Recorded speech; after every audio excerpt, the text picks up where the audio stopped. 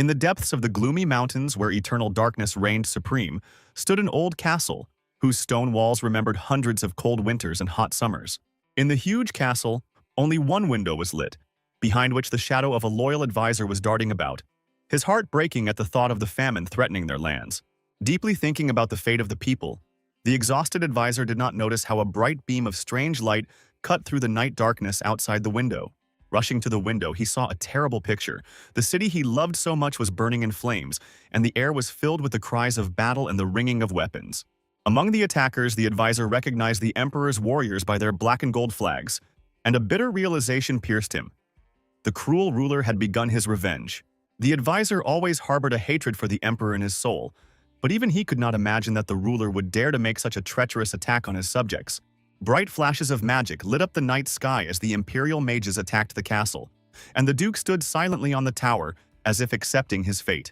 The duke knew that the fire magic would soon reach him, and all he could do was wait for the flaming ball to cut the thread of his life in this cold world. The fatal blow overtook both the duke and his loyal advisor, whose last cry was drowned out by the roar of the collapsing walls of the ancient castle. Thus fell the beautiful land of Bran, which many considered only a small dot on the map of a vast empire. But for its inhabitants, it was a whole world. The nightmare was interrupted by a sharp awakening. The young man, who had once been the duke's devoted servant, woke up with a cry of horror on his lips. Fate played a strange joke on him. Instead of the peace he deserved, he received a new life in the body of his master, 20 years before the fateful night. The whole day after the amazing rebirth in the body of Duke Aaron flew by in an instant, leaving behind only a fog in the head and trembling in the hands. The new owner of the body could neither eat, nor drink, nor even speak. His mind was too shaken by this incredible turn of fate. He spent the second day in anger, cursing the cruel emperor, whose hands were stained with the blood of the innocent inhabitants of beautiful Bran. On the third day, the heavy thoughts retreated, replaced by a firm determination. Since fate had given him a second chance, he would use it to save everyone. The thirst for knowledge pushed him forward. He searched old books for any mention of Duke Bran, hoping to find the key to saving his people. For several days he did not tear himself away from his books until persistent hunger reminded him of simple human needs. Bitter thoughts tormented his soul. In his past life, he helped the hungry, but the real Duke thought only about his whims and pleasures. He was caught at a simple breakfast by his younger sister Cheryl, who scolded her brother for his strange behavior and reminded him of her attempts to reach out to him. His quick mind helped him find a simple explanation. He said that he wanted to share the bread to make it easier to eat, and this calmed his worried sister. When Cheryl's excitement subsided, he gently asked if she was free today, because he really needed the support of a loved one. Soon the brother and sister met a tall warrior whose armor gleamed dully in the light of the morning sun. Knight Rommel could not hide his surprise. For the first time in a long time, the Duke himself decided to talk to him. Honesty was always important to Aaron, so he told the knight directly about the Emperor's plans to attack their lands. Cheryl froze in horror. She could not believe that their uncle would break the sacred oath he had given to their father before his death. Aaron knew more. The Emperor feared their rights to the throne, and loyal people had already informed him of plans to break the ancient oath. Now the only hope for salvation was to use the ancient power of the dragon to protect his people from destruction. The sister tried to stop her brother, because he had previously sworn to never reveal his gift, to keep it a secret until his last breath. But the time demanded decisive action. They needed to prepare for battle with the Emperor's army, gather forces and strengthen their defenses.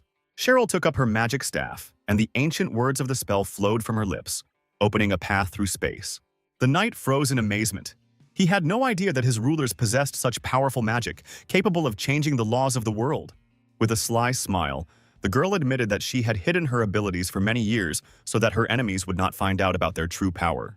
The magic of the portal transported them to snowy lands, where white flakes slowly swirled in the air, covering the ground with a soft blanket. At the foot of a high cliff, Cheryl prepared for a new spell, although her hands were shaking slightly from the long break from practicing magic.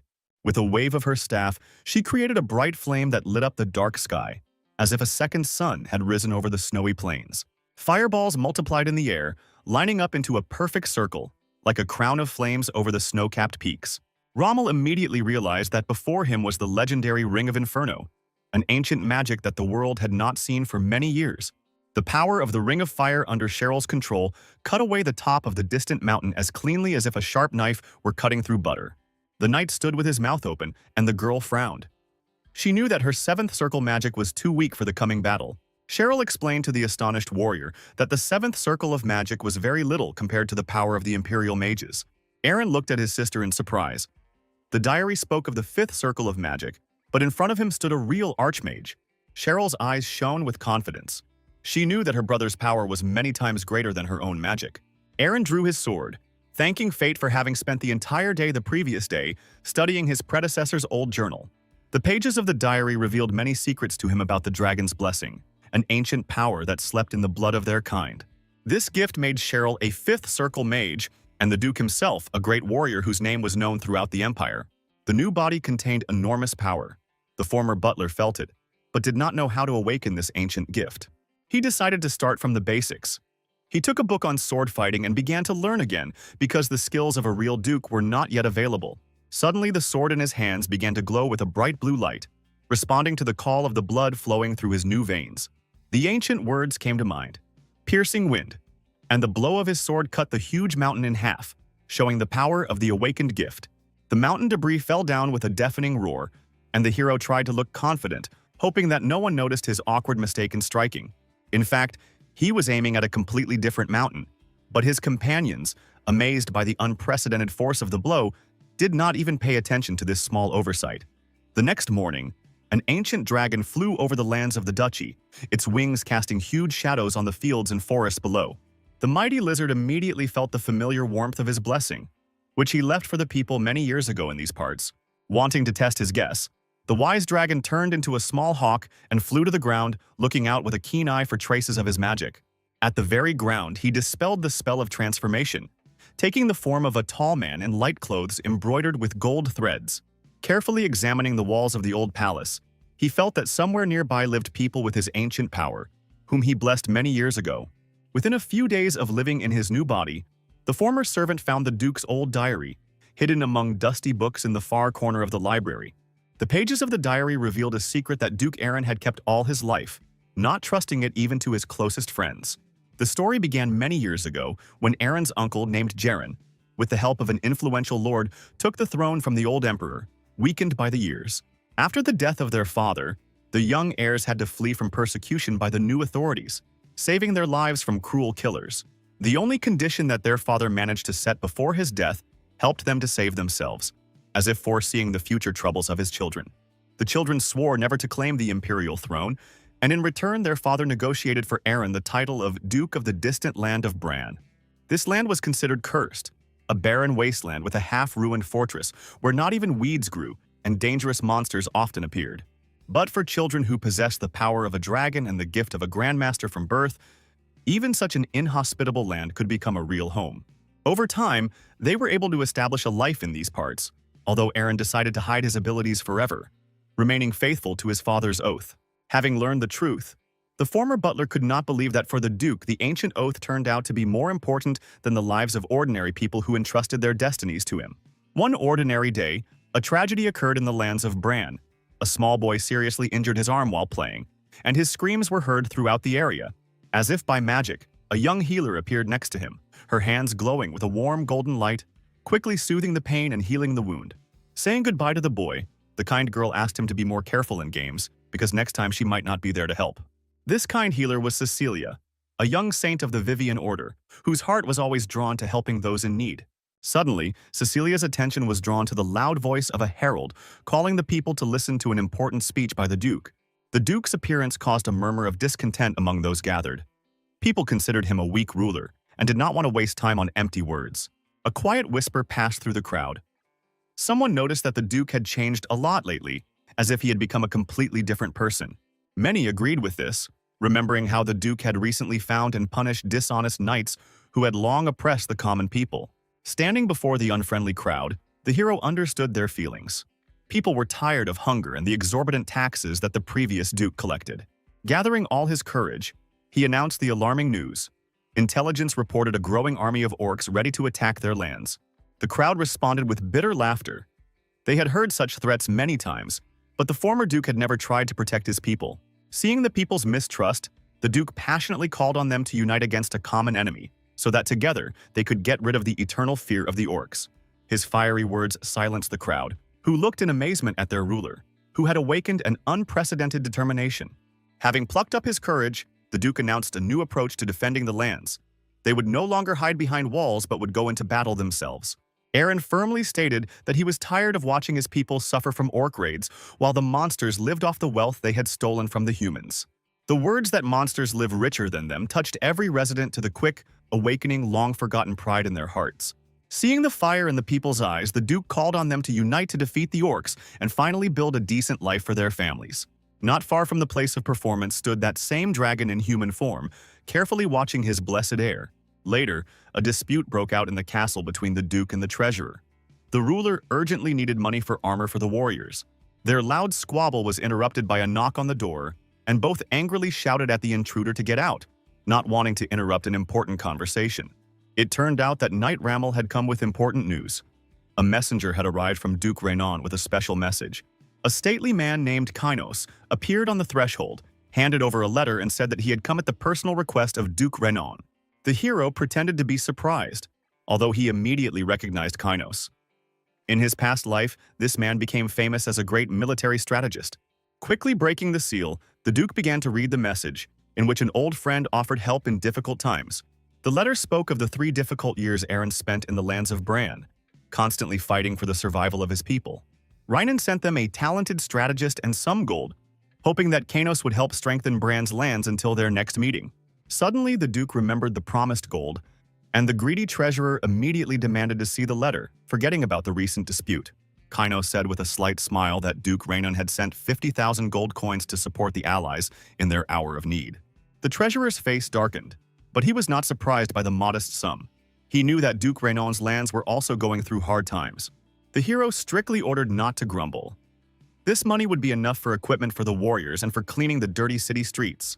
Seeing the incomprehension in the treasurer's eyes, Aaron explained that there was no point in storing gold when disease threatened their main wealth, people. He wisely noted that the loss of inhabitants would lead to the decline of the entire duchy, since there would be no one to defend the walls or cultivate the fields. The dragon, who was watching this, understood the shortcomings of the young ruler's plan, but was glad of his concern for the people, a rare quality among the nobility. The treasurer, with a displeased look, allowed the Duke to spend the money as he saw fit, clearly not agreeing with such extravagance. Leaving the room, the old man slammed the door loudly, showing his attitude towards the decisions of the new ruler. The Duke only smiled. The appearance of the experienced strategist Kainos saved him from long hours of studying military treatises. Despite his friend's recommendation, Aaron was in no hurry to make Kainos chief strategist, fearing the people's discontent with such a quick appointment. He suggested that the strategist prove his abilities in a campaign against the orcs in order to earn the trust of not only the ruler, but also the common people. Kainos agreed to help, although pride boiled inside him. How dare a mere mortal doubt his military talent? Watching the young Duke, the strategist understood that if the campaign was successful, 3 interesting years of working together awaited them. Aaron immediately spoke about his plans to develop the dungeons after defeating the orcs, which surprised and even frightened the experienced strategist. After a week of hard preparation, they had assembled a strong army of well-trained knights ready to fight for their land. After a long study of the battle plan, the Duke was convinced that each warrior knew his task and gave the order to set out on the campaign. This day was supposed to go down in history. People would finally fight back against the evil orcs and return the wealth taken by the monsters. The inspired army, supported by the shouts and blessings of the townspeople, proudly set out on their journey to meet their destiny. After a long march, the army stopped at the edge of the dark forest, where their formidable enemy was hiding among the ancient trees. In the very heart of the forest, Kurok, the leader of the orc tribe, hid, turning the old fortress into an impregnable lair for his warriors. It was this cruel leader who had been ravaging their trade routes for years, condemning the people to starvation. And now Aaron decided to put an end to his atrocities. Suddenly, Rommel galloped up with an alarming report. Scouts had spotted 5 squads of kobold archers hiding in the forest. Realizing that they couldn't cope with the cunning archers without magic, Aaron called for help from his sister, whose spells could turn the tide of the battle. Cheryl quickly ran into the forest, clutching the magic staff in her hands, and began to cast the 3rd circle fireball spell. Although the spell was considered weak, in her hands it gained the power of the 5th circle, showing the true strength of the young sorceress. The fireball flew towards the enemies, and the last thing the kobolds saw was a huge flame that swallowed them without a trace. Instead of joy, Aaron was horrified. After all, he asked his sister not to use strong magic, so as not to attract the attention of the Imperial spies. Cheryl just snorted in response to her brother's reproaches, not understanding his concern. After all, she used a simple third circle spell. The young duke bitterly regretted his decision to take his sister on the campaign. He thought she would only use simple combat spells. Kainos reassured the ruler, explaining that the emperor would still learn of their strength. But while the soldiers remained silent, they had time to prepare. Having calmed down after the strategist's words, Eren asked if he had found a suitable place for the decisive battle with the orc army. The day before the expedition, they gathered to discuss the battle plan, and Kainos explained his idea. It would be best to destroy the enemy before open combat began. The strategist suggested luring the enemy into a trap, using the advantages of the terrain to save the lives of his warriors. The choice of location for the battle was especially important. They had to fight 2,000 orcs using only skillful calculation and cunning. Their detachment numbered only 500 fighters, so even victory in open combat would have led to huge losses among the people. A wise strategist suggested using 100 horsemen as bait to lure the orcs out of their hiding place in the forest. Their fast horses gave them an advantage, allowing them to lure the enemy straight into a prepared ambush. According to the plan, the archers were supposed to destroy at least half of the enemy army before the orcs realized their mistake. The remaining orcs were planned to be driven out into the open, where armored knights would surround them. After listening carefully to the plan, Eren agreed. There was no better solution for their small army. Suddenly, a breathless knight ran up to the Duke and reported that the enemies had already begun to move towards their detachment. The quick reaction of the orcs surprised everyone. It seemed they had skilled scouts who immediately noticed the approach of people to the forest. Seeing the unusual organization of the enemies, Kainos suggested that after the victory, the surviving orcs be made slaves to work in the dungeons. The idea seemed interesting to the Duke, but he doubted that the proud orcs would agree to serve people even after defeat. He had heard before that such creatures were subject only to dragons, whose ancient magic could bend their will. Kainos was quick to explain that the orcs acknowledged the authority of anyone who surpassed them in strength, be it a dragon or a mighty warrior. The Duke decided to postpone this conversation. Now it was more important to save the lives of his people than to think about future benefits. It was time to act. Eren ordered his sister to take 200 warriors and hide in the forest, and the knights to prepare to surround the enemy. After giving his final instructions, he asked Kainos to watch the battle from a hill, preserving his life for future battles. After all preparations were completed, the Duke took his sword, gathered his loyal warriors, and led them to meet their destiny. At this time, a scout came running to the orc leader with news of the approach of the human army to their lands. Kurok was furious to learn that the pathetic humans dared to attack after so many years of cowardly sitting behind the fortress walls. The leader was confident of victory. As soon as the people entered the Black Forest, they would become easy prey for his warriors. The orcs had another ace up their sleeve. The leader ordered the release of their most terrible weapon, which the people did not expect to encounter in battle. The heavy gates creaked open, releasing a terrible creature, a huge minotaur with crooked horns and powerful muscles. Having gathered his entire army, including the formidable minotaur, the orc leader led them towards the people, anticipating an easy victory over the daring enemies. An invisible guardian hovered in the sky. An ancient dragon in the form of a bird watched the battle begin, knowing that the time had come for Eren to show his true strength. At the Duke's signal, the warriors formed up for battle. 100 brave hearts under his command against 2,000 fierce Kurok orcs. Blessed with the power of the dragon, the Duke easily struck down his enemies, his sword flashing like lightning amidst the raging sea of battle. But anxiety crept into his heart when he saw his warriors drowning in the endless stream of enemies, like grains of sand in the surf. In the heat of battle, the Duke did not notice the approach of a huge minotaur, and only his animal instinct helped him avoid the deadly blow. The monster's deafening roar forced the warriors to cover their ears with their hands, saving themselves from the sound that could rupture their eardrums. As soon as the echo of the roar died down in the forest, the Duke raised his sword and called on the soldiers to continue the fight, promising to be there until the last drop of blood. As Eren charged at the orcs with his sword, he remembered Kainos' wise words about how living enemies could become useful allies. Changing tactics, he began stunning his opponents with the hilt of his sword and hiding them in dense thickets, planning to return for them later. Seeing the endless stream of enemies emerging from the dark depths of the Black Forest, the Duke realized that it was time for a tactical retreat.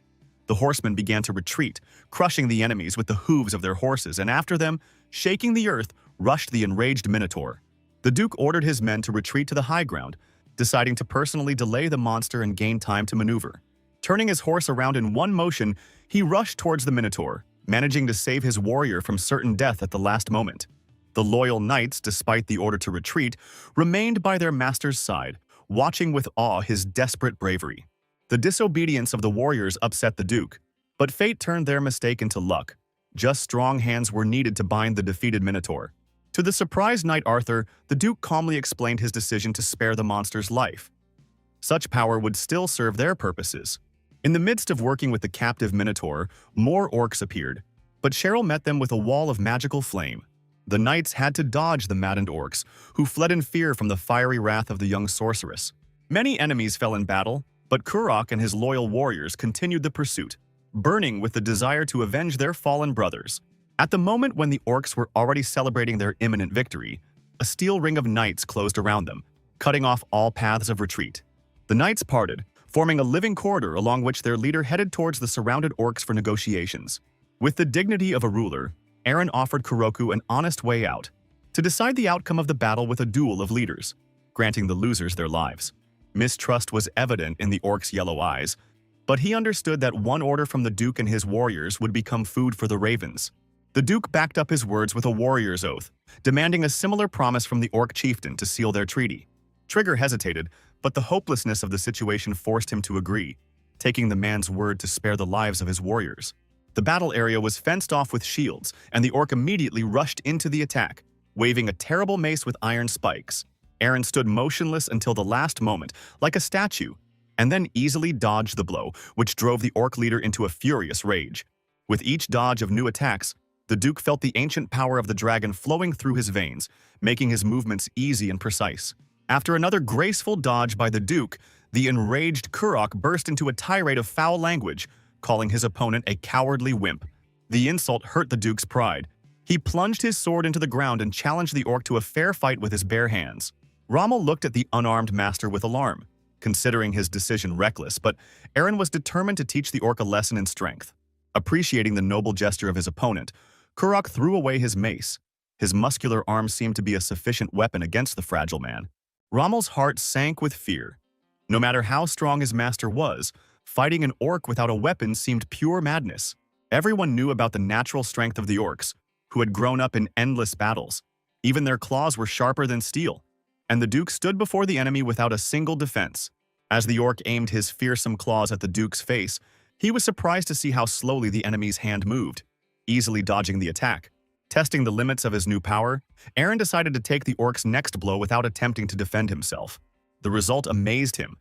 The orc's powerful blow, capable of piercing armor, seemed like only a light push for his blessed body. Seeing their master take blows, the loyal knights began to worry not only about his life, but also about their own fate in case of defeat. The first successful strike caused jubilation among the orcs. They were already imagining how they would turn the arrogant humans into their slaves. Eren calmly asked his enemies to moderate their delight, after which his body seemed to dissolve into thin air, appearing next to the stricken orc. Appearing above the enemy, the Duke announced that fate had turned against the orcs. Now they would have to serve the people. A light blow threw the leader back a few steps, and he, rising, accused the man of witchcraft. Such power could not belong to a mortal. In response, Eren continued his attack, showing the true power of his gift until the proud orc begged for mercy. After the victory, the Duke led the bound leader to the orc fortress, where the fate of the entire tribe was to be decided. In the captured fortress, he declared his will. The orcs would spare their lives, but would work for the good of the lands of Bran. Showing mercy, he allowed them to hunt in the forests and promised to share food for good work, but warned that everyone would be executed for the slightest disobedience. The orcs' distrustful looks expressed doubt in the man's words, accustomed to seeing people only as enemies. Annoyed by their doubts, Eren pointed to the beaten chieftain, promising the same fate to anyone who dared challenge his authority. Finally realizing the gravity of the situation, the orcs bowed their heads, acknowledging the authority of the unusually strong man. The Duke decided to consolidate his victory by taking all the orcs' supplies. This would help fulfill the promise made to the starving people of Bran. Late at night, the victorious detachment returned to the fortress, leading behind them convoys with captured food supplies. When the joyful cries of those greeting them died down, Eren instructed his faithful Rommel to take care of the affairs of the captured orcs. With the help of Cheryl's magic, they opened a portal to the Frostlands, where they brought the conquered monsters for their final lesson. Here Eren showed the orcs the full power of his gift, and they finally realized that before them stood a man blessed by the dragon himself. The shocked orcs fell to their knees, swearing eternal fealty to the Duke, whose strength surpassed their most terrible legends. The Duke ordered them to raise their heads and remember the lesson. The mountain, cut by his power, would become a reminder of the punishment for betrayal. The next morning, Kurok gave the Duke a sacred oath. His people would keep the secret of the ruler's power and suppress any attempt at rebellion. Eren sternly reminded the chieftain of his threat to exterminate their entire race for disobedience, and the orc hastily retreated, struck by the determination in the man's eyes. His place was taken by an inspired Kainos, who did not hide his admiration for how skillfully the Duke had subdued the wild orcs. The Duke explained that the orcs mistook him for a dragon, which made the task much easier. Now their submission was based on sacred fear. The advisor's face darkened. He recalled the well-known vengefulness of dragons towards those who dare to appropriate their greatness. Eren reassured Kainos by explaining that he had never called himself a dragon. The orcs had concluded that themselves after seeing his strength. The tension eased from the advisor and he laughed, imagining how scared the orcs were, mistaking the man for an ancient, powerful creature.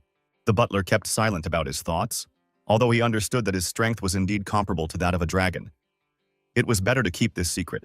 Instead of long conversations, he asked Kainos to prepare for a meeting where he would tell everyone about the new status of the orcs. Left alone, Eren thought bitterly about the former Duke, who, having such power, could protect his people from any trouble. The oath given to his father tied the hands of the former Duke, but even it did not justify complete inaction in the face of the people's suffering. The new owner of the body vowed to surpass his predecessor and prepare for the main battle, on which the lives of all the inhabitants of Bran depended. A council of war gathered in the main hall of the castle, where the Duke enthusiastically spoke of the victory, especially noting Kainos' brilliant strategy. The wise advisor thanked them for the praise, but emphasized that it was their lord's unbending will that had led the army to such a glorious victory. The silence of the hall was broken by Cheryl's indignant cry. The young sorceress jumped up from her seat, unable to accept the fact that her fiery power was left without due praise.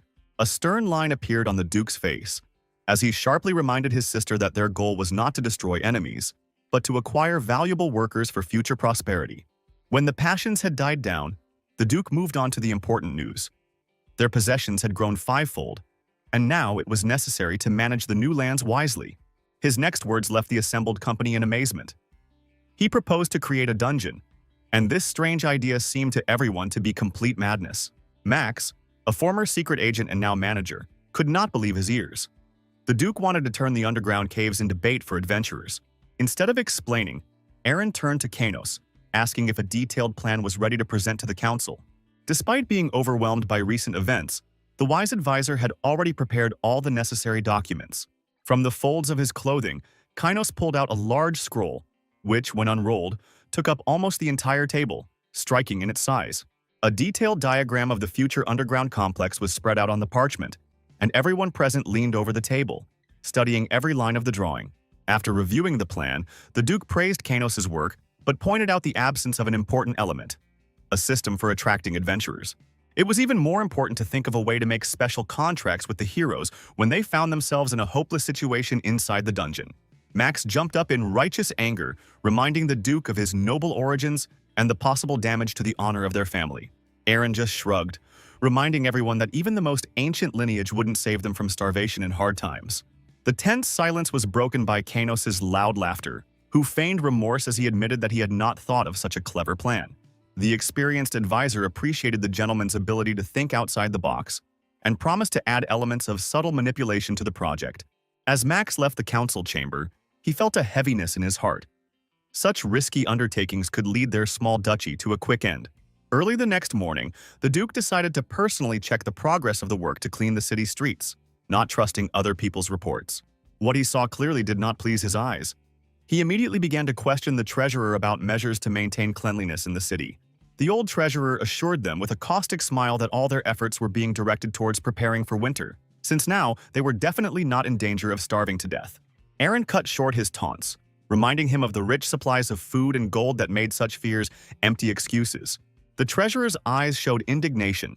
He considered his master a madman who had forgotten about the cost of equipment for the recent campaign. The old man proudly pointed to the already cleared areas of the city, considering the additional costs of cleaning a waste of money. His words enraged the Duke. He began to explain that the cleanliness of the streets was not necessary for beauty, but for protection from deadly diseases. The young ruler proposed a simple solution: Pay the workers with food captured from the orcs to maintain order in the city. As Aaron walked the streets, he thought anxiously about the dwindling food supplies and the dirty streets, trying to find a way to solve both problems at once. Suddenly, his thoughts were interrupted by a report from a guard. He told Rommel about a healer who was again treating people without permission from the authorities. Rommel immediately recognized who they were talking about. It was the same nun from the Vivian Order who continued to help sick townspeople. An alarming prophecy surfaced in the Duke's memory. Soon the Order of Paris would destroy the community of these good healers. The knight loudly demanded that the nuns show permission to use sacred magic within their lands. The young novices lowered their eyes in embarrassment. They did not have the necessary papers, and they were preparing to leave their place of service. The crowd of townspeople burst into cries for help. They asked the healers to stay for the sake of their sick children. People bitterly reproached the guards for the lack of a city hospital where the poor could receive help. Seeing the crowd's growing anger, kind Cecilia tried to calm the people, promising to return with permission as soon as possible. Suddenly, the Duke's commanding voice was heard. He allowed the nuns to continue their noble work. To everyone's surprise, he expressed sincere gratitude for the care of his subjects and lifted all restrictions on their activities. The guards froze in amazement, and the common people burst into joyful cries, thanking the merciful ruler. The abbess looked closely at the young Duke's face, trying to understand the sincerity of his unexpected decision. Her words of gratitude confused Aaron, and he quickly suggested a private conversation while the other nuns continued their treatment. The Duke was triumphant in his soul. Now he had a free hospital, and he planned to use the healers to their full potential. In the castle's grand hall, something unexpected happened. The excited Cecilia forgot all propriety and rushed to embrace the surprised Duke. Confused, Aaron tried to remind the girl of the strict rules of her order, which forbade such close contact with men. But joy overshadowed all the rules. Through happy tears, the healer thanked him for the decision to build a new temple. The Duke saw nothing special in this, but his peace was disturbed by the alarmed treasurer with his objections. The old man began to hotly prove that the construction of the temple would empty their treasury, leaving the duchy without a means of subsistence. The young ruler knew about the difficulties, but he hoped to use secret reserves kept for special occasions. The wise treasurer reminded us of the sacred nature of this money. It was left by the father emperor only for extreme needs, but Aaron believed that such a moment had come, and the old man had to resign himself to the will of his unusual master. While Cecilia expressed her gratitude for the help rendered with genuine enthusiasm, the Duke carefully considered the conditions he intended to offer the nuns. At the center of his thoughts was the question of creating a divine elixir within the walls of the future sanctuary, because he hoped to enlist Cecilia's support for the development of the lands entrusted to him. With sincere zeal, the novice assured Aaron of her willingness to produce as much sacred liquid as was needed for his purposes, unwittingly contributing to the realization of his plans. A few days later, barely containing his excitement at the importance of his discovery, Kynos rushed to the Duke to share the unexpected news. The source of his concern was the discovery by the orcs of a mysterious, underground complex located near their powerful defensive fortifications. According to the report of the orc leader, the ancient structure, buried under a thick layer of earth, was completely abandoned, and all mention of its owners was lost in time. According to the experienced Kynos, over the past years, these mysterious catacombs have become a refuge for various dangerous creatures that have filled the underground corridors. The advisor expressed concern about how difficult it might be to attract adventurers to such a remote location, and inquired about the Duke's willingness to undertake the investigation. After carefully analyzing the situation, Aaron came to the conclusion that the sudden appearance of high-ranking dungeons would only cause mistrust and suspicion among the locals. A sudden thought about the healing powers of the young nun suggested to the Duke a brilliant way to interest potential explorers of the dungeon. The shrewd ruler decided to spread rumors among the population about a legendary elixir of immortality hidden in the ancient catacombs, capable of granting eternal life. Kynos looked at his master with undisguised surprise, doubting that anyone would believe in the existence of such a treasure in the abandoned dungeons. However, the Duke, confident in the impeccability of his plan, suggested that the advisor personally verify how effective the cunning plan he had conceived would be. Having reached the territory of the newly built temple, where the nuns tirelessly cared for the suffering, the powerful dragon froze in amazement at the divine radiance emanating from them. Watching Cecilia's graceful movements, he clearly saw divine energy flowing from her body. Wondering how such an amazing creature ended up in their area. Noticing the approaching visitors, the young nun rushed towards the Duke with undisguised joy, and the puzzled dragon could not understand the blindness of those around her to her divine aura. Having collected his thoughts and cast aside unnecessary doubts, Aaron, with genuine interest, inquired of Cecilia about the current state of affairs and her successes in the new endeavor. The joyful novice hastened to report the successful completion of the construction of the majestic temple and complete control over all current affairs of the community. The Duke cautiously inquired about the possibility of creating sacred water, to which he received not only confident consent, but also an offer for an immediate demonstration of its amazing abilities. Approaching the majestic statue of the goddess Vivian, the young novice offered a sincere prayer for the gift of divine power to perform the long-awaited miracle. The huge vat of ordinary water suddenly glowed with a bright golden light, and the shocked Kainos realized the incredible power of the girl who inherited divine blood. At the suggestion of the dragon, it was decided to test the miraculous properties of the water on the most seriously ill of those present, so that the effect would be as visible as possible to everyone. The old man, exhausted by his illnesses, reluctantly agreed to the experiment, although deep down he doubted the healing properties of the most ordinary-looking water. However, as soon as he took the first sip of the sacred liquid, his body was instantly filled with unprecedented energy, and the excruciating pain in his joints completely disappeared. Looking at his transformed reflection, the amazed old man could not believe his eyes. His body seemed to have grown 5 years younger, surpassing the effect of all known medicines. Delighted by the sincere praise and gratitude, Cecilia again approached the Duke, who, hiding the excitement that had overcome him, was already making further plans. A daring plan matured in his head to fill the dungeon with holy water and spread rumors about the source of eternal life, for which it was necessary to keep the unusually gifted novice close by. When all the details of the plan finally came together into a coherent picture, the Duke immediately called Kainos to discuss important organizational issues. Aaron was interested in the difficulty of spreading credible rumors among the population about the existence of an elixir of immortality in the recently discovered catacombs. The experienced dragon confirmed the uniqueness of such powerful holy water, noting that even the observed rejuvenation effect is guaranteed to cause an unprecedented stir.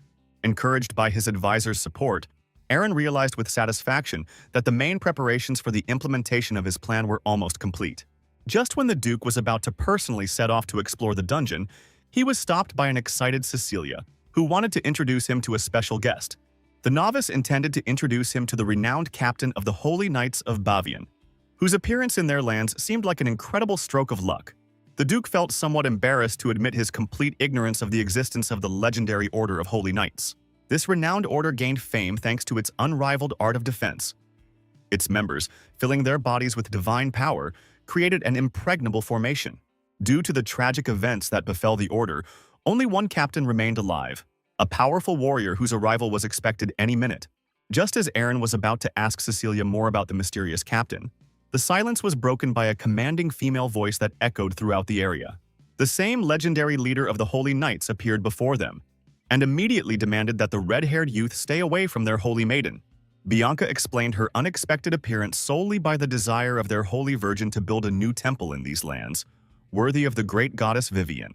Однако воинственная дева выразила крайнее возмущение выбором столь жалкого места с бесплодной почвой, никчемными обитателями и совершенно недостойным правителем. Встревоженная резкими высказываниями леди Бьянки в адрес уважаемого господина, Сесилия предприняла отчаянную. Герцога, напротив, нисколько не задели прозвучавшие оскорбления. Он лишь поинтересовался, на чем основаны ее категоричные суждения о слабости местных. Надменная воительница заявила о своей готовности подчиняться исключительно сильнейшим, с горечью признавшись, что за всю свою жизнь не встретила. В ответ герцог предложил немедленно провести честный поединок, где проигравший должен будет стерпеть 3 сокрушительных удара. Bianca cast a disdainful glance at the youth's frail figure, considering him too insignificant an opponent, but readily accepted the challenge. Противники заняли позиции в импровизированном круге, образованном верными рыцарями герцога, готовыми засвидетельствовать. Arthur, who was watching the preparations, gloomily reflected on the recklessness of the fight they had started with an obvious outcome, sincerely worrying about his master. Его соратник попытался приободрить товарища, напомнив о памятной победе господина над могучим орком без оружия, но Артур продолжал. Не имея возможности предотвратить неминуемое столкновение, верные рыцари могли лишь затаить дыхание и надеяться. Before the fight began, the Duke, having carefully examined the ground in search of a suitable weapon, picked up an inconspicuous dry branch, causing bewilderment among the spectators. Бьянка пришла в неописуемую ярость от того, что какой-то простолюдин осмелился противостоять святому рыцарю. Решив продемонстрировать всю мощь своего положения, воительница страстно воззвала к богине Вивиан, моля даровать силу сокрушить дерзкого противника. Аарон с искренним недоумением наблюдал за противницей, которая почему-то медлила с атакой, словно испытывая необъяснимый страх перед простой. Разгневанная святая воительница наконец решилась и стремительно устремилась в атаку на невозмутимого герцога, намереваясь завершить бой. Герцог, мастерски владея ситуацией, использовал простую ветку для создания мощного заклинания разрезающего ветра, которое Бьянка попыталась блокировать. However, the crushing power of the magical blow was so great that the sacred shield was instantly covered with a web of cracks, and the girl herself trembled with fear. Realizing that one blow was enough to bring the arrogant Bianca to her senses, the Duke nevertheless decided to finish the job, following the terms of the duel. He continued to methodically attack his opponent with the enchanted branch until her once impregnable shield shattered into tiny pieces, littering the battle arena. Bianca's obvious defeat reminded everyone present of the terms of the duel.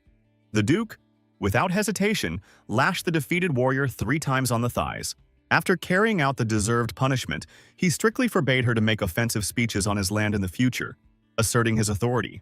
The Duke expected to see bitter tears of humiliation, but to his amazement, such treatment seemed to please the wayward warrior very much. Noticing the unusual state of her faithful friend, the embarrassed Cecilia hurried to her, explaining to the Duke her passionate passion for romantic novels. While the nuns were taking the embarrassed girl away, the Duke ordered the warriors to be gathered to clear the dungeon. Having assessed the assembled detachment, the Duke was alarmed to realize their extreme small number, since the diversion of the main forces to guard the borders left him with only 100 warriors at his disposal. The insightful Kainos explained the situation. According to the established laws on military service, every 10th inhabitant of their 5,000 population was subject to conscription. The formation of a truly impressive army required a significant increase in population. But even natural growth was held back by an acute shortage of food. After deeply considering the situation, Aaron decided to focus his efforts on improving living conditions to attract new settlers and ensure their well-being. The loyal advisor solemnly promised to make every effort to correct the disastrous situation of the lands in order to facilitate the implementation of his master's grandiose plans. The Duke accepted Kainos' promise with gratitude, but his thoughts turned involuntarily to the growing tide of refugees flooding the lands of the Earls of Grey and Aemon.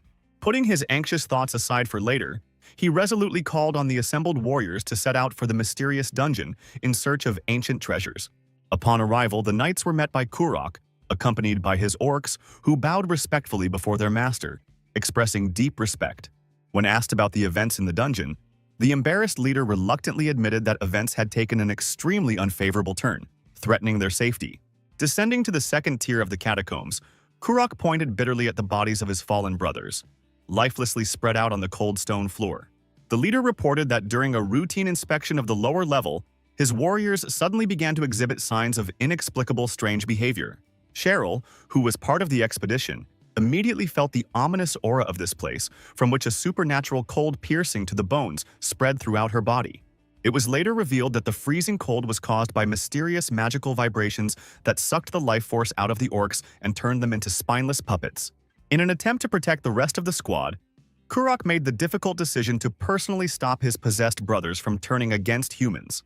With one crushing blow, he struck down his kin, but as soon as they lost consciousness, an ominous darkness flowed from their lifeless bodies, forming a giant ghost. The brave Trigger immediately rushed to stop the terrible entity, but its true target turned out to be Aaron, who barely managed to repel the sudden attack. With each passing moment, the number of shadows rapidly increased, and soon they formed a dense ring around everyone present in the gloomy dungeon. Cheryl fought desperately with the otherworldly creatures, knowing full well that if she didn't defeat these ghosts now, they would haunt her in her nightmares. While Aaron skillfully protected the girl with his enchanted sword, she concentrated on calling upon the cleansing power of flame magic to destroy the sinister spirits. After the first wave of ghosts was successfully destroyed, Rommel and the leader continued to fight unsuccessfully against the shadows, which were invulnerable to conventional weapons. The advisor, hiding behind a massive boulder, shouted loudly to his comrades that only magical influence could harm the ghosts, and hand-to-hand combat was useless. Instantly assessing the gravity of the situation, Cheryl began to weave a complex spell again, seeking to aid her brave allies in the unequal battle. Her powerful magic enveloped the warriors' weapons in sacred flame, giving them the ability to effectively strike down incorporeal opponents in a brutal fight. Finally, after a fierce battle, most of the shadows fell, but the surviving ghosts suddenly merged together, forming a giant spirit that tried to hide. The nimble Duke managed to deal a crushing blow to the monster before it managed to escape through the ancient walls of the underground labyrinth. Carefully emerging from his hiding place, the insightful Kanos suggested that the appearance of the ghost was not accidental, probably guarding some ancient secret. At this tense moment, the observant Cheryl discovered a mysterious ancient tome and insistently asked her brother to carefully study its contents. This amazing book, which tells about the legacy of the ancients, revealed a secret. In the distant past, a majestic temple of a mysterious monastic order was located here. The girl enthusiastically explained to her brother the essential difference between magicians who draw power from outside and monks who are able to call upon energy of a completely different, spiritual nature. The hero skillfully feigned extreme surprise, although in reality he was well aware of these practices thanks to knowledge from the future, and was surprised only by their existence a decade ago. After carefully studying the ancient records, Cheryl explained the fundamental difference. While magicians use an innate reservoir of mana, spiritual practices allow one to develop and transform an internal source of power. Having handed the mysterious tome into the hands of Kanos, the intrigued Duke asked his advisor to share his existing knowledge about this mysterious art of mana management. Having carefully studied several pages of the ancient manuscript, the wise dragon confirmed the words of Ms. Cheryl that spiritual practices open the way to magic even for ordinary people. A promising idea instantly appeared in Aaron's mind. If soldiers could be trained in this art, even a small detachment of them could achieve incredible efficiency. However, the insightful Kanos persistently persuaded his master to show prudence and temporarily refrain from implementing such a risky plan. The advisor pointed to the surroundings. The entire space of the dungeon was stained with blood and bore traces of countless brutal battles of bygone times. The dragon suggested that either the training of this power was unbearably cruel, or the energy itself was so dangerous that it led the ancient monks to mutual extermination. Realizing the seriousness of the warnings, the prudent Aaron decided to postpone the experiments until a full study of the ancient manuscripts and a thorough analysis of the consequences. After a long exploration, the hero and his companions finally reached the third level of the mysterious underground labyrinth. After defeating the local monsters, they discovered a massive chest filled with gold, and Aaron wisely decided to split the treasure equally between himself and the future seekers. The enterprising Kanos asked the master to allow him to dispose of the second half of the treasures, arguing that the dungeon was too simple. The seasoned advisor was well aware of the difficulty of creating truly dangerous challenges for seasoned adventurers in the current environment. The far-sighted dragon planned to use the gold he had mined to significantly improve the dungeon, already having several promising ideas in his head. After some time, having skillfully managed the accumulated treasures, the skilled Kanos turned a simple dungeon into a real labyrinth of riddles and traps. Not satisfied with the obstacles created, the mighty dragon decided to summon an entire army of the living dead into these ancient walls with his dark magic. After the completion of the complex ritual, ghostly skeletons, sinister spirits, and other creatures of darkness began to emerge from the frozen ground. The next stage of his work was to improve the holy water with a special spell designed to enhance its miraculous properties. After carefully examining the resulting elixir, Kanos was convinced that the potion was capable of prolonging the lives of mortals for a whole year, which was ideal for their plan. The last task facing the dragon was to find adventurers greedy enough to risk everything for the sake of untold treasures. It took some time for the widespread rumors to reach the right ears, and the first groups of brave adventurers began to arrive in the reviving city. By the time the first adventurers arrived, the city had noticeably changed, clearly demonstrating the thorough preparation of the local authorities for the influx of guests. The city guards showed off their new armor, obviously purchased with funds obtained from the mysterious dungeon. The travelers' attention was particularly drawn to the recently restored tavern, which was undoubtedly equipped specifically for arriving adventurers. The shrewd adventuress quickly realized that the local duke was counting on the generous spending of travelers on food and drink at the new establishment. The group of adventurers, seeing nothing wrong with such spending, enthusiastically headed inside the hospitable tavern. Having crossed the threshold of the establishment, the seasoned adventurer was surprised to recognize his old acquaintance, who had managed not only to build a wonderful tavern, but also to equip a hotel. The owner of the establishment readily shared that the construction was financed by the local government, but he had no doubt that the investment would quickly pay off thanks to the influx of treasure hunters. Wanting to take advantage of his old friend's knowledge, The experienced adventurer decided to ask Gerald about all the known details of the mysterious dungeon. The talkative innkeeper told of the rumors circulating regarding the legendary elixir of life, emphasizing that pioneers usually receive the richest loot. Satisfied with the information received, the traveler thanked Gerald for the valuable information and asked him to prepare dinner and lodging for the group. During this same period of time, the inquisitive Aaron devoted his free hours to studying ancient techniques for developing spiritual power. Despite his hard training, he could not yet fully tap into the potential of the dragon's blessing and was aware of the risks of ancient practices, but he sought to gain his own spiritual power. After long periods of meditation and extreme concentration, the Duke began to feel clear progress, feeling his inner strength awaken and grow stronger. The sudden appearance of the caring nun interrupted his concentrated exercises, causing him to startle in surprise. The kind-hearted girl explained that, having learned of his diligent training, she decided to show her gratitude by preparing a light lunch for the Duke. Noticing the approaching knight with an obviously urgent message, the tactful nun hastened to take her leave, not wanting to interfere with important matters. As it turned out, the excited knight had arrived to report the good news of the arrival of the first adventurers, which made the Duke incredibly happy, anticipating the appearance of new subjects. Upon reaching the entrance to the dungeon, the adventurers discovered that access was not free. A sign stated that 10 gold coins had to be paid. The wealthy adventurer paid the required sum without hesitation, receiving in return official permission to explore the mysterious catacombs. The companion who followed her was stopped by vigilant guards due to the lack of the initial deposit required to enter the dungeon. The initial assumption of a one-time contribution of 10 gold pieces for the entire group turned out to be wrong. Each adventurer had to contribute the specified amount, which caused a wave of indignation.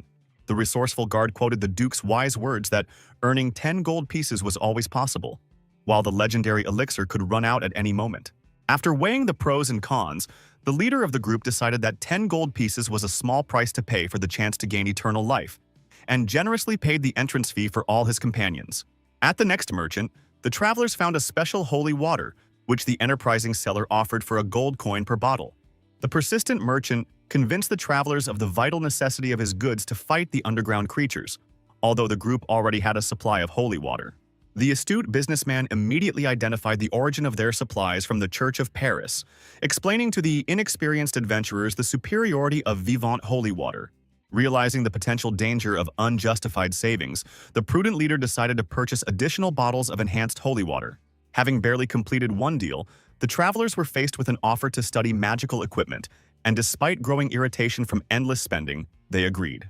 Not far from the entrance, the travelers noticed a remarkable sign stating the cost of emergency evacuation: 100 gold pieces per person. A local sorcerer demonstrated a special magical artifact designed to save the lives of adventurers for a set fee. A notable condition was the absence of advance payment.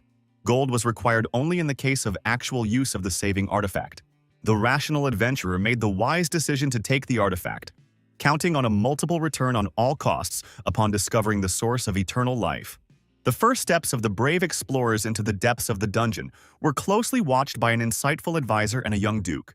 Quickly assessing the situation, the ruler realized that the tests were not difficult enough for experienced adventurers and instructed the orc leader to increase the intensity of the adventure. Having reached the second level of the dungeon, the confident adventurers successfully dealt with the ghosts and monsters that inhabited it. Despite the gradual depletion of strength, the proper use of the acquired holy water allowed the travelers to quickly restore their fighting ability. Having broken through to the third level, the squad encountered a new threat, rapidly attacking ghostly creatures of an unknown nature. Relying on previous experience, the adventurers immediately used holy water against the rushing ghosts, confident in its effectiveness. The sudden discovery shocked the group. Behind the ghostly masks were skillfully disguised orcs, immune to the effects of holy water. The tragic death of one of his comrades revealed a bitter truth to the commander. They were faced with hybrid creatures vulnerable only to conventional weapons. Realizing the hopelessness of the situation, the adventurers fled, and the orcs, ending their masquerade, threw off their elaborate costumes. While fleeing pursuit, the group found themselves in a sinister labyrinth where even more dangerous creatures of the underworld could lurk. Having assessed the grave condition of his wounded comrade, the commander made the difficult decision to leave him in a relatively safe place while he was unconscious. As they moved forward, the exhausted adventurers were caught off guard by treacherous traps, which they barely managed to avoid. The loud mechanism of the traps that had been triggered served as a signal for a squad of orcs, who immediately resumed their pursuit of the hapless treasure hunters. The grueling flight exhausted the strength of some members of the group, but the selfless commander did not abandon her fallen comrades, helping them to rise. Having reached the next turn, the exhausted adventurers resorted to ice magic to create a temporary barrier between themselves and their pursuers. Barely catching their breath, the group was suddenly attacked by hidden skeletal archers, who rained down a deadly hail of arrows on them. The group's resourceful mage quickly dispelled the bone shooters with a powerful continuous glow spell. However, during the spell, she accidentally activated a cunning trap. The ceiling began to descend, and the water gushing out of the walls carried the unlucky seekers straight to the orcs. Having woken up after the unfortunate incident, the surviving members of the group were amazed to find themselves at the treasured source of eternal life. The fleeting joy of achieving the goal quickly gave way to horror. Before them appeared the formidable guardian of the source, a mighty minotaur. Realizing the inevitability of defeat, the desperate adventurer activated the life-saving evacuation artifact, not sparing 100 gold coins to save his life. Despite the crushing might of the minotaur, the timely intervention of the valiant knights saved the last survivor, putting the monster to flight. The noble defenders supported the shocked adventurer, comforting him with the successful discovery of the legendary source. Revived, the adventurer filled a large bottle with water shining with a blue light, after which he hurried to leave the ominous dungeon. In a remote corner of the dungeon, the devoted Kurok consoled the grieving minotaur, who was forced to take the knight's blow to maintain their heroic image. Having reached the surface, the exhausted travelers noticed 3 nuns, leisurely strolling near the entrance to the dungeon. The pious maidens offered the wounded adventurers healing in exchange for signing a special contract. The terms of the contract set a fee of 300 gold pieces for each person's treatment, guaranteeing survival but removing responsibility for any possible side effects. A special clause stipulated a monthly increase in the amount of the debt by 50% in case of delay, and failure to pay meant 10 years of slavery to Duke Aaron. Realizing the enormous amount of money required, the man hesitated, but the persistent nuns urged him on, pointing out the fading lives of his comrades. Seeing no other way out, the unfortunate adventurer tearfully signed the fatal contract, condemning himself to many years of enslaved existence. The pleased Duke accepted an impressive chest of gold coins from his advisor, rejoicing not only at the wealth but also at the acquisition of useful slaves. The success of the enterprise depended entirely on the advisor's trust in the Duke's decisions, for which the ruler felt sincere gratitude. The experienced old man looked with amazement at the chest overflowing with gold, recognizing the unexpected wisdom of his once frivolous master. Having assessed the profitability of the enterprise, the far-sighted Duke decided to monopolize the dungeons, beginning the exploration of new territories. Thanks to the impressive income from this risky business, the Duke significantly raised the standard of living of the population of his lands. The remaining funds were used to build a city of adventurers, which after winter construction work received the proud name of Aten. Looking over his new creation from a height, the Duke acknowledged the success of the construction, but acutely felt the lack of population. The painful thoughts about attracting new residents did not find a solution, because even settling the city with orcs would cause panic among the people. An unexpected message delivered by carrier pigeon brought joyful news of the discovery of a rich gold vein on the border of the lands of the Earls Grey and Aemon. Further study of the find threatened to provoke a serious territorial conflict between neighboring lands. However, this prospect did not frighten the enterprising ruler. He saw the situation as an excellent opportunity to attract new subjects. Hearing of these plans, the alarmed Rommel considered his master a madman ready to unleash a territorial war. Unperturbed, Aaron explained his position. The gold-bearing lands had originally belonged to him, and he did not intend to put up with other people's claims. The experienced Rommel tried to bring the gentleman to his senses, reminding him of the long-standing division of these territories between the 2 counties. The determined Duke was determined to restore historical justice, seeing the current situation as an ideal opportunity. The alarmed advisor pointed to the 5-fold numerical superiority of the combined armies of the counties, predicting inevitable defeat. For Aaron, this issue became a matter of honor. The Duke's once loyal vassals gradually disobeyed, ignoring legitimate authority. The astute Cheryl shared the desire to protect honor, but was wary of attracting unwanted attention from the imperial court. The confident Duke reassured his comrades, emphasizing the legitimacy of his claims and the emperor's likely satisfaction with his possible defeat. Unexpectedly, the decisive old man Kane intervened in the discussion, authoritatively ordering that troops be prepared to punish the impudent usurpers. A surprised Aaron quickly realized the true reason for Kane's ardor. The old advisor was eager to acquire rich gold mines to replenish the treasury. In the midst of the discussion, An agitated knight, Arthur, arrived with an alarming intelligence report about the concentration of troops of the Earls of Grey and Aemon near the Gold Vein. Realizing the inevitability of a clash, the determined Duke ordered Rommel to immediately assemble the knightly order for the upcoming battle. At the same time, a fierce dispute flared up near the gold-bearing lands between the counts, who were unable to divide the rich find in the disputed territory. The tense atmosphere was heightened by the appearance of Duke Bran, approaching their camp accompanied by an impressive retinue. The powerful Duke immediately demanded the release of his rightful possessions, citing imperial laws on the rights to unexplored lands. The outraged counts protested furiously, recalling the long-standing ownership of these lands and the unprecedented nature of such interference. Confident in his rightness, the Duke reminded the obstinate vassals of their duty to obey the laws of the Emperor and ordered the troops to prepare for battle. The timely appearance of the wise Kainos made a constructive proposal to resolve the dispute in the traditional way, an honest war. The diplomatic advisor reminded that the counts themselves were preparing for military confrontation, and therefore should not object to such a decision.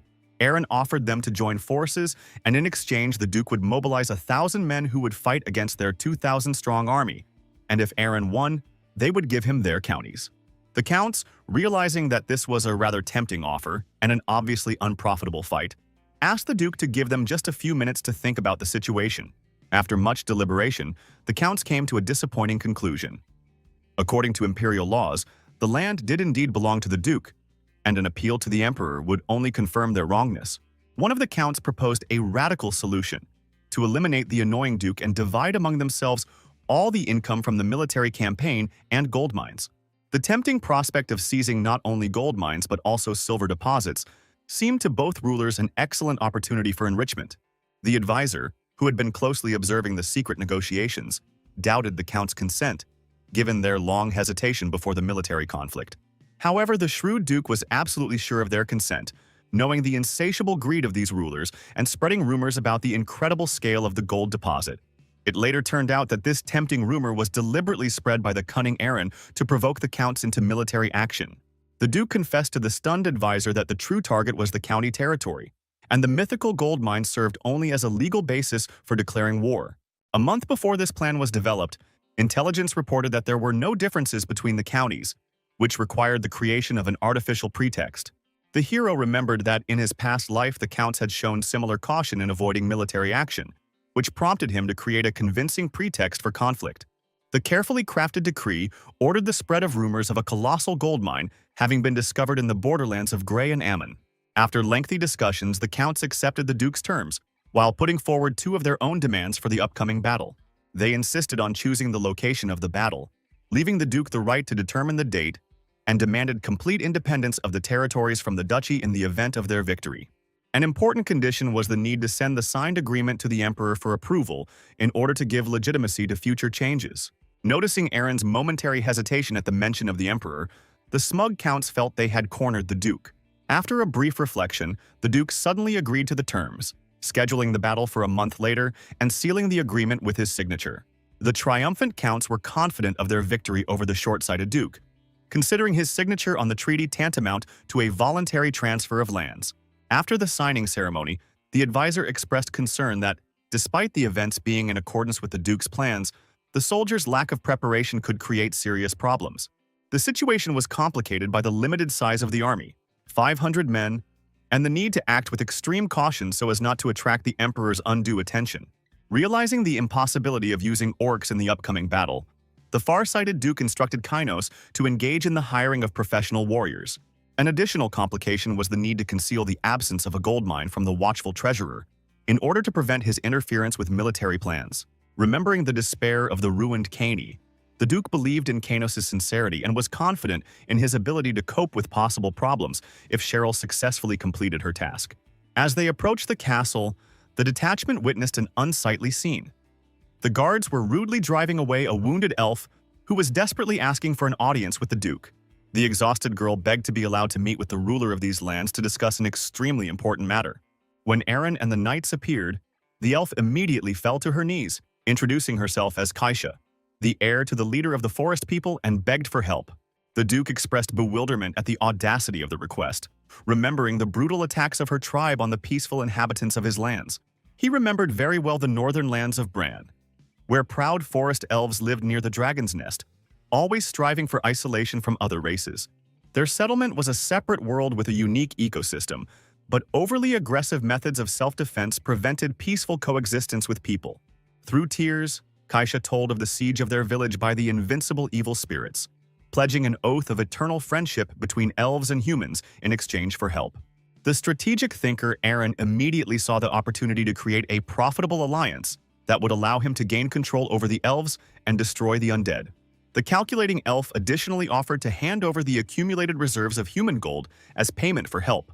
The Duke counter-demanded that the elven lands be incorporated into Bran's duchy, leaving the hesitant Kaisha with a fateful choice. The weight of responsibility for the future of the entire people clearly weighed on the young elf, causing painful doubts. As the Duke turned to leave in a defiant manner, a desperate Kaisha quickly agreed to all the conditions, which was entirely in line with Eren's plans. At the general meeting, the elf revealed the horrific details of the Death Knight's attack, which terrified even seasoned warriors. According to her, in addition to the usual undead, the army was commanded by a powerful Death Knight, leading thousands of skeletons and bloodthirsty ghouls. Analyzing the situation, Eren concluded that such an attack could have been organized by either a demon or a powerful necromancer, requiring immediate action. The Duke immediately gave the order for the full mobilization of the army within 3 hours, instructing Rommel to raise the knightly order and attract the priestesses, led by Bianca. Accompanied by Kanos, he set off for the Orc outpost, understanding the critical importance of time for saving potential subjects. In the northern part of the Dark Forest, an elven druid was using her last strength to maintain a protective spell, holding back the hordes of skeletons with the power of earth and plants. The remaining village defenders fought back desperately, using bows and arrows and ice magic against the endless waves of undead. While such tactics might be effective against normal skeletons, the powerful Death Knight easily dispelled the elven spells. Despite all the efforts of the elf using natural magic, the endless stream of skeletons did not dry up, constantly being replenished with new warriors. Having realized the need to use fire magic, which was forbidden to elves, the head of the settlement bitterly begged nature for forgiveness for the forced violation of ancient laws. Even as the flames destroyed the skeletons, the Death Knight sent forth new waves of ghouls that could penetrate walls and continue the attack.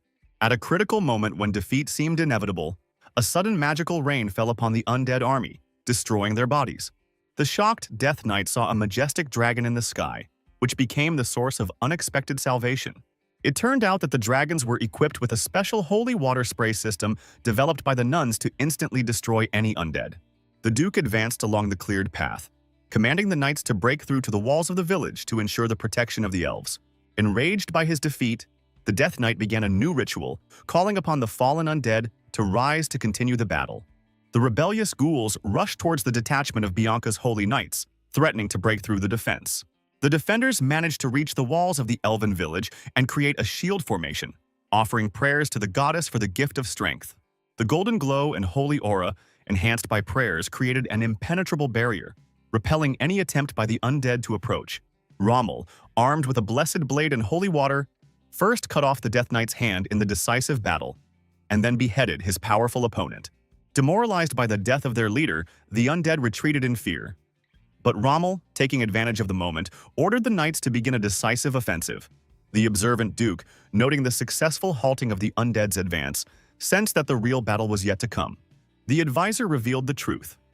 The defeated Death Knight was only a pawn, and for the final victory it was necessary to find and destroy the true enemy, the necromancer or demon.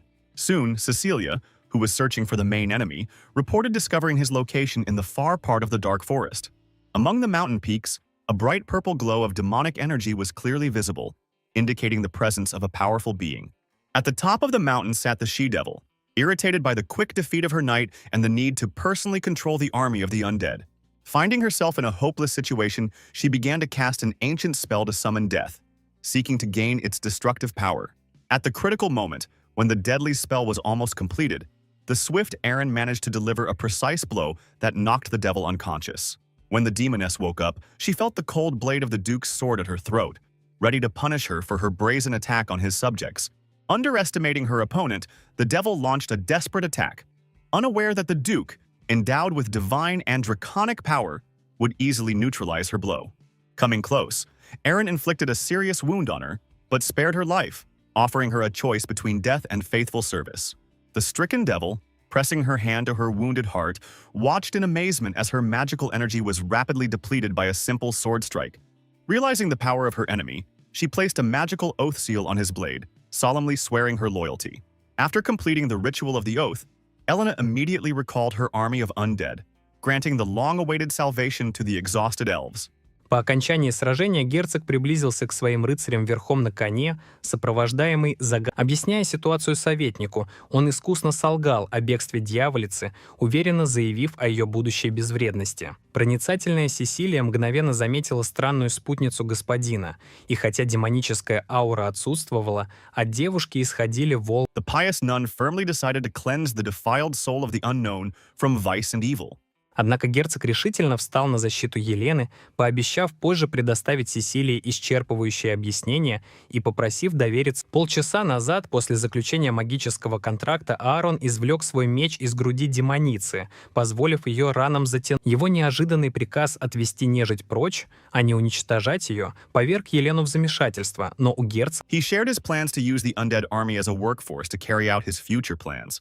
освобожденные эльфы вышли приветствовать своего спасителя, выражая искреннюю благодарность за свой. Герцог сдержанно напомнил о контрактных обязательствах, и эльфийская предводительница подтвердила готовность выполнить свою часть соглашения. Having presented an official document on the inclusion of elves among his subjects, the Duke caused obvious shock in the elven ruler. Кайша поспешила объяснить матери вынужденность подписания договора, ставшего единственным способом получить помощь. Признавая безальтернативность ситуации, эльфийская предводительница преклонила колено перед Аароном, принося клятву. Благодаря этой победе герцог обрел 1500 новых подданных из числа уцелевших эльфов. Прибыв на место, эльфы были поражены непривычной пустотой окружающего пространства. Аарон разъяснил, что город авантюристов только начинает свое существование, нуждаясь в рабочих руках. При этом гарантировал эльфам автономию и возможность самостоятельного хозяйствования. Беспокойство эльфов вызвали скудные запасы провианта, грозившие истощиться через несколько дней. Герцог предложил неоднозначную сделку. Согласившись обеспечить 1000 эльфов, эльфийская предводительница встревожилась судьбой оставшихся 500 соплеменников, оказавшихся. Герцог раскрыл свой замысел относительно этих воинов, потребовав направить их в свой замок для особых. The puzzled elf tried to figure out the true motives of the ruler, whose offer seemed strangely beneficial for both parties. Загадочно улыбнувшись, герцог просто попросил выполнить условия договора, не вдаваясь в дальнейшие объяснения. Тем временем, в императорском дворце беззаботный правитель наслаждался шахматной партией с приглашенным чемпионом. Император подозревал, что его противник намеренно сдерживает свое мастерство, позволяя одержать Неожиданное появление советника с напоминанием о важном собрании вассалов прервало увлекательную партию. Монарх с явным неудовольствием воспринял необходимость прервать приятное времяпрепровождение ради Оказалось, что срочное дело касалось запроса от графств Грея и Амана на одобрение территориальной войны. Поначалу император отнесся к ситуации с привычным спокойствием, зная о частых распрях между графами. Однако ситуация приняла неожиданный оборот. Графы планировали объединиться против герцога. Известие о готовящемся выступлении против его племянника вызвало у императора искреннее удивление и потребу. Правитель недоумевал, каким образом Аарон умудрился настолько разгневать местных графов, словно намеренно навлекая. At an emergency meeting, the emperor and his vassals began to discuss the alarming rumors of an impending conflict. Обменявшись многозначительными взглядами с герцогом Граном, император получил ожидаемое подтверждение законности притязаний Аарона. Однако герцог Райан, верный друг Аарона, выступил против, предрекая катастрофические последствия для земель своего товарища. Гран напомнил о незыблемости имперских законов и праве сильнейшего, намекая на противоречие позиции Райана государственным устоям. Райан, терзаемый внутренним конфликтом, вспоминал данную прежнему императору клятву защищать его. Император, понимая чувства Райана, все же принял решение в пользу соблюдения имперских законов. Having approved the territorial war, he ordered the preparation of the necessary documents for official registration. После собрания император приватно вызвал Грана, иронично поинтересовавшись его способностями Причиной такого интереса стало удивительное совпадение размышлений герцога с собственными мыслями императора. Монарх отметил впечатляющую проницательность недавно назначенного советника, чьи суждения идеально совпадали с... Правитель выразил искреннее удовлетворение наличием столь проницательного единомышленника в своем округе. Польщенный герцог скромно заметил, что просто следовал логике закона, предугадывая действия императора. The emperor asked Grand's opinion regarding the probable outcome of the upcoming military conflict. Герцог уверенно предрек поражение Аарона, основываясь на очевидном численном превосходстве объединенных сил графств. Однако императора терзало смутное беспокойство из-за необъяснимой уверенности племянника в заведомо проигрышной ситуации. Гран поспешил успокоить монарха, сообщив о своем распоряжении вассалу немедленно востребовать старый долг. Уверенный советник гарантировал поддержку 30 опытных магов-наемников, обещая соблюдение законности и полную секретность операции. Точное попадание в мысли императора окончательно убедило его в экстрасенсорных. Зловещий смех императора сопровождал его размышления об использовании магов. Тем временем Шерил, находясь в имперской столице, предавалась шопингу, приобретая изысканные украшения. Завершив основные покупки, девушка решила продлить удовольствие от траты денег, помогавшее справиться с накопившимся напряжением. Интуитивно почувствовав слежку, Шерил решила приступить к выполнению поручения брата, завершив развлечение. Направившись в темные переулки, она намеренно создала для преследователей иллюзию легкой. Коварные бандиты не подозревали, что сами попали в искусно расставленную ловушку, где девушка могла беспрепятственно использовать. Чрезмерно мощное заклинание привлекло внимание не только целей, но и случайных прохожих с центральной улицы. Невозмутимая Шерил, схватив пострадавшего главаря, потребовала информацию о местонахождении. Потрясенные демонстрацией силы преступники поспешно проводили могущественную волшебницу к неприметному старому. Behind the nondescript facade was hidden a luxuriously decorated underground casino hall. Быстрый осмотр помещения показал, что местная публика делала исключительно крупные ставки, даже по столичным. Особый интерес вызвала информационная доска, освещающая главное событие — войну в землях Брана, принимающая ставки на победу герцога, и появление владельца казино, представителя элитной группы по монетизации имперских событий, сопровождалось всеобщим оживлением. Торжественную речь владельца прервал невоспитанный посетитель, требующий ускорить прием ставок и оскорбляющий карлика. Распорядитель незамедлительно приказал охране вывести грубияна и запретить ему дальнейший доступ в заведение. Восстановив порядок, ведущий галантно объяснил свои действия заботой о драгоценном времени благородной публики. Завсегдатаи казино восторженно приветствовали Люмпи, выражая искреннее одобрение его действия. The announcement of the start of accepting bets on the outcome of the war caused a flurry of offers from 100 to 100,000 gold. Всеобщее внимание привлекла таинственная девушка, поставившая 3 миллиона на победу герцога. Обеспокоенный Люмпи напомнил о правилах немедленной оплаты, сомневаясь в платежеспособности. Невозмутимая Шерил элегантно парировала, намекая на очевидность наличия средств у посетительницы элитного заведения. Предъявленный договор от одной из 3 крупнейших торговых групп империи мгновенно развеял все сомнения власти. Завершив дело, девушка телепортировалась домой, где ее ожидал встревоженный старший брат. Обеспокоенный важностью миссии Аарон нетерпеливо поинтересовался результатами. Довольная Шерил подтвердила успешное выполнение плана, поинтересовавшись разговором с Кайном о залоге земель торговой группе. Герцог признался, что еще не обсудил этот деликатный вопрос, будучи занятым обустройством новых под. Хитрая улыбка сопровождала его замечание о том, что проще просить прощения у Кайна, чем его предварить. Известие об отсутствии золотой жилы и залоге земель повергло Кайна в состояние ужаса. Узнав о 3-миллионной сумме залога, убеленный сединами советник разрыдался, вспоминая обещание прежнему императору, которое оказалось невыполнимым из-за действий. Попытки молодого герцога объяснить существование тщательно продуманного плана натолкнулись на категорический отказ Кайна. Даже выслушав, убеленный сединами советник был абсолютно уверен, что единственный план его легкомысленного подопечного заключался в бесславной смерти. Осознав невозможность конструктивного диалога в текущих условиях, Аарон настойчиво предложил Кайну лично сопровождать его для детальной демонстрации всех аспектов разработанной стратегии. Через магический портал, созданный Шерил, Герцог впечатляюще продемонстрировал свою невероятную силу, одним ударом разрубив массивную гору, чтобы убедить старого советника. Единственным условием, выдвинутым Аароном в обмен на демонстрацию своих сверхъестественных способностей, было безоговорочное доверие. Потрясенный увиденным проявлением могущества, прозревший старик незамедлительно предложил обратиться в группу Мория для получения необходимого финансирования. Спустя несколько дней в герцогство прибыл амбициозный глава группы Мория, который, осматривая владения, уже мысленно представлял эти земли. Несмотря на аристократическое происхождение, нынешний владелец торговой ассоциации Мория руководствовался печально известным принципом кровавой монеты. Внушительное состояние семейства Мория формировалось на протяжении многих поколений благодаря искусному управлению земельными проектами. 30 лет назад судьбоносный указ отца Аарона, запрещающий свободную продажу земель, привел к сокрушительному падению. Проявив невероятную стойкость, глава семейства основал в столице процветающий нелегальный кредитный бизнес, ориентированный преимущественно. В народе ходили зловещие слухи о том, что появление денег Мория неизменно сопровождалось кровопролитием, поскольку глава семейства не гнушался радикальными методами. Благодаря безжалостной деловой стратегии торговая группа Мория сумела войти в тройку крупнейших финансовых организаций континента,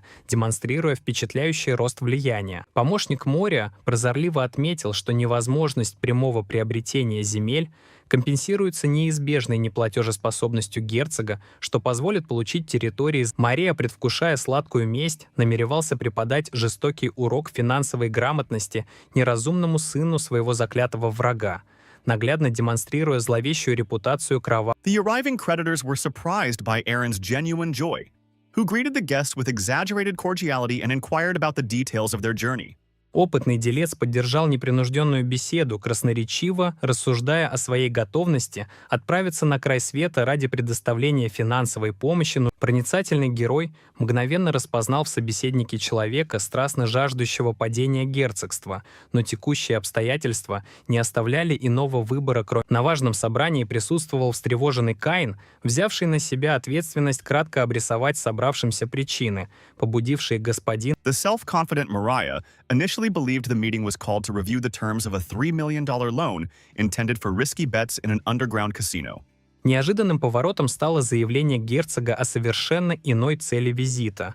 Он намеревался получить дополнительный заем в размере 2 миллионов. Опытный финансист категорически возражал против подобной сделки, опасаясь потери влиятельных клиентов из-за прямого вмешательства торговой гильдии в военные конфликты знати. Дальновидный герцог поспешил развеять опасения, подчеркнув, что средства не предназначались для найма дополнительных войск, а в сражении будут участвовать исключительно. Аарон объяснил необходимость займа желанием заблаговременно инвестировать в развитие территорий, рассчитывая на многократное увеличение прибыли. Тщательно анализируя ситуацию, Мория понимал беспроигрышность своего положения. В случае поражения герцога все земли неминуемо перейдут под контроль торговой гильдии.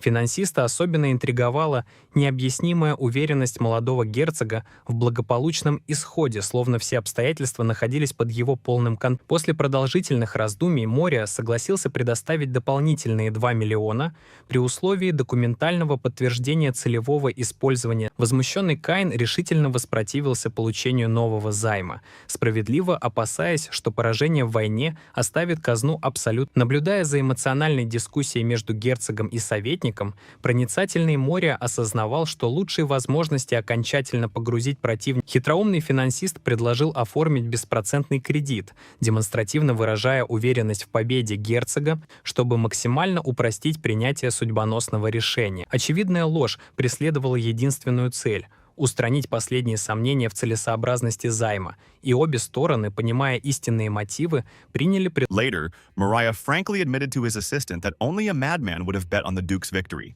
and his generous offer only served to strengthen the relationship of trust. The assistant sincerely admired Mr. Mariah's lightning-fast reaction, considering it a brilliant confirmation of his outstanding intellectual abilities and business acumen. Taking a last look at the majestic castle, Mariah grinned maliciously, imagining how the Duke naively counted him among his reliable allies. Незаметно наблюдавшие из окна герцог и Каин были впечатлены актерским мастерством друг друга, сумев безупречно разыграть задуманный спектакль перед опытным финансистом. Исключительная щедрость Моря, предложившего беспроцентный кредит, произвела сильное впечатление на герцога, считавшего это наилучшим возможным исходом сложных переговоров. Многоопытный Каин пояснил, что его поведение не было игрой. Годы наблюдений научили его безошибочно предугадывать действия таких людей, как Моря, готовых на любые уловки ради выгоды. With the decisive battle approaching only 20 days away, the tireless Rommel devoted all his time to intensively preparing the elven warriors for the upcoming battle. Прибыв на тренировочное поле, встревоженный Аарон обнаружил, что реальное положение дел оказалось значительно хуже ожидаемого. Даже природная одаренность не помогала. The prospect of the elven units being quickly destroyed by enemy cavalry before the archers could even fire their first aimed shot was a source of acute anxiety. In his search for reasons for the unsatisfactory preparation, the Duke even began to doubt Kane's integrity in providing the elves with the promised food in a timely manner. Оскорбленный подозрениями старый казначей немедленно вступил в яростную перепалку, возмущенно доказывая свою непричастность к проблемам боевой подготовки. Своевременное вмешательство рассудительного Кайноса предотвратило дальнейшее обострение конфликта, указав на истинную проблему — недостаточную дальнобойность эльфов. Тщательные измерения показали, что максимальная дальность стрельбы имеющихся луков не превышала 100 метров, в то время как реальная дистанция боя составляла. Осознание серьезности ситуации повергло Аарона в глубокое беспокойство. Предстоящее сражение на открытой местности требовало срочных изменений в вооружении. Дополнительные сложности создавало пристальное внимание всей империи к предстоящему сражению, что исключало возможность использования герцогом своих. Проницательный советник рекомендовал герцогу воздержаться от личного участия в битве, подчеркивая необходимость подготовки госпожи Шерил к контролю многочисленных. Proper management of combat factors would have made it possible to organize a fair clash between armies of equal size, numbering 1,000 warriors on each side. Кайнос подчеркнул критическую важность устранения неопределенности с дальностью стрельбы, считая этот фактор недопустимой переменной. Для создания усовершенствованных луков требовались не только редкие материалы исключительного качества, но и услуги опытных оружейников, способных уложиться в крайне сжатые сроки. Мучительные размышления герцога о невозможности обеспечить необходимыми ресурсами и мастерами производства оружия за оставшиеся 3 недели прервал уверенный голос. Решительный Кайнос гарантировал обеспечение всем необходимым, включая талантливого оружейника и редкие материалы, запрашивая всего 3 дня на выполнение. Предупреждение о необычной природе кузнеца, чья нечеловеческая сущность лишь подчеркивала исключительное мастерство, заставило герцога серьезно. Дождавшись наступления ночи, могучий Кайнос принял свое истинное драконье обличье и устремился в северные земли Брана, где располагал. Появление высокородного дракона вызвало немедленное оживление среди обитающих в гнезде маленьких гномов, поспешивших приветствовать. Услужливый гном незамедлительно представил заказанный кристалл, однако придирчивый осмотр выявил неприемлемо низкое качество изготовления, вызвавшее явное неудобство. A severe reprimand for not paying enough attention to the time it took to create perfect crystals left the hapless craftsman trembling with fear. The terrified craftsman begged for mercy, prostrating himself before the angry ruler, who coldly rejected the inferior products as unworthy of his attention. Putting aside the matter of the crystals, the dragon demanded the immediate appearance of the chief blacksmith, forbidding him to hide behind the backs of his brethren. Из толпы гномов робко выступила миниатюрная Кеша, которой могущественный дракон незамедлительно приказал занять место на его широком. После 10-часового перелета они достигли загадочного лабиринта Минотавра, где по расчетам дракона находились необходимые для выполнения герцогского заказа.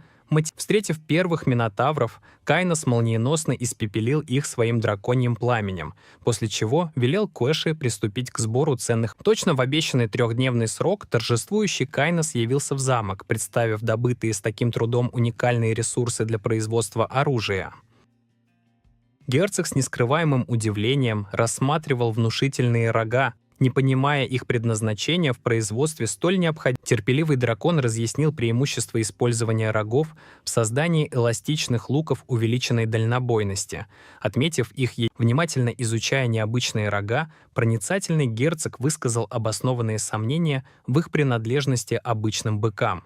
не характерно. Смущенный дракон поспешил выдвинуть малоубедительную версию о приобретении рогов у странствующего торговца, якобы собиравшегося из... Продолжая рассматривать подозрительно крупные рога, герцог неожиданно переключил внимание на молчаливую девушку-дварфа, легендарного кузнеца. Решительная Кеши, наконец покинув свое место, бесцеремонно поинтересовалась готовностью простого смертного отблагодарить ее за оказываемую помощь преданным. Воинственная гномка выразила искреннее возмущение дерзостью человека, осмелившегося столь надменно общаться с могущественным. После серьезной воспитательной беседы смущенный Кайнос вновь представил юную мастерицу герцогу, принося искренние извинения за недостаточное знакомство дварфа с человеческим этикетом. The unperturbed Duke treated the situation with philosophical calm, acknowledging that Kesha's non-human origins did not matter as long as she demonstrated unrivaled skill.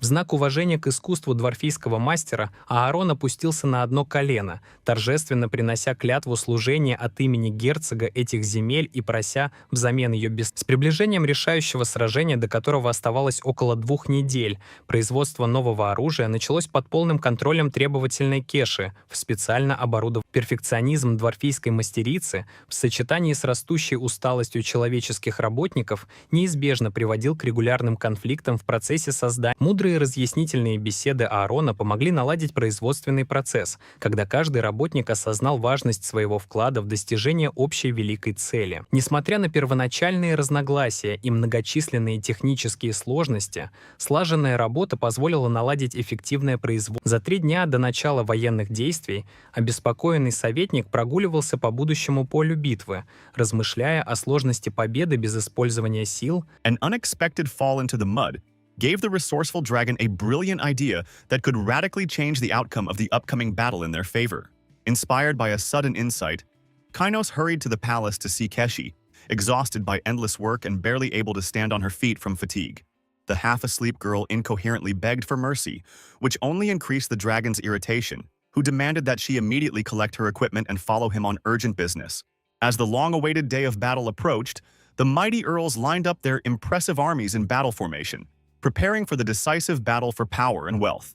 In the luxurious commanders' tents, the self-confident counts discussed the bets they had made on their own victory with undisguised pleasure, anticipating not only the seizure of lands, but also a solid profit.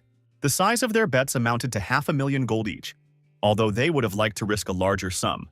But the fear of borrowing from the infamous Mariah kept them from excessive gambling. The ambitious counts anticipated how, after the inevitable victory, even such influential financiers as Mariah would curry favor with the owners of the legendary gold mine.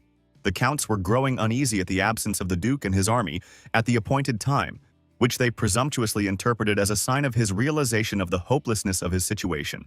The unexpected appearance of Aaron at the head of an army, reinforced by impressive siege towers, forced the self-confident counts to change their initial opinion of the enemy. In the center of the field, the Emperor's official representative materialized, responsible for announcing the final orders and monitoring compliance with the rules of the upcoming battle.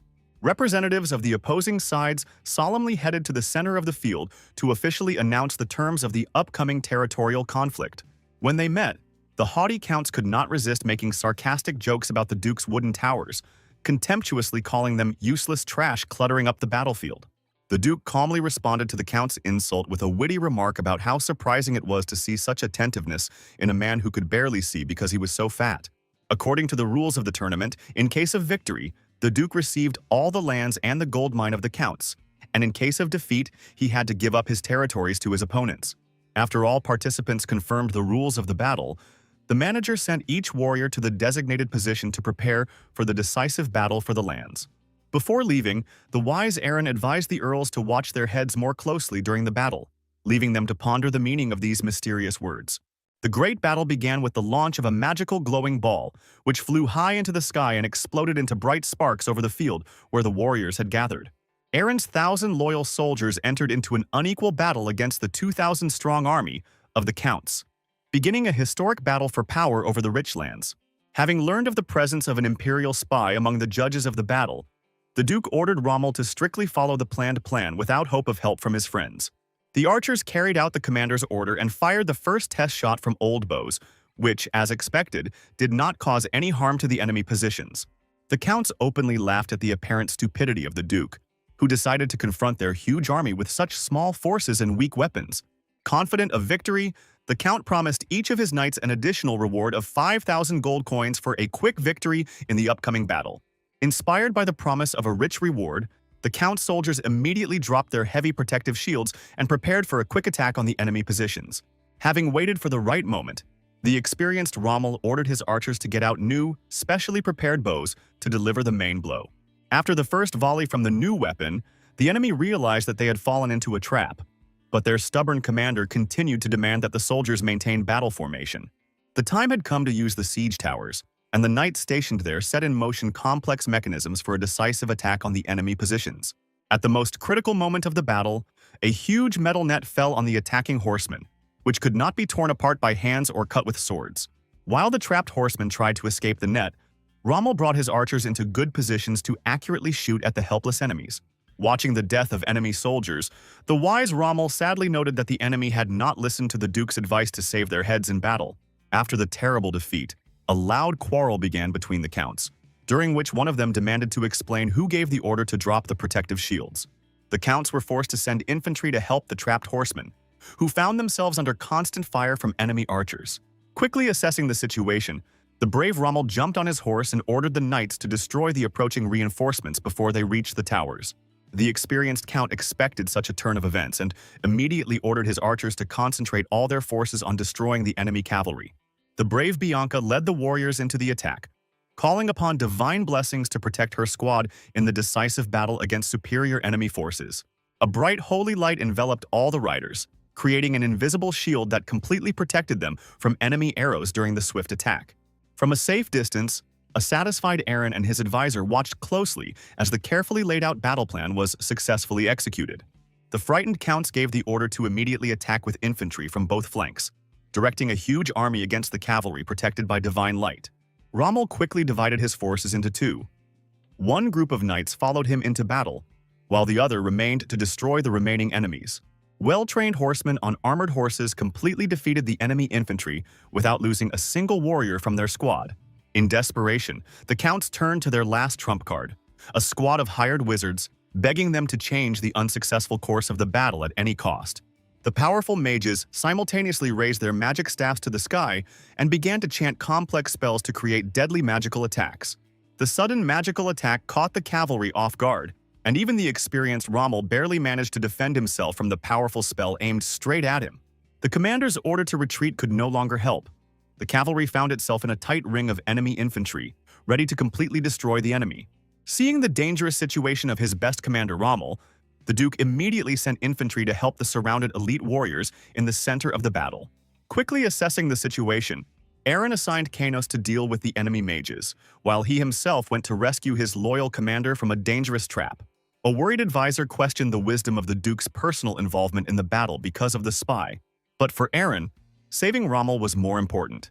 After the Duke left, the clever Kynos ordered the archers to prepare the pre-positioned catapults for a powerful attack on the enemy positions.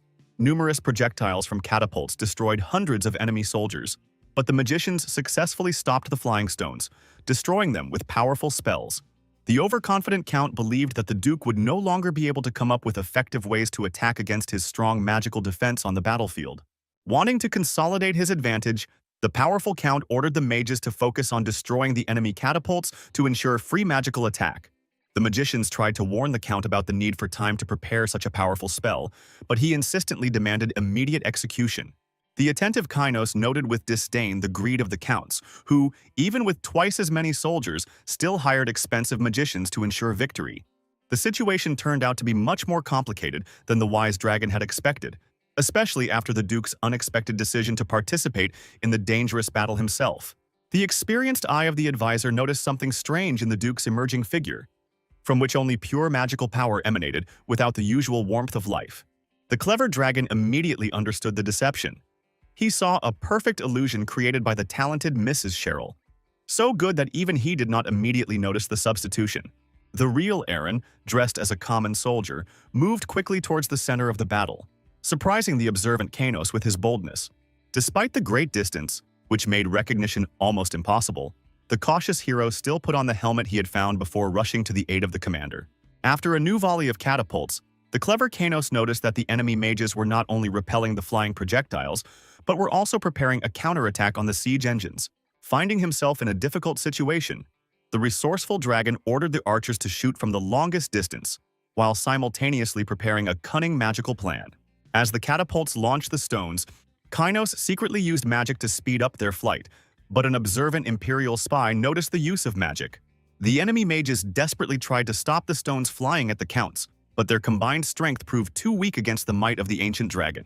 The projectiles, enhanced by dragon magic, not only avoided destruction but also became faster, defeating the entire group of hired wizards with one powerful blow.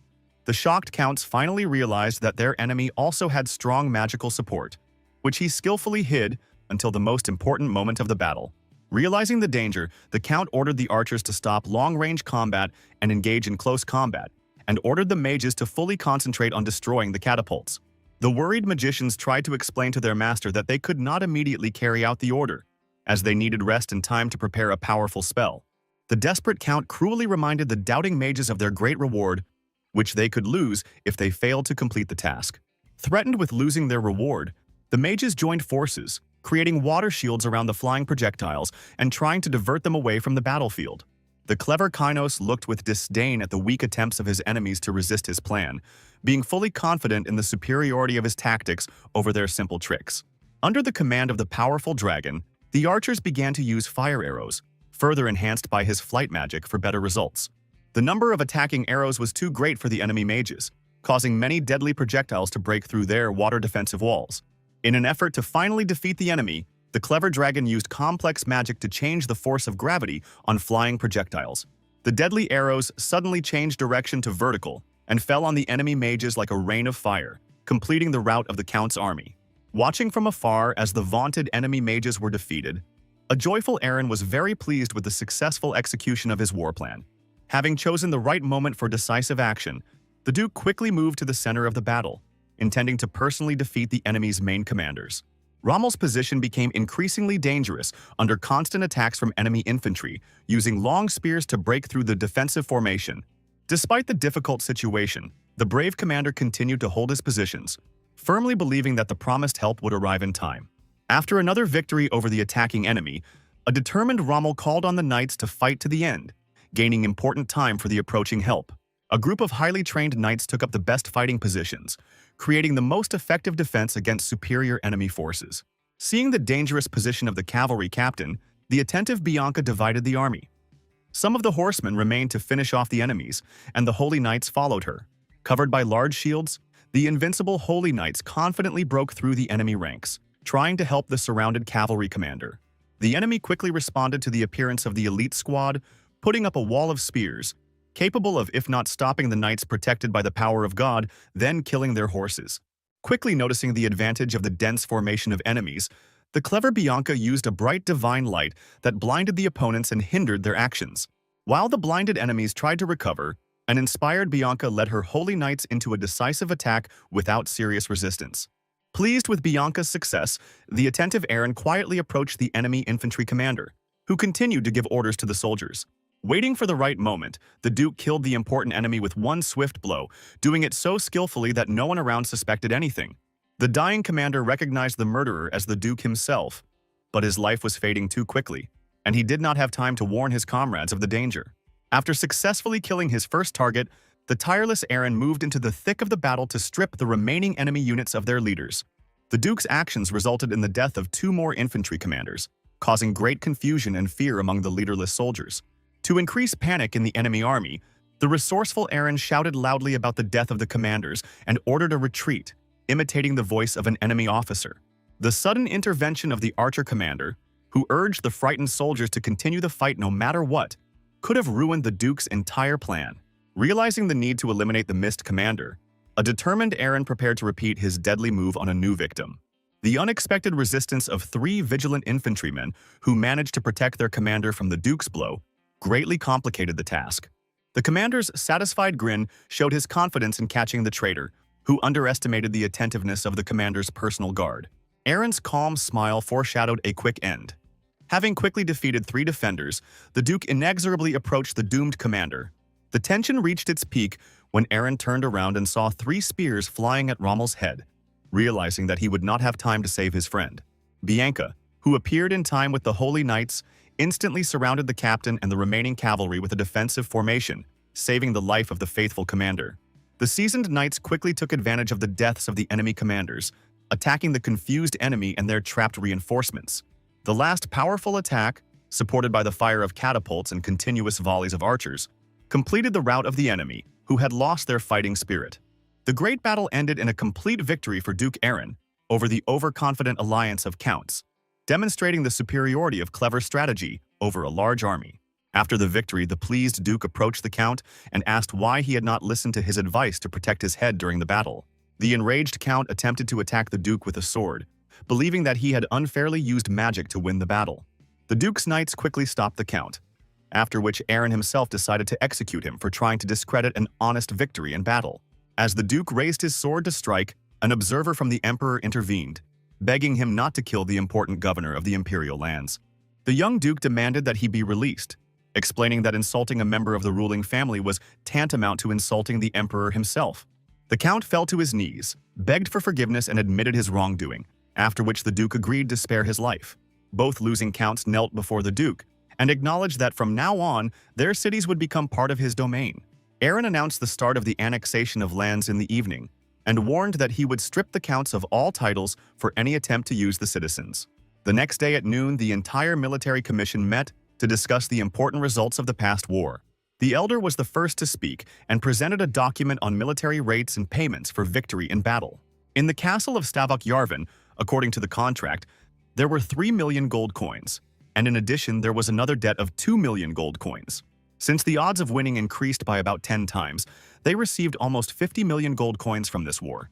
A happy Cain began to make plans for the future, realizing the opportunity to pay off debts and become rich. But the Duke asked him to wait with spending the money. The treasurer clearly did not approve of the young gentleman's intention to empty the treasury again, but the guy was confident in the correctness of his actions. He reminded the senior advisor that the main goal of their military campaign was to obtain additional manpower.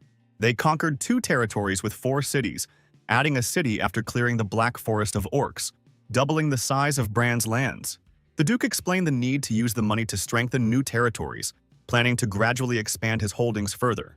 The young ruler was determined not to become a failure from the northern lands, having big plans for the future. The sister did not understand her brother's intentions, believing that they wanted to show strength only to protect themselves from possible attacks by the emperor. Aaron explained that after the war, the emperor would closely monitor their every action, as would all the feudal lords subordinate to him. If they simply hide their abilities, the emperor will destroy them before they can gain enough power. Therefore, the hero decided to demonstrate loyalty to the emperor and fulfill his wishes until they became strong enough. At the same time, the Duke intended to keep all the profits for himself, not allowing the ruling power to receive real benefits from their actions. The thoughts were interrupted by the news of the arrival of the head of the Moria Trade Guild, so the Duke ended the meeting, leaving only the treasurer. Upon entering the room, Mariah immediately demanded that the Duke pay 5 million gold coins in accordance with the signed agreement. The treasurer explained the lack of such funds in the treasury, noting that they currently do not have enough money even for essential products. Mariah was indignant, reminding him of Duke Aaron's obligation to pay 5 million gold coins under the terms of the contract. Having carefully checked the contract, the treasurer pointed out the clause where Mariah himself had written in payment without interest for an indefinite period. The treasurer was furious at the impudent merchant's attempt to deceive their master in such a cunning and dishonest manner. The advisor asked the Duke to punish the merchant on behalf of the empire, as they would have done in the capital for such a deception of a high-ranking person. Agreeing with the advisor, the Duke put his sword to the merchant's neck and warned him of death for attempting to deceive a high-born person. Thrusting his sword into the table in front of a terrified Mariah, Aaron offered him a chance to escape if certain conditions were met. The Duke demanded that Moria swear an oath on his sword of faithful service to the lands of Bran and complete dedication to their development. A few days later, Prince Philip, the heir to the empire, was in an enemy border fortress on the western continent.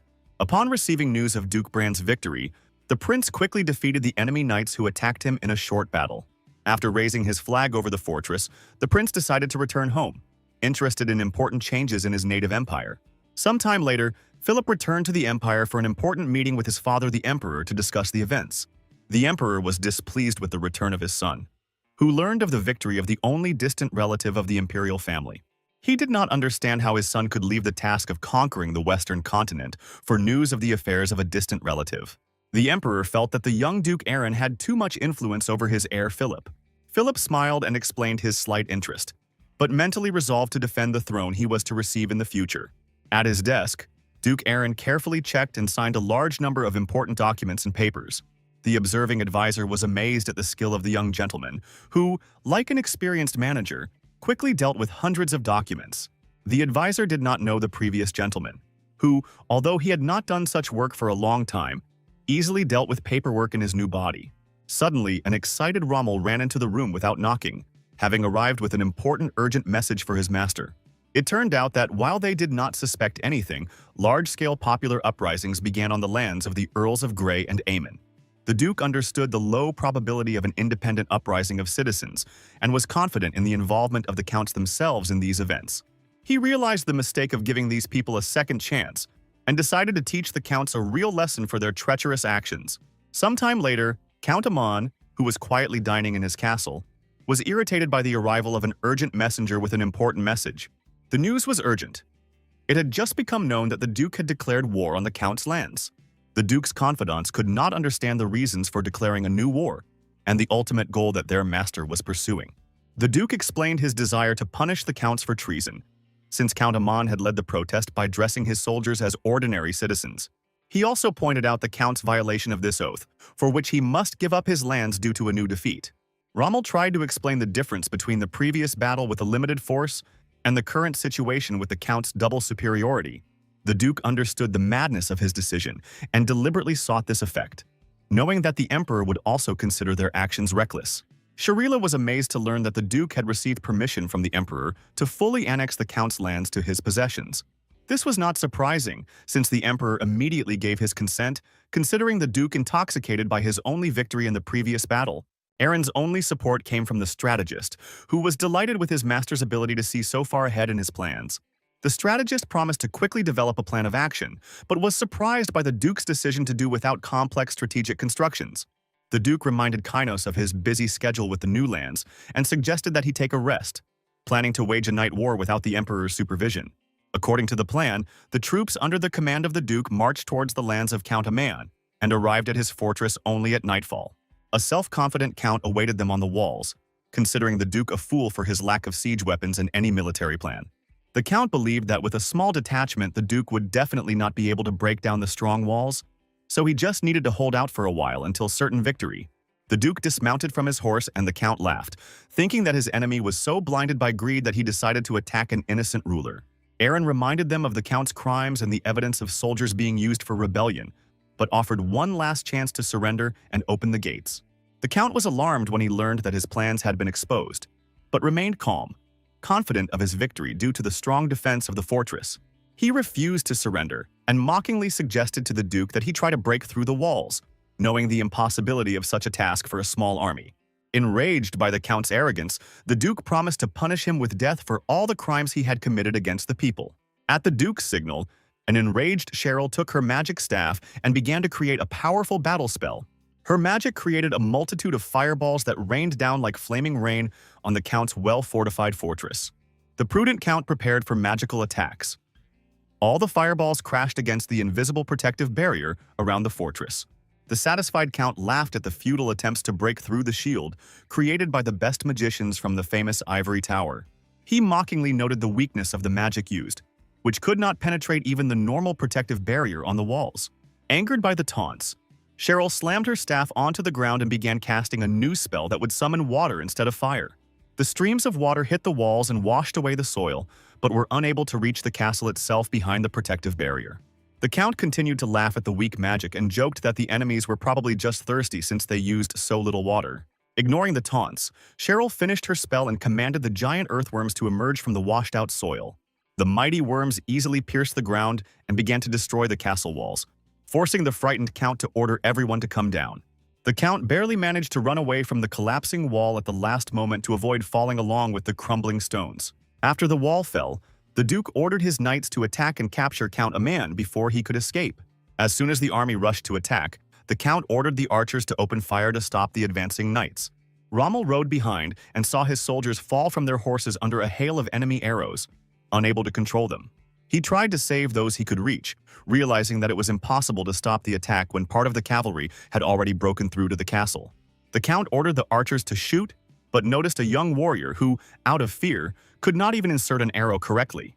Enraged, he began to beat the frightened archer, demanding that he continue shooting at the attacking knights. Seeing their comrade being beaten, the other archers stopped shooting and looked in fear at their enraged Count. In a rage, he threatened to kill them with his own hands if they did not continue shooting, and the frightened archers renewed their attack. The Duke, realizing that these soldiers would soon become his men, did not want to allow Haman to treat his future subjects so cruelly. When he decided to enter the fight himself, Cheryl stopped him with an important reminder about the price for help. She reminded her brother of the need to pay for her participation in this battle according to the agreement. According to the contract, she promised only one rain of fire, but using earthworms cost an additional 100,000 gold coins. The Duke was surprised by his sister's impudence because she herself decided to use the worms, angry at the Count's impudent words. Seeing the enemy's new attack, he realized that now was not the time to argue about money and that he needed to act quickly. Having agreed to pay his sister 100,000 gold, the Duke rushed into the thick of the battle outside the fortress walls.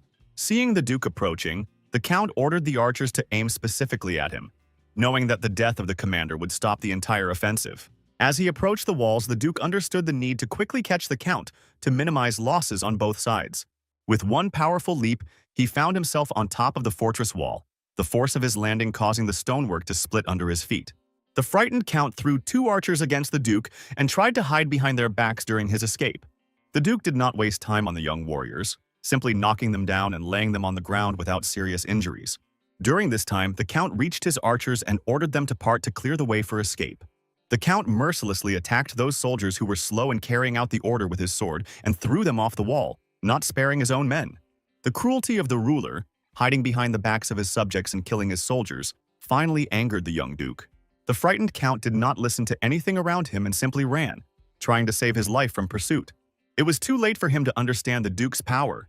Now the ruler was chasing him with eyes sparkling with mana, ready to punish the traitor. The Duke offered the Count to surrender, promising to spare the lives of his family and soldiers in the event of voluntary surrender. Realizing the inevitability of his death no matter what the outcome, the desperate Count tried to escape from pursuit. While running away, the Count unexpectedly came across his own infantrymen, armed with long combat spears. He ordered his soldiers to attack the Duke, but they pointed their spears at the Count himself, demanding that he surrender to save their lives. Seeing the rebellion of his own soldiers, the Count realized the hopelessness of the situation and began to beg the Duke for mercy. He swore eternal loyalty and promised to become the Duke's devoted vassal in exchange for his life. Instead of answering his prayers, the Duke cut off the traitor's head with one blow of his sword, ending his reign. The Duke explained to everyone that he did not need vassals who did not hear the voice of their people and did not care about their subjects. After the execution, he climbed the fortress wall and announced to his knights the death of Count Amon and their complete victory. Having won, Aaron annexed all the lands of the Count except for a small fortress, and Earl Grey himself surrendered half of his possessions. So Aaron restored the Duchy of Bran and began planning to seize new lands to strengthen himself before the upcoming battle with the Emperor. The Emperor was dissatisfied with Aaron's new victory, since Duke Gran assured him that 2 victories were impossible with such a small army. Duke Gran explained that this time, Aaron was helped by a mysterious sorceress with significant magical powers. Although she was as strong as several mages together, the rebellion of one Duke could not seriously threaten the entire empire. Gran explained that the main danger was not the Duke's influence but his unknown true plans. He was concerned about Aaron's unclear goals and his future intentions after his victories. The restoration of the Duchy of Bran seemed inevitable, but the question remained of Aaron's loyalty to the empire or his possible rebellion. The Emperor remembered Aaron's oath to focus on his lands, warning of the consequences of breaking his word. Gran didn't understand how to act after the restoration of the duchy, because the empire would have no legal reason to interfere with Aaron. The Emperor recalled the old decree on the right of vassals to wage war, which was still in force in the empire. This law came into being during Jiran's rise to power, when he needed the support of noble families. It was this ancient law that greatly limited the Emperor's options in the current difficult situation. At this point, Philip spoke up, asking his father to allow him to help sort out the difficult situation. He offered to personally visit the Duchy of Bran to find out Aaron's intentions and assess the situation in his lands. The Emperor ordered his son to go to the duchy under the pretext of congratulating him on the victory over the Counts. Philip readily accepted the assignment, wanting to see for himself how Aaron had grown and changed over the years. At this time, the inhabitants of the duchy were reading a new decree issued by their ruler about important changes. People rejoiced at the reduction of the tax rate from 60 to 30% after the victory in the war. Having learned that the rumors of wealth after the victory were true, grateful residents began to glorify the wise ruler. The Duke was pleased with the people's support, but had to leave to resolve urgent and important state affairs. The accompanying strategist noted the success of the Duke's policy of strengthening power among the common people. The Duke considered this policy the best way to govern a large territory, although he was concerned about the state of the treasury. He also inquired about the progress of an important project and the timing of the opening of the second underground structure. The advisor reported the successful reconstruction of the tower and the placement of the Dark Knights on the top floor thanks to Elena. Pleased with Elena's good behavior, the Duke asked how the advisor knew about her demonic nature. The strategist explained his ability to reveal all the secrets of the project and the presence of an assistant to work with demons. The conversation was interrupted by a breathless Cheryl, who came running with important news about the approach of important guests. She excitedly reported the visit of Prince Philip with a delegation to congratulate Aaron on his victory. The Duke tried to remember Philip, realizing from Cheryl's reaction his past acquaintance with him, unknown to the butler. Cheryl reminded her brother of cousin Philip, who had defeated little Aaron many years ago. The butler realized that the crown prince himself was coming, but Cheryl warned him not to call him that in public. Alarmed, Kynos understood the true purpose of the prince's visit. Not congratulations, but a desire to control the Duke. Realizing the seriousness of the situation, the Duke understood the danger of any mistaken meeting with the prince for the future of the duchy. Looking around, he sought a way to show the lands in decline so that the prince would leave quickly, without suspecting the growing power. Seeing workers with boards outside the city walls, the Duke came up with a cunning plan to meet the important guest. 2 days later, Philip reached the Duchy of Bran and was surprised by the extraordinary height of the fortress walls around the city. The knight explained that Bran's lands had long suffered from monster attacks, so the locals chose defense as their main strategy.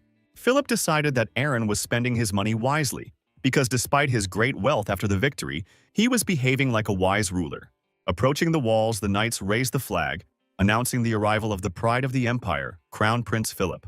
After the gates opened, the prince was met by a lined-up army, in the center of which stood the Duke and his sister on one knee. Aaron didn't have time to look up before the prince silently appeared right in front of him, showing off his extraordinary speed.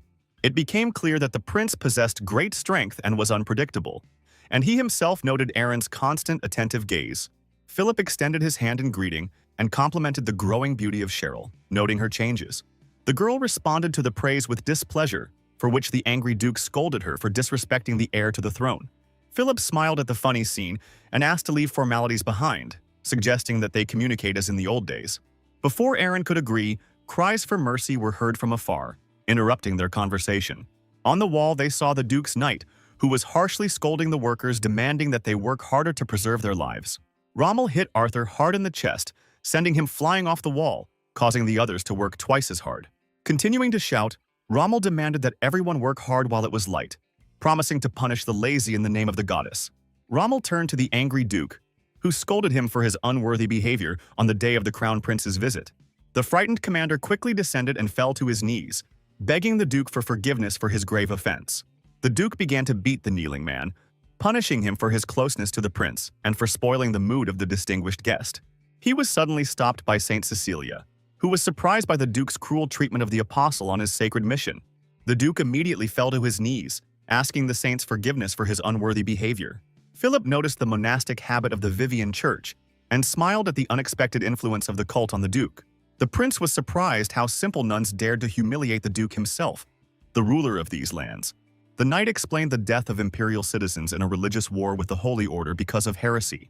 Rumor has it that the people died at the hands of the Nevers, opponents of the empire, who accused them of heresy against the true faith. Philip realized the negative impact of religion on the empire and saw how Aaron was destroying himself by submitting to the cult. He calmed down, realizing the futility of such a ruler whose subjects were doomed to death because of his stupidity. The Duke approached and apologized for the behavior of the townspeople, who were usually calm but were agitated by the visit of the Crown Prince.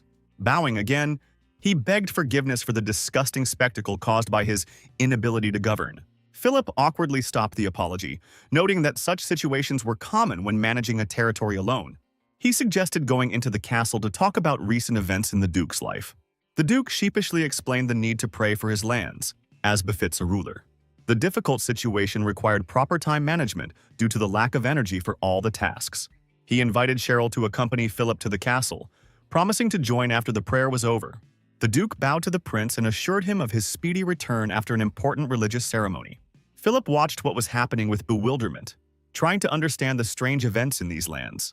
In the evening, everyone gathered at the table, waiting for the Duke to appear to begin the ceremonial meal. The knight asked Cheryl with displeasure about the Duke's return, noting the long wait for the crown prince. The girl angrily demanded to know why this question was asked of her and not of someone else. Cheryl ordered the knight to find the Duke himself and bring him to the table for an important meeting. Philip, watching calmly, turned to the knight, offering him a choice between death and a sincere apology. The prince explained that insulting Lady Cheryl was tantamount to insulting the imperial crown itself. Frightened by Philip's stern gaze, the knight fell to his knees, asking for forgiveness and promising to end his life. Cheryl waved her hand and ordered the knight to check the completion of the Duke's prayer. Left alone, Cheryl noticed Philip's suppressed laughter and asked about the meaning of the words about insulting the crown. Philip looked calmly at the girl, noting the constancy of her character and reactions. The excited knight called the lady to watch the important events in the city square. She saw a crowd of townspeople and assumed the end of the prayer, but the knight asked to take a closer look. Cheryl noticed villagers armed with pitchforks demanding the departure of the cruel heretic lord from Bran. The Duke appeared and apologized to Philip for being late, promising to take due care of the guest. Philip confirmed the Duke's control of the situation, noting the growing noise outside the castle. The Duke turned to his sister for insight into the missing events in the city. The girl calmly explained the usual gathering of a crowd cursing and chasing them away. Aaron was outraged by the appearance of the insect townspeople and suggested that they be severely punished. He asked Cheryl to arrange for the execution of all protesters, suggesting burial or burning of dangerous bodies. Cheryl happily headed off to carry out the assignment, but paused for an important question. With an evil smile, she asked permission to personally kill one of the protesting townspeople. The Duke unexpectedly allowed his sister to act as she wished, asking only to avoid banal methods of murder. The watching Philip was amazed at the transformation of his acquaintance into a cruel tyrant and monster. He noted the changes after 2 battles, joining a brutal cult and becoming a crazed killer. As the execution began, a knight hurriedly approached Prince Philip with an important message. He cautiously warned of the Duke's intention to destroy all the inhabitants of the city. Not wanting to watch what was happening, the prince announced his departure, and the alarmed Aaron tried to hold him back. The Duke did not understand the reason for the discontent. Bad food or insufficient care for the guest? The departing prince assured them that they had a good time, understanding that the Duke was busy with important matters. Philip smiled as he left the city with his entourage, not seeing the threat to the empire from an incompetent, self-destructive ruler. Watching the prince leave, Aaron smiled contentedly at the successful execution of his cunning plan. After the guests had left, the Duke came to evaluate the acting work of his loyal subjects. Approaching Arthur, he announced the arrival of the corrupt lord, according to a pre-prepared scenario. Arthur, following the rehearsal, depicted the last resistance to the corrupt lord with a stick. Showing a bag of money, the Duke praised the excellent work of the actors in the successful performance. 2 days later, after a tiring journey, Philip returned to his father with an important report. He reported sufficient understanding of the situation, seeing the Duke's rapid self-destruction. Philip described the exploitation of the inhabitants by the cult of Viana and the brutal murder of protesters by the Duke. Particularly disturbing was the pleasure taken in the cruelty of not only Aaron, but also Mistress Cheryl. The Emperor acknowledged the tragedy of the innocents' deaths, but noted the benefit of Aaron's insane actions. The Crown Prince noticed the emergence of his father's brilliant plan and eagerly awaited its revelation. During this time, the Duke continued his fencing training to improve his fighting skills. Recalling his meeting with Philip, he recognized the enormous power hidden behind the prince's sinister smile. He reflected on the incredible power and level of development that the young heir had achieved.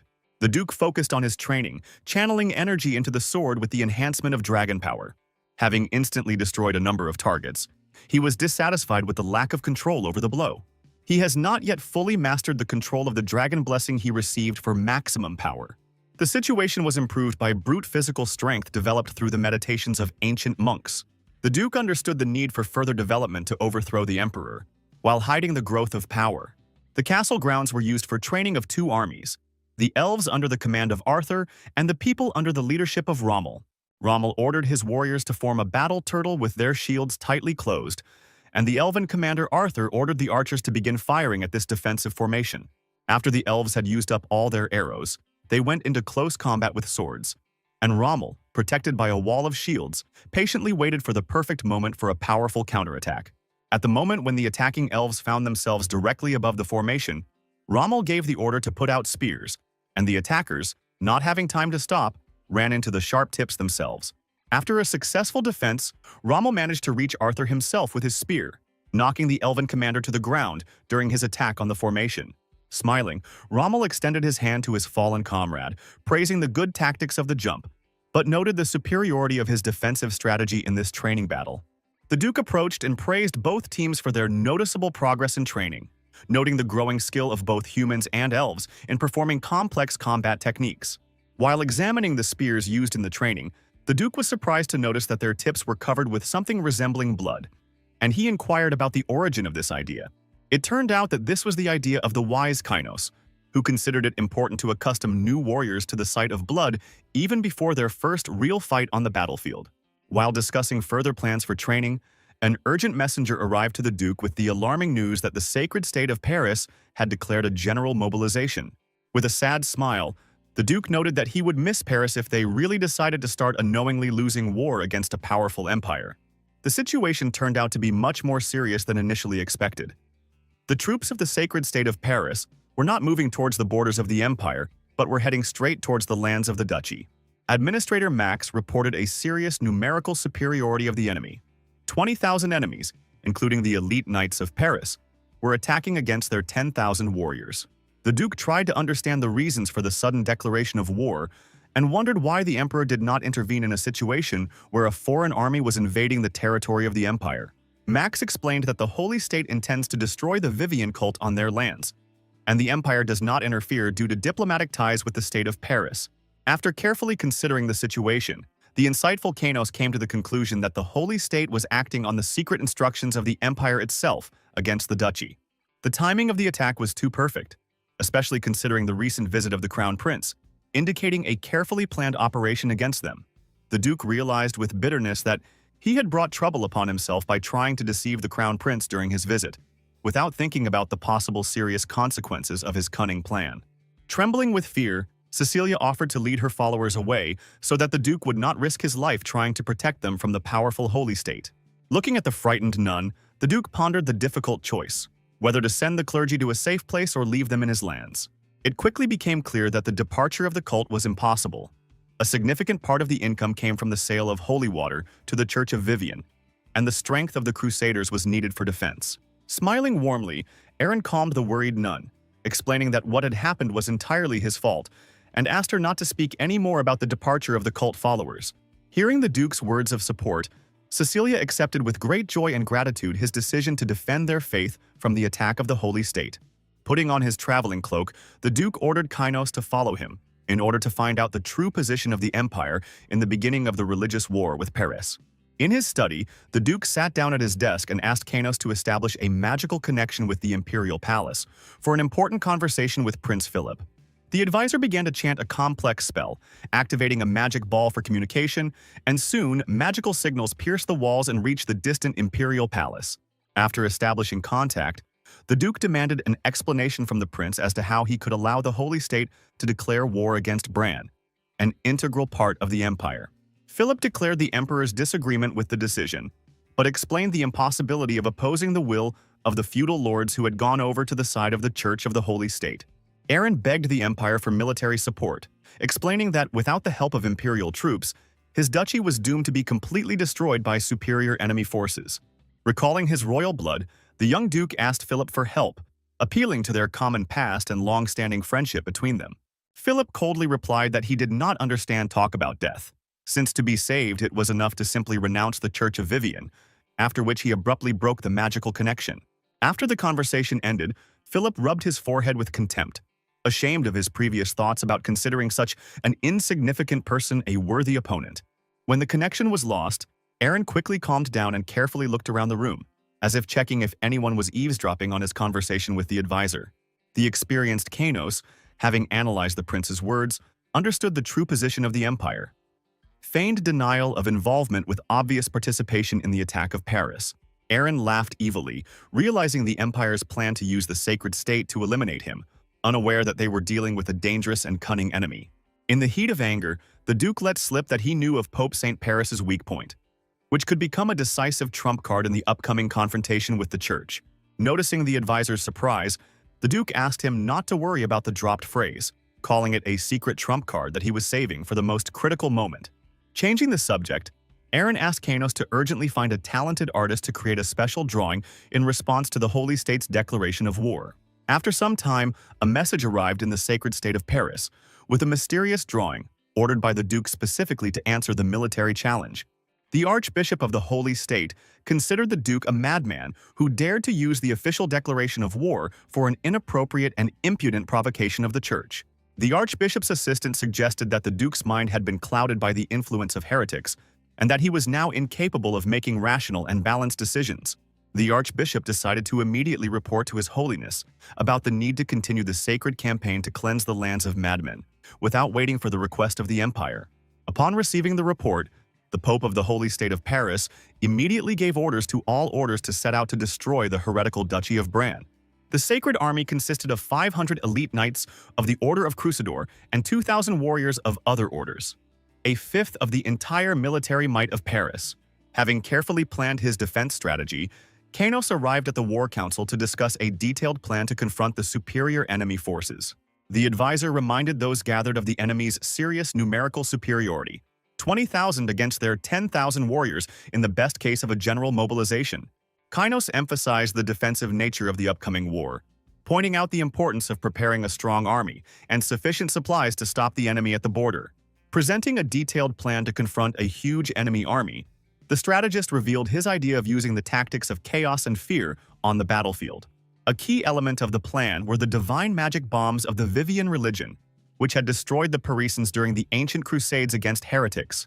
Those present at the council objected that divine magic bombs were considered forbidden weapons, and all methods of creating them had long been lost by the Church. Kynos explained that this was why he had invited Sister Cecilia to the council, who could help them solve this complex and delicate problem. The nun looked away in embarrassment, confirming the loss of the ancient instructions, but Kanos clarified that he did not need documentation, but something completely different. The strategist wanted Cecilia to organize a demonstration of the divine power of the Vivian Church to strengthen the fighting spirit of the defenders of the duchy. Cecilia explained Kanos' mistake. The divine magic bomb is only capable of neutralizing the power of the Church of Paris, without causing physical harm to people.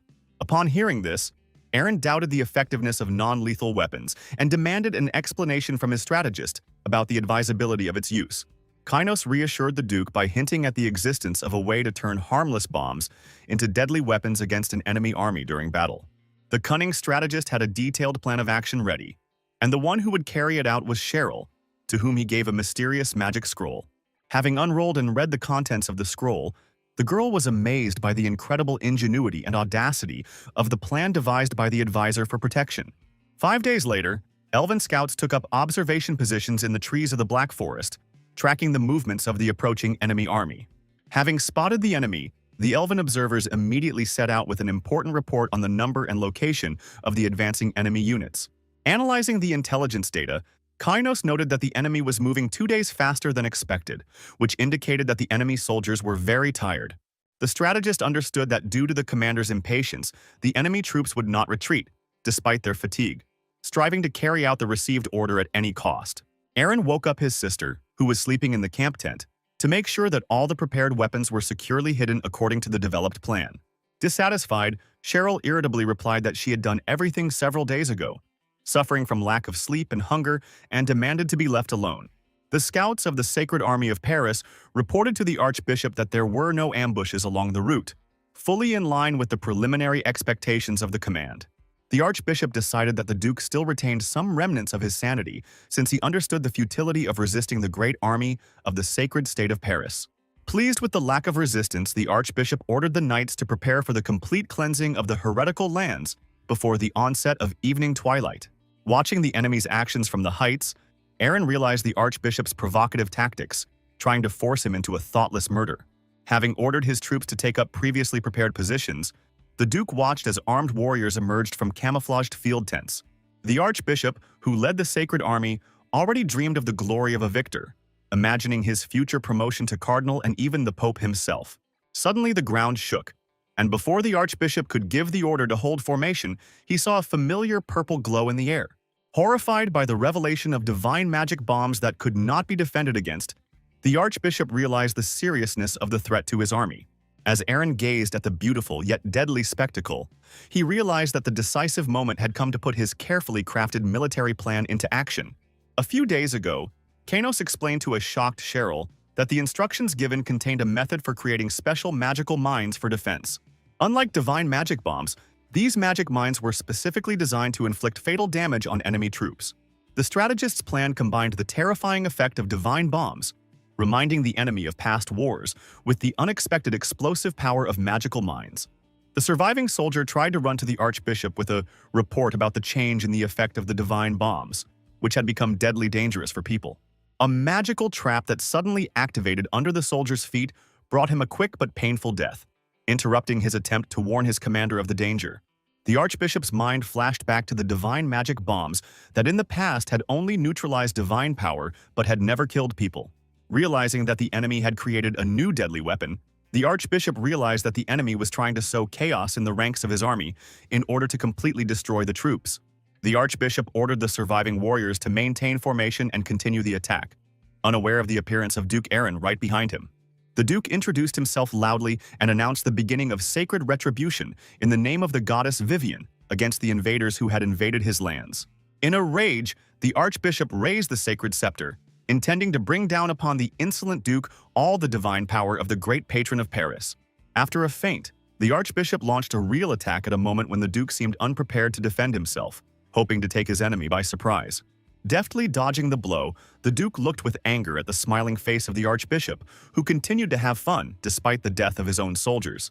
Aaron decided to test how long the haughty smile would last on the archbishop's face after what he had prepared for the arrogant churchman. With a loud voice, the Duke ordered his knights to attack the enemy occultists, calling on them to glorify the name of the goddess Vivian in this sacred battle. Hearing the accusation of occultism, the offended archbishop became indignant, considering the followers of the Church of Vivian on the Duke's lands to be the true heretics. Jumping on his horse, the enraged archbishop rushed into battle, despite the warnings of his close knights about the need to retreat from a losing situation. In anger, striking the subordinate who suggested retreat, the archbishop ordered everyone to maintain battle formation, not forgiving the heretics who slandered the Holy Lord Paris. Taking off his helmet, the loyal knight promised to lead the Crusader order into the last battle to the end if the archbishop ordered the destruction of the enemy at any cost. The knight warned of the inevitable death of all participants in the campaign in the event of defeat, and begged the archbishop to give the order to retreat in order to save the soldiers. Realizing the criticality of the situation, the archbishop ordered a retreat and ordered the creation of divine shields to protect the retreating remnants of his army. Rommel, at the head of his army, demanded to begin pursuing the retreating occultists, but the Duke managed to block the path of his horse, stopping the attack. The Duke explained that the order to attack was a ploy to drive out the enemy army, and pursuit would risk losses from their own magical mines. Aaron announced his intention to pursue the enemy alone, planning to bypass the forest and cut off the enemy army's retreat into their territory. Watching the departing cavalry, the Duke apologized to the knight for the deception with the mines, most of which had already been detonated in previous battles. The Duke decided to act alone, not wanting to show his soldiers what he was going to do with the remnants of the enemy army. Looking at the charred bodies of his enemies, Aaron acknowledged the brilliant success of Kanos' strategy, which perfectly embodied the concept of chaos and fear on the battlefield. To enhance the effect, the Duke decided to supplement the plan with his mental abilities and the powerful blessing of the ancient dragon. The piercing wind attack he created was so powerful that it cut through and swept away the bodies of all enemy warriors in its path. The Duke noted the imperfection of the strike, but acknowledged the improvement in control over the dragon's blessing due to the use of mental power. Confident in his abilities, Aaron continued to pursue the remaining enemy units, seeking to complete their complete destruction. Kynos, who had been watching Aaron's actions closely, proudly acknowledged the young Duke's significant increase in strength and skill. The advisor recalled Aaron's first display of strength in cutting an iceberg, and his realization that he needed extensive training to gain control. Only through persistent training could the Duke hope to completely subjugate the enormous power of the dragon's blessing within him to his will. Fighting monsters and territorial wars helped the Duke develop control over his power, gradually taming the power of the dragon's blessing. The meeting with the prince made Eren realize that simply expanding his territory was not enough to successfully resist the imperial power.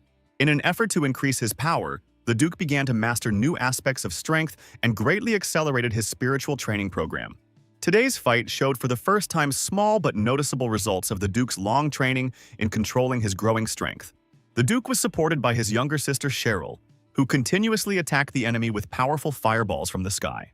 The experienced Archbishop successfully dodged the enemy's deadly fire attacks falling from the sky. The enemy did not expect to meet a mage of such power, capable of maintaining a continuous rain of fire to destroy his army. The Duke's knights arrived in time and joined the attack, seeking to increase the enemy's losses in this decisive battle. One of the enemy knights created a protective barrier, blocking the path of the pursuers, and asked the Archbishop to quickly lead the remnants of the army away. After the protective barrier fell, the army continued to pursue the enemy, who was trying to leave the dangerous canyon. The Duke suddenly appeared and stopped his warriors, ordering them to stop further pursuit of the retreating enemy. Beyond the canyon, they could lose their powers, so the Duke decided to end the pursuit at this point. Initially expecting to catch up with the enemy at such a distance, the Duke was forced to admit the obstacle of the protective power of the god Paris. Eren was surprised by one knight's ability to stop their attack with a divine barrier that reflected Cheryl's magic and all sword strikes. The Duke tried to break through the barrier with the energy of his sword, but as expected, even this power was powerless against the divine protection. The next attempt using pure physical force also failed. The metal of the sword simply bounced off the barrier. To everyone's surprise, a simple punch completely destroyed the divine defense, proving unexpectedly effective against the barrier. After the defense fell, the Duke ordered the enemies to be captured, but one of the warriors, preferring death to captivity, pointed a dagger at his own heart. The Duke managed to stop the suicide, suggesting that he not rush into a decision, hinting at a long future together as a prisoner. As a result of the battle, Archbishop Abel lost 10,000 warriors to magical mines, losing half of his impressive army. The Archbishop led the remaining demoralized soldiers to the border castle of Blanche to regroup and recuperate. Eren, without losing a single soldier, led 5,000 warriors across the border, beginning his march to the capital of the Holy State. At this moment, the Pope received an urgent report from the Archbishop about the results of his military mission against the heretical duchy. The Pope, shocked by the defeat, was told by his assistants that the Duke had used a previously unknown deadly magical weapon. Dad noted the absence of Vivian's divine magic bombs this time, considering all other details of the battle unimportant. Confident in the invincibility of divine protection, the Pope ordered another 50,000 soldiers to be sent against the Duke, considering all weapons except magic bombs to be powerless. Fort Blanche, one of the two border castles of the Holy State on the border with the Empire, was in direct contact with the territory of the Duchy of Bran.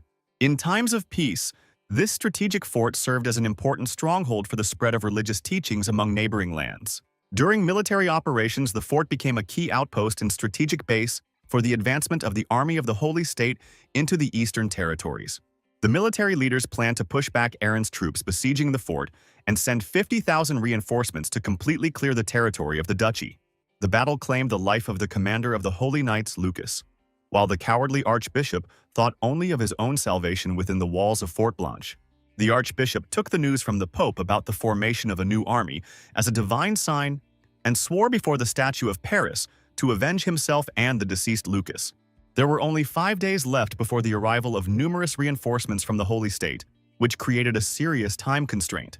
Having learned of the advance of enemy troops, Eren began to prepare for decisive action to capture the strategically important fort.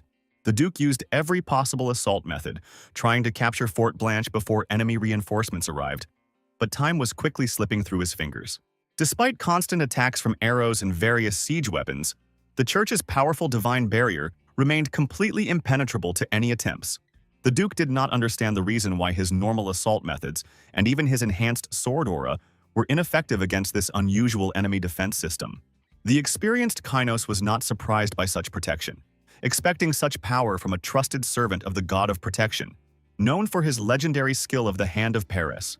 Realizing the gravity of the situation, the Duke saw how arrows bounced helplessly off the barrier, and the rare attacks that broke through were instantly intercepted by the defenders. In search of a solution, Eren turned to Kainos for information on the possibility of using a divine magic bomb against the impenetrable defense. It turned out that Cecilia did not possess the secret of making bombs, and their production required too much time, which was not available before the arrival of enemy forces. Cheryl was resting after the grueling task of creating magical mines in the previous battle, and it would take several days of rest to restore her spent mana. The situation was becoming critical. Without the ability to use divine bombs or Cheryl's magic, they saw no way to overcome the fort's impenetrable defenses. Kanos advised to wait until Ms. Cheryl's strength was restored, considering this the only reasonable solution in the current difficult situation. The advisor expressed hope that Cheryl's magical power, once restored, would be able to overcome even the legendary protection of the hands of the god Paris himself. 4 days before the arrival of enemy reinforcements, the Duke was forced to rely on his sister's help and continue the grueling wait. Unwilling to remain inactive, the Duke continued his futile attacks on the impregnable fort, realizing the futility of these actions against the divine barrier. At the next war council, Kynos admitted that the strength of Paris's arms had proven much greater than their initial calculations had suggested. The strategist understood that it was impossible to simply wait for Cheryl to recover, since time was becoming critically short for the successful completion of the mission. Even with Cheryl's miraculous restoration of strength, there was no guarantee that her magic would be powerful enough against such a perfect defense. The prudent advisor devised a backup plan, marking on the map 2 key points critical to the implementation of the new military strategy. While the siege of the fort continued, the enemy army could either attack directly with all its forces or bypass Fort Blanche to strike at Bran territory.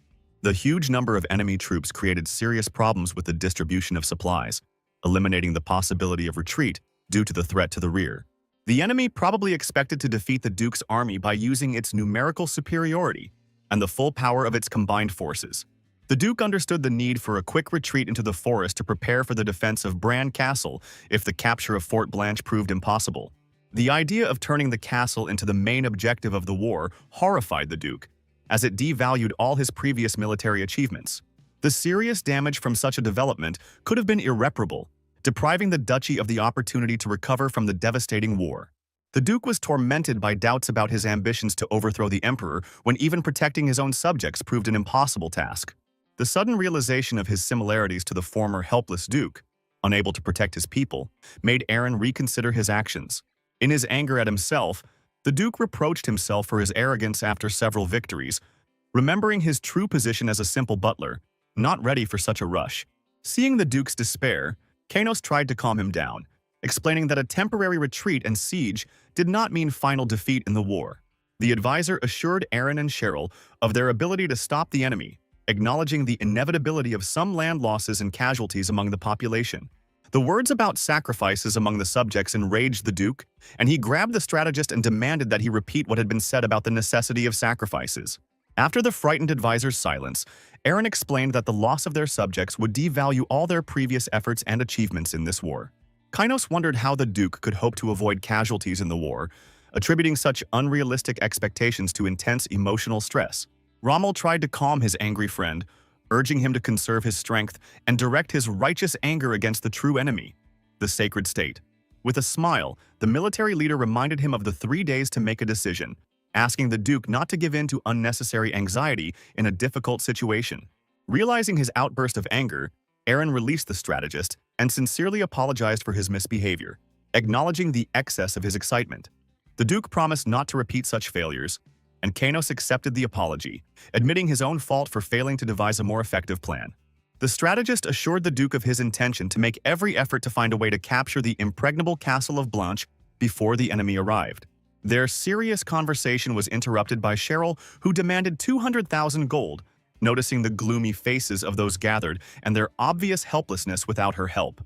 The girl asked her brother about trying to use bursts of energy, but he explained the futility of sword aura attacks against a powerful defensive barrier. Cheryl irritably suggested that the sword's aura was not strong enough to destroy the barrier, reproaching her brother for losing his former power and being unable to cope.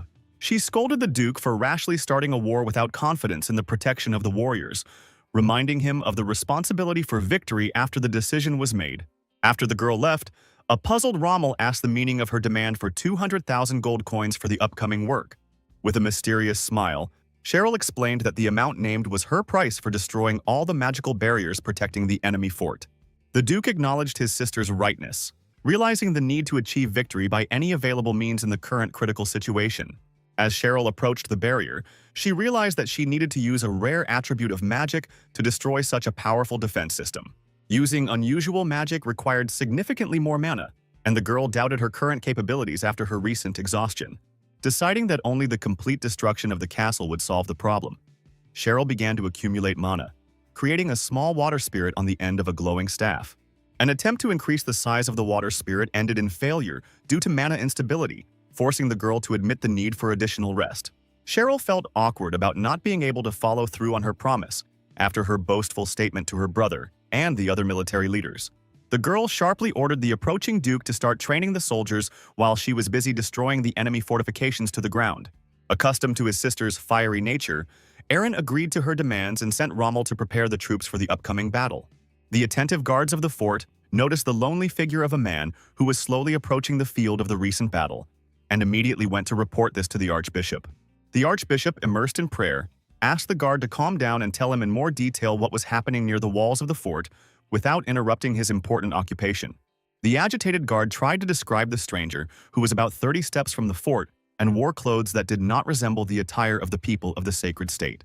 The archbishop quickly rose from his seat and gave the order to the holy warriors to begin prayers for protection, realizing the seriousness of the situation. The young sorceress, still unsure of her abilities, decided to use magic and created a powerful wave reminiscent of a sea tide.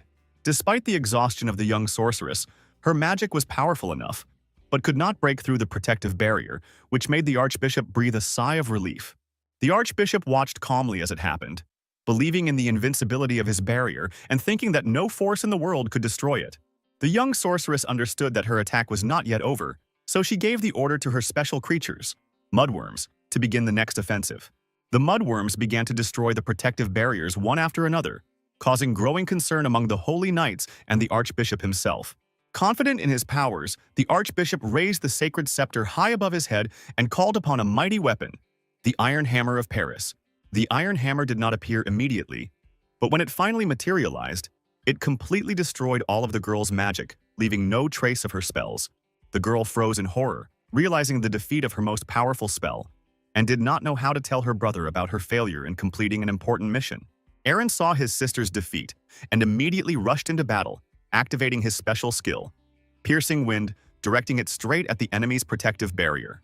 Eren's first attack missed the target, and the archbishop knew his luck, because such powerful sword energy could destroy everyone behind the barrier. The brave hero continued his attacks, sometimes successfully cutting through the barrier, which immediately restored itself, and sometimes completely missing his intended target.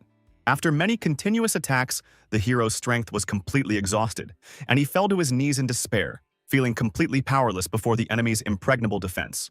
The archbishop was triumphant, not understanding how a simple man could think that he was able to overcome divine magic created by higher powers. The wise dragon watched the battle from afar and realized that his blessing was not strong enough to overcome the enemy's divine protection. The ancient dragon realized the need to break ancient taboos and enter the forbidden field in order to help his master in this difficult battle. History remembers times when people and dragons lived in close friendship, which attracted the special attention of the gods, who closely monitored the actions of their creations. The gods came to the conclusion that dragons had too much influence on the lives of people, so they decided to introduce strict restrictions on their interaction.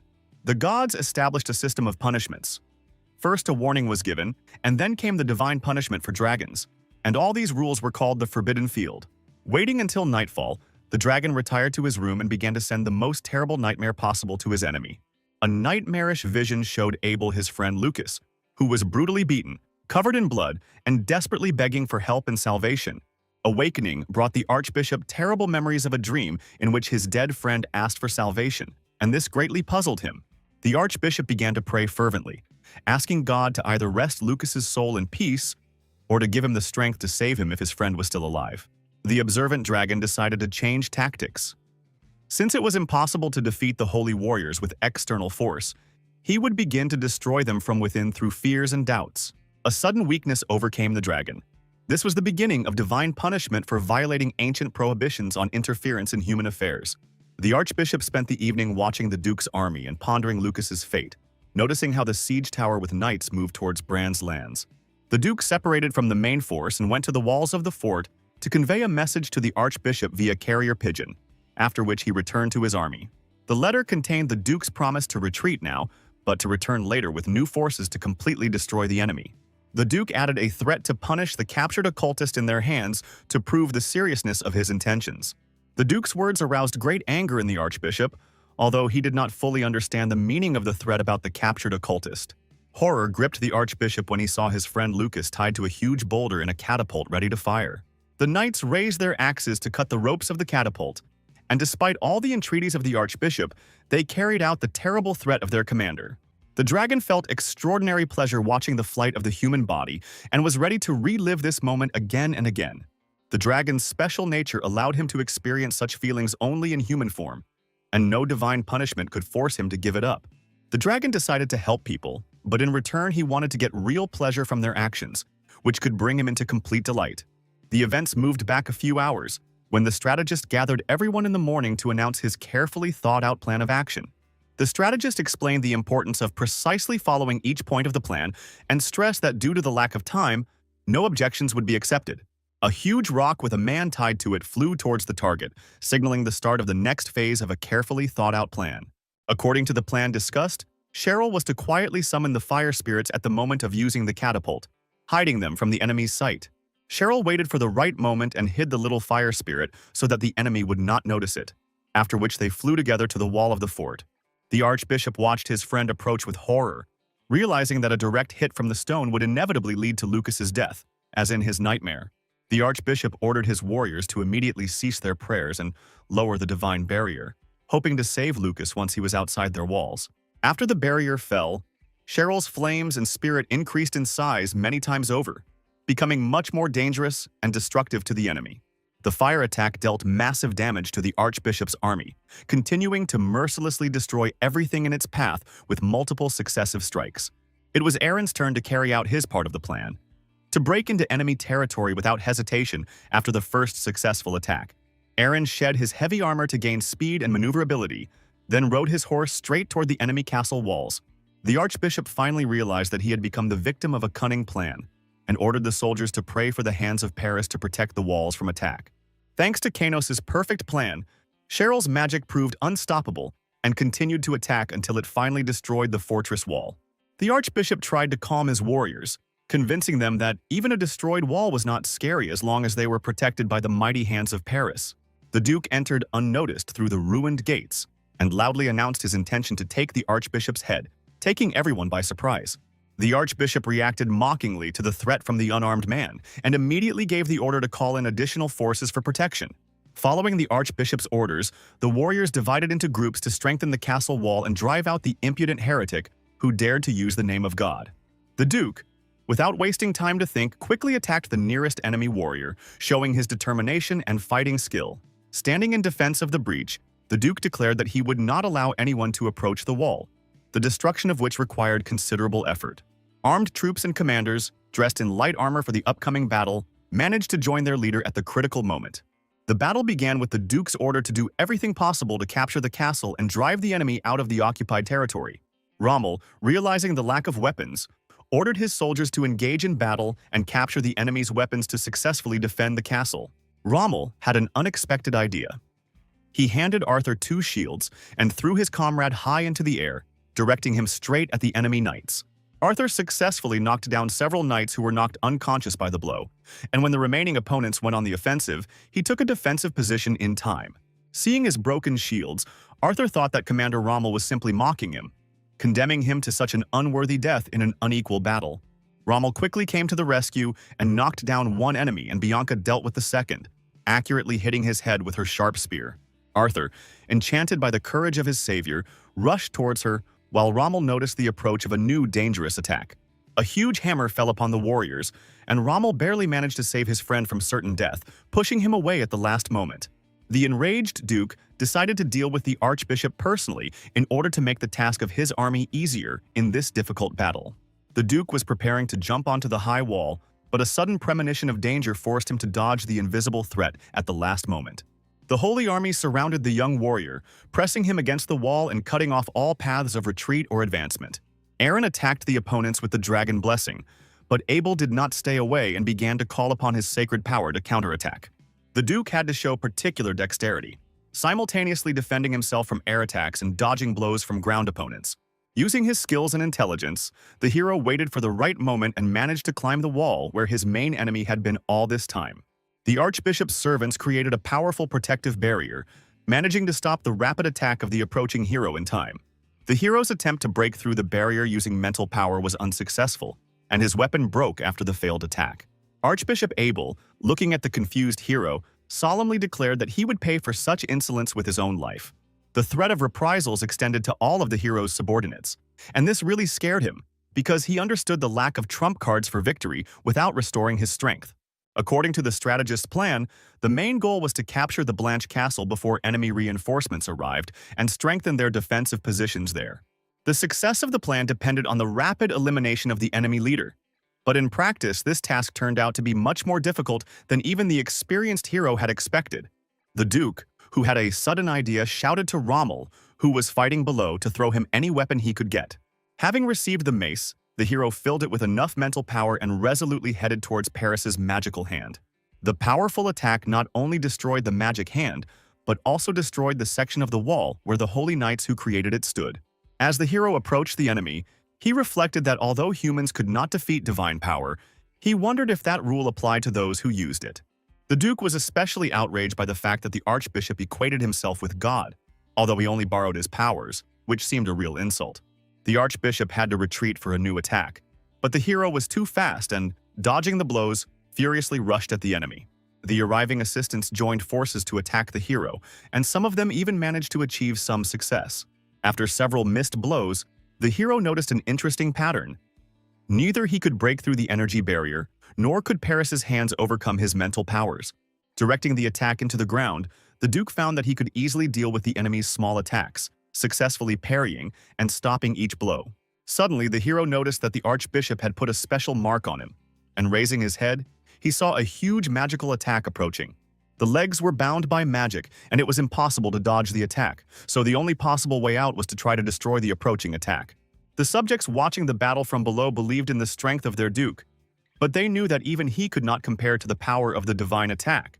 All that was left for the loyal subjects was to watch silently as their Duke tried to resist what seemed to be an inevitable fate.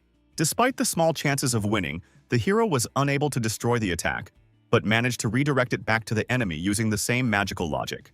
The hero immediately attacked the shocked Archbishop, declaring that his god had definitely betrayed him, since the invincible Abel was defeated. The Archbishop was seized with uncontrollable terror, and he screamed in fear of a man whose incredible strength he could not comprehend with his mind. Preparing to strike again, the hero explained that he was a man risen from the dead, and unlike Abel, he had never claimed to be invincible. Following Kainos's plan, the Duke successfully defeated Abel, the chief defender of Blanche's castle, in a decisive duel. Despite the limited time, the hero managed to create a reliable line of defense before the arrival of reinforcements from the Holy Empire's troops. In the evening, everyone gathered around a rich, festive table to celebrate a significant victory and discuss further strategic plans. The Duke asked Kainos hesitantly if they should remain in the captured Castle Blanche while the enemy mobilized part of his huge army. The wise dragon explained the need to remain in the castle, as the enemy would try by any means to distract their attention from this strategic position. The dragon shared a plan that could prevent enemy action, but warned of the serious natural risks associated with its implementation. The plan was to intercept enemy troops by placing detachments in strategically important points in advance, before the enemy army was divided. Rommel, aware of the enemy's five-fold numerical superiority, considered the interception tactic to be the only reasonable solution in the current situation. Aaron understood the need to act quickly while he and his sister were in the captured castle, but he doubted the possibility of successfully completing the task. Kainos unexpectedly suggested excluding the hero from this plan, claiming that this would bring them much closer to victory in the war. Kainos confidently promised to end all military operations in just 1 week, even without the participation of the main character in the operation. That evening, in his room, Aaron reflected on the dubiousness of the plan, but decided to trust Kainos' unerring intuition, as he had done before. The tired guy was about to rest a little and recuperate when an unexpected knock on the door disrupted his plans to rest. Rommel warned in advance about the possible presence of remnants of the Holy Army in the castle, and asked the Duke to exercise special caution. Aaron quickly calmed down, reasoning that the enemy soldiers would attack without warning, so he calmly allowed the late guest to enter. The late guest turned out to be a young nun who came to the Duke despite the late hour in her home clothes. The embarrassed girl apologized for the late visit and told him about an important request. But the hero awkwardly suggested postponing the conversation until the morning. Sitting on the edge of the bed, the nun explained the urgency of her visit by saying that she had received a call from Lord Vivian himself. The hero looked at the girl carefully, thinking about the meaning of her words, and Cecilia explained that the Lord was calling them both. The Duke was confused, wondering at the reality of Vivian's existence and the reasons for his sudden appeal to them. Cecilia explained that the Order of Vivian originated in ancient ruins on the mountain ridge behind Chateau Blanche, in these sacred lands. The capture of the castle by the Order of Paris prevented Cecilia from approaching the sacred ruins, despite Lord Vivian's constant urgings. Thanks to the Duke's victory, the long-awaited chance to reach the sacred ruins appeared, for which the girl expressed sincere gratitude. The Duke reminded him of his unfinished military mission, but Cecilia, embracing him, asked if he would refuse the divine request. Not wanting to upset the girl, the Duke promised to visit the chosen place after the end of the war if Blanche's castle remained under their control. Cecilia, touched by the Duke's promise to fulfill her request, decided that it was now her turn to return the favor. As she left, the girl asked if the gentleman knew about Lord Vivian's true nature, showing genuine interest in his knowledge. Seeing the confusion in the man's eyes, the embarrassed girl explained that Lord Vivian was the one and only deity of love. In the dead of night, in the military camp of the reinforcements of the Holy State, a sudden and frightening confusion began among the soldiers. Archbishop Landa, commander of the reinforcements of the Holy State, slept peacefully in his bed, unaware of the impending danger. Loud cries of fire woke the archbishop. Frightened horses rushed about in panic, and helpless soldiers died in the fiery trap. Quickly dressing himself, the archbishop demanded a report and learned that the fire had started near important food carts. Cheryl sent out her powerful fire spirit, which mercilessly burned everything that came in its destructive path. Seeing the fiery spirit, the frightened people mistook it for a demon and tried to extinguish it with water. But the angry spirit turned its rage against them. Archbishop Landa realized with horror the complete destruction of all food supplies, realizing the catastrophic consequences for the army. Under cover of darkness, the well-prepared army of holy warriors and the Duke's soldiers, under the command of Rommel, began a decisive offensive. The soldiers clearly divided the combat tasks among themselves and methodically destroyed the enemy, acting as a single well-oiled machine. The archbishop watched the chaos and could not believe the audacity of Duke Aaron, who dared to do such a thing to the servants of God Paris. The experienced Kanos watched the battle, realizing that even the most well-thought-out counterattack strategy was useless without reliable and loyal warriors. Deprived of food, the enemy would inevitably begin to lose strength, and now they needed to hold out for only a week to have a real chance of victory. An attentive observer could notice that both the wise Kynos and the experienced archbishop made one important strategic mistake. The dragon believed that the destruction of enemy food supplies would significantly slow down the enemy's offensive actions. No one foresaw that this blow to supplies would only kindle the flame of faith in the enemy, giving them unexpected strength to resist. Inspired by faith, the warriors were able to overcome hunger and continue the battle to fulfill the sacred will of their deity Paris. The opposing orders encountered Aaron's forces well ahead of schedule, disrupting the original battle plan. Archbishop Landa's strategy, based on the superiority of the troops, turned out to be insufficiently effective in the current situation. Unexpected news shocked the command. The castle of Aventa was captured, and all supply routes to the sacred warriors of Paris were completely blocked. The archbishop was at a loss, unable to understand how the enemy could seize new territory if all their forces were in the castle of Blanche. It turned out that the Duke had successfully led a secret operation to capture the new city even before the main reinforcements of the Holy State arrived. The brilliant strategist Kynos divided his military forces into two specialized units with different combat missions. The first detachment was to hold off enemy reinforcements, while the second was given the important task of capturing Aventa Castle with its strategic reserves. Despite the successful destruction of enemy supplies, the interception unit was unable to completely stop the enemy's advance toward its intended target. The bloody battles resulted in huge losses among soldiers, significantly weakening the fighting potential of both opposing sides. The exhausted interception squad, despite heavy losses, still managed to stop the further advance of the warriors of the sacred state. Aaron's Special Operations Squad crossed the mountain range and successfully captured the strategically important Aventa Castle. Archbishop Landa, finding himself in a desperate situation, decided to continue the attack on the Blanche Castle and urgently requested additional resources. The prudent Kanos had calculated the possibility of such a development in advance and successfully prevented the enemy from receiving help. The archbishop, seeing the suffering of the soldiers dying of hunger, made the difficult decision to surrender to the enemy in exchange for life-saving food. Duke Gran rushed to the emperor with important news, unaware of his true intentions in the current situation. When the servants tried to prevent the meeting, the duke reported Aaron's capture of two strategically important castles, Blanche and Aventa. The enraged emperor could not believe that his powerful army of Paris could not cope with a relatively weak enemy. The experienced ruler felt that the news he received was not limited to information about his army's military defeats. The emperor's premonition turned out to be correct. The Pope officially approached him with a request to intervene in the protracted conflict. Duke Gran explained that the Pope, not wanting to surrender to the heretics, asked the emperor to use his power to end the bloody war. The emperor was furious, remembering the agreement with the Pope to neutralize Duke Aaron, which ended in a shameful defeat. Upon hearing the news of the emperor's intervention, an enraged Aaron realized that all his carefully laid plans were in jeopardy. The wise Kanos considered this turn of events favorable, understanding the impossibility of continuing the war due to huge losses.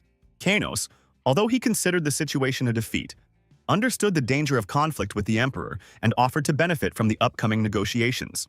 A week later, important rulers gathered in the spacious conference room of Aventa Castle to conduct complex peace negotiations. The Pope understood the Duke's anger, since the emperor's intervention in a war that was almost won could have caused a similar reaction in any commander. The Pope considered the help of the emperor, who had allowed the war to begin, a better solution than the loss of the order's pride through a humiliating capitulation. The Holy Pope solemnly declared Lord Paris's mercy to the hero, claiming that it was the deity who had ordered the end of the military confrontation. The Pope confidently stated that continuing to cleanse the lands would certainly lead them to final victory over the enemy. The Duke looked with mockery at the Pope, who, realizing the impossibility of continuing the struggle, tried to maintain the appearance of victory. The Duke asked his advisor ironically if he had ever met such a boastful fool on the battlefield. The archbishops were horrified by the Duke's insolent treatment of the Pope of the Holy State, whom they revered equally with the king of an entire nation. The hero mockingly noted that the archbishop, who had recently surrendered for food, had taken courage, and explained to the Pope his ignorance of the real state of affairs. The Duke pointed out the hypocrisy of talk of mercy, recalling that it was they, and not Paris, who had shown mercy to the starving heretics. The Duke commanded that empty talk be stopped, and that demands be listened to carefully if the Pope wanted his captured warriors returned. The Pope remained remarkably calm and even smiled, convinced of the truth of the rumors about the young Duke's warlike character. The Duke made a bold demand to hand over to them the capital of the sacred state of Regal, to which the Pope reproached him for excessive presumption. An angry Aaron ordered that all the captives be sent to forced labor or sold at the slave market if they disobeyed. The tense negotiations were interrupted by the appearance of the emperor and his entourage, whose face expressed obvious dissatisfaction with what was happening. Emperor Jeron, while containing his hostility, noted how his nephew had matured since their last important meeting. The Duke and his loyal subjects immediately bowed deeply, paying the emperor the honors due. The emperor ordered the Duke to raise his head, and at that moment an armed knight rushed towards him but only destroyed the table. The emperor explained his reluctance to sit at the tables by security considerations and the need for a full view of what was happening around him. The Duke tried to flatter the emperor by noting the similarity of their thinking in matters of security and observation of the surrounding environment. Having completed all the necessary preparations, the participants in the negotiations gathered together to discuss important state issues. The emperor looked at Lord Paris's representative with obvious displeasure and demanded an explanation for the loud argument he had heard on the way to the hall. The Pope briefly outlined the essence of the conflict, reporting the Duke's demand to hand over the capital of the Holy State as war compensation. The Duke countered by clarifying that he was only criticizing the Pope's violation of his own rules regarding starting a family and having descendants. Noticing the reaction of those present, the Duke realized that the time had come to begin serious negotiations for deserved compensation. Watching the Pope, the Duke foresaw the spread of compromising rumors that would force him to leave his high post. The Duke planned for the next Pope to be the deliberately left alive Archbishop Landa, carefully preparing the ground for change.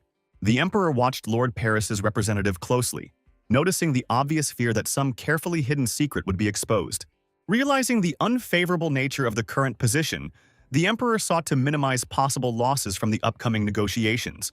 The Emperor proposed to put aside the delicate matter and concentrate on discussing the compensation the Duke wished to receive. The Duke spoke as the representative of the empire, declaring the harm of a religion controlled by a manipulator who spread influence among the citizens.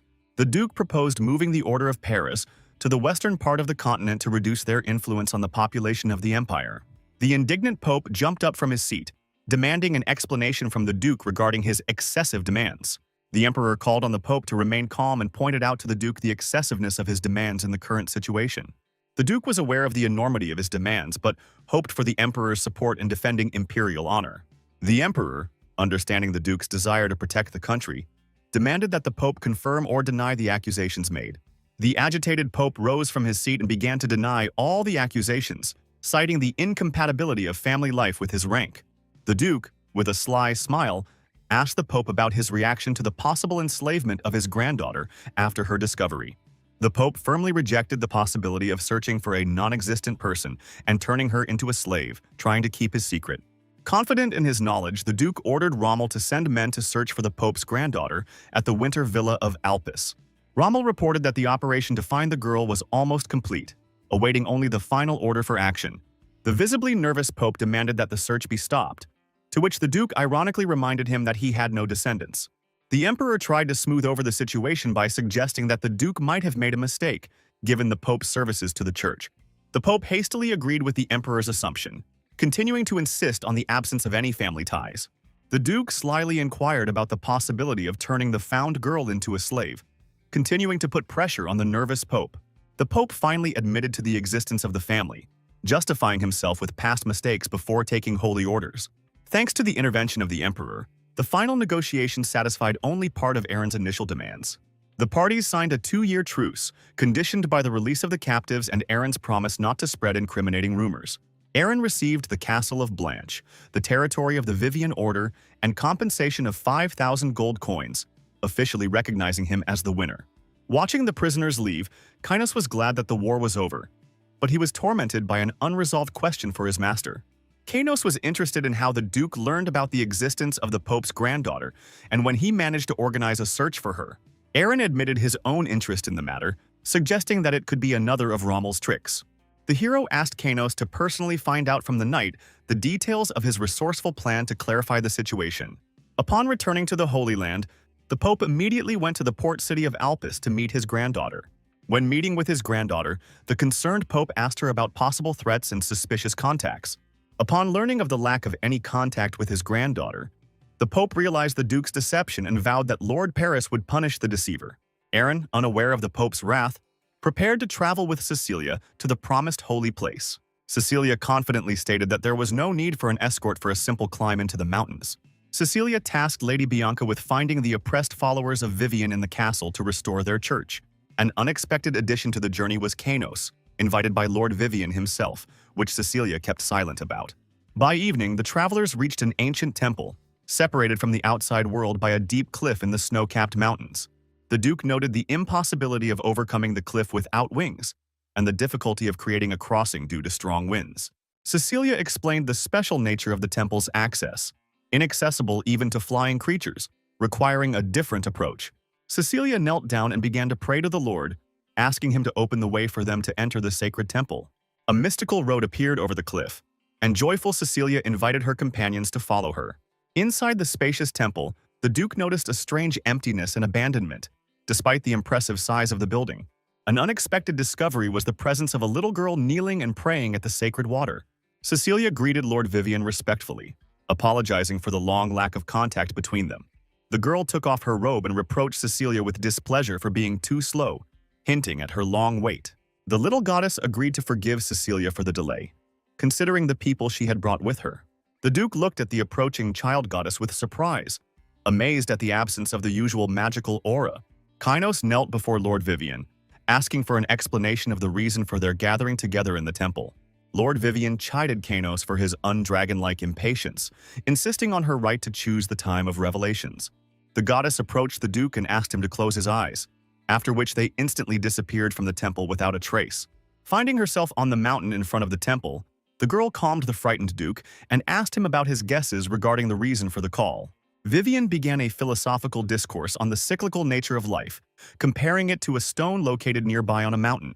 The goddess demonstratively dropped a huge stone, which destroyed the temple in half, presumably killing the people inside. The Duke was horrified by the thought of the possible death of Kanos and Cecilia under the rubble of the destroyed temple.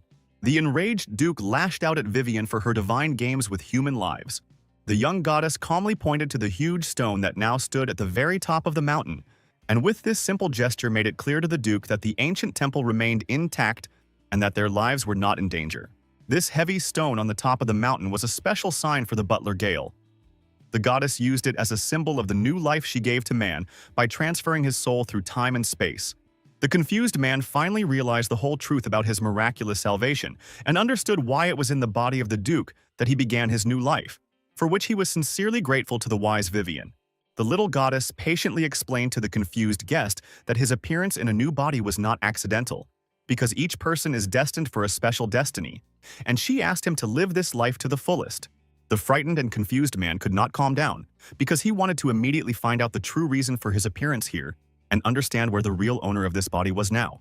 The wise goddess advised the traveler to continue his life's journey without fear and doubt, promising that one day he would definitely meet the real Duke, although he would be completely different. When the allotted time for conversation came to an end, the goddess used her divine power and directed the Duke towards the cliff, managing to notice his last attentive glance before falling. Waking up from a deep oblivion, the Duke was surprised to find himself not within the walls of the ancient temple, but outside, where an alarmed nun was trying to bring him to his senses with her caring actions. After waking up, the Duke looked around in confusion, trying to figure out his location because he clearly remembered the moment of the fall. But now they were right in front of the entrance to the majestic temple. The excited Duke began to ask about the mysterious goddess, but the attentive Cecilia gently explained that they were not destined to meet her yet, because the time for this meeting had not yet come. The man was absolutely sure that they had indeed entered an ancient temple and met there an amazing girl who looked like an exact copy of the beautiful Cecilia. Trying to tell others about his unusual experiences, the hero encountered Cecilia's firm conviction that they had remained outside the temple all this time, and he had simply lost consciousness.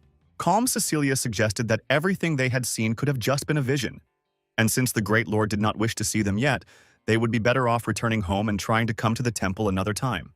Climbing onto his trusty horse, the worried Kynos could not understand why the rest of the people did not remember at all the amazing events that happened to them within the walls of the ancient temple.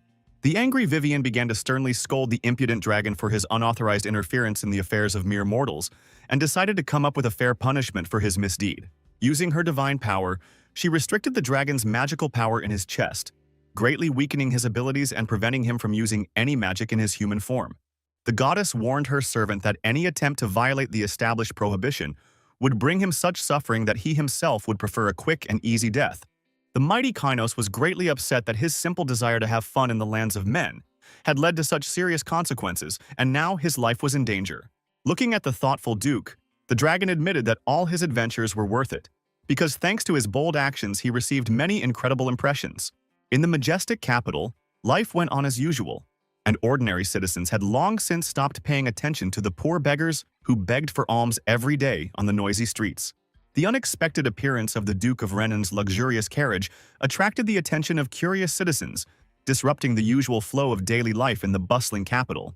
The contented Duke, comfortably seated in his carriage, rejoiced at Aaron's victory over the Holy State, but he was troubled by the thought of the Emperor's close attention to their actions. The sudden stop caused the carriage to rock violently, forcing the alarmed Duke to leave his comfortable seat to find out the reason for the unexpected delay on the way. In front of the luxurious carriage stood an unfamiliar man, who confidently declared to the surprised travelers that he was Duke Aaron himself, returned from oblivion. The mysterious stranger held himself very seriously and confidently, silently waiting for the moment when the real Duke would deign to listen to his amazing story. Despite obvious doubts, the Duke decided to listen to the strange man, although he could hardly believe in the possibility of resurrection after death at the hands of the Emperor 20 years ago. Realizing the improbability of his story, Aaron specifically went to find Renan, a distant relative of the crown and a loyal servant of the former emperor, hoping to find understanding. The Duke, who had lost his former appearance, chose Renan as his only interlocutor, realizing that any other person would immediately notice his striking difference from the former Duke. The angry driver rudely pushed the impostor out of the expensive carriage, outraged that a common man dared to lie to a noble gentleman for so long. Despite the strange man's insistent assurances of the truth of his words, Renan could not believe such an incredible story and ordered his men to continue on their way. With a heavy heart, Aaron admitted that his fears were correct, knowing that no one would believe his amazing story when he himself was having a hard time accepting the changes that had happened to him. Deep down in his soul, he was determined not to allow a repetition of the tragic events of his past life, which still weighed heavily on his conscience. Throwing aside his long-standing promise to his father, the determined hero was determined to strike first at the treacherous emperor in order to prevent future disasters. Despite lacking the dragon's blessing, powerful RCGA technology, and any material means, he was determined to find a way to regain his former strength. At this time, the energetic head of the Crusaders, Bianca, was seriously concerned with many urgent problems that required immediate solutions. In order to successfully expand the influence of the territory, Blanche urgently needed to increase the number of troops. But, to the great disappointment of the commander, there were no volunteers to join the ranks of the army. Bianca felt a special responsibility to gather the army before the Lord herself, because it was this important task that she voluntarily took upon herself, giving a solemn promise. After carefully studying the terms of service, she suddenly realized the reason for her failures. The proposed payment of 2 gold coins was simply ridiculously low for military service. Such a modest salary was barely enough to buy a simple sack of flour, let alone feed an entire family for a long month of service. In a fit of anger, the enraged Bianca smashed the shameful salary plate, which greatly embarrassed the modest Cecilia and further charmed the enamored Arthur. Observant Aaron, noticing the problems that had arisen, calmly approached the strategist to find out the reasons for the concern, since the payment was supposed to remain the same. The attentive Kainos carefully pointed out to the hero the suspicious people who were strangely stomping around in one place in a narrow, dark alley nearby.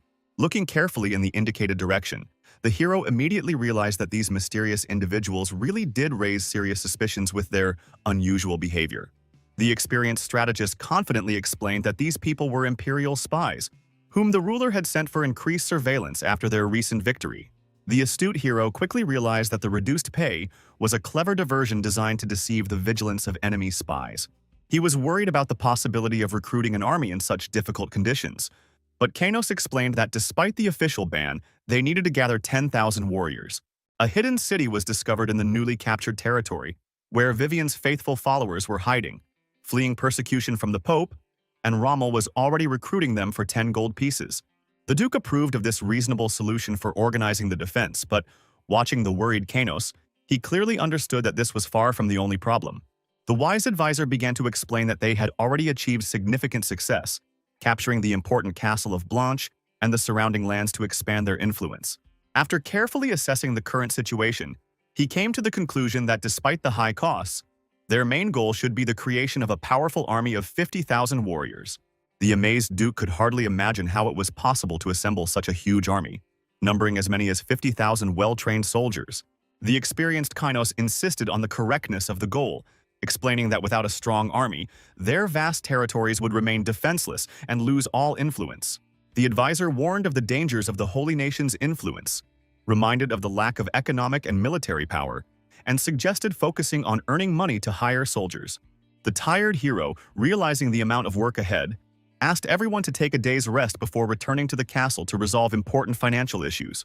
At this time, Mariah was traveling through the Duke's lands with a young companion, who was carefully examining the traces of recent heavy battles in these territories. The talkative Mariah told his companion about the merciless character of the local Duke, adding that the visible destruction was only a small part of his capabilities. The inquisitive girl asked with interest about the length of the Duke's reign and the veracity of the rumors about his cruel methods of governing the captured lands. Moria was amazed that even on the distant western continent, where his companion had come from, they knew so well about Duke Bran. Soon, the young traveler appeared before the powerful ruler of the north, who was clearly puzzled by such an unusual address to his person. The polite girl told about the legendary glory of the Duke, who conquered many enemies and subjugated the lands of the powerful holy nation, earning the proud title of ruler of the north. Aaron, tired of long speeches, decisively interrupted the talkative guest, insistently demanding that she move on to the main purpose of her unexpected visit. After the girl ignored his request, the irritated Duke drew his sharp sword, annoyed that people constantly needed the threat of weapons to understand simple requests. The experienced Mariah noted with satisfaction the success of his strategy, since it was he who advised the Duke to use the menacing rumors about himself to gain an advantage in negotiations. The frightened girl finally introduced herself as the princess of the distant kingdom of Samad, who had come to the powerful Duke with an important business proposal. Everyone knew about this rich island kingdom, conveniently located between the bustling central and western continents. Despite its small population, the kingdom was famous for its influential trading groups, which controlled all the important trade flows between the continents. It was no coincidence that the young princess headed the most powerful royal trading association, controlling the most important trade routes. A thoughtful Aaron realized with bitterness that the beautiful kingdom of Samad was destined to disappear within 10 years during the brutal conquest of the western continent. Having listened attentively to the excited princess, the Duke calmly invited her to continue her story about the purpose of her important visit. The determined Luvia put forth her proposal to build a large warehouse on the Duke's lands for goods coming from the western continent. The surprised Duke did not understand the need for a new warehouse, since the merchants already had enough storage facilities on the territory of the empire.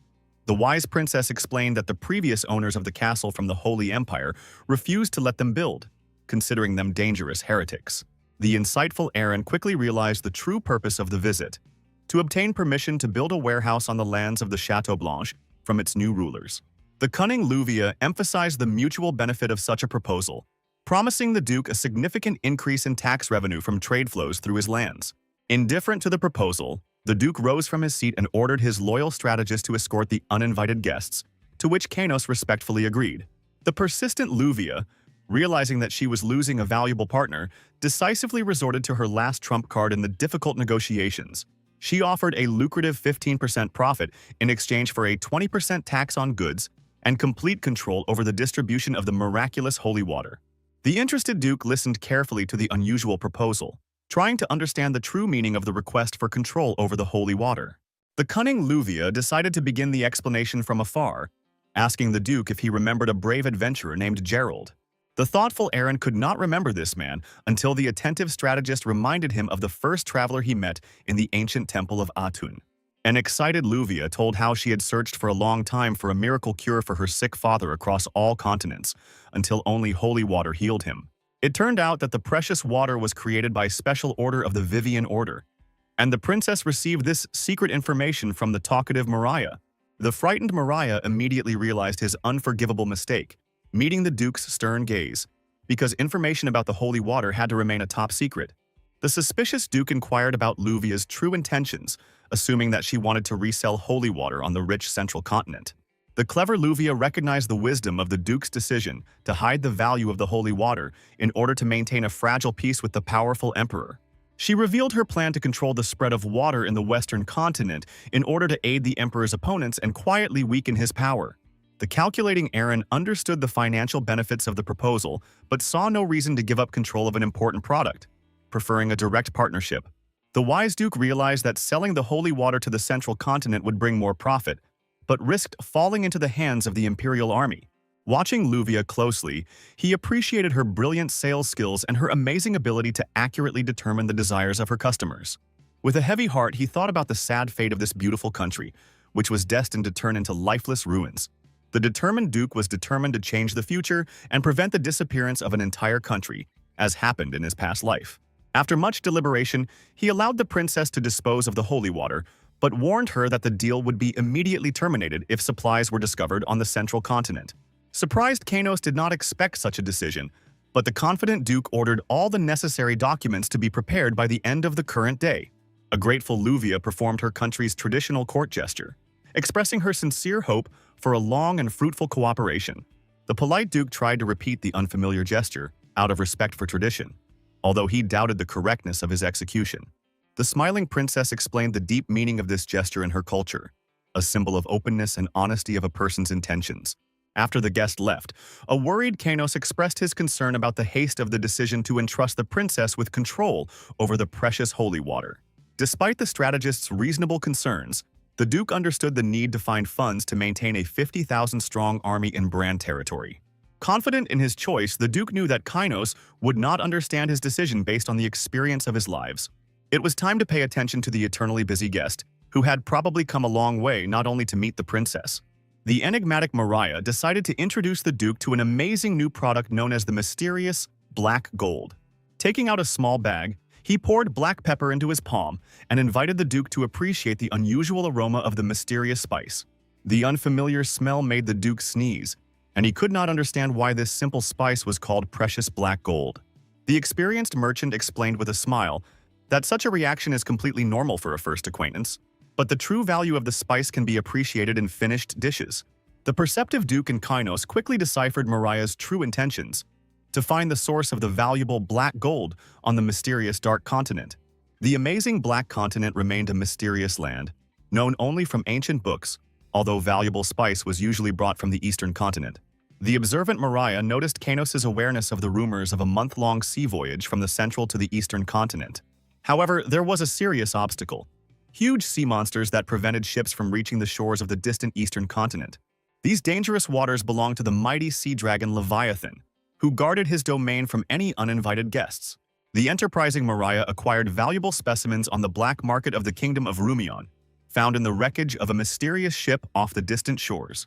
The precious spices were stored in a strange box of unknown origin, which led them to the conclusion that a ship had likely arrived from the mysterious Dark Continent. The determined hero tasked his loyal Kainos with gathering all possible information about this mysterious place, using any available sources. The dedicated strategist promised to make every effort to collect valuable information, although he understood that this would require a considerable amount of time. Late at night in his chambers, a thoughtful Kainos sent an urgent letter to Keishi, asking him to find any information about the mysterious Dark Continent. As he watched the dragonbird fly away, he thought bitterly of the lost ability to use magic to travel on his own. In desperation, Kainos turned to the powerful Lord Vivian to ask for a brief return to his native land. The falling star clearly showed the stubborn goddess's refusal, forcing Kainos to accept her unyielding decision. 2 months after the warehouse was completed, an attentive Aaron met with the treasurer to sum up important results. The alarmed Duke watched with concern the strange behavior of the old man, who, hunched over, did not take his eyes off the important documents. The excited treasurer confessed to the Duke that the profit from the sale of holy water had exceeded all his expectations, bringing millions of gold coins into the treasury, more money than he had seen in his entire life. The Duke looked at the treasurer in surprise and asked why this money made him so excited, since after military victories they received no less sums from the captured booty. An experienced treasurer explained an important difference. A constant income every month is much more useful than a one-time military booty, because it allows you to properly plan all expenses on land. The Duke tried to calm the agitated treasurer and asked about his plans for using the money he had received, reminding him of the important need to raise a large army. The old treasurer was very angry because the Duke did not understand at all how much gold was spent on maintaining order in all the lands and paying for important works. The treasurer could not understand the Duke's desire to raise a new army when he had 10,000 warriors, and warned that a large army would take all the money needed for the lands. The Duke did not argue with the old treasurer, and decided to return to his castle to calmly think over what he had heard and find the right solution for their lands. On the way to the castle, the Duke noticed how well the treasurer had managed the money. The road had been repaired, and new buildings and well-kept fields had appeared along it. The Duke nevertheless asked his companion whether their treasury really could not support an army of 50,000 warriors to defend all lands from enemies. The wise advisor sadly confirmed that such a large army would now ruin their lands and lead to big problems with paying salaries and purchasing supplies. The Duke was greatly upset to realize that the treasurer was telling the truth about the difficult financial situation, and was not exaggerating the problems for his own benefit or caution. The unexpectedly clever advisor added that although the task was very difficult, he never spoke of the complete impossibility of gathering a large army to defend the lands. The advisor suggested creating an army that would be subordinate to the territory of Bran, but located on another continent where maintaining troops would be much cheaper. The Duke listened carefully to this idea and realized that creating a dependent state on another continent could indeed solve their problem with a large army. After calculating all the expenses for maintaining the army, it became clear that moving the army to another continent would allow for significant savings from the treasury. However, to create a new state, it was first necessary to reach the unknown Dark Continent, and the Duke doubted whether it was worth the risk for an unknown benefit. In an old book, the Duke read the story of a traveler who everyone considered crazy for his decision to go to the distant and mysterious Dark Continent. During his 10 years of absence, even his wife and children declared the traveler crazy because of his amazing stories about the riches and wonders of the Black Continent. Despite the ridicule and distrust of everyone around him, the traveler continued to tell the truth and recorded his discoveries for future seekers of distant lands. In his notes, he described unprecedented treasures, rare spices, and precious stones that he had never encountered before on the familiar Central Continent. The traveler noted the complete absence of magicians on the Black Continent and wrote that even a small army of 10,000 warriors from the central continent could easily capture these rich lands. In his diary, he revealed an important secret about the round shape of the world, refuting old tales about a flat earth with a cliff at the edge, and warned about a large sea monster. After much study of the old book, the Duke decided that even a dangerous sea monster and other difficulties would not stop him from taking advantage of such a rare opportunity. A clear plan of action had formed in the Duke's mind, which required immediate execution. So he immediately began preparing for an important journey. The first thing the Duke wanted to do was to test the words of the merchant Mariah about the unusual properties of black gold and its amazing effect on the taste of ordinary food. The Duke hesitated for a long time to try the unfamiliar seasoning, but a bad feeling did not stop him from wanting to find out the truth about the mysterious spice. After carefully trying the new seasoning, the Duke was amazed at how much the usual taste of food changed. It became much tastier and more aromatic than ordinary food. Then the Duke realized that selling unusual spices from the Dark Continent would bring them huge amounts of money and make their lands even richer and more influential. Having summoned the faithful Kainos, the Duke directly asked him what would be needed for a successful journey to the distant Black Continent. The delighted Kainos immediately began to talk about the need to capture a port in the kingdom of Rumion on the eastern continent to organize a sea voyage. Since they had no compelling reason to attack Rumion, the Duke decided to give an important speech to the people in a few weeks. The inhabitants were afraid of bad news about the attack of monsters from the Black Forest or the appearance of new enemies, but the Duke was going to tell them about something completely different. In his speech, the Duke announced that he had received alarming news about the insult to the followers of their faith by the kingdom of Rumion in the east. This news angered the grateful church-going people, but Kainos explained the need for a compelling reason for war and the gathering of additional defense forces. Continuing his speech with tears in his eyes, the Duke told the people about the cruel treatment of their brothers and sisters who were being held in slavery in the neighboring kingdom. The Duke announced his intention to negotiate with the rulers of Rumion for the return of his captive compatriots home to their families. Now they had to gather a strong army and wait for time to regroup their troops in order to create a worthy pretext for starting military action. After the Duke's brilliant speech, Kainos noted that the speech had made a strong impression on the people, although the ruler himself doubted the sufficiency of his words. A disgruntled treasurer appeared in the crowd and immediately realized that the recent lull in business was a harbinger of new large expenditures for military needs. The Duke quickly led the outraged treasurer away from the crowd, promising to explain everything later, and ordered the preparation of new armor for the warriors to begin. The treasurer was shocked by the need for new military expenditures, recalling the armor recently purchased for the Duke's 10,000 warriors. Instead of a long explanation, Aaron gave the treasurer a taste of the meat with mysterious spices, and he immediately felt an amazing new taste. The Duke realized from the treasurer's reaction that he had never tasted such spices, and explained that it was for their sake that they must capture Rumion. The old treasurer immediately changed his mind, imagining the huge profits from the sale of unusual spices, and agreed to support his master's plan. Before leaving, the treasurer asked the Duke and Kainos for the exact amount of armor that needed to be ordered for the new military campaign. The Duke's next target was the small kingdom of Rumion, located on the eastern edge of the central continent under the rule of the empire. The Duke noted that the lands of the kingdom of Rumion were significantly smaller than their territory of Bran in size and population. Rumors of the incredible wealth of Rumion circulated throughout the continent, with even dogs wearing gold collars thanks to the extensive trade. An important message arrived in the rich and peaceful kingdom, which greatly surprised the king with an unexpected visit from representatives of the empire. The king was informed of the arrival of Duke Aaron, who, although a vassal of the empire, had no direct connection with the royal court. The king knew of the Duke's glory in defeating the Holy Nation's troops, and did not understand the reason for his personal visit to their peaceful kingdom. The advisors told of the Duke's demand for the return of his subjects, which greatly alarmed the king with the question of possible prisoners from the empire. It became known that the Duke was interested in the fate of the followers of their faith, who were listed in the kingdom as criminals. The king became frightened when he realized that the Duke was talking about the followers they had sent into slavery for breaking the laws of the kingdom. The Duke's demand was simple: to return to their homeland all captive followers of their faith without any conditions or delay. The king urgently called a council in the main hall, where the advisors were already heatedly arguing about the unexpected demand of the powerful Duke.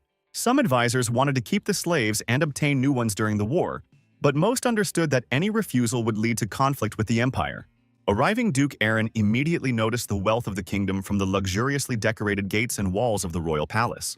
The observant Kanos noted that the beautiful walls of the palace served more for decoration than for protection, since there were no protective spells on them. The Duke was irritated by the king's slowness in receiving him, because as a representative of the empire, he expected a more respectful and prompt attitude towards himself. The armed soldiers of the kingdom of Rumion immediately surrounded Aaron in a tight ring as soon as the gates swung open to the arriving travelers on this sunny day. The commander-in-chief of the mounted infantry loudly gave the order to his soldiers to line up in neat rows and stand at attention in front of the important guests of the kingdom. Aaron looked carefully at the soldiers gathered around and came to the conclusion that the local ruler was meeting the arriving ambassadors at the gate too cautiously. The commander rode up to the travelers on his warhorse and asked the young man to confirm whether he was the Duke of the Brian Empire named Aaron and to show the seal. Confused, Aaron had no idea what seal the commander was talking about. So the military man patiently explained that a real duke never travels without this sign. The warriors watched in surprise at the strangers who dared to come to the kingdom of Rumion without confirming their identity and calling themselves the Duke of the Braun Empire. The knight loudly ordered the guards to seize the deceivers, but suddenly the duke's commanding voice made all the warriors stop and freeze in place. The real duke could not understand the reason for the demand for the seal, and the knight's strange confidence that someone was trying to impersonate the ruler of the Braun lands. The smiling warlord reported the amazing news that the true Duke Aaron had already passed through the gates of the kingdom before these travelers arrived. The guards took Aaron and Kanos to prison, despite the young man's loud protestations that he was indeed the rightful Duke of the Braun Empire. The prison warden mockingly advised the prisoner to stop making noise and accept the fact that he would soon become an ordinary slave in the kingdom of Rumion. The king, at an important council, expressed gratitude to Duke Aaron for his help in capturing the impostors who dared to appropriate his glorious name and title. The distinguished guest politely thanked the ruler for his support and assured him of his devotion to the interests of the empire and his readiness to serve it.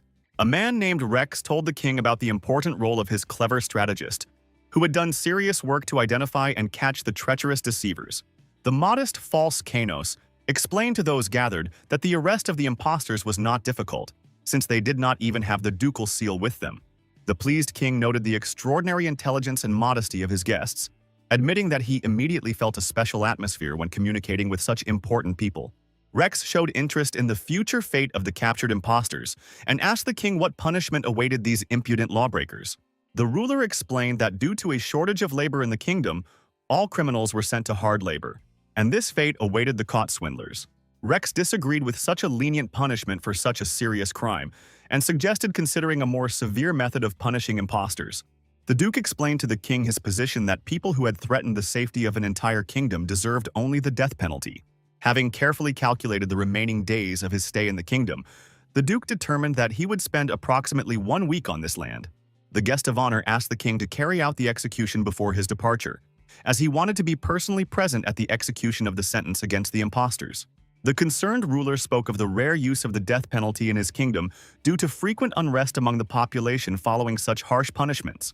The king, noticing the determined attitude of his important guest, agreed to fulfill his wish to hold a public execution for the criminals.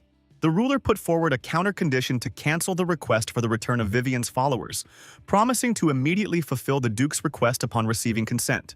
A crowd of people gathered in the kingdom's main square a few days later to witness a rare event in these lands. The famous merchant Moria appeared among the honored guests and respectfully greeted the ruler of the kingdom of Rumion with a low bow. The joyful king greeted his old friend warmly and began to ask him about current trade affairs and successes in business development. Moria spoke about his new currency exchange office in the kingdom and expressed his sincere gratitude to the ruler for his support in this endeavor. The king smiled and asked the merchant to raise his head and noted his indispensability in the matter of currency exchange for all the inhabitants of the kingdom. The ruler praised Mariah's management skills and invited him to continue the conversation later, after which the merchant headed to his place. The experienced merchant's attention was drawn to a stranger in the clothes of Duke Aaron, whose face seemed completely unrecognizable to Mariah. The herald loudly announced the beginning of the execution, and the guards led the convicted criminals accused of treason out onto the square. The official read out a list of crimes, including attempting to deceive the government and intending to destroy good relations between the kingdom and the empire. King Nicholas II, the supreme ruler of the kingdom of Rumion, issued the final sentence of death for the captured criminals. The guards removed the masks from the faces of the condemned and allowed them to speak their last words to the assembled spectators.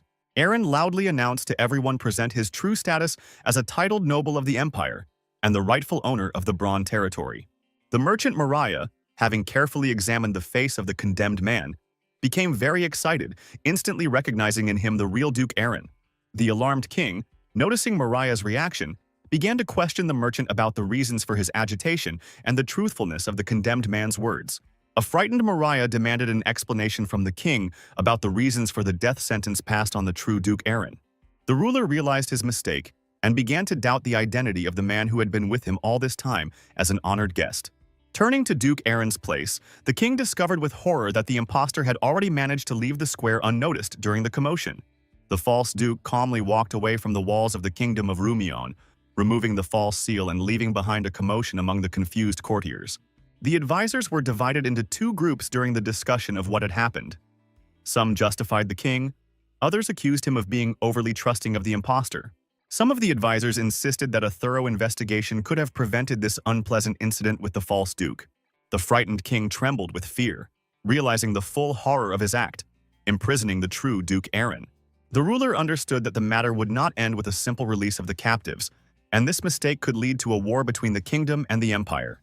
A knock at the door interrupted the king's anxious thoughts, and a herald announced the arrival of the real Duke Aaron, causing everyone present to freeze. The ruler realized the need to protect the royal line from interruption and preserve the throne for future generations. The old king decided to use the only way to protect his kingdom from a possible war due to the misunderstanding that had occurred. The king prepared to beg forgiveness on his knees, but the duke forestalled him, kneeling first and respectfully asking for an audience. The bewildered ruler tried to raise the duke from his knees, arguing that he alone should ask forgiveness for his unforgivable mistake. The duke remained kneeling and with a warm smile thanked the king for his kind treatment of him, despite the misunderstanding that had occurred. The touched king confessed his readiness to accept any anger of the duke and expressed admiration for his kindness, which confirmed all the known legends. The calm duke explained that there was no reason for anger, emphasizing the importance of fulfilling his mission while maintaining peace. The guest reminded of his intention to bring back Vivian's followers and other inhabitants of Bran, mentioning the message he had sent earlier about this. The outraged counselors expressed their disagreement with the duke's demand to take away the followers of the Order of Vivian and other subjects of the kingdom. Aaron reminded those present of the long-standing religious war between the Vivian and Perrin orders that had occurred several decades ago. Advisors confirmed that the conflict began after exiled followers of Vivian took refuge in their kingdom from the Order of Fress. The duke pointed out the injustice of turning refugees into slaves instead of granting them the status of full citizens of the kingdom. The duke decided to get straight to the point, since everyone present remembered the events of past years well and did not need additional explanations. The confident duke reminded those gathered of an important document found in the vault among the order's papers, which everyone present, including the king, knew about. The ancient document guaranteed all exiled followers of the Vivian Order the status of full citizens of the Kingdom of Rumion without any restrictions. An important document, signed personally by King Nicholas, contained a special provision regarding the right of followers to return to lands where they would be welcomed with joy. The Duke emphasized that the only territory open to the habitation of the followers of the Vivian Order remained the Bran lands under his control. Outraged counselors rejected the old document as a basis, pointing to the families of Vivian's followers who had received civil rights in the kingdom. Tired of the useless arguments, Duke Aaron interrupted the counselors and addressed the king directly, asking about his final decision. The confused ruler asked the Duke to restate all the circumstances of the case in order to better understand the situation. The Duke looked at the king carefully, expecting an offer of monetary compensation, although he was interested in a completely different solution to the problem. Aaron was firm in his decision, and his unwillingness to waste time while his people were in slavery in a foreign land. The frightened king asked to give him a week to think about it, explaining the complexity of the situation for all the inhabitants of the kingdom, including himself. Finding himself in a hopeless situation, Nicholas II sent an urgent petition to the empire asking them to stop Duke Aaron's actions. News of the Duke's intention to free 10,000 slaves quickly spread throughout the kingdom, causing great unrest among the population. Angry slave owners rebelled against the crown, refusing to acknowledge the Duke's rights over the people they considered their rightful property. The cruel owners, in a fit of uncontrollable anger, began to beat even the children of Vivian's followers, blaming them for all the unrest that was happening. The timely appearance of Duke Aaron stopped the brutal actions of the citizens of Rumion, who clearly exceeded their rights against defenseless people. Taking the dais before the crowd, the Duke addressed the people of the kingdom, giving them the opportunity to voice their grievances directly. The Duke solemnly announced to the followers of the order about the imminent liberation from slavery and the intention to remove their heavy shackles forever. The impostor Rex, who was hiding in the crowd, chose an opportune moment and unexpectedly threw a heavy stone straight at the head of the speaking Duke. Unprepared for the attack, the Duke lost consciousness, which was immediately taken advantage of by the enraged crowd, who intended to kill the helpless ruler. The loyal Kanos went to incredible lengths to protect the unconscious Duke from the angry mob and lead him to safety. The Duke, feigning unconsciousness, allowed the crowd to beat him up, after which he calmly asked Kanos what their next steps were. Rex, who suddenly appeared, advised them to temporarily hide in a secluded place and create the appearance of their death to calm the situation. An important message from the Kingdom of Rumion has arrived at the Imperial Palace, demanding the ruler's immediate attention to the current situation. The puzzled emperor did not understand the reasons for the kingdom's appeal, since all obligatory payments were delivered to the treasury on time. The messenger bowed deeply and conveyed his king's request to stop Duke Aaron's destructive actions against the kingdom. The enraged emperor expressed his outrage at the audacity of the kingdom, which had recently attempted to execute a noble imperial noble. The ambassador, trembling with fear, tried to explain the misunderstanding that had occurred, assuring that the Duke was now receiving due respectful treatment. The emperor did not understand the logic of asking him to ignore past crimes just because the Duke was now being treated properly. The ruler of the empire openly expressed doubt about the reasonableness of the king's demands, noting the complete lack of sound logic in such requests. The frightened advisor cried out loudly for help, reminding them of the kingdom's belonging to the empire and the suffering caused by the Duke's actions. The emperor proposed to decide the fate of the kingdom with a coin toss. Tails meant aid to the empire, while heads meant leaving the solution to the kingdom's problems to itself. The astonished ambassador could not believe the emperor's desire to entrust the most important state decision to a simple toss of an ordinary coin. The stern ruler silenced the ambassador, explaining that he was giving a chance to solve a senseless problem to a kingdom devoid of common sense. The emperor handed the coin to the ambassador to throw himself, reminding him of the importance of the moment, which would decide the fate of an entire country with one movement. Later, the ruler gathered his closest advisors, Duke Gran and Prince Philip, for a serious discussion of all the events that had taken place. A distrustful Gran expressed doubts about the emperor's seriousness in making important decisions based on a random coin toss. The emperor revealed his plan, explaining that the outcome of the throw did not matter, as he did not intend to interfere in the affairs of the kingdom. The ruler explained to the perplexed Duke that despite the lack of warm relations, Aaron remained a full-fledged nobleman of the empire. The wise emperor emphasized that interfering with the actions of the aristocracy would only weaken the influence of the empire and harm its international reputation. Duke Gran recalled the empire's past involvement in the war against the Holy Nation, not understanding the difference between those events and the current situation. The emperor explained the danger of the disappearance of the sacred state, since many followers of the Order of Paris could blame Aaron for everything. The ruler noted the justice of Aaron's demands, who politely asked for the return of his people after the attempt to execute him without due process. The emperor expressed reluctance to stop the Duke, who had no plans to create an army from the liberated people, but was simply defending their rights. Duke Gran admired the wisdom of the natural ruler, who was able to use even minor events to strengthen his power. The cheerful emperor admitted that he had come up with the trick with the coin purely for fun, enjoying the funny reaction of the frightened ambassador. An urgent report informed the emperor of the attack on Duke Aaron in an alley in the Kingdom of Rumion and his subsequent mysterious disappearance. The shocked king could not believe the attack of his subjects on the Duke and his disappearance, realizing the scale of the impending catastrophe. The ruler tried to make sense of a series of tragic events, including an attempted execution and the mysterious disappearance of the noble Duke Aaron. The bewildered king peered into the faces of his advisors, trying to understand who could have dealt such a terrible blow to the well-being of his kingdom. A sudden thought came to the king about the possible involvement of Duke Aaron himself in organizing all the events that took place in the kingdom. The ruler realized the perfection of the plan if the Duke had indeed orchestrated all the events to justify a future attack on the kingdom. The intense excitement undermined the health of the elderly king, causing him to suddenly fall onto the stone floor of the throne room. The king's frightened son immediately rushed to his fallen father, trying to provide him with the necessary assistance at the critical moment. The young heir tearfully begged his father not to leave them at such a difficult time for the kingdom, which required wise leadership. The dying king gathered his last strength and ordered his son to protect their possessions at any cost and not allow the loss of their slaves. The nobles present bowed their heads in mourning for the deceased king, realizing that his death would create additional problems. Duke Aaron was calmly in his secret refuge, safely hidden from the prying eyes of the kingdom's inhabitants. Tired of inaction, the Duke asked Rex about the possibility of leaving his boring shelter and returning to active action. Rex reminded the Duke of the danger of further attacks and advised him to remain in a safe place to maintain an advantage in the current situation. A curious Aaron asked Rex about his possible returns to Bran Castle, assuming he wanted to meet Rommel and the rest of the inhabitants. A tired Rex complained about the many difficult tasks Kanos had to perform, including gathering information and inciting conflicts, as well as his excessive interference. Aaron sincerely apologized to Rex for being forced to assign such a difficult task, explaining the lack of other reliable people to carry it out. The experienced Rex acknowledged his perfect fit for the mission, but asked that he stop being given meaningless tasks and that his work be valued more. An understanding Aaron promised to change his attitude towards Rex's work in the near future and asked for some patience to complete the current mission.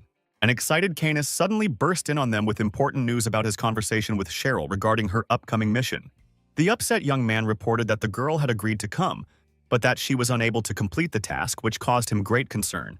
The young horsewoman rode at the head of her army, constantly thinking about the frightening task received from her older brother.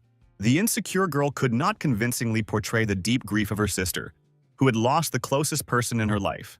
The frightened new king of Rumion furiously demanded an immediate explanation from his subordinates about the protracted search for the missing duke. The powerful ruler gave strict orders to find the duke as soon as possible, regardless of his condition, alive or dead. The exhausted commander reported that the maximum number of search parties had been dispatched, but complained of severe interference from angry townspeople. The enraged king expressed his indignation at the stupidity of the townspeople, who were interfering with the search for a man whose disappearance they themselves were guilty of. The faithful knight explained to the king the reason for the popular unrest, which was connected with the rapid spread of rumors about the liberation of all slaves in the kingdom. The bewildered advisors turned to the young prince for guidance, expecting a quick resolution to the situation once the duke was found. Concerned advisors insisted on an urgent solution to the issue of freeing the slaves, pointing out the impossibility of compensating for the loss of labor. The noisy discussion among the advisors gradually led to an agreement to make a final decision after hearing all opinions. The hot-tempered heir abruptly interrupted the advisor, reminding him of his new status as king and demanding that he stop addressing him as prince. A breathless messenger brought the alarming news of the emperor's refusal to interfere in the affairs of the kingdom of Rumion, depriving them of any hope of outside help. The alarmed advisor immediately reported even more frightening news about the duke's impending attack on the kingdom. The worried emperor urgently summoned Gran and Prince Philip to discuss the information he had received about the impending attack. The shrewd duke suggested that Duke Aaron had carefully planned a combination of events to take over the kingdom of Rumion. The thoughtful emperor realized that the situation would change dramatically if Aaron's intentions to seize the kingdom by force were confirmed. The experienced Gran suggested the empire's intervention to protect the Rumian kingdom, comparing it to a goose that lays golden eggs. The wise ruler expressed doubts about the correctness of reversing his decision, fearing to appear as a weak and insecure ruler. The far-sighted Prince Philip supported the idea of an attack, pointing out the benefits of expanding imperial lands through Duke Aaron's territories. Advisors figuratively compared increasing profits to getting more golden eggs from the imperial goose. Resourceful courtiers suggested using the situation to increase tax revenues and increase financial pressure on the duke. The determined emperor approved the proposal and ordered the prince to prepare a central army to patrol the borders of the kingdom. The puzzled ruler wondered about Duke Aaron's next steps and the possibility of him following such a plan. The weakened king was in his luxurious chambers under the care of a caring girl, awaiting his awakening. The beautiful devil Elena tenderly informed the awakened king about his loss of consciousness in the throne room. The surprised ruler listened with gratitude to the girl's offer to rest as long as it took to fully restore his strength. The confused king overcame the magical influence of the girl's words and tried to stand up, worried about the fate of the kingdom without his leadership. A responsible ruler was mindful of the many pressing matters that required his immediate attention and decision. Persistent, Elena gently stopped the king, who was about to get up, and asked him to listen to her best proposal for solving the problems. The attentive duke watched from his hiding place as the common people of the kingdom began to revolt against his plans. The angry townspeople sought to kill the duke, fearing the loss of their usual way of life after the freeing of the slaves. A disappointed Aaron realized the selfishness of the empire's inhabitants, who thought only of their own well-being even in a critical situation. The duke's hopes were pinned on Helena's ability to influence the prince, understanding the difficulty of accepting his control over the kingdom as an emperor. The sudden appearance of Rex, who threw a sack in the duke's face, interrupted his deep thoughts about the situation. An inspired Rex announced the right moment for the bored Aaron to emerge from his long hiding place. An alarmed Rommel persistently urged Cheryl, who had arrived at the palace walls, to feign sincere tears in front of the guards. Confident in her brother's strength, Cheryl could not imagine his death. Knowing his incredible ability to overcome any obstacles, Rommel, in charge, took the confused Cheryl aside to prepare for an important part of their shared mission. A disgruntled Cheryl would rather practice her usual magic than the complicated pretense of unimaginable grief. The determined girl introduced herself to the guards and demanded that her brother be returned. But her performance did not make the desired impression. An angry Cheryl felt real hatred towards her brother for having to humiliate himself in front of strangers. The upset girl began to cry from resentment and misunderstanding why she was constantly forced to perform such tasks. An enraged Cheryl, through real tears, ordered the soldiers to return her brother, threatening cruel reprisals if they refused. The worried king immediately ordered the captured slaves to be brought out to meet the crying girl. Attentive Cheryl did not notice her brother among the first group of slaves led out of the opened gates.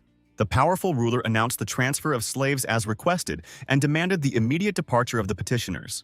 The cruel king threatened to execute the remaining slaves if they disobeyed his order to leave the territory immediately. The cunning Elena cast a spell on the king, instilling thoughts about the duke's concern for Vivian's followers and the need to stop the executions. The hesitant prince, even under the spell, was worried about Aaron's reaction and the noble's displeasure with his decision. The persuasive Elena reminded the king of his absolute power over all the inhabitants of the kingdom, including the aristocracy and slaves. The inspired king remembered his high position and limitless possibilities, agreeing to follow Elena's advice. The affectionate girl hugged the ruler and asked him to show the firmness of character of a true master of the kingdom. The confident king publicly declared his indifference to Duke Aaron's fate and ordered Cheryl to stop crying and leave the kingdom. The young ruler carefully watched the girl's emotional reaction and was happy about the successful negotiations. But Cheryl's magical blow unexpectedly destroyed part of the gate and wounded many soldiers. The straightforward and determined girl regretted the time spent on empty talk and tears, when she could have immediately started on important work and achieved the desired result. The enraged king loudly ordered that all heretics be immediately executed according to the old law, but before his death, the first condemned man managed to loudly shout out important words to everyone gathered. The frightened man declared himself Duke Aaron and demanded that his execution be stopped immediately to avoid serious consequences for the entire kingdom. The guards quickly removed the bag from the captive's head and saw the tear-stained face of the real duke, who angrily asked the king about the reasons for the repeated attempt to execute him. The surprised king looked at what was happening in confusion and could not understand the strange appearance of the noble duke among simple slaves at such an inopportune moment. Experienced knights understood the seriousness of the situation perfectly well and knew that the death of the duke would inevitably lead to a long, bloody war with all the ensuing consequences.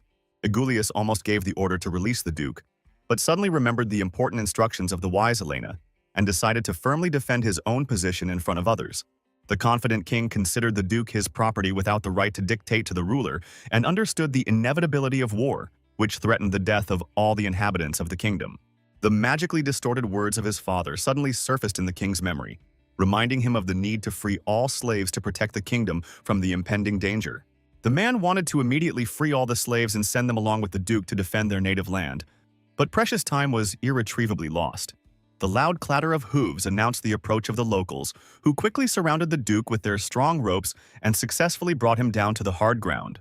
Cheryl and Egulius, who were watching the events closely, immediately gave the same order to all troops to immediately protect the defeated duke from the angry crowd. Egulius quickly sent military detachments to intercept the approaching inhabitants, realizing the serious threat of revenge from the powerful empire in the event of the death of an important duke. The observant king ordered the only bridge to be especially carefully guarded after the main gate was destroyed by Cheryl's powerful magic, leaving the castle virtually defenseless. The duke's well-armed army moved quickly towards the ruined gates under Rommel's clear command, preparing for the all-important rescue operation of their ruler. Rommel confidently continued his advance even under a hail of burning cans of explosive mixture, simultaneously throwing his opponents into the cold river water without unnecessary hesitation. The advancing troops were forced to retreat before the unexpectedly appearing defensive barriers, which reliably blocked the path of Duke Aaron's war horses. The attentive king constantly urged the warriors to maintain the utmost vigilance in defending the castle until they found the missing duke among the numerous captives. The mighty Cheryl wasted no time and diligently cast a new powerful spell that could make another large hole in the strong castle walls. The king quickly ordered all troops to immediately descend. Realizing the inability of the old walls to withstand the destructive power of Cheryl's magical strikes for long, the destroyed walls buried many people under the rubble. So the confused king raised the white flag of surrender, acknowledging the final defeat of his army. The completely destroyed wall beneath the king's feet suddenly collapsed along with him, despite his attempt to surrender, sending the ruler straight into the raging fiery chaos. The dying king managed to grab the leg of a passing knight before his last breath, in order to convey an important order to all the remaining court nobles. The frightened knight quickly ran away after receiving the royal order to find Duke Aaron and free all the slaves after seeing the terrible state of his ruler. The king, who had lost a lot of blood, saw the shadow of his late father, who came to see his son off on his final journey among the ruins of the once majestic castle. Surveying the destruction, Duke Aaron understood the success of the capture of the kingdom. But the unexpected death of the king was not at all part of his original military plans. The thoughtful duke compared himself to the cruel emperor, realizing the danger of becoming such a ruthless ruler when achieving his goals through constant killing. The wise advisor Kanos explained to the duke that there was no reason to pity defeated enemies, reminding him of the importance of making difficult decisions as a true ruler. Common people will willingly become citizens of a powerful empire, preferring a new government to life under the rule of an inexperienced prince with the old order of the past. The duke listened attentively to the advisor's strange conclusions, but Kainos insistently urged him not to think about the reasons now, but to concentrate on more important matters. The experienced advisor strongly advised the duke to concentrate on the results achieved, so that the sad events of that day would not cloud his mind with doubts. Kainos reminded the duke of the importance of continuing the work that had been started. Otherwise, all the sacrifices and bloodshed would be wasted without any significant result. Deep in thought, the duke understood perfectly well the truth of the advisor's words and tried to force himself to continue implementing his plan to capture the enemy kingdom. The prudent Kainos led the changed duke away before the arrival of the imperial troops, planning to capture the nobles under the pretext of searching for the missing Aaron. The departing hero additionally asked the faithful Kainos to fulfill one important personal request, which could seriously affect the outcome of future military events. The advancing troops gradually advanced deeper into the kingdom of Rumian until they suddenly stopped in front of a bridge under the command of the cautious Rommel. An impatient Cheryl loudly complained about the incomprehensible halt of the troops, because they should continue the active search for the missing brother and the escaped local aristocrats. The girl quickly realized the reason for the army's halt, seeing a huge cage with many locked people desperately asking for help from passing soldiers.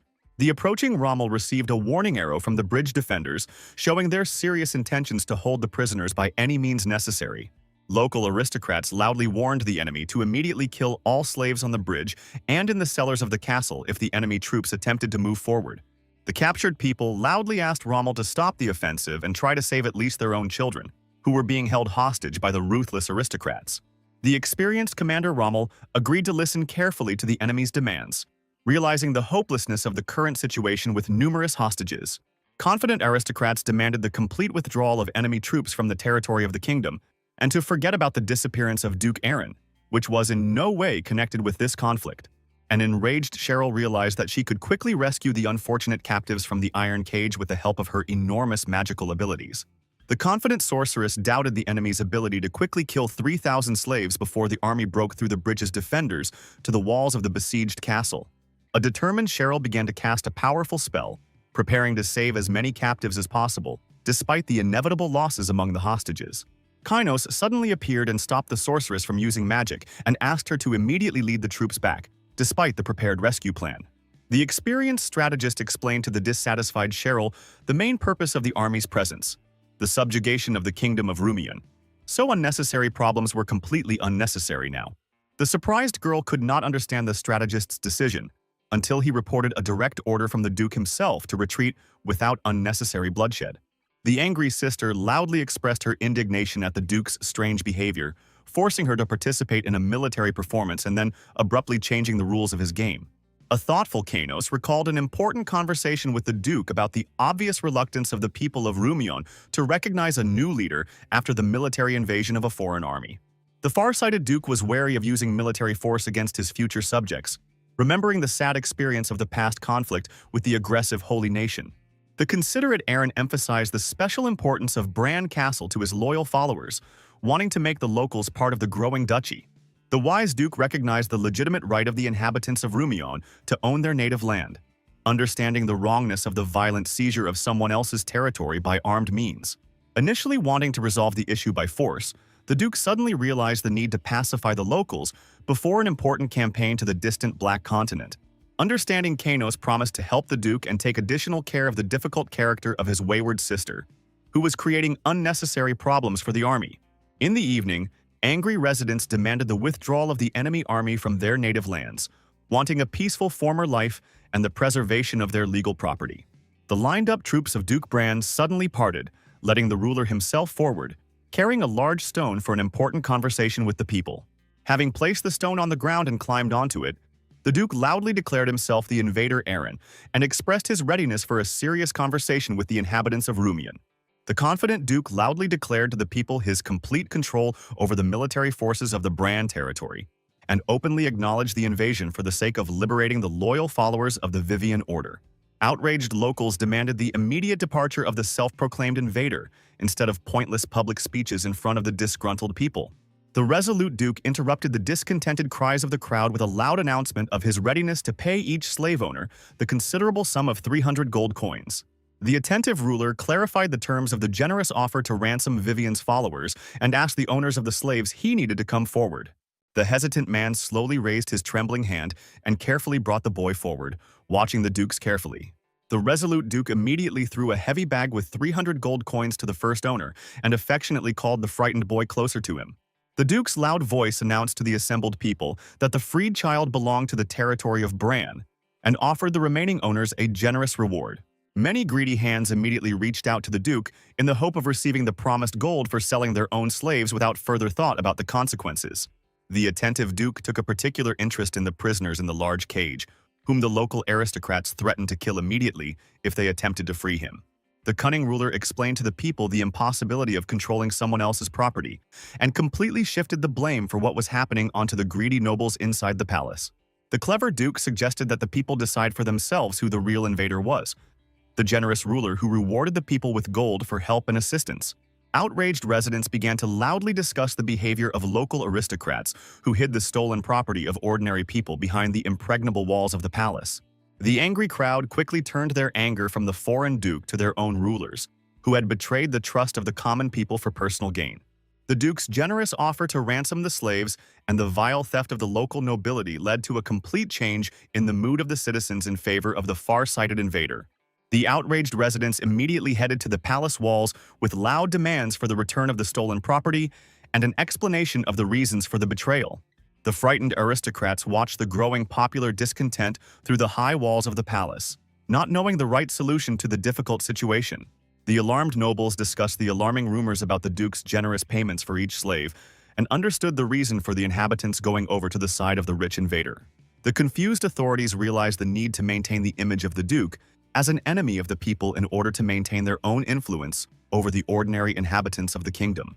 Attentive advisors understood the inevitability of popular anger when slaves were held by force and the impossibility of winning the war without the support of their own population. The curious nobles asked the experienced advisor to share his thoughts after noticing his thoughtful expression during an important discussion of the situation.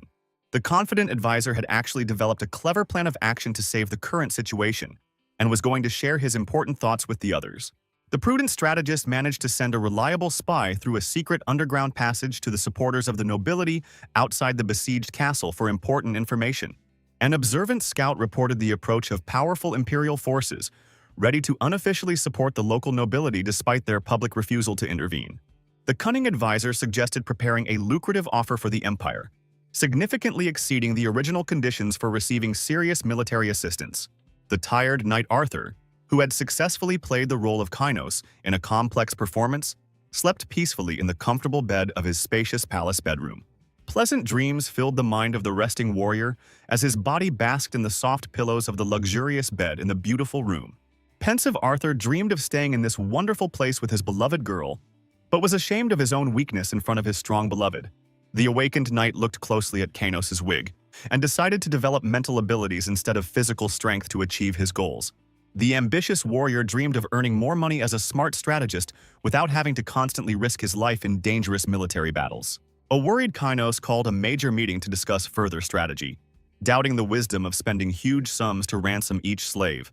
The taciturn Aaron quickly handed over the right to explain the situation to the experienced Rex, who was able to convey important information more clearly to everyone gathered. The attentive Rex shared the results of the check of the data on the distribution of profits from the sale of slaves between residents and aristocrats, discussing the necessary amount.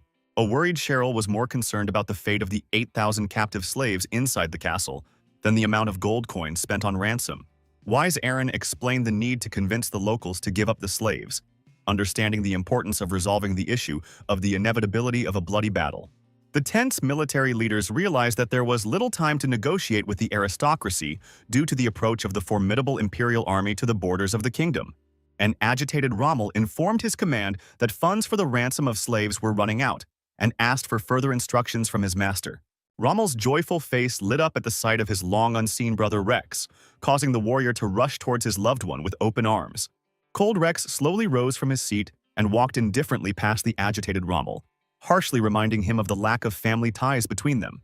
The angry man slammed the heavy door behind him, leaving the confused knight standing in the middle of the room in complete bewilderment. The attentive Kainos heard a quiet knock on the window glass and noticed a messenger bird bringing an important message for the command of Bran Castle. The strategist's pale face was distorted with horror as he read the frightening letter, which contained the most terrible news in recent times. The worried Duke approached to find out the reason for the advisor's agitation, but received only a request to disappear from the sight of the others for a short time again. The satisfied knight Arthur informed the Duke of his successful tracking down of the necessary military leader, which earned him an approving glance from his master. Armed guards brought into the room a bound man, sent earlier to an important meeting with the Emperor himself for negotiations. The stubborn prisoner refused to talk until the Duke resorted to force, after which he immediately confessed all the details of the important secret mission. The frightened envoy told of a secret connection between local aristocrats and the outside world to obtain military support from the powerful emperor. The surprised prisoner did not understand the stubbornness of the nobles, who continued to resist in the extremely unfavorable conditions of a popular uprising against the local authorities. The impatient Duke considered the possibility of physically eliminating the aristocrats, but realized the lack of time before the arrival of the formidable imperial troops. The decisive ruler ordered the gathering of troops for a complete blockade of the castle, preventing any attempts by the enemy to leave the besieged fortress unnoticed. The cunning Duke offered to convey to the enemy a tempting offer to pay a huge sum of 300 million gold for a peaceful resolution of the conflict. The insightful Cheryl tried to explain to her brother the unreality of such payments, but suddenly realized the true purpose of the clever Duke's cunning plan. A pleased Aaron noted his sister's growing understanding, but was categorically refused to participate in another performance in front of the locals. The caring brother reassured his sister with the promise of minimal involvement, limiting her role to simply announcing the terms of a truce before the riots began. The observant Arthur saw an excellent opportunity to demonstrate his strategic skills in the dispute between the young gentlemen and offered his help in solving the problem. The resourceful knight volunteered to accompany Lady Cheryl to perform the difficult task, which earned the approval of the Duke, who was pleased with the situation. An excited Kainos rode quickly to Bran Castle after receiving alarming notification of an unexpected enemy invasion of his secret hideout. The alarmed strategist hurried to personally verify the information received from Kesha about a serious threat to the security of an important strategic point. The frightened dragon suffered from the inability to use the magical powers sealed by the powerful goddess at the most inopportune moment. Desperate, Kainos decided to test the painful consequences of using sealed magic in a critical situation to protect his shelter. The cautious dragon ran into the dark forest, planning to use a simple transformation into his true form instead of complex spells to reduce the pain. A bold attempt to use ancient magic illuminated the counselor's body with a bright golden light of dragon power. But the sealed abilities immediately responded with serious consequences. An excruciating pain, reminiscent of a powerful lightning strike, quickly spread throughout the unfortunate advisor's body, causing him to suffer from forbidden magic. Determined, Cheryl arrived in the morning for important negotiations accompanied by her loyal knight Arthur, surprised by the unexpectedly large number of guards around the ambassador. The pleased sorceress approved of the serious attitude of the enemies to the meeting, realizing the complete uselessness of any number of ordinary warriors against her powerful magic. The cunning girl quietly created two small invisible spirits that secretly followed her, remaining completely unnoticed by ordinary people. The frightened aristocrats were horrified by the conditions voiced by the girl, realizing the complete impossibility of collecting a huge sum of money before sunset. The outraged nobles called the demand for an annual budget of 300 million gold an outright threat, considering such conditions of the Duke to be complete madness. Patient Cheryl listened attentively to all the shouts and insults, pitying the uncomprehending aristocrats who were completely unaware of the seriousness of their situation. The angry sorceress restrained the desire to immediately teach all offenders a lesson, remembering the important rules of conduct during official diplomatic negotiations. The attentive Arthur suddenly intervened in the tense conversation, demanding the immediate return of all held slaves in lieu of monetary payment. The observant knight listened attentively to the answers of his interlocutors, gradually becoming convinced of the prevalence of greed over common sense among the local nobility. The determined warrior offered the nobles a choice between releasing the captive inhabitants and an accurate assessment of the value of their own lives in the current situation. Most of the frightened aristocrats chose to accept the Duke's demands for a huge sum of money, rather than risk waiting for the arrival of imperial troops. The nobles who agreed asked for additional time to collect the necessary sum, hoping to fully satisfy the financial demands of the persistent Duke. The determined aristocrats chose to escape secretly through secret tunnels, fearing a possible reduction in social status by a special decision of the local council. The attentive Rex carefully watched all the movements of the fugitives, hiding in the thick shadows of the unlit corridors of the old castle. The loyal scout immediately reported to Duke Aaron important information about the mass movement of nobles into the underground tunnels beneath the castle. A confident Rommel reported a successful search of all the property of local aristocrats within the royal walls, as ordered. The pleased Duke announced to his sister the beginning of decisive action, causing the girl's obvious displeasure with the unexpected changes in the planned plan. The royal castle of Rumion was plunged into complete chaos, as confused aristocrats began to argue loudly, blaming each other for the current situation. The surprised guards watched the rare gathering of all the local nobility, remembering such meetings only when the late king was making important decisions. Experienced knights understood the complete futility of lengthy disputes among aristocrats who were incapable of making an important decision in a critical situation. The patrolling warriors suddenly discovered a small fire spirit, who had been successfully hiding all this time within the old walls of the ancient castle. A smiling Duke Aaron suddenly appeared in the hallway as the cunning spirit began to spew out bright flames, quickly starting a massive fire. The aristocrats, caught up in financial disputes, missed an important warning from loyal knights about the unexpected invasion of dangerous opponents into the castle. A powerful explosion destroyed the strong doors, allowing the young sorceress Cheryl to enter the spacious room along with her determined brother. The frightened aristocrats froze in horror at the sight of the Duke who suddenly appeared, not understanding how he had entered the well-guarded castle. The smiling Duke reminded the assembled of the importance of promptly paying the 300 million gold before the next sunrise. The cunning aristocrats pointed to the darkness outside the windows as proof that there was enough time before dawn, asking the Duke to wait until the morning. The pleased Duke apologized for his early appearance with a false smile, preparing for the next stage of his carefully laid plan. The attentive Cheryl understood her brother's secret signal and immediately began to create a large water ball, directing powerful magic directly at the window. The artificial darkness turned out to be the result of the joint work of the fire and earth spirits of Cheryl, who completely covered all the windows of the palace with magic. The perceptive Duke looked around at the bewildered audience and announced the arrival of the real sunrise, demanding an immediate answer. The enraged aristocrats rushed at the young Duke, who only smiled and raised his fist to strike, declaring the end of the important negotiations. When Kanos woke up in the morning, he found himself in dragon form and realized how much precious time had been lost on the dangerous transformation. The satisfied dragon finally returned to his true form and immediately took off, heading to his native nest to solve important problems. An attempt to speed up the flight with magic caused a new wave of unbearable pain, forcing the dragon to collapse to the ground. But the stubborn Kanos rose again. The dragon arrived to horror and discovered a multitude of wounded dwarves, whose mutilated bodies were scattered throughout the territory of their native nest. A tearful Keshi fell to her knees before her master, begging him to explain the reason for his long absence in a difficult moment. The stern dragon ignored the girl's questions, demanding that the culprits of the terrible crime against his loyal subjects be immediately named. The sobbing girl told the master about the brutal attack of the northern giants on the defenseless nest during his absence. The shocked dragon ordered the faithful Keishi to collect accurate information about the amount of stolen treasures, not noticing the condition of the servant. A careful look at the hysterical dwarf made the dragon realize his mistake and awkwardly ask about the fate of her relatives. A saddened Kanos acknowledged the fatal mistake of his long absence, realizing that regular signs of his presence would have scared off the impudent invaders. The sympathetic dragon offered the inconsolable girl help in avenging her dead family, acknowledging the impossibility of resurrecting the dead. An excited Keishi looked closely at the mighty dragon and confessed to a strong desire to take revenge on the cruel killers of her relatives. The determined dragon activated his magical power to search for traces of the giants, accepting the girl's sincere desire to punish the criminals. The tracks found pointed in the direction of Duke Aaron's lands, where the mighty dragon decided to immediately go with his companion. Surprised, Keishi expected the master to first check the safety of the remaining treasures in the plundered nest before the chase. Indifferent to the loss of wealth, the dragon calmed the worried girl and quickly soared into the sky, preparing for a long pursuit. The skilled Duke was completely satisfied with the results of complex negotiations with local aristocrats, having achieved all his intended goals. A lucky coincidence allowed Aaron to seize control of the state bloodlessly by gathering all the nobles in one place. The attentive Duke received an important letter from the Emperor himself, containing unexpected news about the fate of the captured kingdom.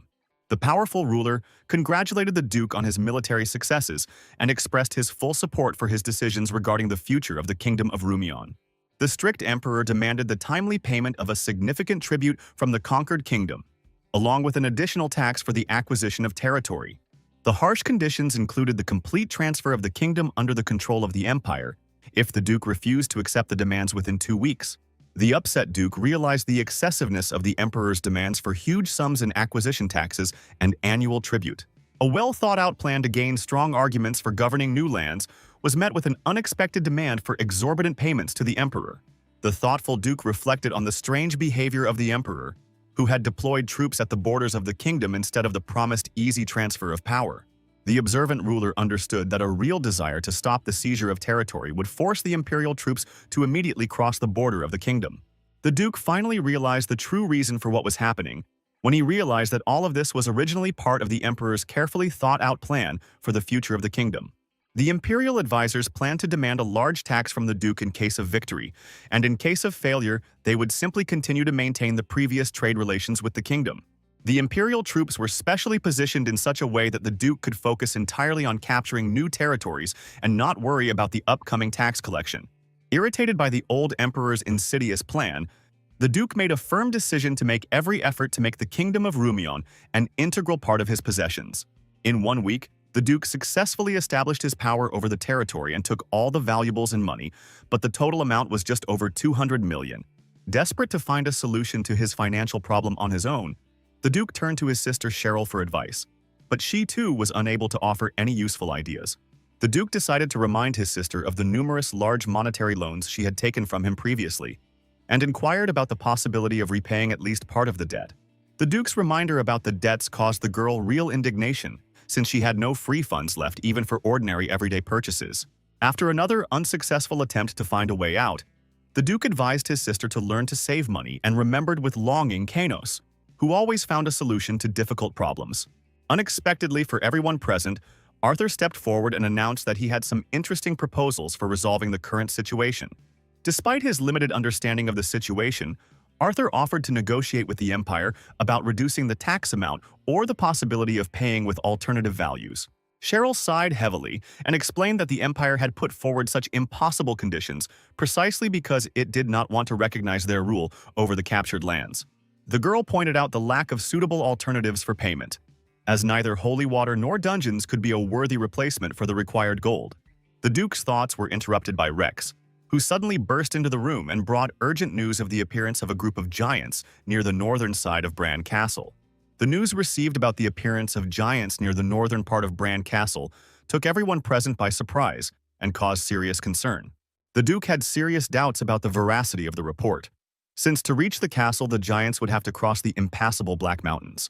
After some thought, the Duke suggested that the giants might have found a way to pass through the Iron Barrier, which seemed a more realistic option. The strategically important Iron Barrier was located in the northeastern part of the continent and served as the main defense against the invasion of giants from the north. An ancient castle in the Icelands, built by the first emperor, it was considered an insurmountable obstacle for giants for many generations. The imperial forces kept the iron walls under constant guard, dedicating 20% of their military forces to this purpose. For 50 years after the walls were built, no giant managed to penetrate the continent, making the chances of a breakthrough extremely low. The Duke immediately gave orders to his sister and Rommel to gather troops to return to Bran Castle, warning them to exercise particular caution. Arthur was tasked with organizing patrols of the territory of the Kingdom of Rumion to prevent possible uprisings among the local population. An additional task for Arthur was to prepare alternative payment options that they could offer the Empire in lieu of the gold they were demanding. Prince Philip left the imperial castle and, looking out of the carriage window, pondered Duke Aaron's ability to raise the required 500 million in gold. The prince's companion noted the unusual calm of Philip, who was traveling without his usual security, which seemed a very strange decision. Philip confidently explained the lack of security by his status as a prince, and the fact that the trip took place through the safe territory of his own empire. Noticing the Duke of Grand's concern, Prince Philip personally promised to ensure his safety, emphasizing the importance of preserving the life of such an important person. Despite the outward calm after the prince's words, the Duke continued to experience an anxious premonition regarding the upcoming journey. The assembled courtiers animatedly discussed among themselves the possible reasons for the unexpected meeting organized by order of the Duke. Arthur was in a depressed mood, as his hopes of getting a high position were not fulfilled, and he remained a simple officer. The Duke's appearance prompted Rex to immediately order the soldiers to line up to greet the ruler of Bran territory, according to military protocol. After greeting the knights, the Duke announced the existing problem of insufficient patrolling of the kingdom's territory and the need to solve it. The Duke announced his decision to devote time to organizing an effective defense force and introducing a new patrol commander. A surprised Arthur held his breath in the hope of hearing his name called as the new captain, although he was internally preparing himself for any decision. The Duke invited Bianca in and introduced her to the soldiers as an experienced captain who had previously commanded a patrol detachment of 500 men. The new captain of the squad, Bianca, knelt before the Duke and formally asked him for the assignment of the first task. Arthur was deeply disappointed by his latest failure, while noting the goddess's growing success in military affairs. As if sensing Arthur's mood, the Duke decided to appoint an additional position of assistant captain of the patrol forces. The Duke appointed Officer Arthur as Bianca's personal assistant and asked him to show maximum diligence in carrying out his new duties. Once all assignments were completed, Rex insisted on leaving immediately for the Iron Barrier, emphasizing the importance of arriving before nightfall. The Duke's thoughts were torn between the problem of the Giants' attack and the need to find the missing 300 million to pay the imperial tax. After careful analysis of the situation, the Duke decided to offer the Empire the use of his military forces as an alternative form of tax payment.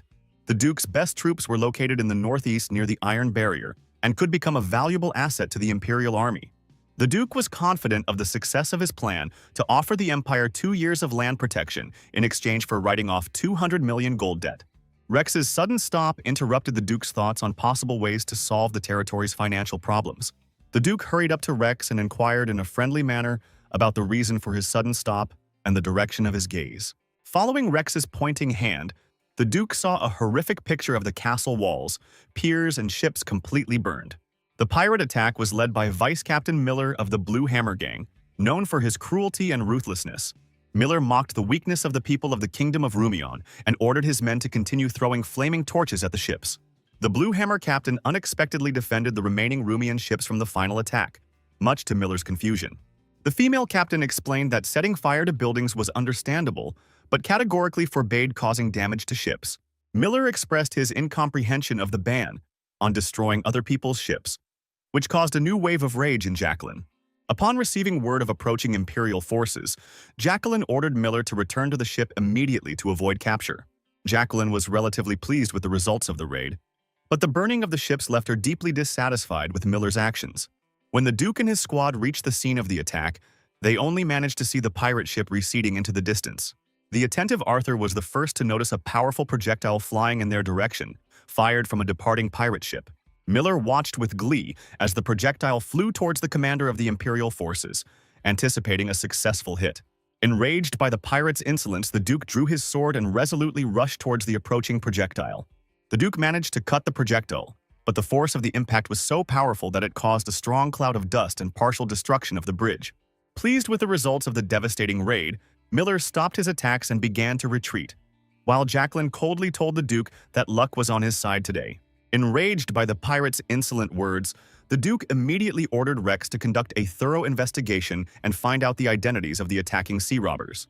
Prince Philip and the Duke continued their journey in the carriage calmly until the prince's attention was drawn to an unusual and disturbing smell. Alarmed by the suspicious smell, the prince quickly jumped out of the carriage window and deftly climbed onto its roof for a better view of the surroundings. Sensing an increase in the strange smell, the prince immediately ordered the coachman to increase speed and continue driving without stopping. Recognizing the characteristic smell of blood, Philip noted with alarm the absence of an escort that should have met them much earlier. A group of giants, hiding in the nearby forest, closely watched the progress of the prince's carriage and prepared to attack. Philip showed lightning-fast reactions and managed to block the giant's battle axe that suddenly flew out of the forest thicket. Following the first axe, a whole hail of throwing weapons fell upon the carriage, which even an experienced warrior found difficult to cope with.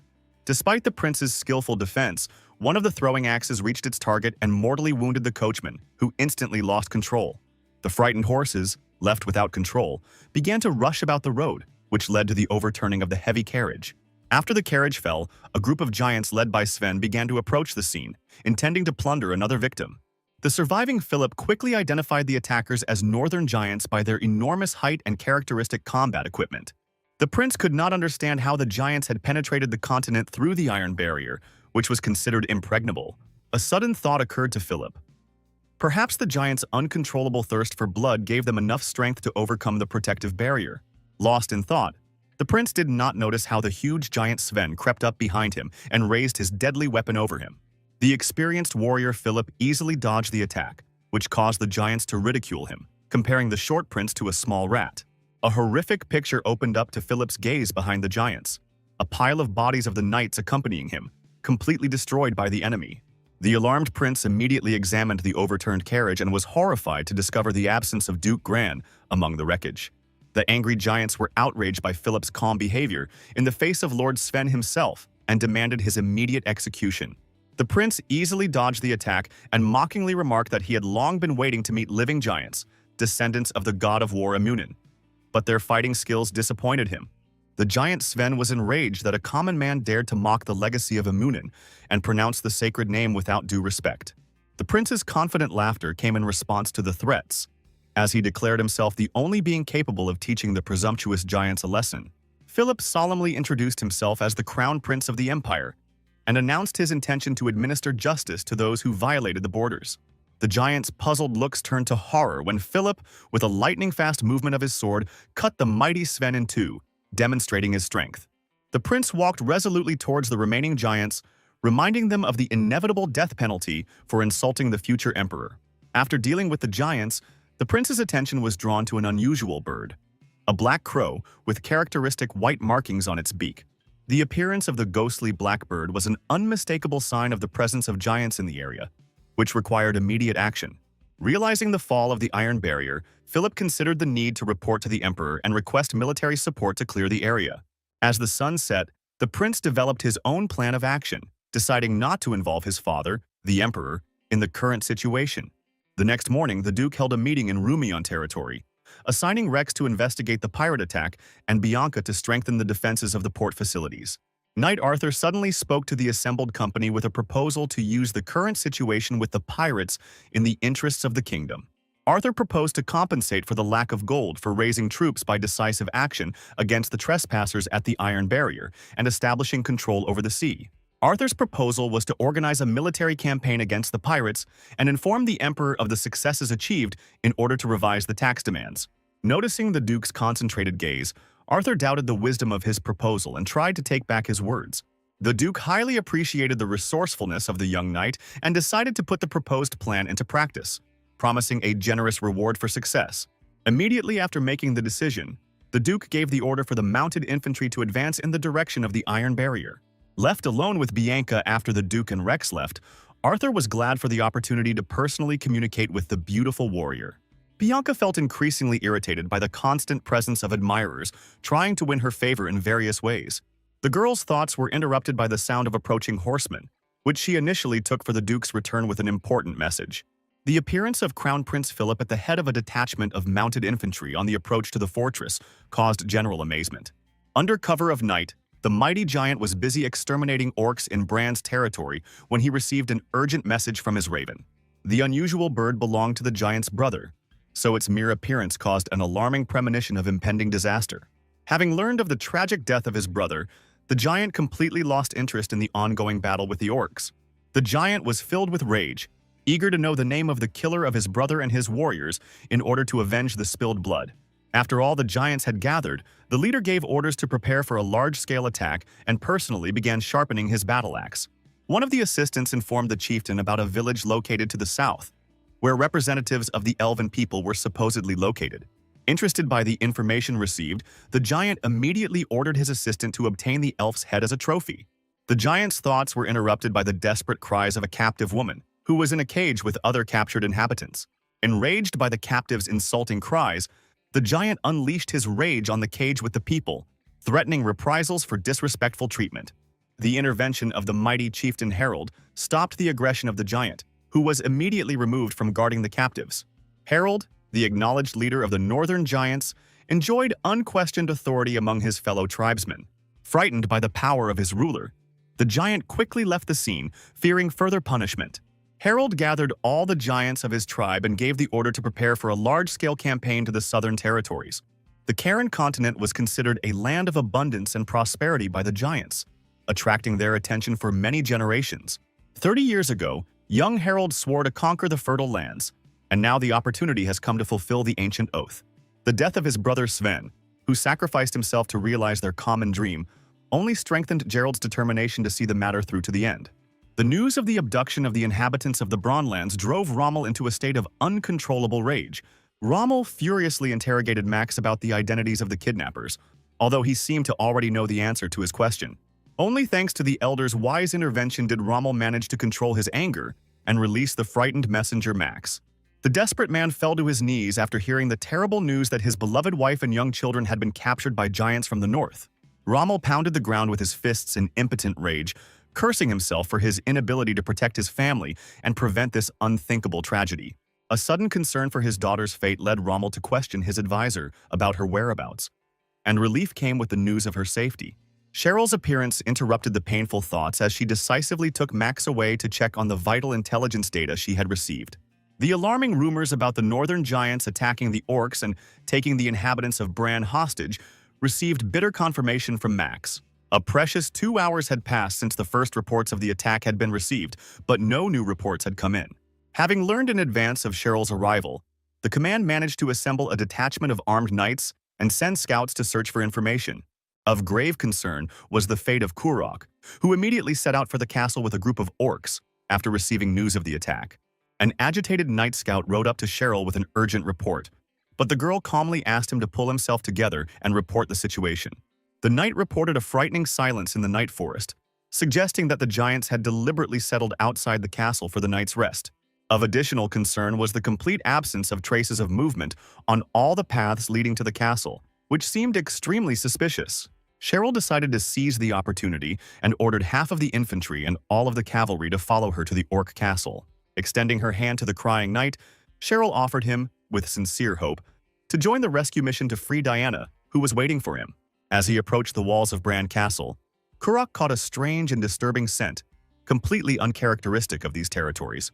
The seasoned warrior immediately warned his orcs about suspicious activity from the elven village and urged them to advance silently. Upon reaching the gates, the party discovered a horrifying scene. The mighty Harold was strangling the leader of the elven village, while the rest of the elves remained trapped. A quick assessment of the situation showed Kuroku that the enemy was clearly superior in strength, which meant the inevitable death of the entire squad in open combat. Kurok ordered his warriors to retreat to the castle immediately, deciding to personally delay the giants and buy time to save the squad. The brave orc rushed at Harold, but even the giant, busy with the massacre of the elves, easily noticed and stopped the enemy's swift attack. Cheryl and her army finally reached the orc castle and hid, listening carefully to what was happening inside the fortification. Suddenly, a deafening, beastly roar broke the silence of the night, and a huge dragon appeared in the dark sky, rapidly approaching the village. Horror froze on the knights' faces as the mighty dragon began to spew flames, completely destroying the village along with the giants who had taken refuge there. Shortly before the fire attack began, Kanos carefully studied the situation around the castle, trying to determine the location of the inhabitants. The dragon's keen vision allowed him to discern strange silhouettes of creatures that did not resemble orcs, indicating that the locals were possibly fleeing or being captured. Descending, Kanos addressed Keishi, announcing the arrival of the long-awaited moment of revenge and inviting her to witness the death of enemies. In the midst of the raging flames, the dragon suddenly stopped its attack, hearing a familiar voice among the sounds of the burning village. Peering into the darkness of the night, Kanos made out the silhouettes of Cheryl and Rommel, allowing him to leave part of the castle untouched under their protection. The dragon's only goal was the complete destruction of the northern descendants in order to take revenge for Keisha's suffering. Having completed the first part of the plan of revenge, the dragon with the crying Keishi rushed to the elven village to continue his punitive mission. Rommel could not hold back his tears as he watched the dragon fly away, realizing that his beloved Diana could hardly have survived such a powerful fire attack. The determined Cheryl did not lose hope, and immediately gave orders for the infantry to check the castle ruins and for the cavalry to pursue the dragon. Firmly believing in Diana's survival, Cheryl vowed to help Rommel exact revenge if the worst was confirmed. Summoning the power of the fiery phoenix, Cheryl soared into the night sky to pursue the dragon, silent tears streaming down her cheeks. The Duke, unaware of what was happening, was at that time holding an important meeting with Prince Philip. Philip offered the Duke the post of commander of the Northeast in exchange for a significant tax reduction of 300 million. The Duke pondered the unexpected appointment, realizing the coincidence with his own plans to send troops to the Iron Barrier. Suspecting a hidden catch in the prince's proposal, the Duke decided to clarify the duration of his command of the northeastern lands.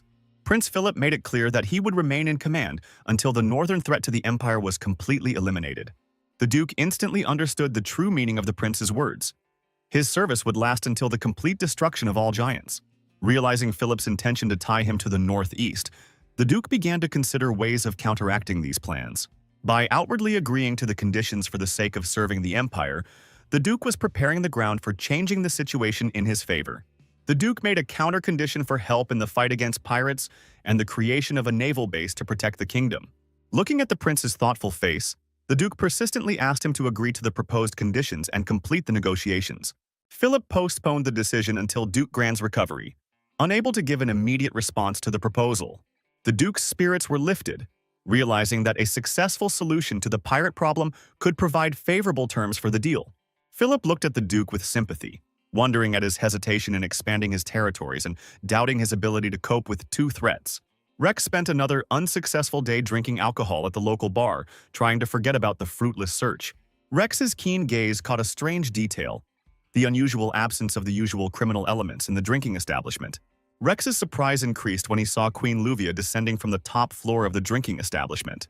The situation became clear when Rex noticed the pirate Miller laughing merrily in the company of the young queen as they left the bar. The unusual alliance between Queen Luvia and a famous pirate gave Rex reasonable suspicions of a secret conspiracy. Rex's assistants began to quietly follow the strange couple, but a sudden powerful explosion disrupted their plans. Rex immediately ran outside to pursue on his own and found Miller and Luvia talking near the pirate ship. Miller reacted irritably to Rex's appearance, unhappy with the constant interference from his persistent pursuers. The wily pirate used a combination of gunpowder and a torch to create a fiery trap in the path of his persistent pursuer. Despite his outstanding fighting skills, Rex was unable to escape the cunning trap, and his clothes instantly caught fire. Upon receiving news of the incident, the alarmed Duke immediately arrived at the hospital and began searching for his wounded friend. Rex reassured the agitated Duke, assuring him of the relative well-being of his condition after the unfortunate encounter. During the conversation, the Duke learned of Princess Luvia's strange accompaniment, which aroused his serious suspicions. A careful analysis of the situation convinced the Duke that this unusual couple had known each other for a long time, judging by the nature of their interaction. The Duke pondered the princess's unusual friendship with the pirates, as the calculating Luvia would never collaborate with enemies just for the sake of revenge. Rex emphasized the strangeness of the situation, noting that thanks to the princess's intervention, many wounded soldiers received proper medical care instead of execution. Leaving his thoughts about the princess, Rex handed the Duke an important letter that required immediate attention and careful study. Wanting to keep the contents of the letter secret from prying ears, Rex handed the document over to the Duke for his own inspection of the serious information. The letter contained disturbing news about the capture of the old castle by 500 northern giants, who took dozens of people hostage, including the commander's family. The Duke had mixed feelings, knowing that Cheryl and Rommel were in control of the situation. But the news of the capture of the Orc Castle by the northern giants seemed incredible. The new position of commander of the Northeast required the Duke to carefully plan his actions and be immediately present in the captured region.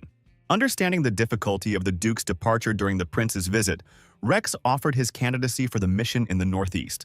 Duke Aaron expressed concern for his friend's health, insisting on the need for full treatment of his injuries instead of a dangerous journey. A persistent Rex reminded Aaron of Diana's capture, emphasizing the special importance of this girl in his life and the need to save her. Diana's history included many rejected marriage proposals from different men, including Rex, but her heart belonged to his brother. Rex made the difficult decision to stay away from his beloved, trying to suppress his true feelings for the sake of her happiness. Sincerely trying to come to terms with the situation, Rex hoped to find the strength to congratulate the newlyweds on their wedding with an open heart.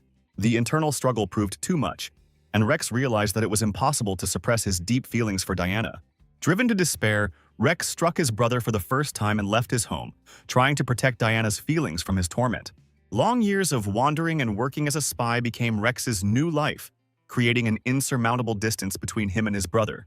Understanding the whole story, Duke Aaron allowed Rex to go on the mission, taking the promise to exercise utmost caution and wait for his support. As Rex left the chamber to prepare for departure, he advised the Duke to directly question Luvia about her connections with the pirates. Following Rex's advice, the Duke invited the princess to a conversation, where she calmly explained the business nature of the relationship with the pirates. Luvia revealed the nature of the collaboration with the Blue Hammer pirates, who supplied goods from the western continent, without understanding the Duke's concerns. The Duke expressed genuine surprise at the princess's involvement in smuggling operations, which seemed incompatible with her position. The princess confidently explained the benefits of cooperating with pirates, emphasizing their ability to deliver rare goods to the eastern continent. The Duke decided to take advantage of Luvia's good relationship with the pirates, planning to ask her for an important favor to solve the current problems. The Duke's request was to arrange urgent negotiations with the pirate captain to discuss important issues. The princess accepted the Duke's request, but put forward her own conditions for assistance in organizing the meeting. Luvia's main demand was that the pirate group be given free access to the port city at their discretion. Watching the calculating princess, the Duke recognized his own character traits and her desire to benefit from any situation. The need to stop the pirate raids forced the Duke to accept Luvia's terms, despite the obvious shortcomings of the agreement. The time for negotiations had come, and the Duke waited alone for the pirate ship to arrive, according to the agreed terms. Luvia conveyed the pirates' demand for a private meeting with the Duke, without the presence of his knights and guards. The Duke considered the possible reasons for such conditions, wondering whether the pirates intended to impress with their numbers or test his honesty. The ship's appearance was marked by the introduction of the female captain of the Blue Hammer, who greeted the Duke with visible interest. The captain's first question was to clarify the Duke's affiliation with the Imperial Service, which determined the further course of negotiations. The Duke's honest answer about formal submission to the Empire led to an immediate cessation of negotiations and the order to open fire. The enraged Duke drew his sword to repel the attack, vowing not to let the pirates go unpunished after such a betrayal. The pirates' unsuccessful first attack caused concern among the crew, causing them to open fire again with equally unsuccessful results. The Duke's powerful counterattack reached the pirate ship, forcing the crew to prepare for a serious battle with a skilled opponent. Prince Philip, who was watching the battle, recognized in Aaron's actions the mastery of the sword energy inherent only to the Imperial blade. Philip watched the events unfold with interest, realizing that Aaron had been deliberately hiding his true abilities all this time. Rex reached Bran's lands where a raging fire indicated mortal danger to the hostages, forcing him to rush to Diana's aid.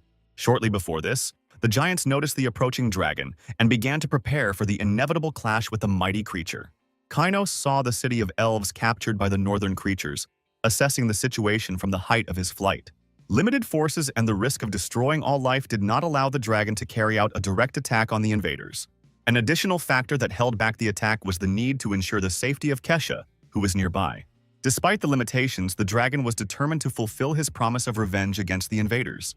The dragon used the last of his strength to cast the Dragon Fear spell, creating a terrifying roar that paralyzed all living creatures. The spell's effect immobilized all creatures affected by it for 10 full minutes after cast. Having expended his strength on the spell, the dragon entrusted the completion of the operation to the approaching army of people.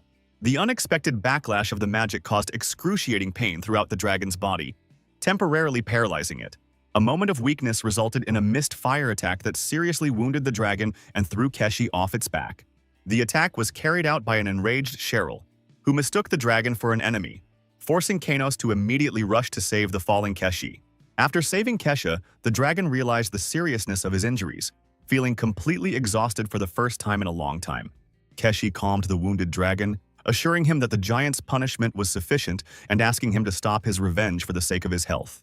Grateful for the understanding, Kainos rose higher into the sky, admitting his poor health to the caring Keshi. Cheryl watched the dragon retreat with fierce determination, promising herself not to let him get away the next time they met. The leader of the giants, under the influence of the dragon's roar, immediately recognized the ancient spell used against them. Harold noticed the approach of the human army and the inability of his immobilized warriors to resist the impending threat. Overcoming the spell's effect, the chieftain deliberately caused himself severe pain by hitting himself against the wall, regaining control over his body. The sudden closing of the gate stopped the knights' advance, forcing them to await further instructions from their command. Harold quickly set about awakening the remaining giants, using physical pain to break their magical numbness. After all preparations were completed, the commander loudly warned his warriors that their enemy had already penetrated the walls of the fortress, so each fighter needed to take his battle position.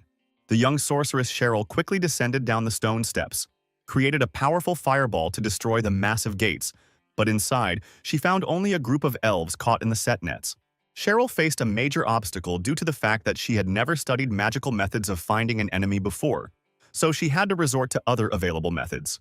The determined sorceress turned to her loyal knights and gave a clear order to split into small squads of 4 warriors to thoroughly search the area and protect each other. The brave knights immediately carried out the order they received and scattered in different directions to search for the enemy, while they suspected that the formidable herald was watching them from above. The mighty giant herald suddenly jumped down and with one powerful blow of his huge battle axe cut the body of the unfortunate knight in half, who did not even have time to scream. The other 3 knights stood frozen in stupor at the terrible sight, trying to comprehend what had happened, and the merciless giant decided to deal with them in the same cruel way. The sounds of a fierce battle reached the ears of Cheryl, who was standing nearby, and the young sorceress fell into a panic, realizing that her warriors were dying, but did not know what to do. Until this important moment, Cheryl had only dealt with magical battles and always thought out a plan of action in advance. But now, when an urgent decision was required, she realized her lack of combat experience. The confused sorceress began to mentally turn to the experience of her older brother and the wise Rommel, trying to imagine what actions they would take in such a difficult situation. The surviving soldiers began to show obvious signs of panic, loudly reporting that their comrades were in mortal danger and urgently needed immediate assistance. Cheryl quickly gave new orders to her warriors to ensure the safety of the injured squad and conduct a full search of the village to find other lurking giants. A loyal soldier suggested leaving a small guard detachment to protect Lady Cheryl in case of an attack by a giant. But the brave sorceress sent all the warriors to help their comrades. Looking after the departing soldiers, the young sorceress continued to doubt the correctness of her decision. But now, she needed to concentrate all her efforts on saving the attacked squad. Confident in her magical abilities, the girl understood that she could cope with any ordinary opponent. But meeting giants caused her serious concerns. The observant herald noticed that the leader of the human army was left completely alone, considered this an extremely unwise decision, and began to silently descend for a surprise attack. Inexperienced Cheryl made a serious mistake by underestimating the physical superiority of giants over people, and the leader of the giants, Harold, possessed the greatest strength among his kind. The young sorceress instantly became aware of the giant's extraordinary speed of movement as soon as their eyes met at the start of the unequal duel. Cheryl released many bright bursts of fire towards the rapidly approaching enemy, but not a single magical blow reached its target. The desperate sorceress used a particularly powerful fireball spell against the giant, but even this powerful magic was useless, and the enemy had gotten unacceptably close. The frightened girl tried to escape riding on a magical phoenix, but the mighty giant managed to reach her leg with his long arm and abruptly threw the sorceress to the ground. Before the decisive blow, Harold noted the youth of the enemy commander and suggested that the Duke had made a mistake in appointing an inexperienced mage to this important position. Brave Cheryl looked up at her enemy with anger and firmly stated that the reason for her possible death would not be her choice, but Harold's cruel decision to take her life. The unwavering giant remained indifferent to the girl's words, and raising his huge battle axe, began to utter a solemn prayer to his great god of warriors. The sudden appearance of a mysterious warrior with a sword stopped the giant's fatal blow at the last moment, forcing the powerful enemy to retreat several steps back. Brave Rommel stood up for the surprised Cheryl, realizing that searching for Diana alone would not be of any use in the current situation. The seasoned warrior decided to trust in his hope that his beloved wife was still alive and focused all his efforts on achieving victory in this important battle. Rommel asked the exhausted Cheryl to rest a little and regain her strength, after which he confidently headed towards the giant herald, promising to solve the problem that had arisen. The impatient giant immediately launched a swift attack, but the experienced knight easily dealt with the onslaught, and his body was suddenly enveloped in a mysterious magical glow. The nimble herald dodged another blow and noted the apparent slowness of the enemy's attacks, believing that a simple sword could not bring victory to a human warrior. The overconfident giant realized his mistake too late when he noticed a serious bleeding wound on his own shoulder, inflicted by a skilled swordsman. The calm Rommel maintained a confident fighting stance and explained to the defeated enemy that all he needed to win was an unshakable belief in his own strength. The enraged giant attempted to strike again with a powerful blow, but Cheryl, who had suddenly intervened, successfully knocked him down with a precise fire spell. Pleased with her success, the sorceress laughed tiredly and informed her defeated opponent that it was he who had shown real stupidity in this battle. The wounded herald quickly assessed his dire situation with a damaged shoulder and the inability to fight against two experienced opponents, so he called upon his trusty raven. The black raven soared high into the sky with an important message, after which all the remaining giants immediately began an organized retreat following their leader. The retreating giant made a menacing promise to return and present the souls of the brave Rommel and the daring sorceress as a valuable gift to his mighty god. After the end of the difficult battle, a touched Rommel met with his beloved wife and little son with tears of joy, not believing his happiness to see them alive. The worried husband carefully examined his relatives in search of possible injuries, and calm Diana assured him of complete well-being and asked about Rex's whereabouts. The worried knight told his wife that Rex should be safe in the kingdom, but she told him an amazing story that contradicted this assumption. Diana told how, at a critical moment when the giant was preparing to deliver the fatal blow, Rex suddenly appeared and saved their lives by striking the enemy with his sharp blade. The grateful woman claimed that despite the smoke hiding the face of the mysterious savior, she was absolutely sure that it was Rex who was their protector. After saving their lives, the mysterious warrior said some words and quickly left, leaving a strange feeling of something left unsaid in this amazing meeting. A thoughtful Rex stood on top of a high mountain, watching the castle almost completely destroyed by flames and remembering his important conversation with the wise Aaron. The understanding hero listened carefully to all the explanations and gave Rex the necessary permission to leave his post to carry out an important task. The far-sighted Duke stopped the departing warrior for a last friendly piece of advice, asking him not to attach too much importance to the meeting with the girl. Wise Aaron advised the embarrassed Rex to explain his appearance to the girl with a simple order from the Duke, who never leaves his subjects without help. Lost in his memories, Rex felt very embarrassed, realizing that even following the Duke's advice exactly had still led to an awkward situation. The alarmed Duke of the Kingdom of Ruminia received extremely alarming news about the mass disobedience of the inhabitants to his strict orders and the beginning of a popular uprising. Short-sighted residents openly expressed dissatisfaction with the necessary measures to close the city gates, and, by their reckless behavior, exposed themselves to the danger of attack by cruel pirates. The shocked Duke felt deep indignation at such short-sightedness of the townspeople, because all his strict measures were aimed solely at protecting their own property.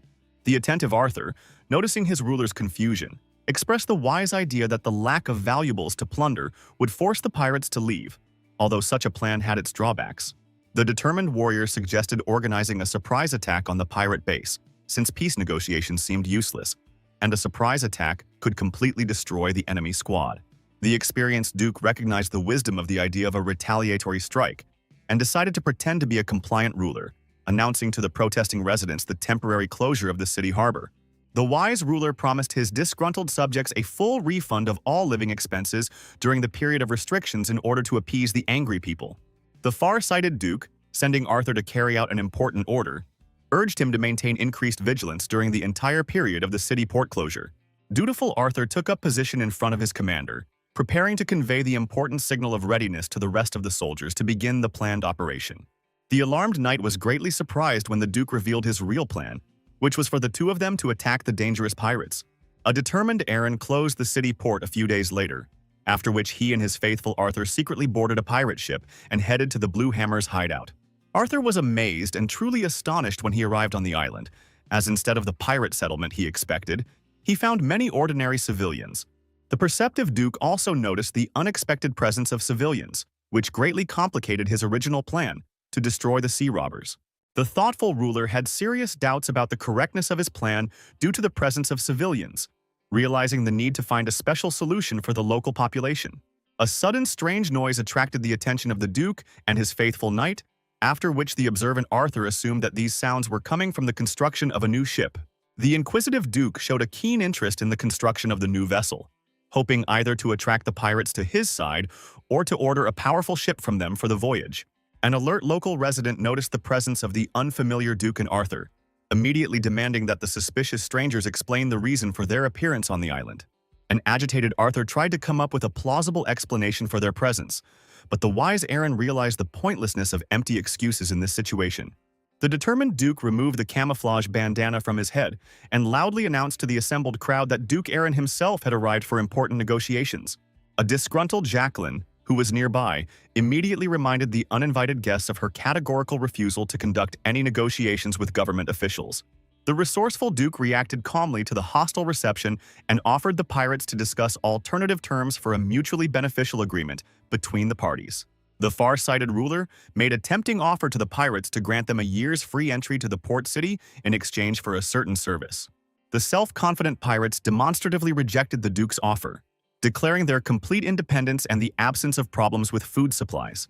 The observant Duke quickly saw through the pirates' lies, noticing the unnaturally high prices for fish, meat, and alcoholic drinks, indicating high demand. The observant ruler noted the complete absence of drunk people this morning, which also attracted the attention of the puzzled Jacqueline and Miller. The resolute Duke took advantage of the moment of confusion and declared the city to be Brand territory, backing up his words with the threat of closing the port or physically eliminating the pirates. The hot-tempered Miller made a rash attack on the Duke and the Knight, showering them with explosive powder and preparing a torch to set the dangerous substance on fire.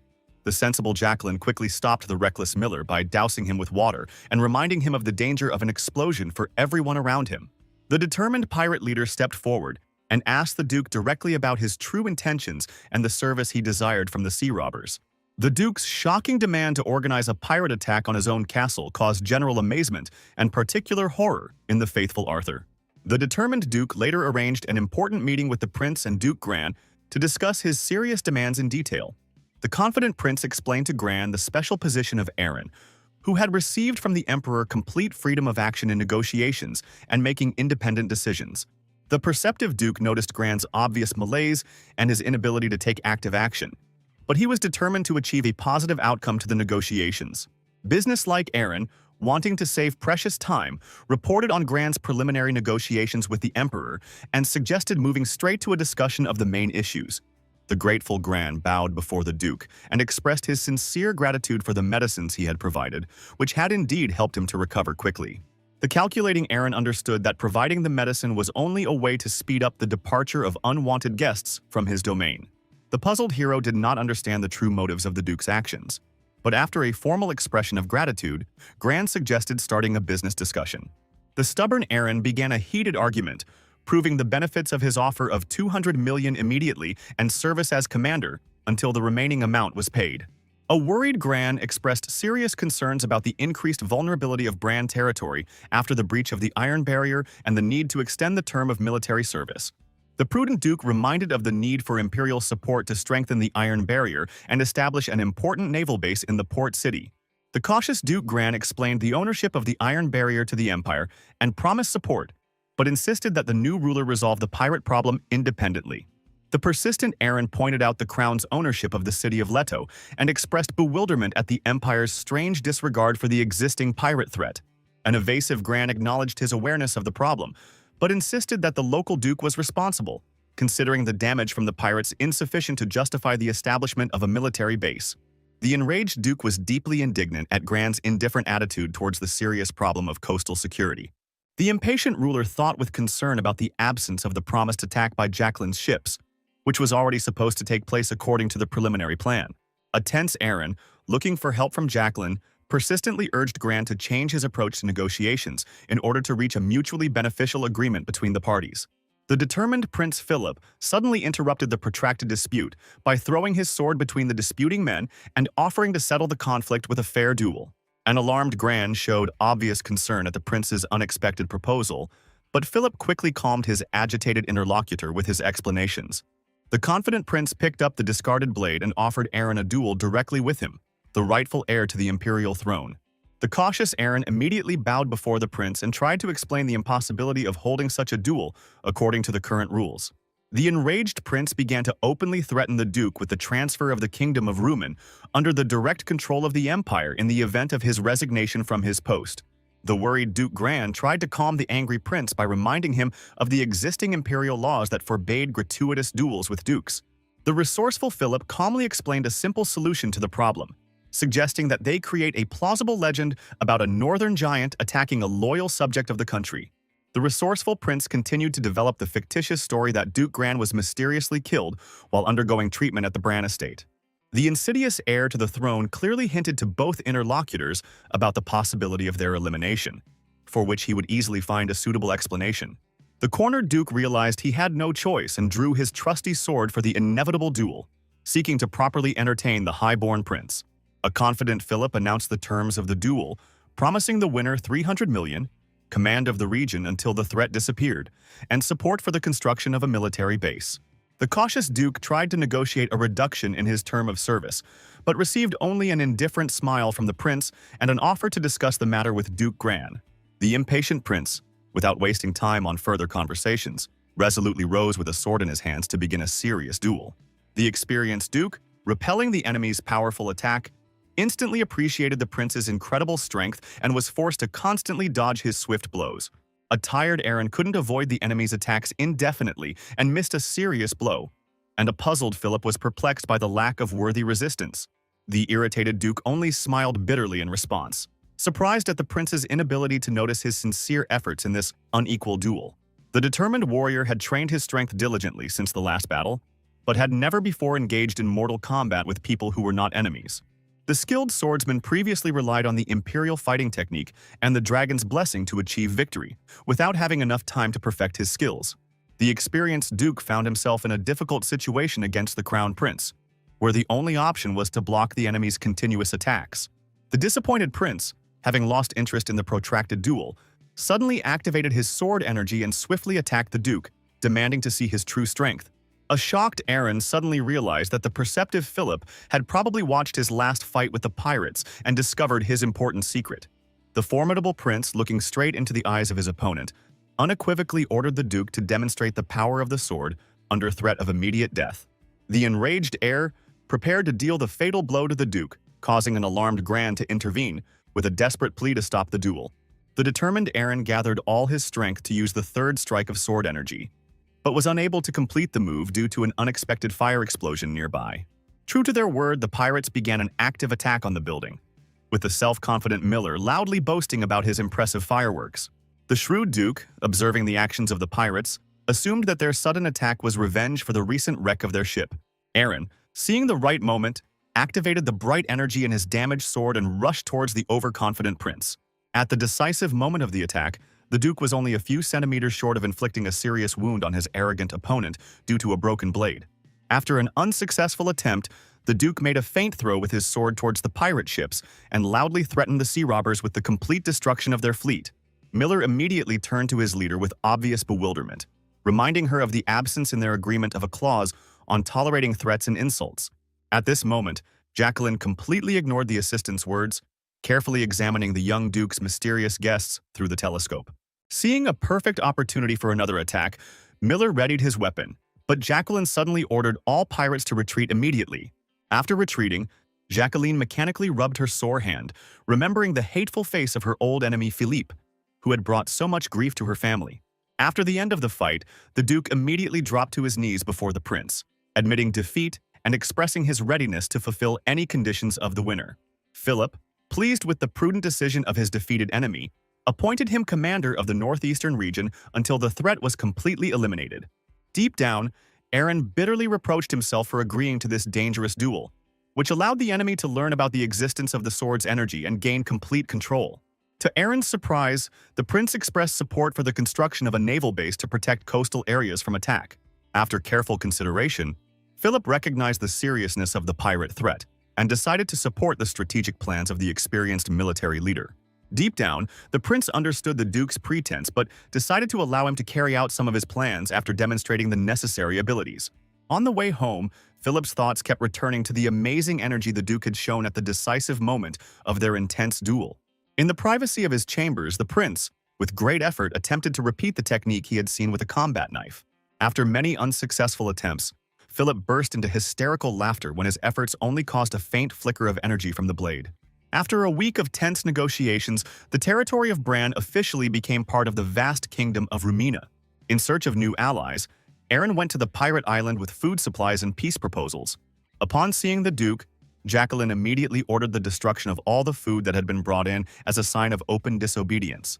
In a fit of anger, the pirate leader lashed out at the Duke for concealing his true intentions and important details of his strategic plan. After witnessing the meeting with the prince, Jacqueline became furious and demanded an explanation for the reasons for Philip's cooperation with Aaron. At the mention of the prince's name, Miller instantly lost his composure, as his past was closely intertwined with the history of the royal family. At that tense moment, a sharp phantom pain pierced the girl's hand, evoking painful memories of events from past years. Jacqueline's memory flashed back to the moment she had been wounded by Philip, when the prince had coldly declared that she would have to pay for her sins. On the brink of death, the young girl cried in despair, not understanding the reasons for the cruel reprisal against all members of her innocent family. With icy calm, Philip then explained that the mark on Jacqueline's hand was irrefutable proof of the betrayal of their family. In difficult times 5 years ago, the Empire set an ambitious goal to conquer the West by creating a huge navy. Due to inexperience and arrogance, the young aristocrats ignored the wise advice of their military leaders and lost almost the entire fleet in an unequal battle. After the crushing defeat, the perpetrators of the disaster shifted all responsibility to Admiral Miller, who had dangerous information about their miscalculations. To conceal the shameful truth, high-ranking conspirators accused Miller and his loyal subordinates of secretly colluding with the enemy. At the beginning of his reign, young Prince Philip mercilessly dealt with all of Admiral Miller's subordinates and their families. Before Jacqueline's intended execution, the prince gave a monstrous order not to remove the bodies of those executed with special marks, planning to feed their remains to animals. At the moment of inevitable death, the exhausted girl could not resist the sword raised to strike and humbly accepted her fate. At the last moment before the fatal blow, an unknown horseman rushed through the flames of the fire, grabbed the girl, and galloped away from her pursuers. After these painful memories, Jacqueline's rage only increased, and she demanded from the Duke a truthful explanation of his secret plans with the prince. In the midst of a tense conversation, Rex came running to the scene, offering his help and joyfully greeting his longtime acquaintance Jacqueline. The angry pirate leader responded to the friendly greeting with a puzzled look, not recognizing the young man in front of her. Understanding the girl's forgetfulness, Rex covered his face just as he had on the day of their first meeting, and gently inquired about his identity. At this important moment, Miller suddenly recognized the savior, remembering the dramatic events of the day he saved young Jacqueline from certain death. After saving the girl, Rex carefully handed her over to the frightened Miller, who desperately tried to bring her back to consciousness. When the first signs of life appeared, the touched Miller could not hold back his tears of joy, realizing Jacqueline's miraculous rescue from a cruel reprisal. With unexpected directness, Rex reminded everyone of his status as a mercenary and demanded a worthy reward for saving the young girl. Seeing the plight of the rescued people, the noble mercenary thought about a way to soften the terms of payment for the assistance provided. To confirm his intentions, Rex showed off special glasses and warned of his inevitable return to pay off the debt with interest. In a fit of gratitude, Miller promised to fulfill any wish of the mercenary upon his return, and provide him with everything he needed without restrictions. Rex reacted to such a frivolous promise with doubt, but Miller backed up his words with a solemn oath of his own life. When they met many years later, the aged Miller instantly remembered the promise he had made and begged Rex not to make demands on the current captain. With a mysterious smile, Rex asked to bring him the parchment and sharp scissors he needed for his work. The unexpected set of required tools reflected genuine amazement on the old pirate's face. In response to his interlocutor's confusion, Rex, with a smile, recalled the promise he had once made to fulfill any of his demands without objection. Thanks to the unexpected intervention of Rex, who once saved the life of the brave Jacqueline, the warring parties were finally able to overcome their differences and sign the long-awaited peace agreements. On a quiet, starry night, Jacqueline sat with the Duke on the old wooden pier and watched her pirates joyfully celebrating the successful completion of long negotiations. Jacqueline thoughtfully shared her thoughts about the uncertain future with the Duke, admitting that she did not know the next steps. But looking at the joyful mood of the team, she understood their desire to take revenge on the prince. The Duke suddenly remembered his main enemy, the Emperor, and decided to offer Jacqueline an alliance for mutual assistance, realizing that together they could achieve much more in their struggle. Jacqueline listened attentively to the Duke's proposal for joint revenge on their enemies, and saw in this an excellent opportunity to strengthen the positions of both sides in the upcoming struggle. The pirate commander considered the Duke's lucrative offer of cooperation, but she was troubled by the thought of how exactly she could be useful in this risky alliance. The Duke convincingly explained to Jacqueline that together they would be much stronger than alone, and pointed to her magnificent ship as proof of her considerable power and influence. After a month of difficult negotiations with the pirates, Aaron finally took command of all military forces in the region and began actively preparing to carry out his duties. The Duke immediately sent all the troops under his control to the Iron Wall to strengthen the defense of the northeastern borders and ensure reliable protection of the territories entrusted to him. The giants were alarmed to see a new threat approaching as, instead of the usual human warriors, countless hordes of living skeletons began to attack their walls.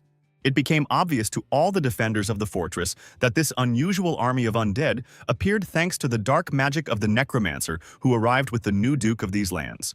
The giants understood the special importance of capturing the sorceress Cheryl and the knight Rommel, who accompanied the Duke, since their capture could significantly affect the outcome of the upcoming battle.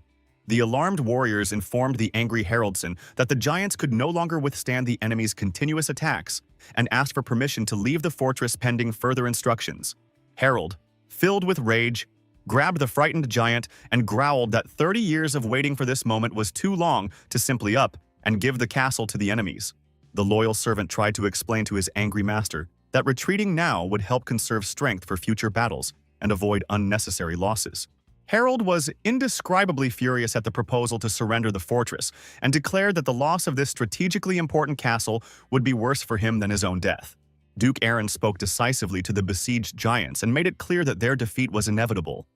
But he sincerely wanted to avoid unnecessary casualties in this battle. Aaron offered Haroldson an honorable surrender that would spare the lives of his warriors, but the leader of the giants categorically rejected this opportunity. Through the dense snowstorm, Harold could not see his opponent and loudly demanded that the cowardly enemy show himself and stop hiding from his sight. The Duke immediately took the burning torch from Rommel and, raising it high above his head, illuminated his face, demonstrating his readiness to meet the enemy face to face. Before the decisive battle with the giants, the Duke gathered Rommel and Cheryl, who had experience of clashing with these creatures, to discuss in detail the specifics of the upcoming battle. Rommel shared intelligence that there were approximately 500 giants in the northern fortress, although their numbers may have been reduced by previous battles. The Duke listened with disbelief to the information about how Harold managed to capture the stronghold with only 1,000 warriors, but Cheryl confirmed the reality of such a success. Cheryl spoke in detail about the incredible physical strength of the northern giants who, even without weapons and magic, significantly exceeded the capabilities of ordinary people. The girl convincingly explained to everyone present that the speed and power of giants are far beyond human capabilities and should not be underestimated. Rommel fully supported Cheryl's words and admitted that only the giants' arrogance allowed him and the girl to survive after their last encounter with them. The military leaders were seriously concerned by the fact that a small detachment of giants managed to capture a well-fortified fortress and defeat such strong warriors as Cheryl and Rommel. Cheryl noted with concern that as long as there was a threat from the north, their presence was needed in the region, and magic was of little use against the rapidly regenerating giants. Suddenly, an important thought struck the Duke, and he immediately ordered Elena to be brought to discuss a new research project in the castle's underground laboratories. Aaron devised a cunning plan to use the massive monsters to combat the northern giants while avoiding damaging the fortress's vital defensive fortifications. The command decided to use the successful strategies of past battles to finally eliminate the northern threat and pacify the warlike giants. The enraged giant suddenly rushed at the Duke with a huge battle axe, but Aaron, thanks to his experience, was able to successfully repel the enemy's swift attack. The giant leader was furious at the Duke's presumption in daring to challenge him after victory had already been won by the giant army. The Duke confidently told the giant that his warriors were not yet defeated, and that using the energy of the magic sword would definitely lead to the death of all the remaining giants. Eren decided to show respect for Haraldson's military merits and offered him a quick death in a fair duel as a sign of recognition of his military achievements. Carefully observing the enemy's movements, the Duke noticed a striking similarity between Harold's fighting style and the fighting technique of the knight Rommel during training. Confident in his superiority, the giant decided to end the fight with one crushing blow and threw his battle axe with great force towards the Duke. Harold attempted to deceive his opponent by using the thrown axe as a distraction in order to get behind the Duke and deliver the decisive blow with his weapon. Eren masterfully anticipated the giant's devious plan and, using a combination of magical blessing and combat skills, easily dodged the deadly attack. Enraged by the failure, Harold increased his onslaught and began to deliver increasingly powerful blows, forcing the Duke to constantly dodge and look for an opportunity to counterattack. During the fierce duel, the Duke recalled the grueling training with Rommel, who asked his master to moderate his ardor and not overexert himself during the exercises. The Duke persisted in his hard training despite the blows and pain, demanding that Rommel maintain maximum intensity in the training matches. The participants in the training battle were surprised to notice how ordinary stones began to glow, with a strange light during the knight Rommel's attacks on his master. Through regular training with Prince Philip, the Duke greatly increased his speed and improved his close combat technique against strong opponents. Through intense training, the Duke was able to overcome his previous limitations and achieve such a level of skill that he was even able to strike the experienced Rommel. Despite significant progress in training, the Duke still could not match the mighty Haraldson's lightning-fast attacks in real combat. Taking advantage of the enemy's moment of overconfidence, the Duke chose the perfect time for a decisive attack, when Haraldson temporarily lost concentration in the fight. The giant managed to raise his swords to defend himself, but was completely unprepared for the Duke to use a powerful fourth-class combat spell called Cyclone. The devastating magic spell inflicted serious wounds on the giant's torso, after which the Duke calmly stated the successful completion of his combat combination. Memories of how he had fulfilled his cherished dream by breaking through the wall and taking over these lands, only to lose everything because of one man, flashed before the wounded Harold's eyes. An uncontrollable rage gripped the mighty giant when he realized that the Duke had dared to destroy all his years of achievement and dreams with one crushing blow. Despite serious bleeding and a weakened body, the enraged Harold launched a last desperate attack, but the Duke easily parried his inaccurate blows. With a lightning-fast movement, the Duke knocked the weapon out of the weakened giant's hands and, putting the sharp blade of his sword to his throat, declared his rights to these ancient lands. The Duke offered Haraldson to spare the lives of his warriors and provide them with a new place to settle, on the condition that they leave these captured territories forever. The defeated giant unexpectedly demanded immediate death from his conqueror, refusing to break the sacred oath given to his god to protect these lands. Haraldson solemnly explained to the Duke that he had bound his life with an unbreakable oath to keep this land for his god, and would prefer death to breaking this promise. The Duke was genuinely surprised to realize that his defeated opponent was deliberately seeking death instead of accepting the generous offer of a peaceful solution. The wounded giant mockingly explained to the Duke his inability to understand the true value of these lands to the giant people, calling the conqueror an unenlightened stranger. The Duke wisely noted the impossibility of mutual understanding between their peoples, since the giants also remained strangers in these lands for the local inhabitants. Instead of continuing the fruitless dispute, the Duke proposed clear terms of the treaty, according to which he, as the legitimate ruler, would determine new lands for the settlement of the giants. The wounded Harold smiled in surprise at the sincerity of the Duke's offer, but explained that his people worshipped the god of war and considered death in battle the highest blessing. The giant asked the Duke to prove his seriousness about the alliance by granting him an honorable warrior's death that would be a blessing to all his people. Cheryl, who had been watching closely from afar, noted with concern the unexpected prolongation of negotiations between the Duke and the leader of the giants. The experienced Rommel understood perfectly well the importance of military pride for a nation of giants and realized the difficulty of reaching a peace agreement in such a situation. Unexpectedly for all observers, the Duke abruptly interrupted the protracted negotiations, beheading the defeated leader of the giants with one powerful blow of his sword. Raising his bloody sword to the sky, the Duke loudly proclaimed his victory over the enemy leader and demanded the immediate surrender of the remaining giants. Cheryl stood there in bewilderment, unable to understand why her brother, who had been seeking peaceful negotiations, had suddenly made such a cruel decision to kill his defeated enemy. The Duke walked silently past the astonished sister, advising everyone to immediately go to where they could finally eliminate the northern threat. Cheryl immediately created a magical portal, and the squad headed exactly according to the instructions that Harold managed to convey before his heroic death. According to the last words of the fallen chieftain, they were to follow the northern lights to the village where his brother, a faithful servant of the mighty Hugin, was located. Even the fearless Knight Rommel felt an inexplicable tension when the detachment entered the mysterious village, not feeling completely safe. The determined Duke, ignoring the general unrest, resolutely began searching for the giant named Regnum, warned by the old raven. The wise leader of the giants had ordered generous gifts to be prepared for the blind raven in advance to demonstrate the sincerity of his peaceful intentions. The majestic giant demanded to see the gifts that had been brought immediately, but the first offerings clearly did not make the proper impression on him. The Duke took out a precious vessel containing holy water with the power to prolong life, which immediately attracted the close attention of the wise blind raven. The mysterious old man smiled with satisfaction, recognizing in the Duke the man whose image had appeared to him in prophetic visions of previous nights. The ancient sage thanked the guests for their openness and offered to share an important prophecy about future events in return. The blind raven solemnly raised his hands to the heavens and began to chant an ancient spell about the ruler walking next to the dragon and the enemies who rose up against him. The starry sky suddenly lit up with an unusually bright light, causing even the experienced Duke to freeze in reverent amazement before this miracle.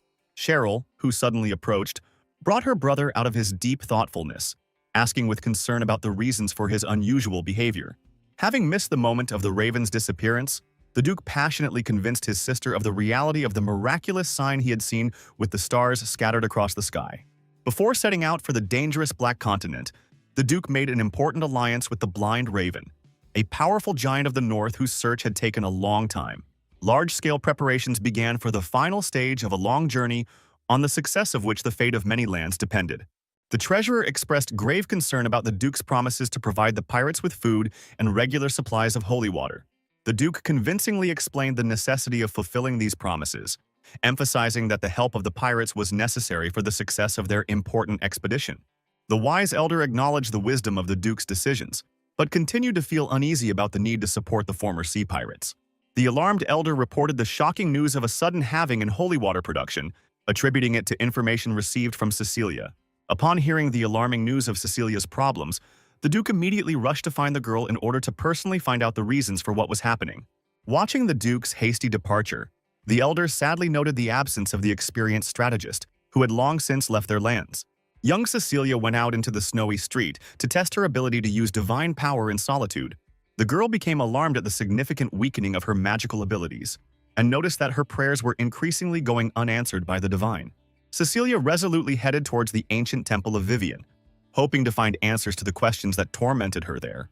Kneeling before the sacred temple, the girl passionately prayed to the goddess Vivian to allow her to enter the closed gates of the mansion.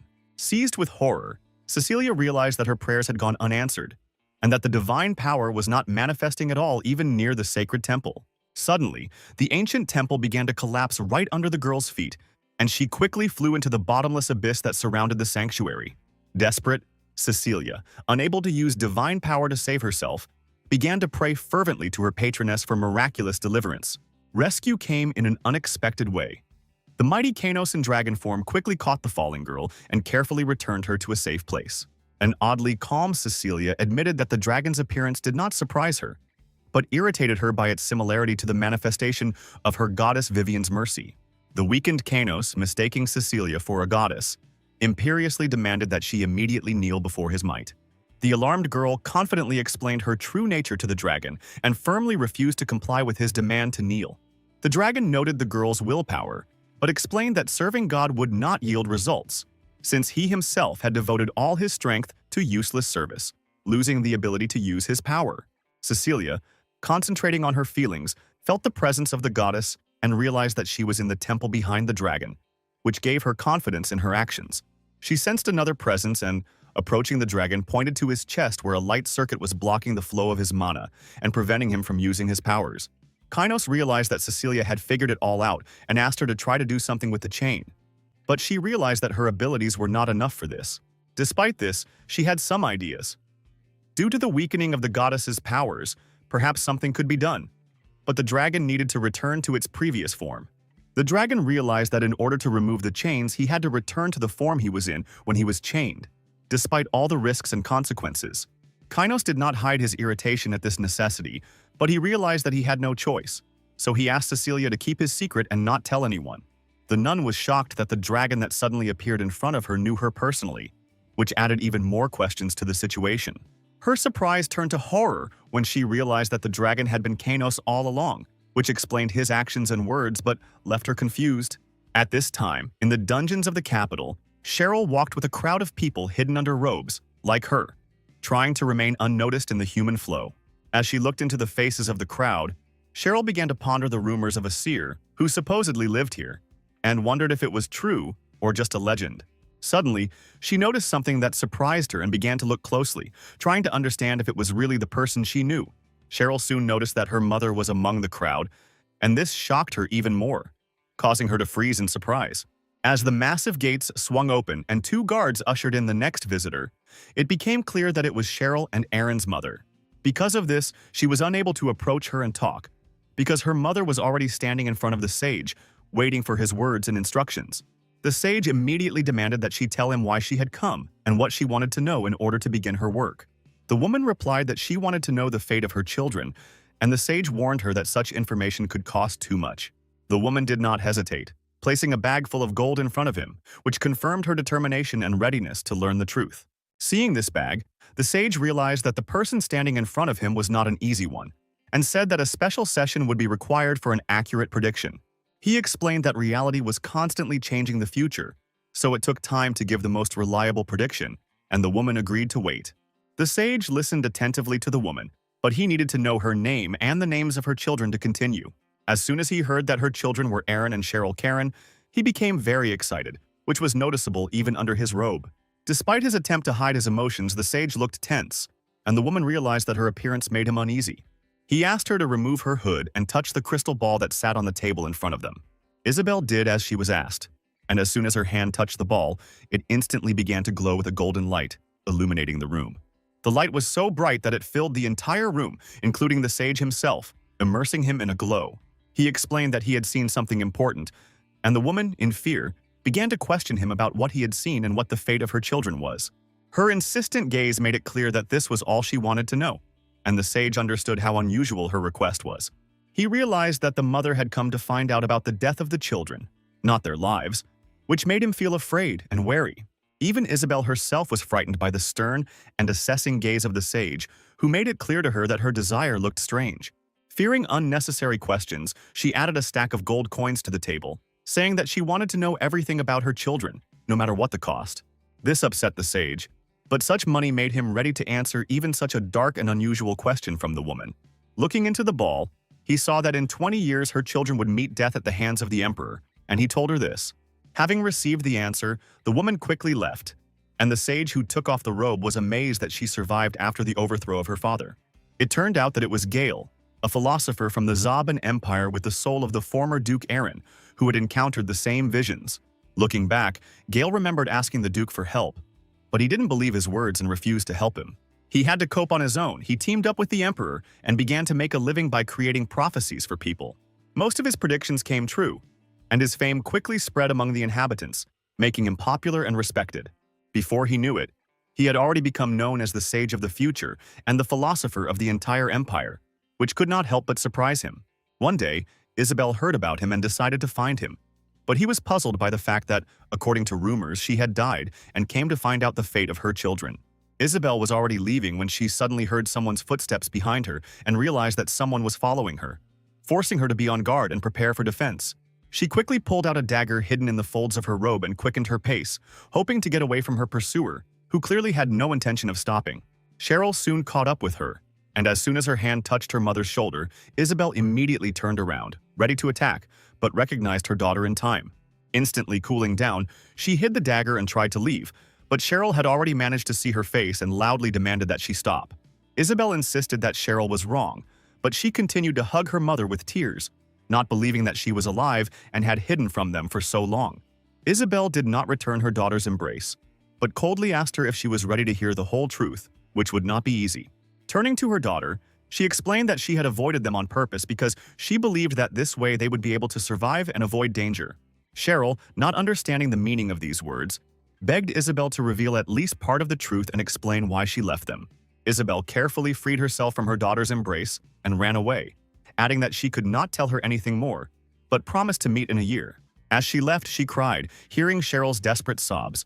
But she understood that her duty was to prevent terrible events, and they would definitely see each other again. What was happening to Isabel was being watched by one of Gail's loyal assistants, who was tasked with keeping an eye on her and gathering as much information as possible about her life and actions. He had received clear instructions from Gail to learn everything possible about her location, meetings, and connections in order to prepare a report on her activities and intentions. After meeting her mother, Cheryl, without wasting a minute, ran to her brother to tell him the incredible news that their mother, Isabel, was actually alive. However, Aaron met his sister's story with indifference. It seemed that it did not bother him at all, and he only asked Cheryl to calm down and not waste energy on unnecessary emotions. Instead, he pointed her to the impressive warships that had recently been completed and were ready to sail, which was more important to him at the moment. It was obvious that Aaron was no longer the same Duke. He was only concerned about one thing: the expedition to the mysterious Dark Continent, which he was planning with particular zeal. Little did he know that the appearance of Isabel and the body's true owner would affect his plans and wreak havoc on their carefully planned expedition. 3 weeks have passed since their reconnaissance squad set sail for the unknown Dark Continent, moving forward through unpredictable waters. On one of the ships, Jacqueline was captain, and the Duke regularly asked her if there were any signs of land or possible dangers ahead. 3 weeks had now passed since the beginning of the voyage, and there was still no sign of land before them, which caused concern to the Duke and the captain. Aaron was starting to get nervous, suspecting that the map might be a lie, and the notes he thought were true might be taking them in a different direction than they expected. Cheryl, tired and disappointed by the journey, appeared on deck and complained about the tiring voyage, preferring to stay at home if she had known about it. The Duke irritably reminded his sister of the agreement that the exploration of the Dark Continent had become their top priority, and asked her to be patient. Cheryl, for her part, thought that there was no point in this, since Aaron himself wasn't sure that they would find the continent, and it could still turn out to be a giant sea monster. Aaron sharply reminded her that he had already paid for her participation in the expedition, and in case of danger she would be obliged to fight the monster, as she had promised. Cheryl was clearly not pleased, so she frowned, turned around and decided to end the useless conversation with Aaron by asking him to wake her up as soon as they arrived at the place. Aaron watched his sister go, feeling irritated and wondering why she acted strangely so often, as if there was constant chaos going on in her head that he didn't understand.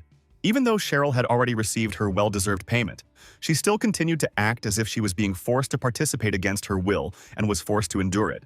Before the Duke could finish thinking about it and get really angry, and before Cheryl could get very far, the ship was shaken by a powerful jolt. With a frightened expression on his face, the Duke immediately turned his head to Jacqueline, who reported that something large was happening under the stern, and it looked like a whirlpool.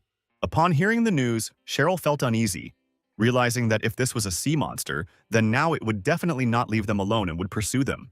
Jacqueline immediately gave orders to the pirates to take their places and to convey to Miller the order to prepare the guns for battle so that they would be ready for the attack. Once everyone was in position, Jacqueline, as the captain, took the helm to keep the ship balanced and on course. At this time, Aaron and Cheryl were in their places, and he asked his sister to distract the monster's attention as soon as the right moment for their plan came. Cheryl knew her task, so she created a fiery phoenix and soared into the sky to get a better look at the monster and assess the situation from above. Jacqueline watched the flying sorceress in surprise, not understanding her actions, but the girl did not plan to give an explanation and remained focused. Cheryl hovered in the air, wondering about the size of the creature that could cause such a huge whirlpool, as the foaming water made it difficult to see it clearly. Finally, she noticed the glint of scales in the water and aimed her Fire Thunder Spear spell there, hoping to strike and weaken her opponent. Cheryl's spell succeeded and the monster stopped, as she was able to master electricity magic at a high level and used it successfully. However, this was not enough to finally defeat the monster, and he, enraged, turned towards his offender to attack. Cheryl barely avoided the blow, but Jacqueline and the pirates managed to arrive in time and fight back, ordering that fire be immediately opened on the monster. The first attack was successful and hit the target, but Miller did not give the order to stop and ordered the pirates to continue firing to consolidate the success. The rising waves made the pirates think that the monster had been defeated, because for some time it did not appear on the surface and showed no signs of life. It was clear from Jacqueline's face that the danger had not passed, and that something much more terrible and unpredictable than before awaited them ahead. A monster of enormous size, taller than several ships, appeared from under the water and instantly destroyed one of the ships, causing horror on everyone's faces. Jacqueline was worried about her drowning men, but the Duke asked her to bring the ship closer, although she feared that this could lead to their own deaths. Aaron knew the odds of winning were slim, but he knew he couldn't give up and urged them to do whatever it took to defeat the monster. The pirate, despite her fear, remained determined and accepted the Duke's words, directing the ship straight towards the monster, trusting in its fighting spirit. Aaron on the deck and Cheryl in the air joined forces, releasing a powerful attack together, putting all their magical power into it for the final blow. Their combined magical energy engulfed the monster, causing a terrifying explosion that shook the waves and shook the air above the sea. Looking at the churning foam and waves, Aaron and Cheryl hoped that this was the end, and they had defeated the dragon. But their belief in this was dispelled by magic when the monster reappeared unharmed. Once the magic dissipated, it became clear that the dragon had not only survived, but had completely repelled their attack. He began to accumulate energy for a counterattack, preparing for the final blow. The dragon began to gather strength for a powerful attack, and Cheryl, frightened, hurried to fly away from the ship to avoid a devastating blow that could destroy them. The attack was so powerful that the entire ship was swallowed by water, and Cheryl barely managed to pull Aaron into the air, saving him from the impact that could have completely swallowed them both. Aaron yelled at his sister to fly higher and avoid the hits, but Cheryl remained motionless, not following his instructions, and he, not understanding the reason, was angry at her behavior. In a rage, Aaron continued to yell at Cheryl, trying to understand her behavior, but soon realized that his concerns were useless and decided to act on his own without waiting for her reaction. Suddenly, they noticed another dragon approaching them, in addition to the sea monster. Cheryl immediately prepared for a possible attack, but the dragon unexpectedly did not attack. Cheryl was surprised when the dragon, instead of attacking, flew past them without paying any attention, and she quickly realized that something was wrong with the creature's behavior. As she locked eyes with the dragon, Cheryl managed to see his wound and realized that this was the same dragon they had encountered earlier in the battle with the giants. He was seriously wounded. The dragon, unexpectedly for everyone, began to attack his fellow dragon and bit him hard on the neck, demonstrating rage and strength. But this did not solve their problem, but only complicated the situation. Kanos turned to his friend and begged Leviathan to calm down, but the dragon did not respond, having lost control, having been in the depths for too long, not realizing the consequences of his actions. Kanos desperately tried to talk to Leviathan, but the dragon seemed to have lost its mind completely after being in hibernation for too long, and it was now difficult to stop its destructive actions. Kanos had no choice but to attack his son with flames, trying to bring him back to his senses. He spewed streams of fire directly at Leviathan, hoping to influence his state. Cheryl couldn't understand why the dragon, instead of attacking them, began to fight the sea monster, but suggested that Aaron take advantage of the moment and try to save whoever they could. Aaron insisted that Cheryl attack the dragons, but it seemed crazy. They had barely dealt with one monster, and now they were being attacked by two dragons at once, and they were risking everything. Aaron was determined, knowing there would be no other chance. He wanted to save everyone, and this last opportunity required immediate action, despite all the dangers that awaited them. Seeing her brother's determination, Cheryl aimed her phoenix straight towards the two fighting dragons, knowing that this was their chance to stop the monsters from winning and save the rest. Aaron, analyzing what was happening, realized that magic did not work against sea dragons, and they had to find a way to destroy their protective shields in order to break through their defenses and win. Both dragons had already taken serious damage. Kanos had severely damaged Leviathan's eyes, and he had roared in pain, which gave them a chance, but the situation remained extremely tense. Aaron and Cheryl were already flying close when the dragon began to spew fire at its kin. But Aaron realized that Leviathan's powers had increased significantly, and he needed to wait for the right moment. Realizing that Leviathan's power had increased significantly, Aaron changed tactics, deciding to wait until the dragon's strength was exhausted before making a decisive move to attack. Kanos flew closer and dealt several powerful blows with his sharp claws, trying to damage the Leviathan enough to stop its destructive actions, but this only angered it. Cheryl and Aaron raced towards the dragons at full speed, and Cheryl, in order not to interfere with her brother, jumped off Phoenix, took the sword, and delivered the decisive blow, splitting the dragon's skull. But even after such a blow, the dragon did not die, but only became even more furious.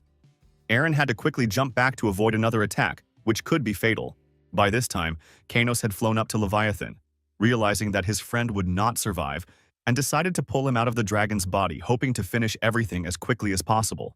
Kanos, mercilessly spewing flames at Leviathan, set its body ablaze. The flames were so strong that they began to destroy it, turning the dragon into a ruin consumed by fire. The attack was so powerful that Cheryl and Aaron's magic couldn't withstand it, and they were both knocked off their feet, falling into the water and starting to drown, unable to withstand such a force. Even as they began to sink, Aaron smiled weakly, knowing that they had done all they could, and with that he closed his eyes, preparing to meet his fate. Aaron thought he would never open his eyes again, but a miracle happened, and when he woke up, he found himself thrown onto the shore, where he was met not only by him, but also by his sister, with whom they survived.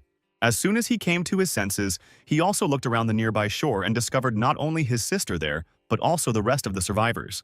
Aaron ran up to the motionless girl and began shaking her off, trying to get Cheryl to cough up the water, and only after some time did he succeed in achieving this result. Aaron hugged his sister with shaking hands, glad that she was still alive despite her injuries and that she had managed to survive this terrible moment, even though she was badly hurt. But as soon as he did so, a familiar voice was heard greeting the Duke on his arrival, and when Aaron turned around, he noticed with surprise who it was. Shocked, he saw the strategist in front of him, who stood absolutely calm, as if nothing unusual had happened, and this surprised him incredibly at the moment. The strategist, bowing, introduced the young masters to the Dark Continent, and Aaron, although amazed, realized that their salvation was part of a much larger plan than they thought. Later, the Duke had a serious conversation with Kanos, in which Aaron found it hard to believe that he had arrived here by boat, having heard the latest news so late and managed to save them in time. However, Kanos not only successfully reached them, but also managed to find them among the vast expanses of the continent, which made Aaron even more surprised, surprising his capabilities. Kanos only smiled calmly, explaining that if he had been even a little late, this sea would not have spared anyone, and it was at the last moment that he managed to save them in time. Aaron decided not to interrogate the strategist any further, even though it was obvious that finding them in the middle of such a huge sea was an almost impossible task. And yet, he still managed to do it. Instead, Aaron began asking Kanos if he knew anything about what was going on the island, trying to find out more information about what the continent was hiding. Kanos explained that almost the entire continent was covered in dense forests and mines, but somewhere in its depths was a castle that could be key to further exploration.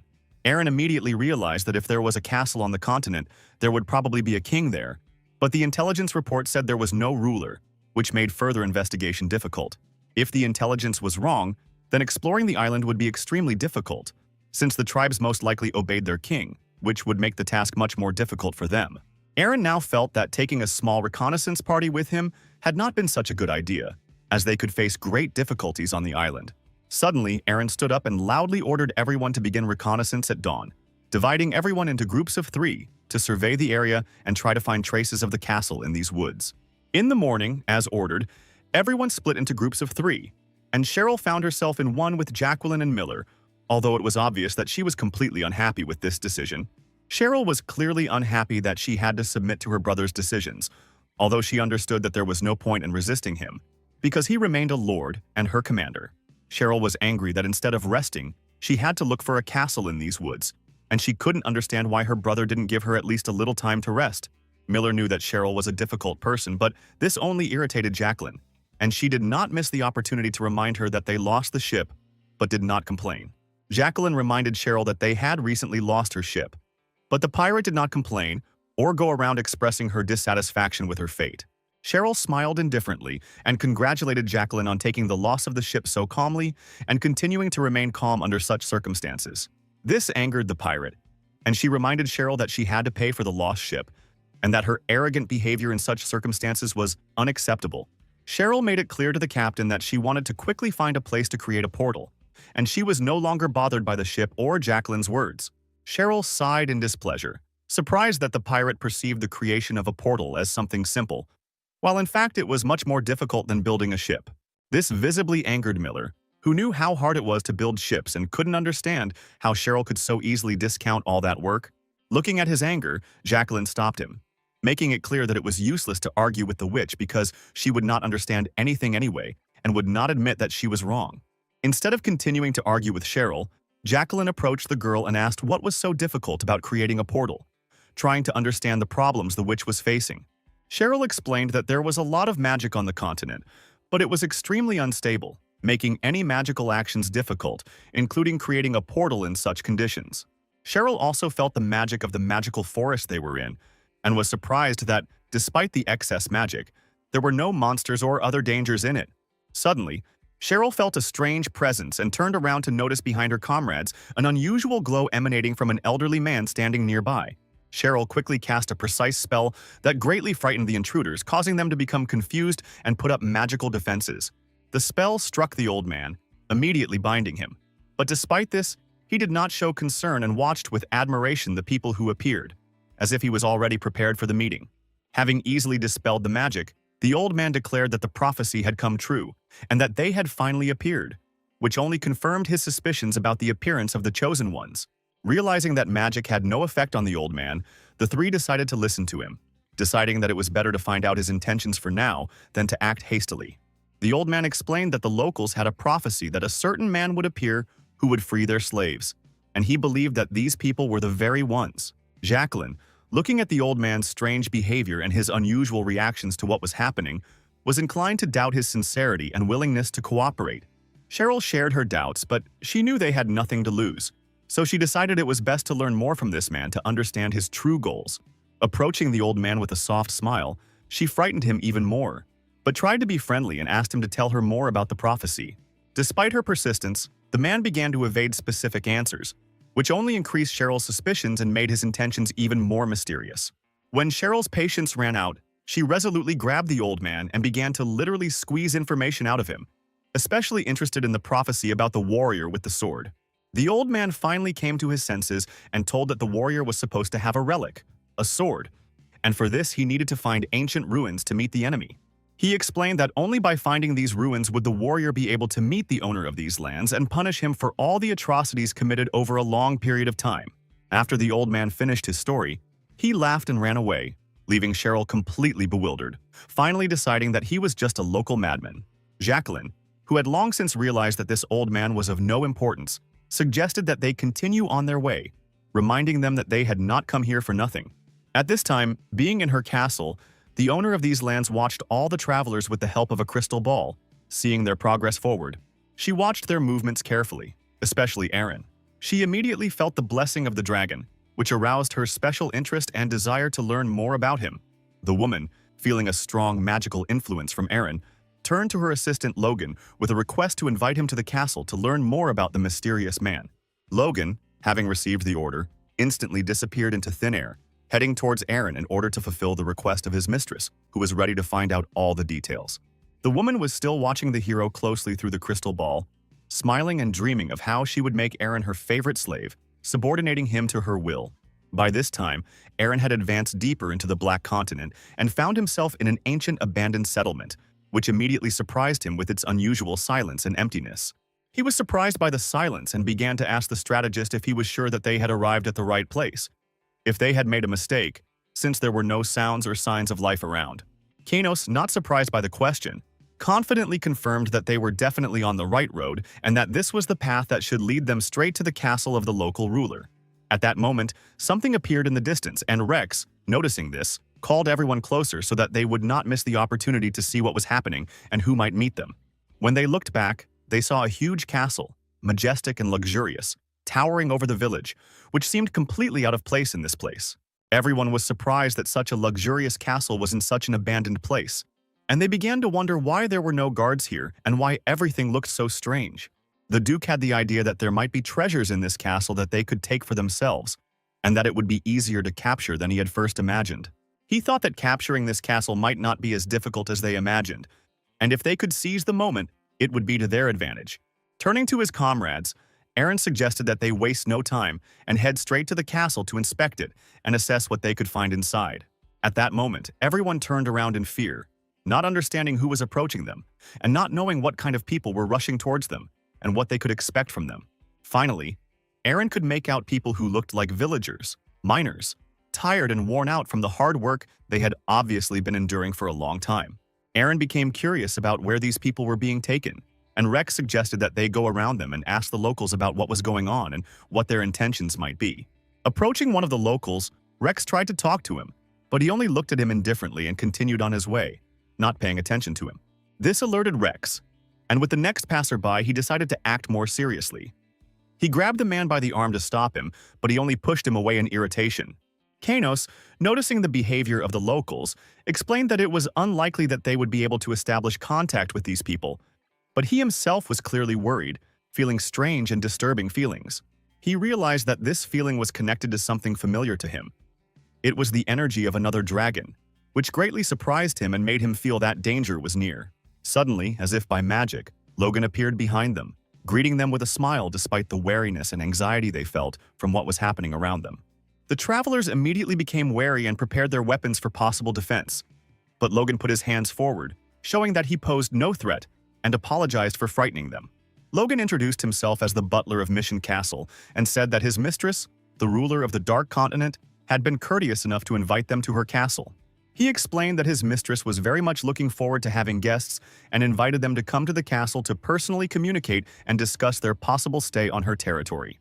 The travelers followed Logan to the castle, but already at the foot of the castle, Aaron noticed many workers who were behaving strangely and could not understand what was happening in this place.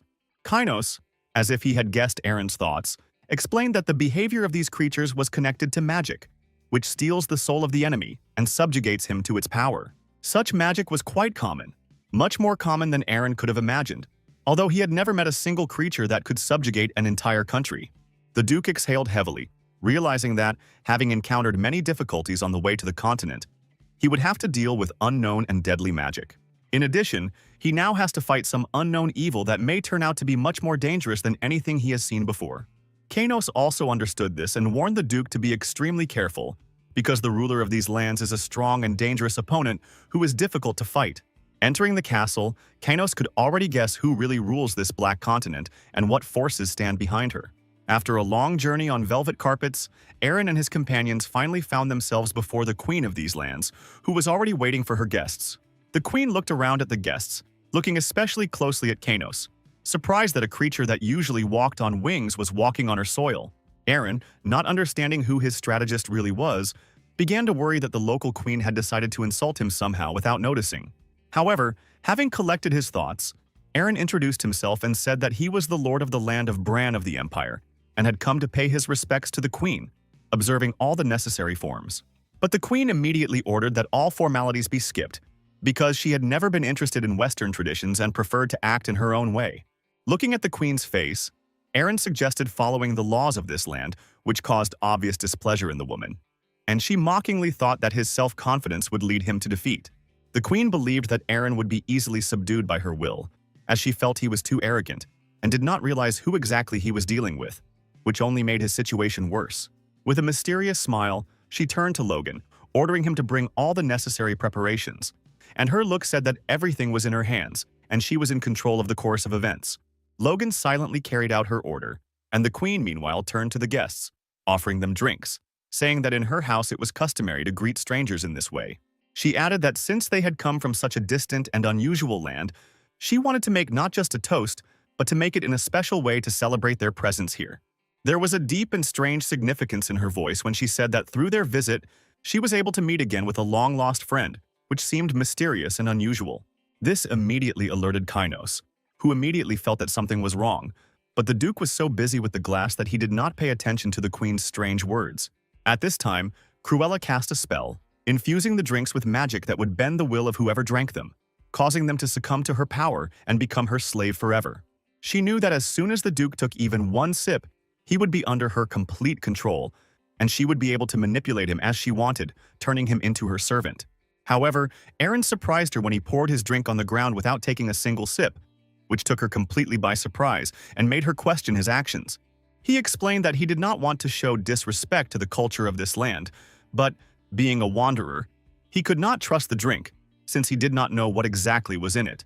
Poison, or ordinary alcohol. Aaron thought that such a step was quite reasonable because he did not know who offered him this drink, and whether this person could be a friend or an enemy ready to cause hidden harm. In any case, he had no intention of drinking because his goal was completely different, and he refused the drink, considering it an important step in his plan, despite the strange circumstances. Cruella, although she did not want to seem arrogant, could no longer contain her anger, realizing that a fool stood before her, and in a rage she crushed the glass, not noticing how it happened. Her furious laughter caused the ground beneath Eren and his companions to shake, and her laughter became so loud and eerie that the entire atmosphere in the castle was filled with tension and fear. Cruella was getting closer and closer to them, and with every step she took, the walls of the castle shook, as if the earth itself could not withstand her power, and everything around began to plunge into chaos.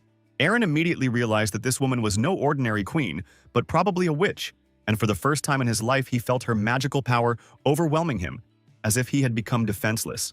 Cruella laughed, as if reading the Duke's thoughts, and surprised that he only now realized how great her power was, that she had subjugated the entire castle and everything happening around it. Eren tried to concentrate all his strength to at least withstand this magical pressure, which seemed so powerful that every step she took felt like a threat to his life. At that moment, the witch transformed into a powerful five-headed dragon, which immediately began to attack the Duke, trying to destroy him on the spot, leaving him no chance of salvation. At the last moment, Kainos came to the Duke's aid, taking the form of a dragon and attacking his sister to protect Eren and stop her destructive rage. The witch was clearly angry because the dragon, in her opinion, stooped to defending a common man, and she decided to punish him for this, using all her magical power. A fierce fight ensued, and the Duke, watching the dragons, suddenly realized that this dragon was exactly the same as the one who had helped them earlier in difficult times.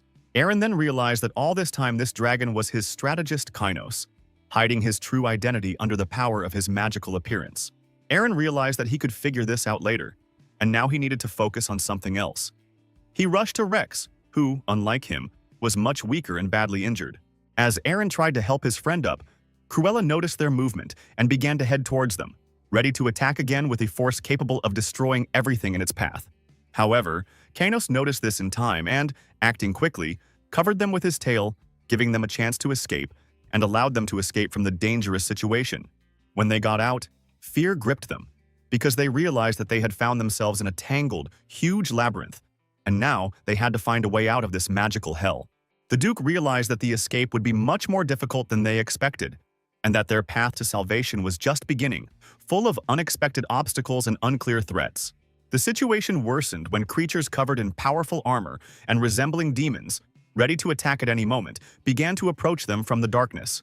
Eren realized that Rex would not be able to stand up to these monsters and decided to enter the battle himself to protect his friend and prevent him from dying. But Rex, despite the Duke's warnings, could not stand aside and rushed into battle himself to cover Eren's back and help him in this brutal battle. After a long and grueling battle in which both men almost exhausted their strength, they were finally able to defeat all the monsters, but both were clearly on the verge of exhaustion. Rex hoped that this would be the end of their battle, but Eren did not believe that everything was over and continued to peer warily into the dark void, expecting new threats. It was then that winged dragon monsters flew out of the darkness, ready to attack again, and the Duke realized that their fight was far from over and they would face even more trials. Eren was tired and fed up with this endless fighting, but he knew they had to keep going if they wanted to survive, and his patience was running out. Deciding to end the battle quickly, he used his blessing and increased his power, directing the great swordsman's attack straight towards the flying dragons, hoping for a quick outcome. Finally, after the victory, the Duke and Rex continued on their way. But Eren noticed that his friend was not responding to his words, which became an alarming signal for him, causing concern. Eren found Rex's behavior strange and immediately turned to study his face closely, trying to figure out what had happened to his friend to make him change so much. Eren noticed the dark marks starting to spread across Rex's face and his eyes rolling back, making it clear that he was being consumed by the darkness and had lost control of himself.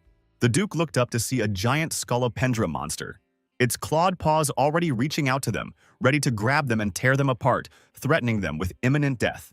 Looking at this terrible sight, Eren panicked, because he needed not only to save Rex, but also to break through all these dangers to get out of here as quickly as possible. He knew that the fight with this monster would be much more difficult than all the previous ones, but he gathered all his strength and determination, preparing to destroy it with one powerful blow. With the power of his sword and the dragon's blessing, Eren launched a powerful attack that cut the centipede in half. But it was clear that this was not the end.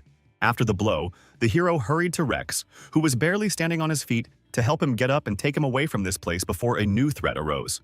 Rex was still unconscious, and Eren, realizing something was wrong, turned around and saw in horror that the monster was recovering and ready to fight again.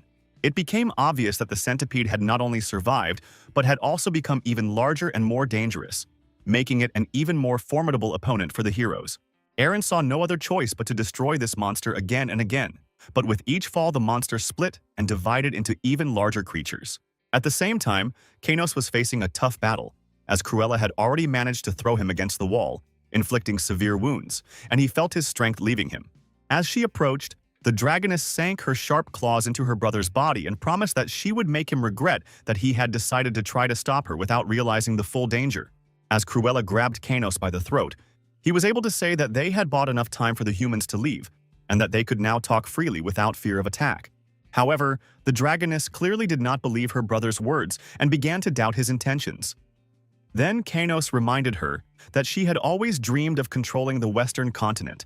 He offered his help in carrying out this plan, because the man he came with was an excellent opportunity to take power on the continent, since he would soon become king. Kainos continued that by returning to the West and starting a war, they could expand their influence and then, with chaos in the region, take over the entire continent. So, Cruella will be able to achieve what she has wanted for so long, but her reaction was far from what her brother expected, and she was not ready to trust his promises. She laughed, not believing Kainos' words, realizing that his plans and manipulations had not changed at all, and now she saw no reason to trust him. Cruella slowly began to chain him up, amazed at how many times she had already been deceived by him, and how he tried to manipulate her again. Kainos, indignant, begged his sister to stop, but she continued to shackle him until she took on human form, expressing her disappointment in his actions. And at that moment, Cruella promised that she would let Eren go, as Kainos wanted, but the dragon himself would suffer forever, watching how she controlled this man he brought. The events moved to the monsters with whom Eren fought endlessly, and although his strength had already begun to deplete, he continued the fight tirelessly, deciding to see the matter through to the end, despite his fatigue. Suddenly, the monsters, at Cruella's behest, began to disappear and evaporate, and when all the puppets were gone, there was only one left, a huge and terrible monster which Eren had to face. Eren immediately realized that this creature was real, unlike the others that were created by black magic. And this realization angered him, making him even more determined to win the fight. This revelation enraged the knight so much that he immediately raised his sword and intended to rush towards the monster. But Rex's hand suddenly stopped him, preventing him from continuing his attack on the monster. The frightened assistant grabbed him by the arm and asked him to stop and leave, explaining that all the battles they had been fighting were just an illusion created by Cruella's magic, and not a real threat. Eren couldn't believe it, but he assumed that everything that was happening was connected with the help of Kainos in his dragon form, which explained such strange visions and magical power. At this time, Eren realized that the main task now was to leave, because this is what their dragon, who protected them, wanted, and they decided to use his powerful help to escape. However, Eren vowed that if their friend did not return, he would gather strength and return for him, despite all the danger, promising that he would not leave him in trouble and would fight to the end. As the evening drew on, Cheryl finally managed to open the portal that would take them to the right place. After work, she looked very tired. But looking into the portal, she immediately realized that in front of her was a completely unfamiliar and strange place, and Miller noticed that it was different from what he had seen before.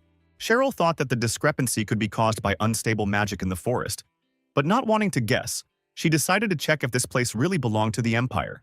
Without wasting time on guesswork, the girl ran to the portal to make sure that this place was indeed within the Empire. Miller laughed, considering Cheryl nothing more than a half-mage who could only destroy but not create anything. Offended by this remark, Cheryl replied that at least she had magic and could create, unlike Miller, who could only be indignant about everything. Miller was clearly angry, but thanks to Jacqueline's principles, he restrained himself and did not attack the girl, although he sincerely wanted to do so. Cheryl smiled as she watched Miller, knowing that a simpleton like him would hardly be able to understand magic even if he tried hard. Waving goodbye, Cheryl headed towards the portal, knowing that if it led to the Empire, she would always find a way to get to the palace. Miller continued to shout and complain, but Cheryl no longer listened to him, as she had almost completely dissolved into the portal. Jacqueline laughed quietly as she watched the events unfold and urged Miller to calm down, reminding him that they needed to focus on their real mission on the Dark Continent. Miller knew the captain was right, so he turned around and started to walk away, promising that as soon as they could, he would definitely drink a beer to relieve the stress of this situation. As they left, they did not notice the strangeness that was happening with the portal, which was surrounded by a mysterious force that was clearly changing its nature and the space around it. Cheryl, having already exited the portal, noticed a purple glow on the other side, which resembled the presence of a ghost, which alerted her and made her think. Frustrated by what was happening, Cheryl decided to leave, confident that the pirates would deal with the ghosts without her, and that her presence was pointless. She had already done all she could, and now she was eager to return home to focus on investigating the case of her mother, whom she had met in the dungeons of the Empire. In the dungeons, the situation did not change. People continued to come, hoping to find out the truth despite all the difficulties and obstacles they had to overcome. Suddenly, the sage's assistants ordered everyone to leave, announcing that the sorcerer was no longer accepting visitors, disappointing those who had waited so long for their turn.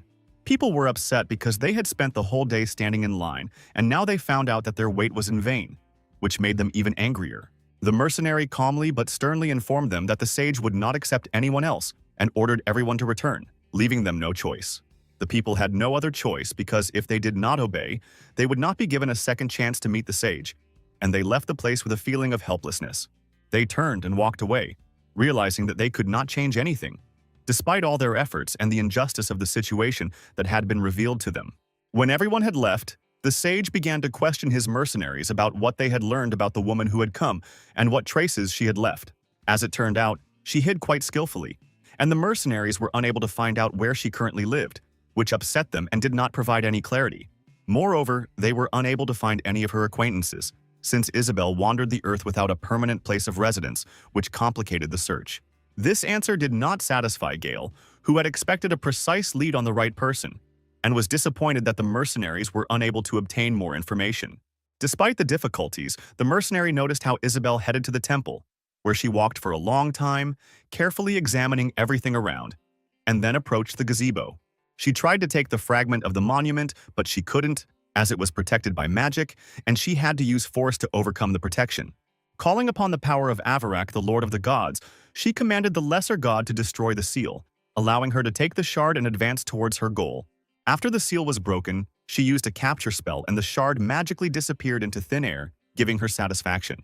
This success increased Isabel's confidence, as each fragment she received brought her closer to achieving her main goal, which was getting closer and closer.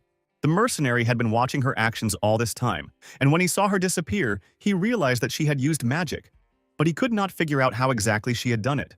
The mercenary hurried to run away to report what he had seen to the sage, without wasting time on thinking and not understanding what exactly he was about to tell. Gale couldn't figure out what Isabel had done with the relic or why she had disappeared after studying it, but the mercenary informed him that she had used a spell to break the seal. When Gale learned of the spell Isabel had used on the name of Avarak, the High God, he was worried, as this god had been worshipped long before the advent of the Pope's religion. The man was puzzled, not understanding why Isabel would use the power of a deity to steal a relic from another religion, and where she got such power from. Gale couldn't understand what Isabel was planning to do by destroying a god's relic, which put her in a completely different category and complicated all future plans. Gale then asked the mercenaries where Isabel was now, and learned that she was staying at an inn near the capital, probably planning to lie low. The mercenaries were surprised to learn that there was no need to bring Isabel to the sage, as Gale wanted them to keep an eye on her and not lose sight of her using Bloodsucker. Bloodsucker is a huge private intelligence organization founded by the sage Gale. Bloodsuckers are usually tasked with gathering information, but if necessary, they can also kill or kidnap to fulfill a sage's prophecy and strengthen his power. The Bloodsuckers exist solely to be Gale's eyes and ears, helping him maintain his reputation as a prophet believed by all who cannot see his true goals. That was why Gale was sure that he would meet Isabel again, and that this meeting would happen very soon as he was ready for the next step in his plans. Meanwhile, Miller and Jacqueline were calmly returning home, but a tired Miller suggested stopping to spend the night and rest a little, feeling the need for a break. Jacqueline smiled and asked Miller to be patient for a little while, explaining that they needed to be back by midnight, which meant speeding up their journey and not stopping to rest. She quickened her pace and reminded Miller that the faster they moved, the sooner they would reach their destination and could finally rest after the long journey. Suddenly, the pirate stopped, noticing a mark on the tree, and realized that they had started walking in circles again, which made him wary and think about possible mistakes along the way. Jacqueline was doubtful at first, but then she remembered that they had indeed left this mark and realized that they had lost their way, which left her confused and surprised. Shocked, she began to look around the area, trying to figure out how they could have gotten lost when they should have been much closer to their destination. Suddenly, Jacqueline heard a rustling sound in the trees, which was unusual for this area, and she realized that danger was waiting for them, which made her wary. She ordered Miller to prepare for a possible threat and saw the approaching shadows, preparing to confront those who were waiting for them in this forest. When the shadow appeared, a silhouette with demonic horns and a hammer appeared in front of her, which scared Jacqueline, and she immediately rushed to attack without thinking. However, when Jacqueline managed to hit her target, she realized with horror that her blow did no harm, as the ghost dissipated as soon as it was attacked. A frightened Miller quickly pulled Jacqueline to his side, hoping to protect her, feeling that only together could they cope with what was happening around them. The enemy was not alone.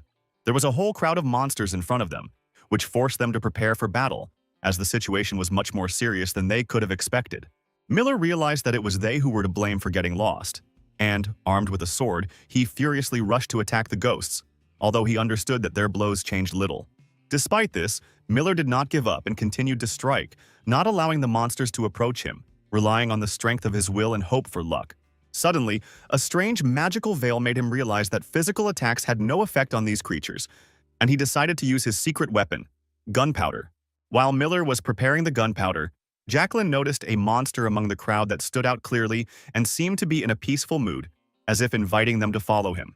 She saw how the other monsters did not try to attack but instead stretched out their hands forward, showing that they did not pose a threat and wanted to convey something. Miller, not noticing these details, was already ready to scatter the gunpowder and set it on fire, relying on his preparation. But Jacqueline stopped him, realizing that the situation could have been different. She was afraid that further actions could make the situation worse, and quickly explained to Miller that these monsters clearly did not want to harm them, but wanted to show them something.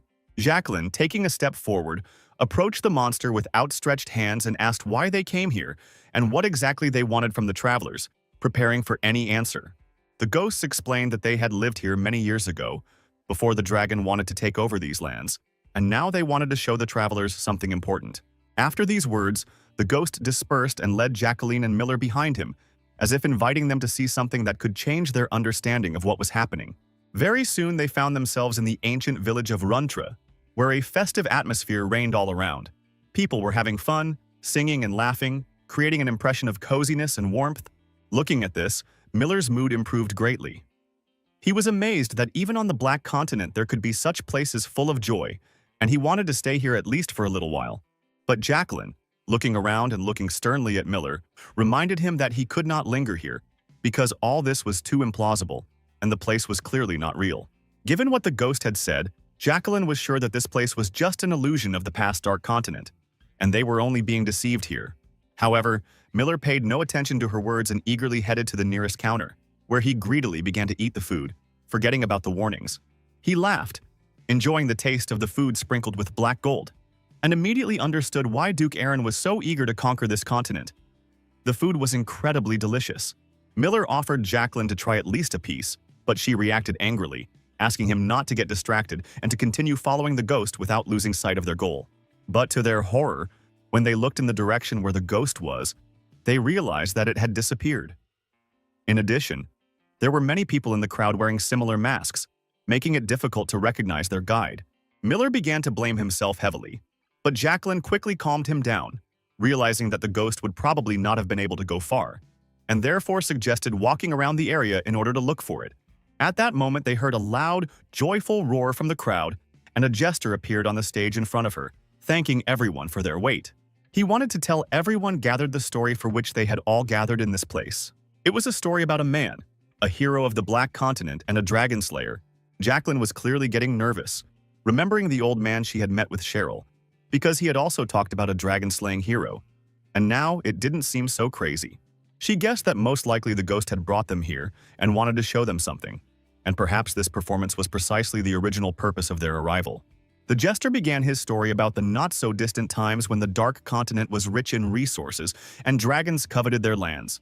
After years of invasion and exploitation by dragons, the inhabitants of the Black Continent were completely exhausted. However, in the world of chaos there is always a fearless hero. He found the dragon's lair and went all the way to the border of the continent in order to defeat the dragon with his mighty sword. Thanks to him, their continent once again had peace and happiness to enjoy. The jester decided to introduce people to the hero and guardian of the Black Continent, who was about to appear on stage. At first, people burst into joyful splashes and screams, but then their screams changed to screams of horror and despair because they saw another dragon in the sky. The dragon, sparing no one, descended upon the village and began to destroy everything in the area with its all-consuming fire, leaving no one alive. People were burning to ashes and screaming in horror as they tried to save their children, while Miller and Jacqueline watched in amazement, not understanding what was happening. Miller wanted to rush to kill this dragon, but Jacqueline reminded him that this was just a vision that the ghosts who brought them here wanted to show them, because these events happened with the dark continent of the past. Miller still found it hard to believe that everything so realistic was just an illusion, but Jacqueline felt somewhere inside that this was not the end, and that something else had to happen. Looking straight into their eyes, one of the locals approached them, begging the travelers to call the Dragon Slayer, but he was quickly crushed by Cruella, who only laughed at how she had destroyed the hope of humanity, since she had long ago gained power on the continent. The Dragon Slayer was defeated, and the only thing the people of the Black Continent could do now was to continue living in the darkness of her power and wait for their death. At this point, she could not bear it any longer and began to lose consciousness, falling to her knees. She explained that even understanding the unreality of what was happening did not give her relief, because what she saw was truly terrible. The spirit, appearing against the backdrop of the burnt village, explained that he wanted them to know how the dragon had taken over the lands. All who survived the dragon invasion became her slaves, their souls bound by her curse. All people did during this time was bring her jewelry as an offering, and when they became useless, they were driven away. Jacqueline immediately realized that this must have something to do with the same old man they had seen. He was also banished, like the rest of the useless. She was right. After all, he was a child when Cruella took over this land, and now this old man was one of the few who still remembered the Dragon Slayer. Jacqueline immediately remembered the prophecy that the old man had spoken of, that a hero would appear in these lands who would be able to defeat the Black Dragon. But as it turns out, this prophecy never existed. All that was known was that dragons, or those with dragon-like powers, could open the gates of the ancient ruins. Inside these ruins, where people once prayed to the ancient gods, a dragon slayer is imprisoned, and once the gates are closed, they will be impossible to open. The ghost asked the pirates to tell Aaron everything so that he could save the dragon slayer, because only then would they be able to defeat the dragon and solve all the problems that they faced. After the ghost said these words, he instantly disappeared, and with him the vision of the destroyed city dissolved, leaving behind only a feeling of anxiety and uncertainty. The wanderers, still in shock from everything they had just heard, were trying to come to their senses when an excited Jacqueline pointed in the direction where they had noticed something important. Once they got close to that place, they realized that they had accidentally found themselves right at the entrance to a temple that might be the key to solving their problems, and this could not help but surprise them. Jacqueline suggested not to waste time and go to the temple as soon as possible to report what had happened, because every minute was now worth its weight in gold for their mission. Aaron and Rex continued their way to the camp, and Rex, who was still under the impression of the events, could not calm down. He felt that he needed to discuss what happened in order to understand what to do next. As soon as Rex said the name Aaron, he realized that the conversation would not be easy, and suggested that he not discuss what was happening in order to avoid unnecessary conversations and focus on what was important. But Rex didn't give up, claiming that they were in the land of dragons, and one of those dragons had 5 heads, making their chances of winning against such a creature almost zero. Aaron, despite Rex's confidence, said that he no longer cared whether he could capture the Black Continent, because now the most important thing for him was to save Kanos, whom he promised to get out of trouble. Rex tried to convince Aaron that Kanos was also a dragon, and he knew the dragon that owned this land, and that this could complicate their task, because confronting dragons is always dangerous. Rex suggested that they sort out the situation themselves, without interfering in dangerous conflicts that could cost them their lives. But Aaron, unable to bear it, told Rex not to say such stupid things. Aaron, holding his sword to Rex's throat, declared that if he continued to say such things, he would no longer consider him a friend, and Rex, frightened, silently accepted this gesture and understood that he had to obey. At that moment, Jacqueline and Miller approached them, and Jacqueline expressed her displeasure that the Duke was threatening his subordinate in order to save another, considering it unfair and cruel. Jacqueline was very disappointed by this behavior, but realizing that the Duke was on edge, she hoped that this would not happen again. Otherwise, she would have to interfere in Aaron's upbringing. She swore that if the Duke ever threatened his people for the sake of others again, she would make sure to teach him how to be a true ruler who protects his people and does not make such threats. After they had some laughs and eased the tension, Jacqueline led Aaron to the temple where he could find a way to defeat the dragon and find a solution to save Kanos. Aaron, taking out his blade, began to gather energy in it to activate the spell of Rush, hoping that this spell would help them open the gate and move forward in their search.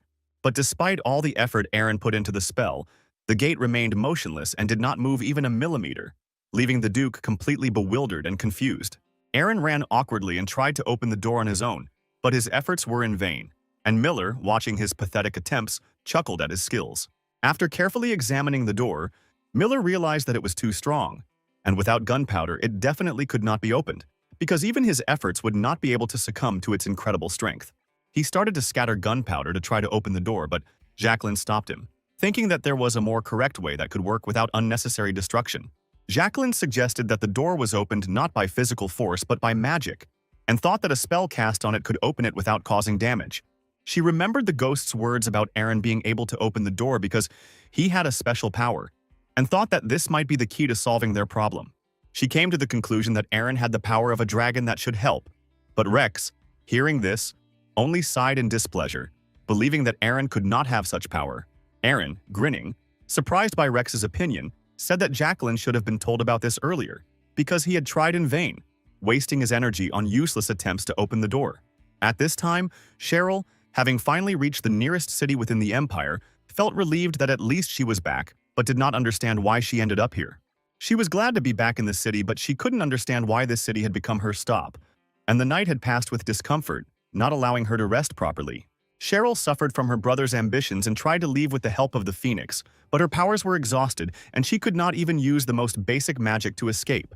Cheryl's stomach growled loudly, reminding her that she urgently needed to eat, as her strength was running low and she did not have enough energy to find a place to sleep or food. Arriving in the city, she noticed a large wooden door and knocked loudly on it, demanding to be let in and fed, as she had absolutely no strength to continue on her way. A woman came out of the neighboring house, surprised by the sudden appearance of the lady, and looking at her with bewilderment, did not understand what brought her here at such a strange time. The woman explained that the place had become uninhabitable since everyone had left, and her family would soon leave the place too, not wanting to stay in such a deserted city. After this, the woman tried to leave, but Cheryl stopped her and began asking questions about what happened to this city and why it became uninhabitable. The woman realized that Cheryl was not a local, and after seeing her suspicious behavior, Cheryl justified herself by explaining that a relative of hers had once lived there, with whom she had lost contact. The woman clearly didn't believe Cheryl, but decided to show her rather than try to explain the situation, thereby giving her the opportunity to learn more about what was happening in this abandoned place. They went to the well and the woman drew water, but as soon as she drew the water out, Cheryl smelled a terrible stench, which immediately became an obvious sign of trouble to her. A local resident explained that the smell came from the city's drinking water, which had long since lost its beneficial properties and had become dangerous to drink. Initially, some residents thought it was just a change in the color of the water, but no one dared to drink it, as the smell was so terrible that it immediately scared them away. It was half a month ago that a rumor began to spread about a red river flowing through a distant city, and this rumor soon led to major changes that no one suspected. At the time, the villagers thought it was just a rumor, but within a week it became clear that the river had indeed changed color, and now it affected not only the river, but all drinking water. Eventually, everyone left to find a safer place to live, as it became impossible to stay there and people had no choice but to leave their homes. Cheryl realized that the events that took place here were connected to the beginning of their expedition to the Dark Continent, and this excited her greatly, making her think about her next steps. She grabbed the woman by the shoulder and began asking her questions about what was happening in other parts of the empire, trying to understand the scale of the problem that was engulfing the entire country. The woman said she knew nothing about what was happening, but all the talk in the village was that people were heading to the northwest, where the land was under God's protection. The village was in the south, and the people believed that the sacred state in the north was the best place to live, since it was there, in their opinion, that salvation and protection could be found. Cheryl, concerned, continued to interrogate the townswoman, trying to understand if similar events were happening in other parts of the empire, but the woman clearly knew nothing about it. After she got all the answers, Cheryl gave the woman a gold coin, feeling that it would help her and her family in their move to find a new place to live. The woman, surprised by such generosity, fell to her knees and began to thank Cheryl, who quickly bowed and left, realizing that her time there was over. Cheryl realized that the situation was critical and she needed to put her search for her mother on hold to attend to more important matters, as the entire imperial world was on the brink of disaster. Her main task now was to get to the Duchy of Bran and find out what was happening in the Empire in order to understand what actions needed to be taken to resolve the situation. Cheryl soon realized that the source of all the troubles was the Red River, which began to make its way throughout the Empire, leaving destruction and misery in its wake. The first to suffer were small villages that had no access to drinking water, and people left their homes and became refugees, gathering in nearby towns in search of salvation. Soon, the supplies of drinking water and food stored in the castle ran out, and against this background, an epidemic began, which only worsened the situation, leaving no hope for survival. The castles, which had previously been successful in providing for the population, no longer accepted refugees, as their resources were exhausted and they themselves found themselves in a difficult situation. But this was only the beginning. Even castles that had previously refused to help refugees soon fell victim to the disasters, and rumors of God's wrath spread throughout the kingdom. At this time in the Holy State, having heard the latest news, the Pope did not seem worried, since he was sure that all this happened because of the angry god of the pagans. He ordered an envoy to be prepared and sent to the imperial capital to meet with the emperor and the lords to discuss ways to resolve the crisis that threatened the entire empire. The envoys were to contact the emperor as soon as possible to suggest to him a way to resolve the current situation and find a solution to save the people from the ongoing disasters. The Pope firmly believed that the only way to save the empire from the impending disaster was to convert all inhabitants to the faith of the god Paris, and this conviction grew stronger every day. The faithful ministers admired the wisdom of their Pope, who conceived the idea of proposing to the emperor to make the Church of Pars the chief religion in the whole empire, considering this plan truly ingenious. A smile appeared on the Pope's face as he sent his fastest knights to carry the news of his decision to all corners of the vast empire. After all those present had left, the Pope realized that the ideal moment had come to restore justice and protect the honor of his granddaughter from recent threats and humiliations. The noble opposition to Duke Aaron had reached unprecedented proportions, so the Pope was confident that obtaining consent to his proposal would proceed without any particular obstacles. The establishment of the Church of Pars as the state religion will inevitably force Duke Aaron to submit to the new laws and regulations established by the supreme authority of the empire. The Pope understood that after the new law was passed, Duke Aaron would gradually lose the support of his followers and would find himself completely alone without help or protection. Sincere gratitude filled the Pope's heart when he thought of the great guardian of Pars, who had given this world the chance to punish Aaron for all his sins. The emperor gathered all the powerful lords for an important council to discuss the mysterious events that began to occur in all corners of the great empire. The imperial capital remained untouched by the disasters for the time being, but the ruler wished to hear from each duke a detailed report on the state of the territories entrusted to them. One of the dukes spoke of the critical situation in his lands, where huge flows of refugees had depleted all resources and turned once rich areas into impoverished districts. Another ruler shared an even more tragic story of a complete crop failure that forced farmers to abandon their lands, leaving the treasury without tax revenue. Duke Gran warned the assembled of an imminent threat to the capital, as desperate vagabonds could turn to criminals, and suggested using force to restore order. Duke Rainan expressed grave concern that internal conflicts within the empire could lead to even more serious problems for the entire state. Rainan was openly outraged by Duke Gran's proposal to send military force against the starving citizens, considering such an approach inhumane and unacceptable. Duke Gran vehemently denied any intention to attack the locals, but insisted on the need to establish strict control over the citizens in the face of growing chaos. Many lords condemned Rainan's distrust of the imperial army, but the Duke himself understood how easily control could escalate into open aggression. The emperor interrupted the growing dispute between the lords with a loud reminder of the main purpose of their meeting: to overcome the crisis and not to incite internecine conflicts. The Holy Father supported the emperor's words with a heartfelt speech about the need to unite the great empire in the face of serious trials and tribulations. The wise cleric pointed out to those gathered the similarity of the positions of the Dukes of Gran and Renault. Although at first glance their proposals seemed completely opposite, the dukes sought the welfare of the empire in different ways. One proposed strengthening the protection of citizens, while the other insisted on establishing strict control over the population. The Holy Father proposed to those gathered a new solution to the problem: to recognize the Church of Pars as the only state religion in the entire great empire. Over the past 15 days, while disasters have engulfed various parts of the empire, only the Holy Kingdom has remained untouched by all the misfortunes and calamities. The inhabitants of the Holy Kingdom firmly believed that it was the mighty god Parsa who protected their lands from all the troubles and misfortunes that befell the empire. Most of the inhabitants of the empire sincerely believed in the protection of God Pars, so a huge number of refugees rushed to the safe lands of the Holy Kingdom. The Holy Father warned those gathered that without proper control, the Holy Kingdom could become overpopulated, leading to the decline of the remaining territories. According to divine revelation, the god of Parsa wished to extend his protection to the entire empire, demanding in return only universal worship and service.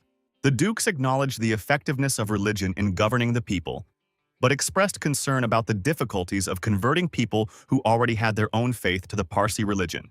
The emperor listened carefully to all the proposals and opinions, but decided to take time to think in order to make a balanced and wise decision. During a personal meeting with the Pope, the emperor directly expressed his suspicions that the religious initiative was connected with a desire to take revenge on Aaron for the castle that had been taken away. Smiling, the Pope assured the emperor of the purity of his intentions, asserting that he was acting solely on divine command and the call of his heart. The emperor immediately sensed the insincerity in the words of the Holy Father and was deeply outraged that he dared to lie to the supreme ruler of the empire. The ruler expressed sympathy to the Holy Father over the problems with Aaron, but admitted that he did not see sufficient grounds for expelling the duke from the empire. The emperor understood that the recognition of Pars as the state religion would significantly increase the influence and power of the Holy Kingdom throughout the empire. The new decree on state religion will inevitably lead to the weakening and suppression of the Vivian Church, depriving it of its former influence and power. Aaron will face a difficult choice: either renounce the Vivian Church or openly oppose the state religion of Pars. The emperor realized that the adoption of a new law on religion would finally deprive Aaron of the opportunity to expand his possessions within the empire.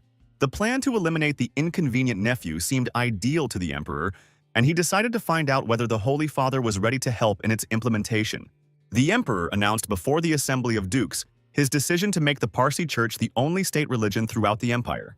The emperor's strict decree demanded the closure of all pagan churches and permitted the use of force to suppress any protests against the new law. News of the emperor's religious decree prompted a mass evacuation of followers of the Vivian Church from Castle Blanche in the Bran holdings. Arthur watched the flow of refugees with alarm, realizing that religious persecution had become a real disaster for ordinary believers. Bianca could barely contain her anger as she watched the followers of Pars persecute and harass the hiding believers of the Church of Vivian. The presence of the castle, which served as a safe haven, calmed Bianca a little, and her outward calm aroused the sincere admiration of the enamored Arthur. The watchman's alarming message about the approach of a detachment of paladins of the Church of Pars instantly disturbed the fragile peace of the castle's inhabitants. Bianca immediately grabbed her sword, ready to fight back against the insolent paladins of Pars who dared to appear on their territory. Arthur had to put in a lot of effort to stop Bianca, explaining to her the danger of military conflict in the current tense situation. One of the paladins solemnly read out the imperial decree, demanding the immediate expulsion of all followers of the Church of Vivian from these lands. Bianca firmly told the paladins that these lands belonged to the Church of Vivian, and she would never obey the unjust order to persecute the believers. The paladins, not having received the desired obedience, drew their weapons and moved to arrest the protesting followers of the Church of Vivian. The outnumbered paladins began to tie up the locals, and Bianca drew her sword and held it to the throat of an enemy warrior. The paladin calmly announced that they were legally obliged to arrest anyone who helped followers of Vivian's church escape justice. The paladin's threatening tone emphasized the seriousness of the situation. Bianca's attack on the royal guards was grounds for her immediate arrest. Bianca realized the paladin's cunning plan to use her resistance as a pretext to launch a campaign against Duke Aaron. A bitter sense of her own powerlessness overwhelmed Bianca, as she realized that her only way out was to allow herself to be arrested. Bianca obediently sheathed her sword and allowed the paladins to tie her up, realizing that her arrest was inevitable in the current situation. The paladin conveyed a stern warning through Arthur to the owner of Blanche's castle. Either he himself would drive out Vivian's followers, or they would return with a search. Aaron continued to ponder the riddle of the mysterious door, and a new idea was born in his head, which seemed quite reasonable and promising. The Duke presented himself as the ruler of the Brand lands and attempted to open the door with the power of his title and blessing, but his attempt ended in complete failure. Miller couldn't help but laugh as he watched the cocky aristocrat genuinely believe that the ancient doors would open for him just because of his grand title. Aaron was overcome with shame and anger, but he knew he had to gather his thoughts and find the right way to open the mysterious door. Watching closely, Jacqueline suggested that Aaron would need to prove his rights in some way in order to open the door. Jacqueline thought that a power like a dragon's must have some unique manifestation that could prove the truth of the dragon's blessing. Proof could be special items available only to the chosen dragon, or exceptional swordsmanship not available to ordinary warriors. Lost in thought, the hero recalled all the facts known to him. Only Cheryl and Aaron were marked with the dragon's blessing in the entire known world. The difference in their abilities seemed obvious. Aaron was a master of the sword, while Cheryl was a master of magic, and it seemed that there was nothing in common between them. Suddenly, the thought flashed through the hero's head that in the story of Cheryl and the Duke there really could be something that united their forces. With a decisive movement, Aaron ran the blade of the sword across his palm, allowing blood to flow freely from the resulting wound. The touch of a bloody hand to the ancient door set a complex mechanism in motion. The grinding of pistons was heard, and the massive barrier slowly opened. Satisfied with his guess, Aaron confidently announced to his companions that he would soon return and insistently asked no one to follow him into the mysterious dungeon. The heavy door slammed behind the hero with a loud bang, making it clear that there was no turning back until the mysterious dragon slayer was found. As Aaron wandered through the winding corridors of the underground labyrinth, he couldn't shake the oppressive feeling caused by the frightening silence of this place. The absence of monsters and traps greatly surprised the Duke, who expected to encounter many dangerous creatures and unusual phenomena in this mysterious place.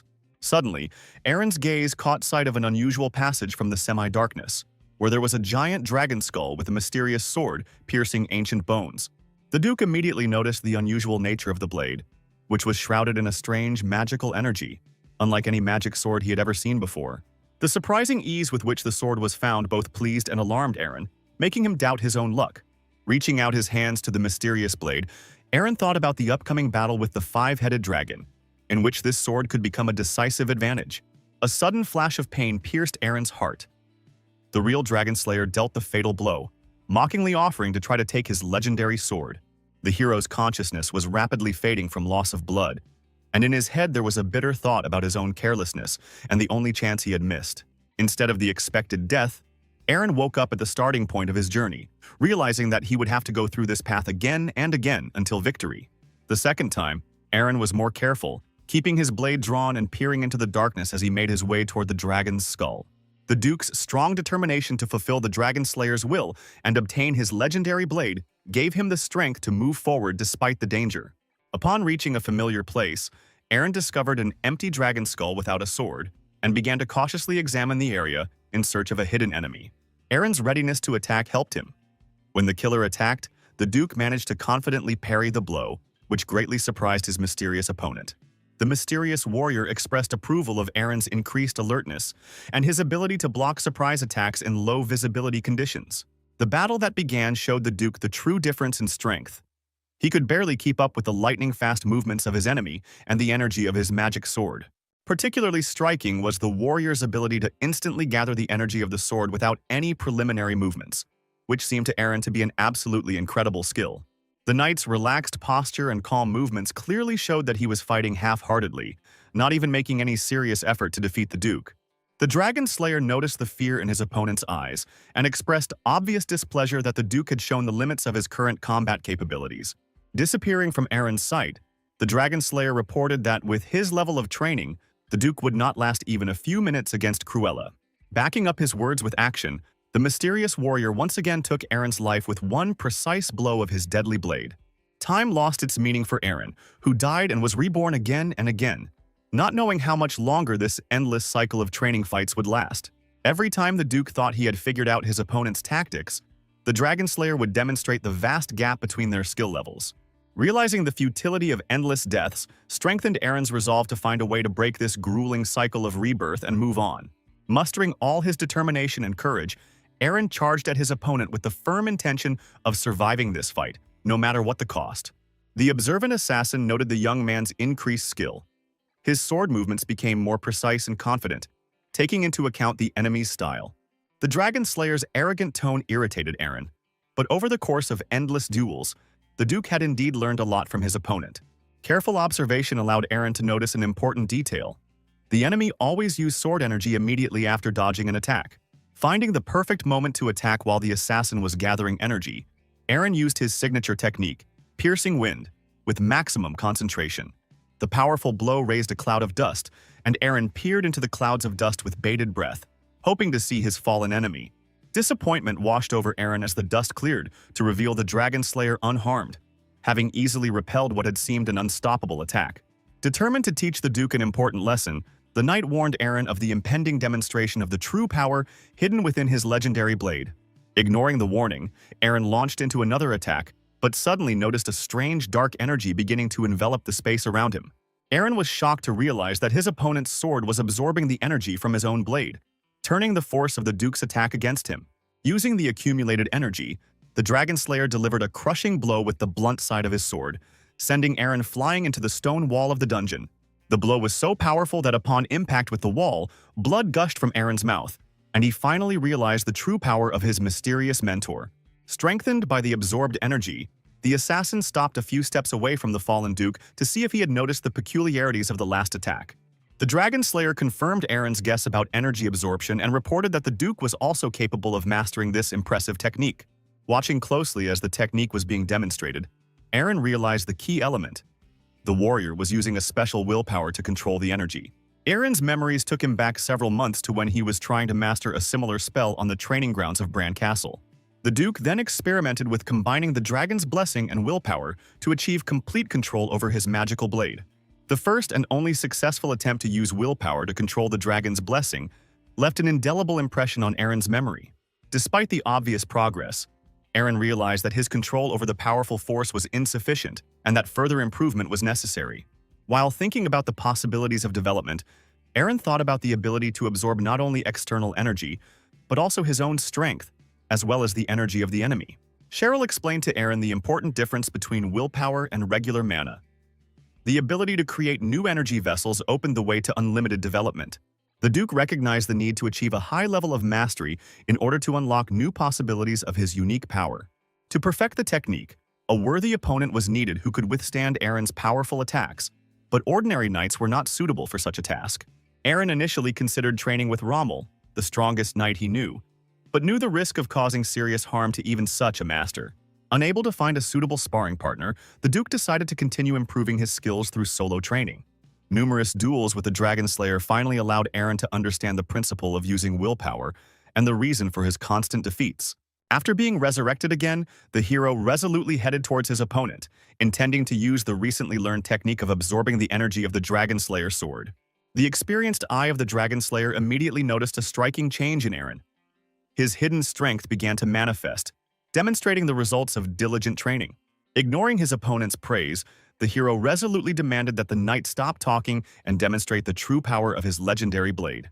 Watching closely the sparkling power of his opponent's sword, Eren quickly figured out the technique and repeated the action, pointing the tip of his blade towards the knight's weapon. The hero concentrated on filling his body with willpower, trying to absorb every bit of energy emanating from the enemy's sword. Having accumulated enough energy, Eren prepared to perform an advanced version of the fourth form of sword mastery. The piercing wind technique has undergone significant improvements thanks to new knowledge, allowing it to finally achieve incredible destructive power. The most powerful blow reached its target. The body of the Dragon Slayer began to disintegrate into pieces, gradually dissolving into the air of the underground room.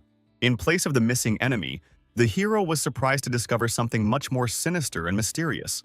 Before Eren's eyes appeared a huge magical symbol, which upon closer inspection turned out to be not just a circle, but a real ancient altar. Inside the altar, the hero saw a child carefree playing with butterflies, unaware that it was a vision of the same old man that Jacqueline and Miller had met. An ominous premonition told the Duke that the child in the center of the altar was doomed to die after the ritual was completed, and he hurried to the magical construct. Disappointment and anger filled the Duke, who hoped that defeating the Dragon Slayer would put an end to all the trials in this mysterious place. Eren's irritation grew with each passing second. He screamed into the void, feeling the invisible presence of the knight, but receiving no answer. Understanding the criticality of the situation, the Duke without hesitation extended his hand to the child, but was too late. The mysterious darkness completely swallowed the small figure. Suddenly, an alarmed knight materialized in space and immediately rushed to the altar sealed with dark energy. The knight's silence and detachment from what was happening around him led Eren to the idea that he was witnessing a scene from the distant past of his mysterious opponent.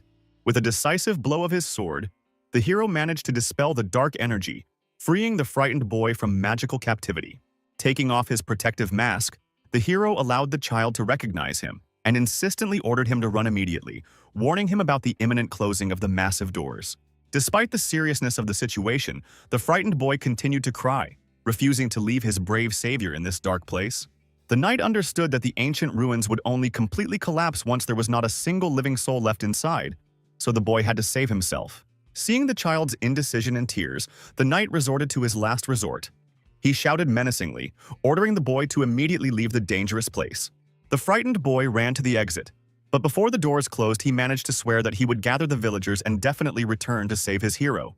The heavy doors slammed shut with a bang, and in the ensuing silence, the hero heard the voice of the mysterious inhabitant of the castle, which was familiar to Eren. The dragoness from the castle mockingly reproached the knight for his stupidity, congratulating herself on the successful implementation of the insidious trap.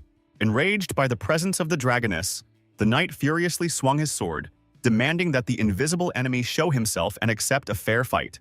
The knight was particularly outraged by the dragoness's use of the forbidden power of the ancient gods to implement her insidious plan. The dragoness explained that this power was necessary for the successful imprisonment of the hero, for which she risked appearing in person, despite his superiority. The bitter realization of his own mistake came to the hero too late. His carelessness allowed the enemy to successfully implement his insidious plan. Cruella watched with cold blood as the hero struggled to free himself, reminding him that his kind heart and desire to protect people had become his greatest weakness. The dragoness maliciously predicted the hero's eternal imprisonment in the impenetrable darkness of the dungeon, where he was destined to spend the rest of his days in complete solitude. What he saw deeply impressed Eren. He did not expect to meet such a noble warrior, ready to sacrifice himself to save the inhabitants of the continent. When the vision faded, the knight asked Eren the most important question about the existence of the person for whom he was willing to sacrifice his own life. The answer came instantly. Eren was determined to save Kainos, who was languishing in captivity with his own sister, in need of immediate help. The legendary sword sensed Eren's sincere willingness to sacrifice himself for the sake of others, and responded with a bright glow, recognizing the purity of his intentions. The hero realized that only by mastering the power of this ancient blade could he achieve the necessary strength to free the knight and the people of the continent. Before making his fateful decision, Eren addressed the Dragon Slayer with parting words, but received no response from the mysterious warrior. Taking the silence as a sign of approval, Eren proudly took the legendary sword and headed towards the exit, where his loyal comrades were eagerly awaiting him. Alarmed, Rex immediately rushed towards the Duke who had appeared, but stopped, noticing obvious signs of fatigue and tension on his pale face. Eren silently drew a shining blade that blinded everyone present and gave a decisive order to return to the castle for a decisive battle with the Mad Dragon. Cruella watched all the events closely, using a magic crystal ball in her impregnable castle. The dragoness was filled with rage at the thought that the man she had graciously allowed to escape had dared to return for an open confrontation. Confidence in her own power strengthened Cruella's resolve to destroy the impudent Eren so that no one would dare challenge her again. Reciting an ancient spell, the dragoness transmitted an order to all enslaved inhabitants to immediately punish the daredevil who dared to oppose their mistress. Following the words of the spell, huge dragon monsters soared into the sky, rushing towards the approaching Eren and his squad. By this time, the Duke had managed to gather in the village of Runtra all the soldiers whom he had prudently brought to this mysterious island. Addressing the assembled warriors, Eren explained the importance of the upcoming battle for their future and outlined the main target, a powerful dragon. Uncertainty gripped the soldiers, who openly expressed doubts about the possibility of defeating a legendary creature that was superior to their strength. Miller couldn't help but laugh derisively at the open displays of fear from the vaunted Imperial soldiers. The pirate came up with a simple solution: use his powerful bombs to destroy the castle, allowing the knights to clear out the remaining enemies. The Duke calmly rejected the pirate's offer, explaining his plan to lure Cruella out of her fortified castle instead of risking an assault on enemy territory.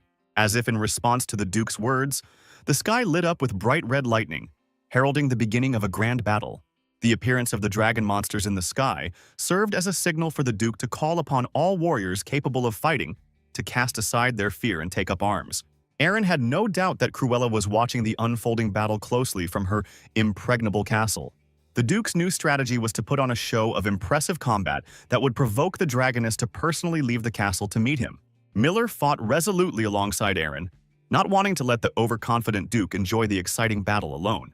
Jacqueline actively participated in the battle, while scolding Miller for his frivolous attitude towards a serious fight, exposing him to unnecessary danger. Completely trusting in the support of his loyal comrades, Eren boldly rushed into the thick of the battle, where the greatest number of enemies were concentrated. Suddenly, the situation became more complicated. In addition to the huge number of enemies, the Duke heard a mysterious sound calling people to gather in the city. Aaron's foreboding was confirmed when he spotted groups of miners calmly heading straight towards the dangerous dragons. The Duke remembered the solemn oath given to the legendary sword to free the entire Black Continent from the oppressive rule of the dragons. Realizing that the dragon attack would prevent him from fulfilling his promise to the knight, Aaron resolutely adopted a plan to distract the dangerous creatures onto himself. Powerful magical energy erupted from the hero's body as he drew the dragon's attention with a loud cry, distracting them from the defenseless locals. Aaron rushed forward, blinding the monsters with the bright radiance of his power and methodically cutting them into small pieces with his new blade. Watching the battle closely, Jacqueline realized that the legendary sword was not the only gift of the Dragon Slayer, because the Duke's power had noticeably increased. The perceptive Rex noticed the Duke's new ability to absorb dragon mana, worrying about how Aaron would use the accumulated energy. Having accumulated enough mana, the Duke created a powerful air whirlpool that sucked in all the dragons and mercilessly ground them into fine dust. The new technique, adopted from the Dragon Slayer, demonstrated incredible efficiency, but required a huge expenditure of energy and a long recovery period. The tired Aaron was surprised by the appearance of local residents, who gratefully recognized him as their brave savior. Cruella watched in fury as her dragon monsters were destroyed, cursing them for being completely useless in battle. The dragoness's rage at the defeat of her creations was so strong that even the magical crystal ball in her hands began to crack. Cruella was especially alarmed by the fact that Aaron not only took possession of the legendary sword, but also mastered its powerful power in the shortest possible time. The dragoness bitterly realized the obvious fact. None of her magical puppets could withstand the Duke's increased power. Having decided to personally confront the hero, Cruella gave Logan final instructions to complete all preparations for the important summoning ritual. While the hero was recovering from the grueling battle, Jacqueline and Miller focused their attention on the island's numerous mines. Following his plan, Miller filled a minecart with explosives and sent it down the rails deep into the mine, intending to cause a massive collapse. The successful completion of the blasting operations filled Miller with pride in the accuracy of the calculations of the required amount of explosives. Jacqueline was puzzled by the Duke's strange action.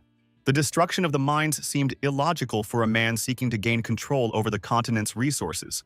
Aaron explained that the destruction of the mines was a temporary measure aimed at luring Cruella out of the castle by destroying the resources the dragons coveted. Unlike Kainos, the Duke understood that blocking the mine entrances would prevent the dragoness from using enslaved humans to extract valuable minerals. Jacqueline realized that even the appearance of the heir of the legendary Dragon Slayer was not yet enough to completely destroy the powerful dragon magic. The terrifying power of the dragon's spell continued to work, forcing the enslaved people to descend into the dangerous mines again and again for precious ore. The sudden appearance of a breathless Rex brought important news. The dragoness had finally left her impregnable castle and was heading towards them. Aaron's joy at the successful provocation quickly turned to alarm when he saw that all the enslaved inhabitants of the continent were walking with Cruella. Meanwhile, in the main castle of the duchy, the continuous process of receiving refugees fleeing persecution and disasters continued. Rommel, who controlled the flow of refugees, was outraged by the actions of the fanatics from the Holy Kingdom, who persecuted the followers of Vivian instead of helping each other in difficult times. The Duke's absence at such a critical moment greatly complicated Rommel's task of managing the rapidly deteriorating situation. The unexpected appearance of the elder interrupted Rommel's thoughts. The old man persistently inquired about the duration of the reception of new refugees. Rommel patiently explained the need to provide shelter to members of Vivian's church, emphasizing the importance of supporting persecuted believers. The elder expressed grave concern that such actions could threaten the well-being of the indigenous people of Bran. The treasurer shared concerns about the refugee situation, warning of a real threat of mass starvation if further influxes of people continued. Confident in his own rightness, Rommel insisted that the territory was still far from critical, refusing to sacrifice Vivian's followers for selfish purposes. The tense discussion was interrupted by the appearance of an alarmed knight, who noticed the approaching messenger from Blanche's castle. The appearance of the arriving messenger was alarming. Both the rider and his horse were covered in a thick layer of dirt, indicating a long, non-stop journey. Kneeling, the exhausted messenger reported the shocking news of the arrest of all followers of the Church of Vivian in Blanche's castle by the guards of Pars. The Parsian guards issued an ultimatum to expel the church members, and a few days later returned with a search warrant, fulfilling their threats. A particularly hard blow was the arrest of Commander Bianchi, which no one could stop, causing Rommel to be deeply indignant at the actions of the fanatics. The gloomy picture was completed by the fact that the Blanche castle was deserted, after the arrest of most of the garrison soldiers, who turned out to be followers of the Church of Vivian. Realizing the seriousness of the situation, the elder insisted on immediately closing the fortress gates until the arrival of the formidable paladins of Pars.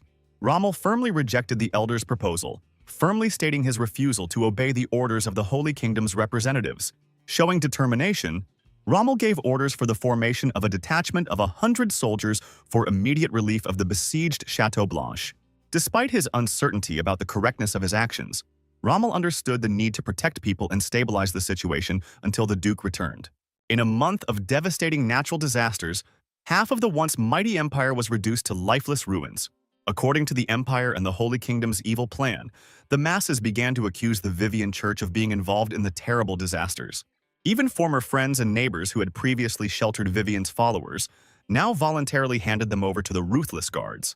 The sad fate did not pass even those church members who tried to find salvation in complete isolation from the outside world. Arrests and persecutions brought no relief. The red waters did not clear, and the parched lands did not return to their former fertile state. The worsening effects of natural disasters led to increased brutal persecution of followers of the Vivian Church. Desperate people sincerely believed that their cruel actions would help them earn divine protection and salvation from all disasters. Blinded by fear and despair, people readily killed Vivian's followers, remaining blind to the true causes of the disaster. Wrapped in a dark robe, Duke Aaron carefully made his way through the forest thicket, approaching one of the villages in the lands of Bran. As he prepared to descend to the people, the Duke suddenly heard a suspicious rustling sound and noticed many glowing eyes of monsters watching from the darkness. An angry Gale demanded that the monsters show themselves and was surprised to find that their numbers far exceeded initial estimates. The first to emerge from cover was a large goblin, followed by a whole flock of monsters, rapidly approaching the alarmed Gale.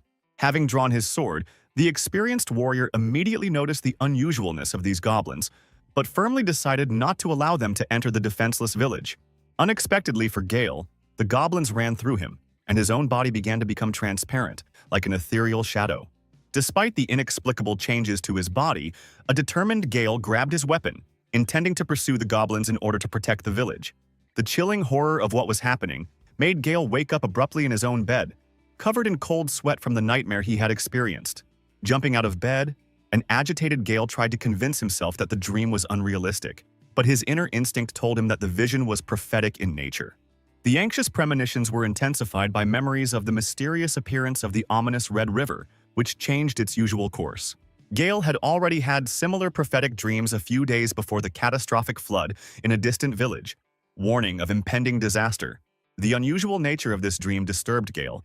A strange force was restricting his movements, preventing him from waking up or moving, which was very different from his previous visions.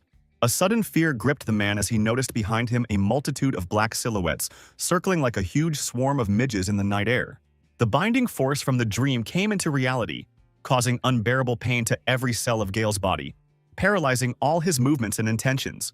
Gathering the remains of his will and courage, Gale firmly decided to resist the mysterious force, despite the excruciating suffering and growing weakness.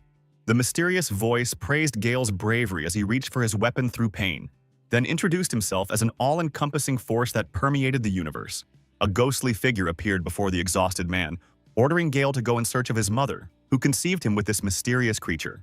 Irritated by the cryptic hints, Gale demanded an explanation of his origins, but in response received only a quiet repetition of the order to find the woman. The alarmed assistant ran into the room immediately after the vision disappeared, wanting to make sure of his master's safety and well-being. The assistant confirmed that he heard Gale's screams, but did not discern any other voices despite their apparent volume, which confirmed the personal nature of the vision. Having regained his composure, Gale inquired about the latest news about the mysterious woman in the red dress who had visited their property. Close surveillance of the mysterious woman continued, and the assistant was confident that she was still residing in an inn near the imperial capital. Realizing the inevitability of action, Gale decisively ordered the mysterious woman to be brought immediately to his chambers for an important conversation. Following the master's orders, the mercenaries kidnapped the woman, placing a bag over Isabel's head so that she could not determine the direction of movement. The mercenaries reported to Mr. Gale about the successful completion of the mission, receiving gratitude and an immediate order to leave. Despite the thick sack hiding the world around her, Isabel unmistakably recognized that distinctive voice giving orders. Gale approached the captive and, apologizing for the rude treatment of his subordinates, carefully removed the bag from her head. A surprising revelation came from Gale's words when he called the woman his mother and introduced himself as Aaron Karen. The lack of recognition in his mother's eyes did not surprise Aaron, who admitted that he himself had taken a long time to get used to the incredible changes in his fate. An important revelation was made in Aaron's words about the Emperor's ancient prophecy, which predicted his death in 20 years. After his death, he was reborn in a new body, gaining the amazing ability to foresee the future and the wisdom of ancient seers.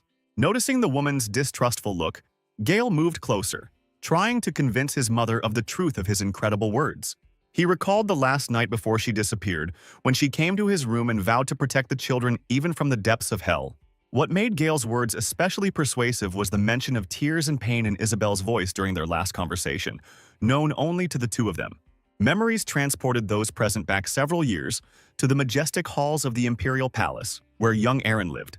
With quiet steps, Isabel crept up to her sleeping son and carefully sat down on the edge of his bed, trying not to disturb his deep sleep.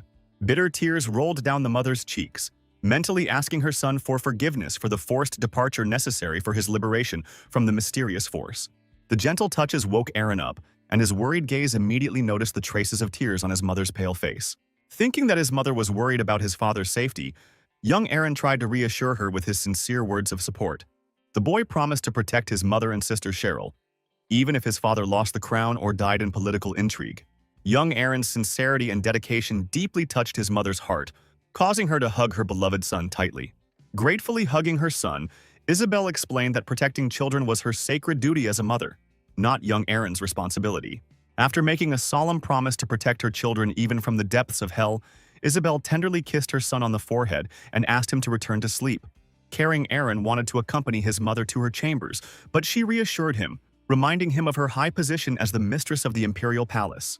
Returning to reality brought a bitter realization. After that memorable night, everyone believed that Isabel had committed suicide by jumping out of the palace window. For many years, Aaron believed in the tragic death of his mother, until an unexpected meeting in an underground corridor destroyed this sad illusion.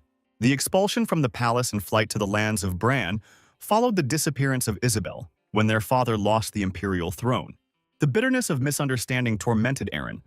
His living mother had watched her children suffer all these years without taking any action.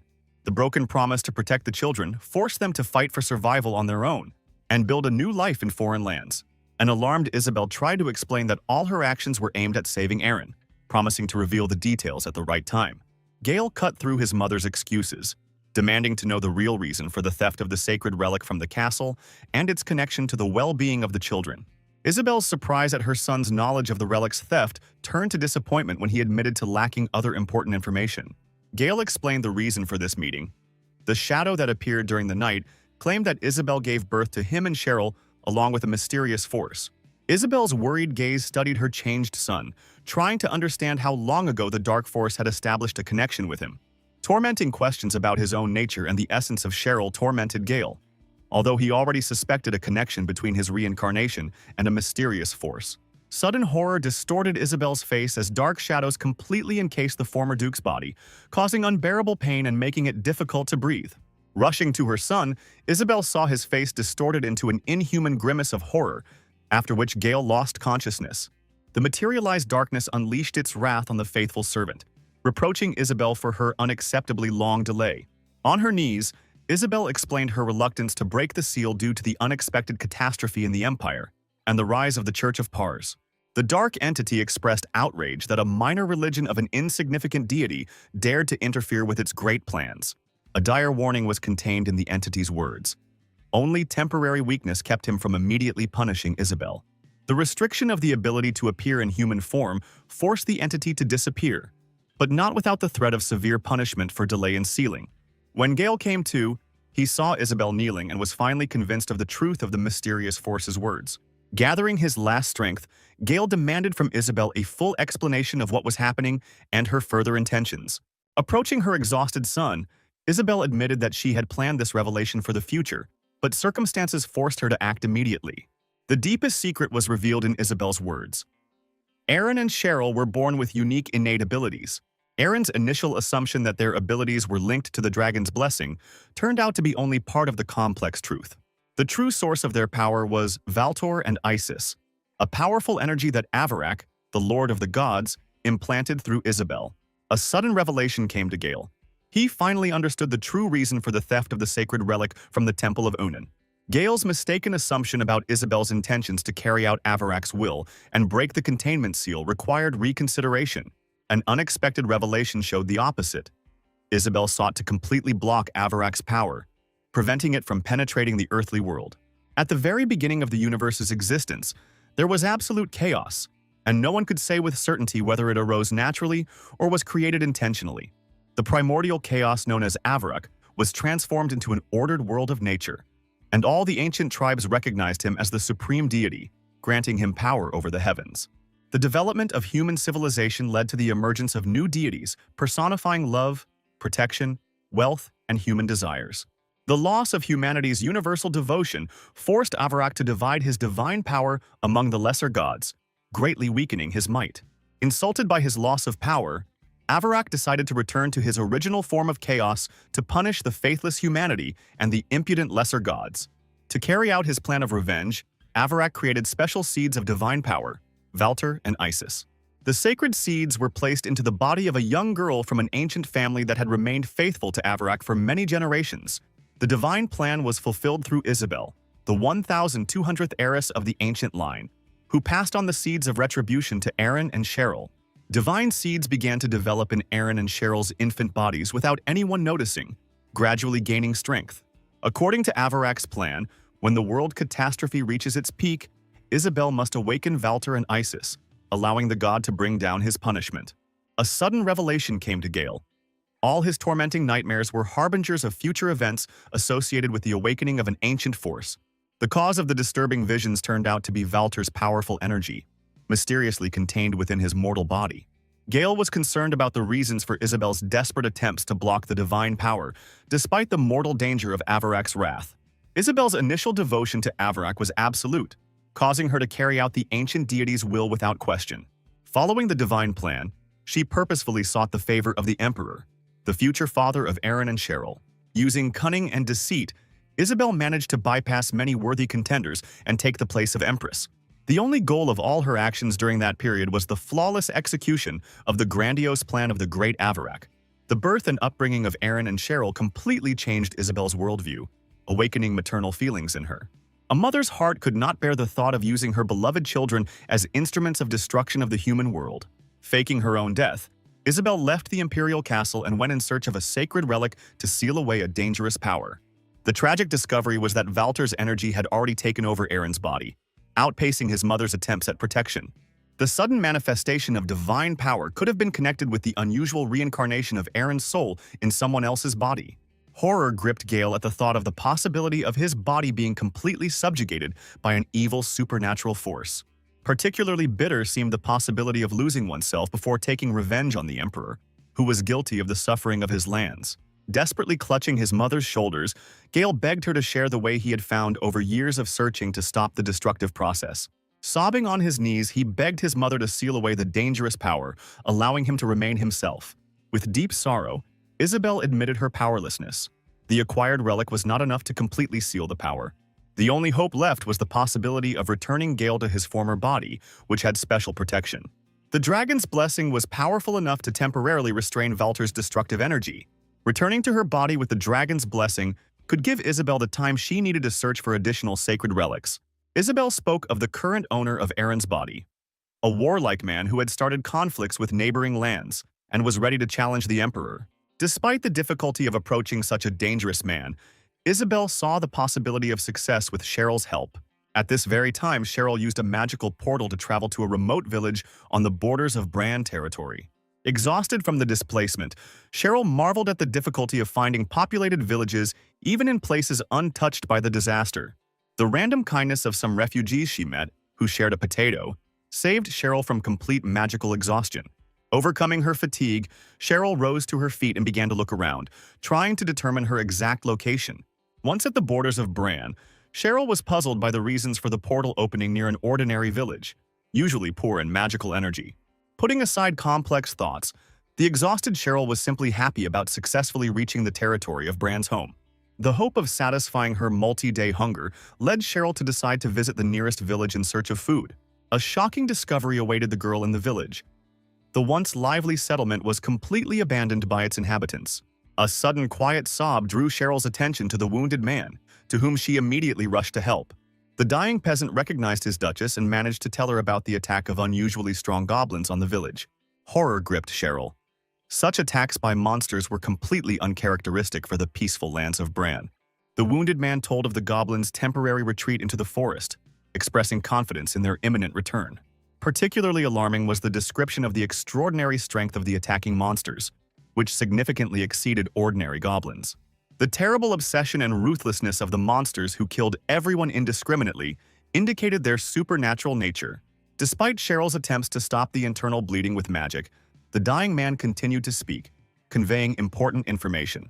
The unfortunate man's last words contained a plea for the protection of the surviving villagers, after which he breathed his last. Closing the eyes of the dead man, Cheryl made a solemn vow to return and take care of the fate of the devastated village. Cheryl's gut instinct told her that the goblin attack was not a coincidence, but part of a growing disaster. An alarming premonition spoke of the inevitable spread of such attacks throughout the territory of the Great Empire. The realization of her responsibility as the sole ruler of these lands strengthened Cheryl's resolve to protect them at any cost. Upon reaching Bran Castle, an enraged Cheryl slammed her fist down on the table, outraged by the Holy Kingdom's treacherous actions. Particularly outrageous was the attack on Blanche's castle, which took place in the absence of its legitimate rulers, Cheryl and Aaron. Cheryl's demanding gaze turned to Rommel, waiting for a detailed explanation of what had happened. Rommel's report revealed a sad picture. The guards of Pars had imprisoned all of Vivian's followers, leaving only their own adherents in the castle. Rommel was seriously concerned about the vulnerability of the deserted castle to possible attempts to capture it by hostile forces. The soldiers stationed to guard them might prove powerless against the Holy Kingdom's new cunning plans. Cheryl realized that Bianca's arrest had complicated the situation considerably, forcing Rommel to juggle multiple pressing responsibilities.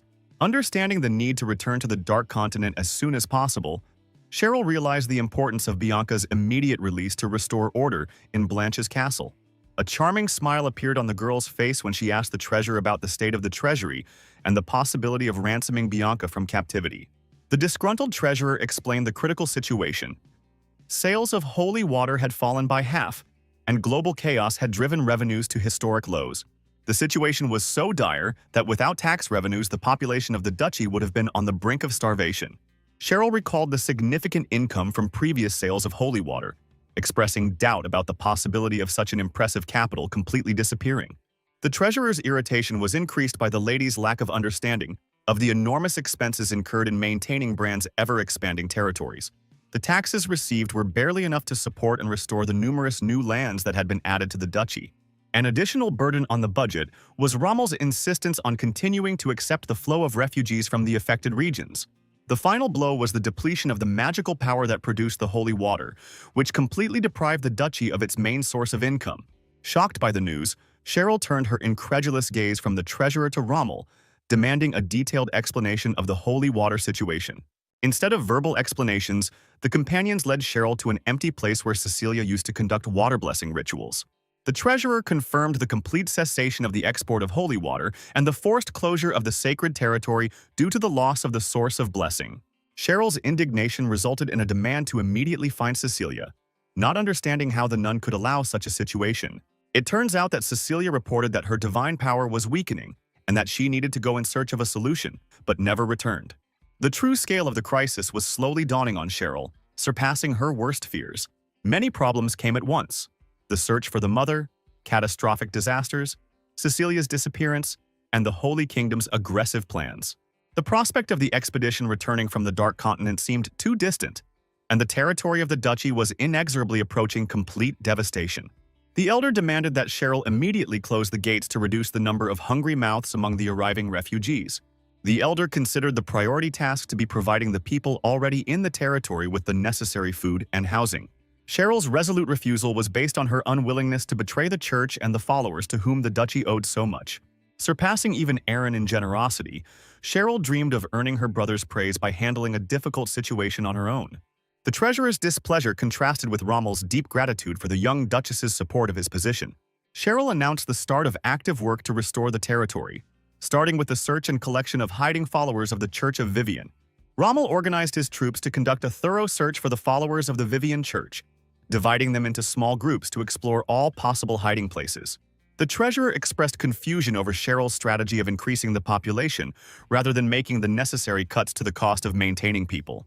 Cheryl emphasized the global nature of the problem of natural disasters, affecting the entire empire, and not just Bran's territory. Cheryl felt that the current situation required increased protection for residents, not a refusal to help those in need. Cheryl's concerns were about the possibility of the spread of the idea that Bran's territory was unsuitable for life under the influence of the Holy Kingdom. The treasurer saw in the current situation a good reason to close the gates, fearing the bankruptcy of the territory due to the excessive influx of people. Cheryl understood that closing the borders would doom people to death from monsters, and isolating the territory would lead to the inevitable death of all residents. The treasurer's puzzled look betrayed his complete ignorance regarding the mentioned threat from monsters. Embarrassed, Cheryl realized she had forgotten to tell them about the upcoming nighttime attack by a huge number of monsters.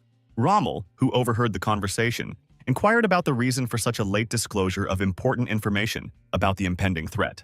Cheryl stopped Rommel, who was ready to mobilize his troops, assuring him that she had her own plan to confront the monsters. Cheryl's strategy was to set a clever trap for the approaching monsters preparing to attack. Rommel, while acknowledging Cheryl's magical powers, was still concerned about the safety of confronting the monsters alone. Cheryl's enigmatic smile was accompanied by a reminder of the first demonstration of her magical abilities and hidden potential. Cheryl outlined two main goals: ensuring the safety of the citizens and drawing the attention of the Holy Kingdom to the threat of monsters. The plan involved quietly directing the monsters towards the Holy Kingdom's lands, which would facilitate Bianca's release. Seeing Rommel's lack of understanding, Cheryl decided to cut short the lengthy explanation of the complex plan. The call to trust her decisions was accompanied by a reminder of the main task of finding people while she recovered her strength. According to Cheryl's prediction, monsters began an attack on a village near Bran's territory.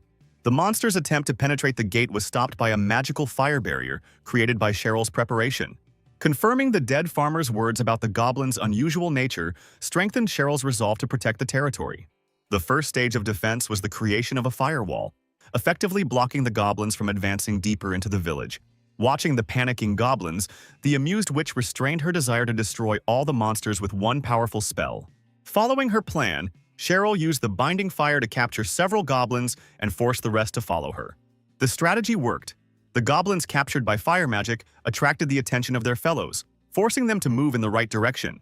The peaceful performance of the guards of Pars was disturbed by the appearance of a suspicious movement in the distance, alarming even the tired knights.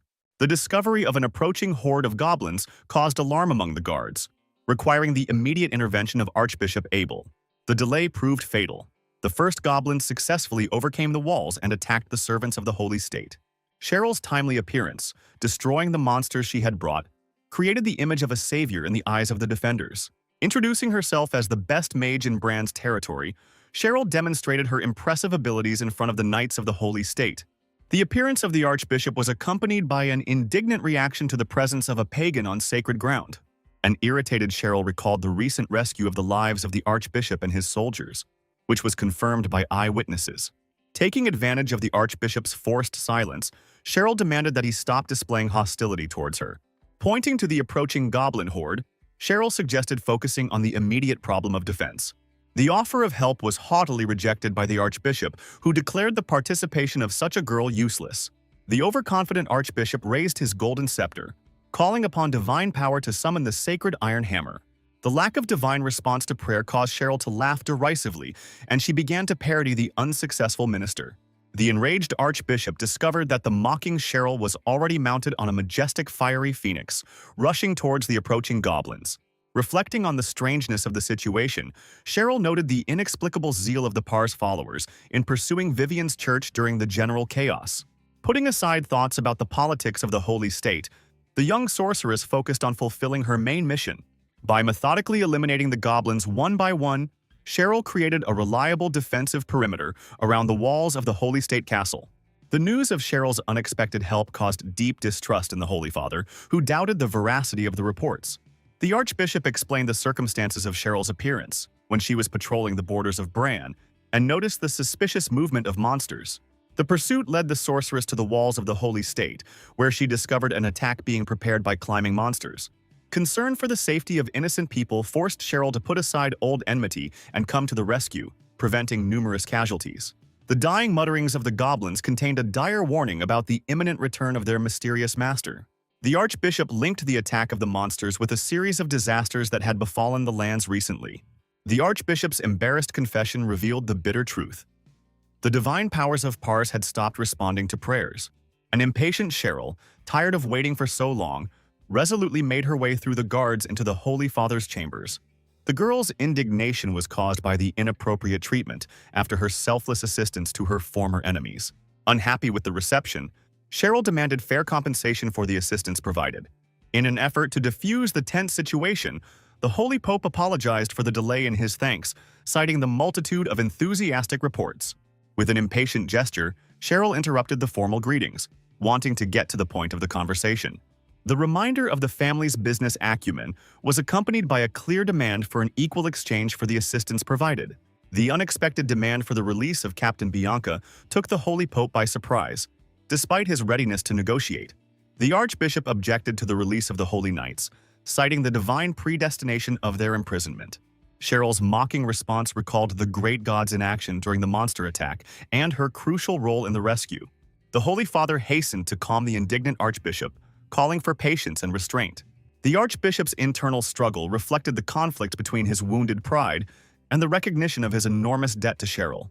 The Holy Pope's decision was based on the mercy of their God, allowing Cheryl's offer to be accepted.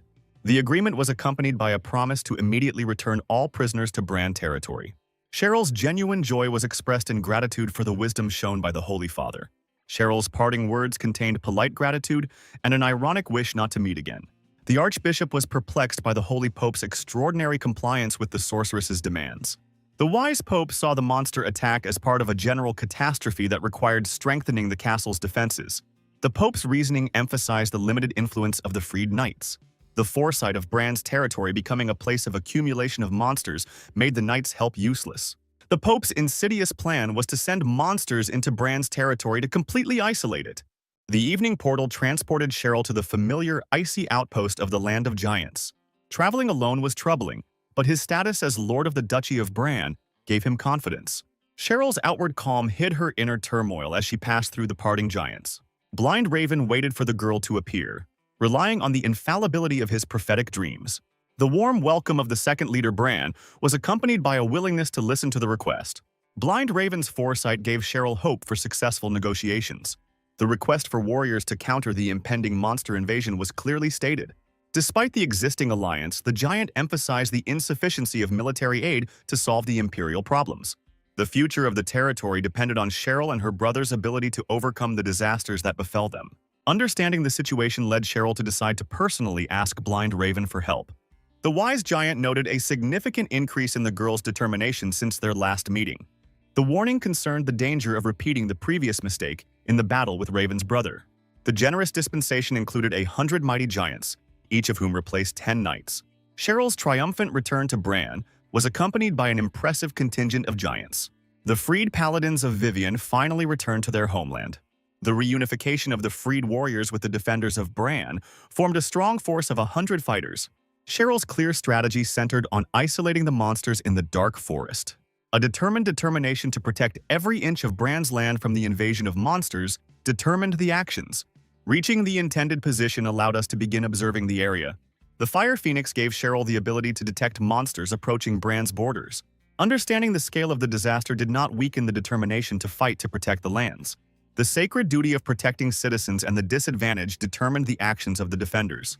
Tactical orders directed Rommel's cavalry to hold off the enemy on the forest roads. The giants were tasked with supporting the cavalry by advancing between the trees. The paladins and infantry formed a ring around the forest to destroy the monsters that had broken through. The strategic objective was to completely destroy the monsters isolated in open areas. Cheryl's raised fire scepter gave the signal to begin the operation to protect her native land.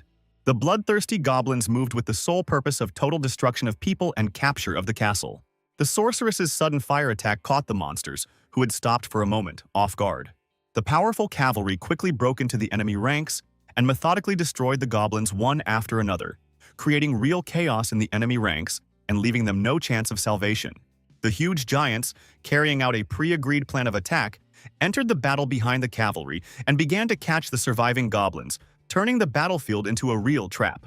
A talented commander, Bianca led her infantry into battle and quickly organized a successful encirclement of a large group of goblins, demonstrating excellent military tactics. An experienced mage, Cheryl watched the battle unfold from a safe distance, ready to support her warriors with powerful combat spells at any moment. Watching the battle proceed easily, Cheryl decided to hasten her troops' victory and began preparing to cast a powerful battle spell to support the army. The young sorceress did not have time to finish collecting magical energy for her spell when a terrible monster with incredible strength appeared right behind her. A terrifying spider monster with an elf-like face grabbed the confused Cheryl with its huge paws before she could react to the attack. The attentive Bianca immediately noticed the danger to Cheryl and accurately threw her sharp sword straight at the monster's head, successfully diverting its attention to herself. The enraged spider threw Cheryl aside and rushed towards Bianca, quickly moving its long, powerful legs and preparing for a new attack on the brave warrior. Helplessly hanging from the tree, Cheryl could not understand the nature of this unusual monster, which significantly surpassed all other opponents in strength. Courageous Cheryl knew she couldn't continue to sit back and relax in a tree when her savior Bianca needed urgent help and support. Freeing herself from the sticky web, Cheryl immediately attacked the monster with a powerful fire spell, trying to distract its attention and cause serious damage. The skilled warrior Bianca took advantage of the monster's blinding moment and performed a deadly attack in a jump, delivering a decisive blow with her sword straight to the spider's head. Experienced Bianca, after her victory, noted the exceptional strangeness of the defeated monster, which looked like an unusual combination of two different creatures in one body. Having carefully studied the unusual creature, Bianca shared her suspicions about the possible connection between the appearance of such a monster and the recent catastrophe in these lands. A horrified Cheryl realized the grave error of her assumption that the forest was inhabited only by goblins, now understanding the scale of the real threat to their lands. An alarmed Rommel arrived to Cheryl with an alarming report about the impossibility of maintaining battle order due to the appearance of previously unknown monsters, awaiting urgent instructions. A confused Cheryl watched as her valiant knights fell one after another under the onslaught of countless monsters, not understanding how the situation could have changed so quickly. The wise military leader understood that retreat was impossible now, since such an action would seriously threaten the security of all the territories they were defending.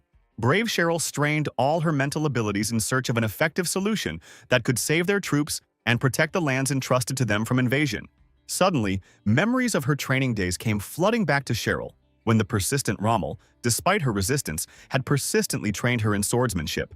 The stubborn sorceress considered learning fencing a waste of time for a mage of her level, but the wise Rommel insisted on the importance of mastering close combat skills. The self-confident Cheryl relied solely on long-range attacks with fire spells, believing this strategy to be completely safe and invulnerable to any enemy. The inexperienced sorceress made a typical rookie mistake, which was not at all surprising, given her complete lack of real combat experience on the battlefield. The wise mentor patiently explained to the student the limitations of magic related to the need to use elements of the environment and the time for casting spells. The talented sorceress Cheryl, despite her magical gift, could not help but admit the correctness of her experienced teacher in matters of combat training and battle tactics. Practical mages have followed the tradition for centuries of teaming up with experienced swordsmen to create an effective defense system and increase their chances of survival in combat.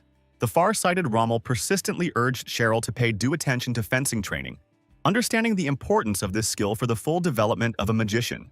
Serious fencing training combined with magical abilities could turn Cheryl into an invincible mage, capable of effectively defending herself in any situation. In a sudden realization, Cheryl finally realized an effective way to protect their lands from the looming threat of monsters from the dark and dangerous forest. The resourceful sorceress decided to change her strategy, and instead of isolating the monsters in the forest, she allowed them to follow her, using their aggression for her own tactical purposes. A determined Cheryl soared into the sky above the battlefield and gave a clear order to all commanders to immediately gather their troops for an orderly retreat. Experienced commanders Rommel, Bianca, and the leader of the giants were shocked by the unexpected order to retreat after such an exhausting and difficult battle. Focused on her plan, Cheryl didn't bother to explain her decision, but instead rushed into battle, destroying the monsters with powerful fire spells. The perceptive Rommel quickly deduced his mistress's intention to lure the monsters into a trap, watching as she skillfully led them away from the retreating knights. Confident in the correctness of Mrs. Rommel's actions, he immediately transmitted the order to retreat to his knights, and all troops began to leave their positions in an organized manner. Brave Cheryl flew away to a safe distance from the monsters pursuing her and began to chant the words of a powerful battle spell for the decisive blow. The powerful spell, Hellwave, descended upon the assembled monsters with incredible force, instantly destroying all enemies within its area of effect. Exhausted from using a powerful spell, Cheryl underestimated the number of remaining monsters and began to lose consciousness, becoming easy prey for her enemies. A mysterious dark magic suddenly began to permeate Cheryl's body at a critical moment, drawing life force from the surrounding environment to sustain her. The mysterious voice spoke of the need to preserve Cheryl's soul and body unchanged until Isis's resurrection, explaining the gift of power from the mighty Avarak. Cheryl, who had woken up, tried to comprehend the strange words she had heard before waking up, trying to understand their meaning and connection with the events that were taking place. With Rommel and Bianca approaching and rushing to her aid, an exhausted Cheryl allowed herself to pass out, knowing she was now safe. The caring Rommel anxiously asked Cheryl, who had woken up in her room, about her health. But the girl was still in a state of great confusion. Rested after a long sleep, Cheryl was finally able to recall all the events of that fateful night that took place during the fierce battle. An attentive Rommel kept a close eye on the thoughtful lady, trying to determine the presence of possible wounds or other health problems after a hard battle. An embarrassed Cheryl loudly scolded her knight for his inappropriate presence in her chambers, while she was dressed only in her nightgown, demonstrating a return to normal behavior. Frightened by Mrs. Rommel's sudden reaction, he quickly left the room, rejoicing in his soul that his ward had completely regained her former character. Outraged by the knight's inappropriate behavior, Cheryl rose from her bed, wondering why Rommel had not thought to send a maid to her instead of his visit. A puzzled Cheryl reflected on the events of the previous night, trying to unravel the mystery of Avarak and the nature of the changes that had occurred to her. An anxious Cheryl decided to put her anxious thoughts aside and focused on waiting for her brother to return from a dangerous expedition on the Dark Continent. The brave Aaron, who arrived in the village of Runtra on the Black Continent, encountered a huge crowd of locals enslaved to the will of their sinister queen. Experienced Jacqueline quickly identified the source of the strange behavior of the residents and pointed out to Aaron their leader, who stood out among the crowd of possessed people. The mighty Cruella floated in the air in the middle of the city, surrounded by pulsating energy, demonstrating her incredible magical power to everyone present. A sinister smile appeared on Cruella's face as she expressed joy at Aaron's timely arrival, anticipating the opportunity to punish the hero severely. The determined Aaron did not wait for Cruella to attack and was the first to attack, quickly drawing his sword and rushing at the enemy without hesitation. The arrogant witch considered the hero's behavior stupid and began to cast a powerful spell, calling on the forces of the earth to suck all the blood from the body of the careless enemy. The witch's failed attack did not harm Aaron, but caused the ground to collapse, taking with it many innocent people who were in the town square. The enraged hero expressed his indignation at the witch's actions and firmly declared his intention to stop her cruel atrocities on this continent. The cunning Cruella responded to the approach of the enraged hero with a satisfied smile, realizing that he had unknowingly fallen into her skillfully set magical trap. A huge hand suddenly appeared from the depths of the earth, trying to grab Aaron, but the warrior showed incredible dexterity and easily dodged the enemy's deadly attack. Aaron leapt onto the stone golem's body, but the massive creature managed to knock the knight off his feet and forcefully throw him into the nearby city wall. The dragoness watched the battle from a safe distance and wondered why, even after receiving the legendary sword, Aaron demonstrated such weak fighting skills. The stone giant continued its destructive attacks, and each blow of the monster, strengthened by the magical power of its mistress, shook the earth around the battlefield. Aaron remained confident of defeating the stone opponent and decided to change his battle tactics, preparing for a decisive counterattack against the massive golem. The warrior used the opportune moment to quickly jump onto the golem's hand and activated the piercing wind technique, rushing towards the stone creature's head. As he was approaching victory over the golem, something unexpected happened. The dragon slayer suddenly absorbed all the energy from Aaron's battle sword. A strange numbness gripped Aaron's body as he tried to understand the nature of the dragon slayer's mysterious abilities and his unexpected behavior in battle. Cruella, with a satisfied smile, pointed out an important detail that her opponent had not noticed in the heat of battle with the stone creature. The golem was created from the bodies of the local inhabitants, and the magic sword refused to attack the very people Aaron had sworn to protect on this continent. The critical situation was resolved by the unexpected intervention of the dragon Kanos, who broke free and dragged the golem away from the exhausted hero. Cruella stood frozen in horror at Kanos' disobedience, not believing her eyes that after all her bullying, her brother continued to resist her will. Her brother's stubborn resistance forced Cruella to use her true power and assume her dragon form for the final battle. Eren blocked the path of the dragoness, who rushed towards his brother, raised his blade to attack and firmly declared that he would be her opponent in this fight. The hero's powerful attack caught the dragoness off guard and sent her massive body flying to the ground with a deafening roar. Cruella stood up and mockingly noted the hero's arrogance, but Eren confidently declared his intention to end her reign. The hero carried out a series of swift attacks, managed to get to the monster's vulnerable spot, and plunged his sword into the dragoness's stomach, beginning to absorb her life energy. Rage and horror filled Cruella as she realized that a mere human had dared to cause such serious damage to her powerful body. The dragoness revealed her maximum form, increasing the size of her body and saturating the air around her with pulsating magical energy. A sudden choking sensation gripped the dragoness's throat, preventing her from using her deadly flames to their full potential. Eren had successfully drained a significant portion of the enemy's magical energy and was now rapidly approaching the dragon's head for the decisive blow with piercing wind. The hero's lightning attack hit its target, and one of the dragoness heads was defeated, while Eren himself gracefully landed on the ground. The fallen dragon's body fell to the ground, allowing Eren to relax a little, although the fatigue from the battle was gradually clouding his consciousness. Kainos expressed genuine admiration for Eren's skill as a dragon slayer as the hero struggled to keep his attention on his ally. Eren acknowledged Kainos' crucial role in his rescue at the castle, and knew that without his help, he would have met his death long ago. The dragon explained his help as necessary to protect the bloodline that had received his blessing in order to preserve his dragon pride. The hero finally realized the true nature of his abilities, which were given to him by Kainos himself, an ancient and powerful dragon. Kainos thanked Eren for freeing his sister from slavery, acknowledging that without the hero's victory, he would have remained in her power forever. The dragon noted the significant increase in Eren's strength, realizing that words of gratitude could no longer express the depth of their connection. Kainos took on human form and indicated the need to make an important decision that they had been putting off for a long time. The man knelt before the hero and solemnly revealed his true identity as the dragon Kainos. Kainos swore an eternal oath of allegiance to Eren Karen, acknowledging his victory over the legendary dragon Cruella and his status as the new master assassin. A beautiful blue crystal, embodying the soul of a dragon, appeared in the air in front of the hero. Kainos asked Eren to raise his hand to complete the sacred ritual of the oath. Eren's hesitant touch caused the dragon's soul to glow brightly, signifying the unbreakable contract between hero and dragon.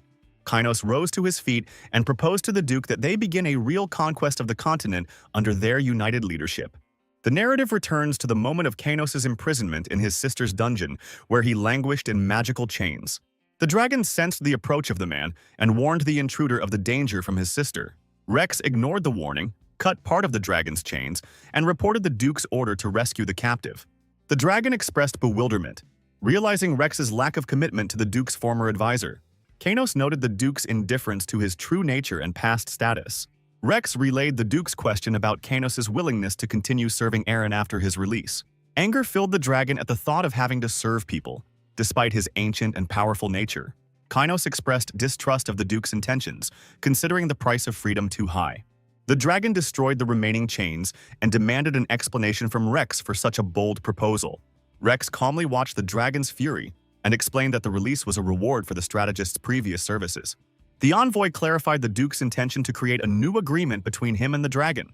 The offer included assistance in defeating the sister in exchange for assistance in overthrowing the emperor. A nervous laugh escaped Kainos after hearing the presumptuous words. The dragon doubted Eren's ability to win despite the blessing he had received.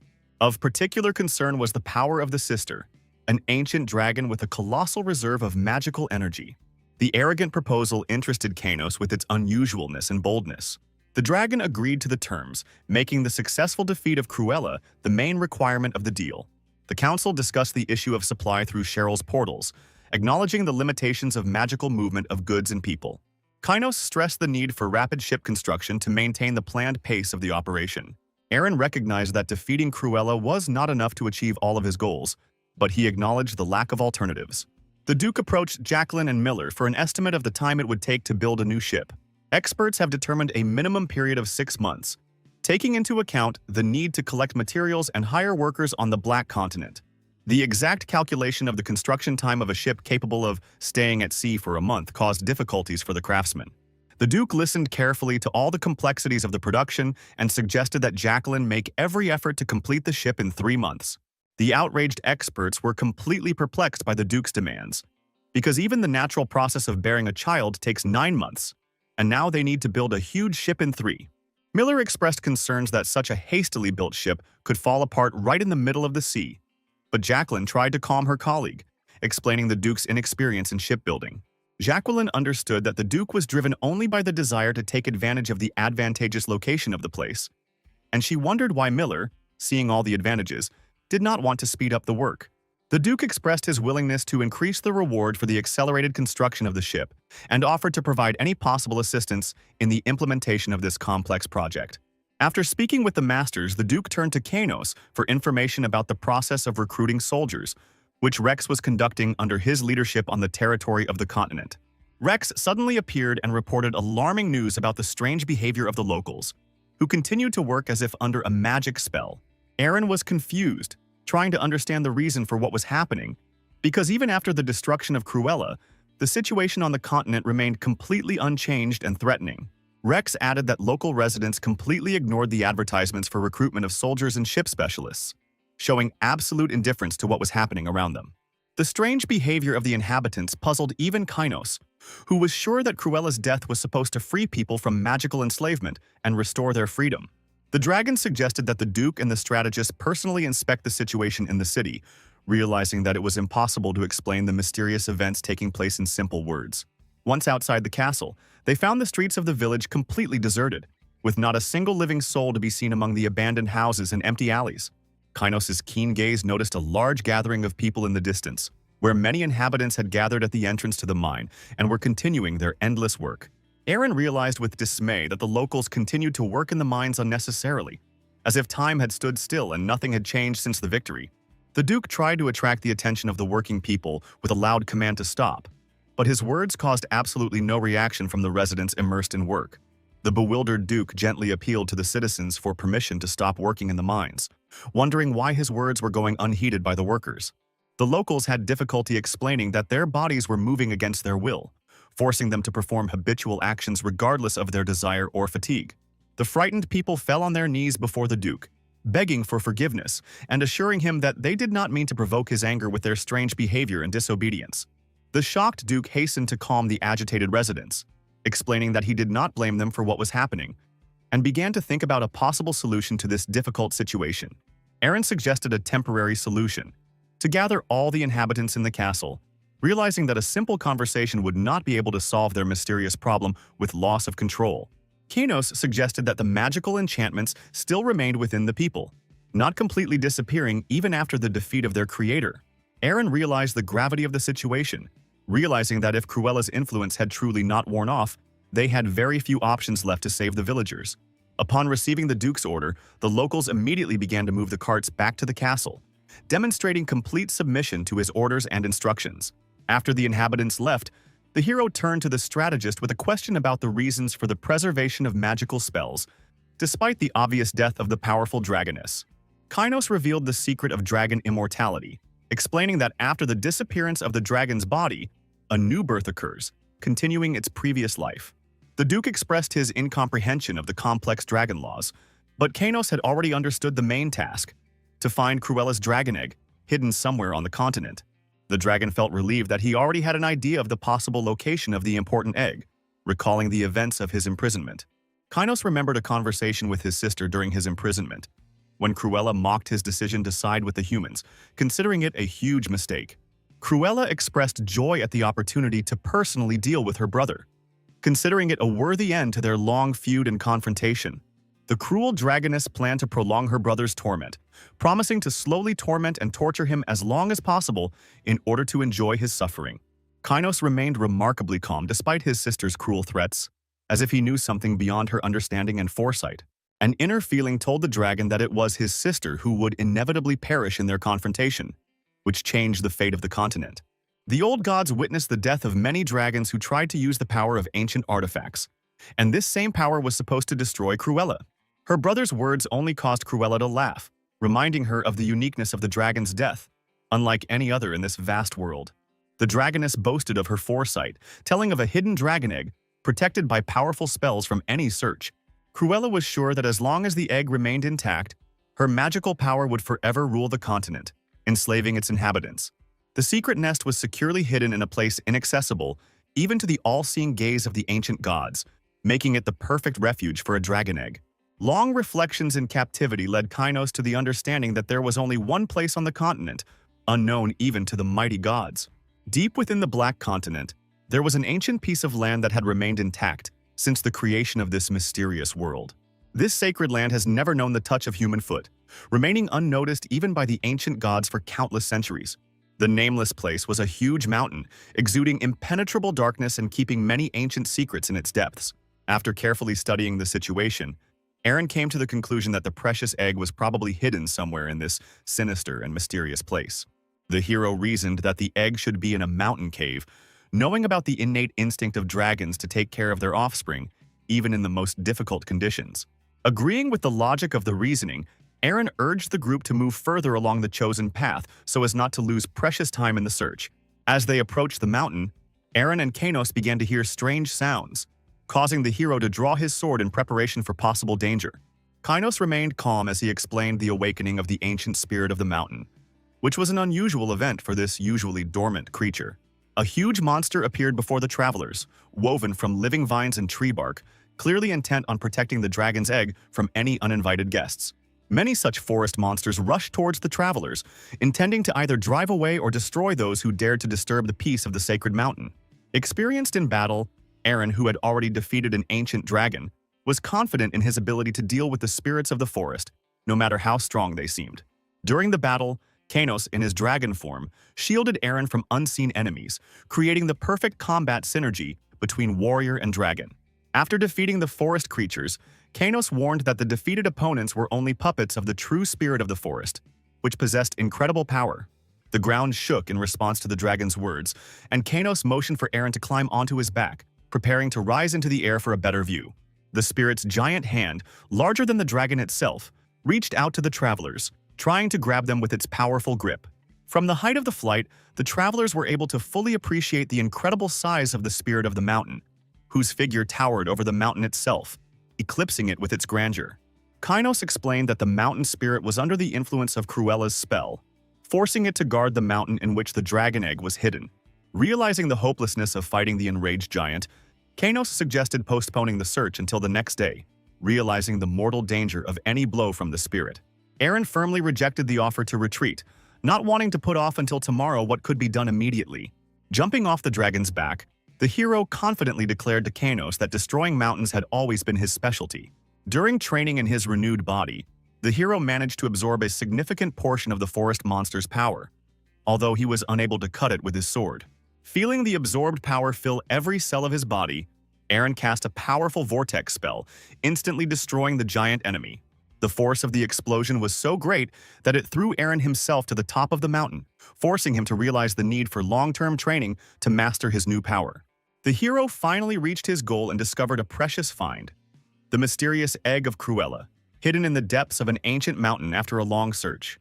The dragon's nest emitted a mystical blue glow of protective magic, clearly standing out in the surrounding darkness of the mountain cave with its unearthly light. Kainos looked at the nest with awe, realizing that this was where a new overlord would emerge, one whose power could burn the earth and freeze the blood in his veins.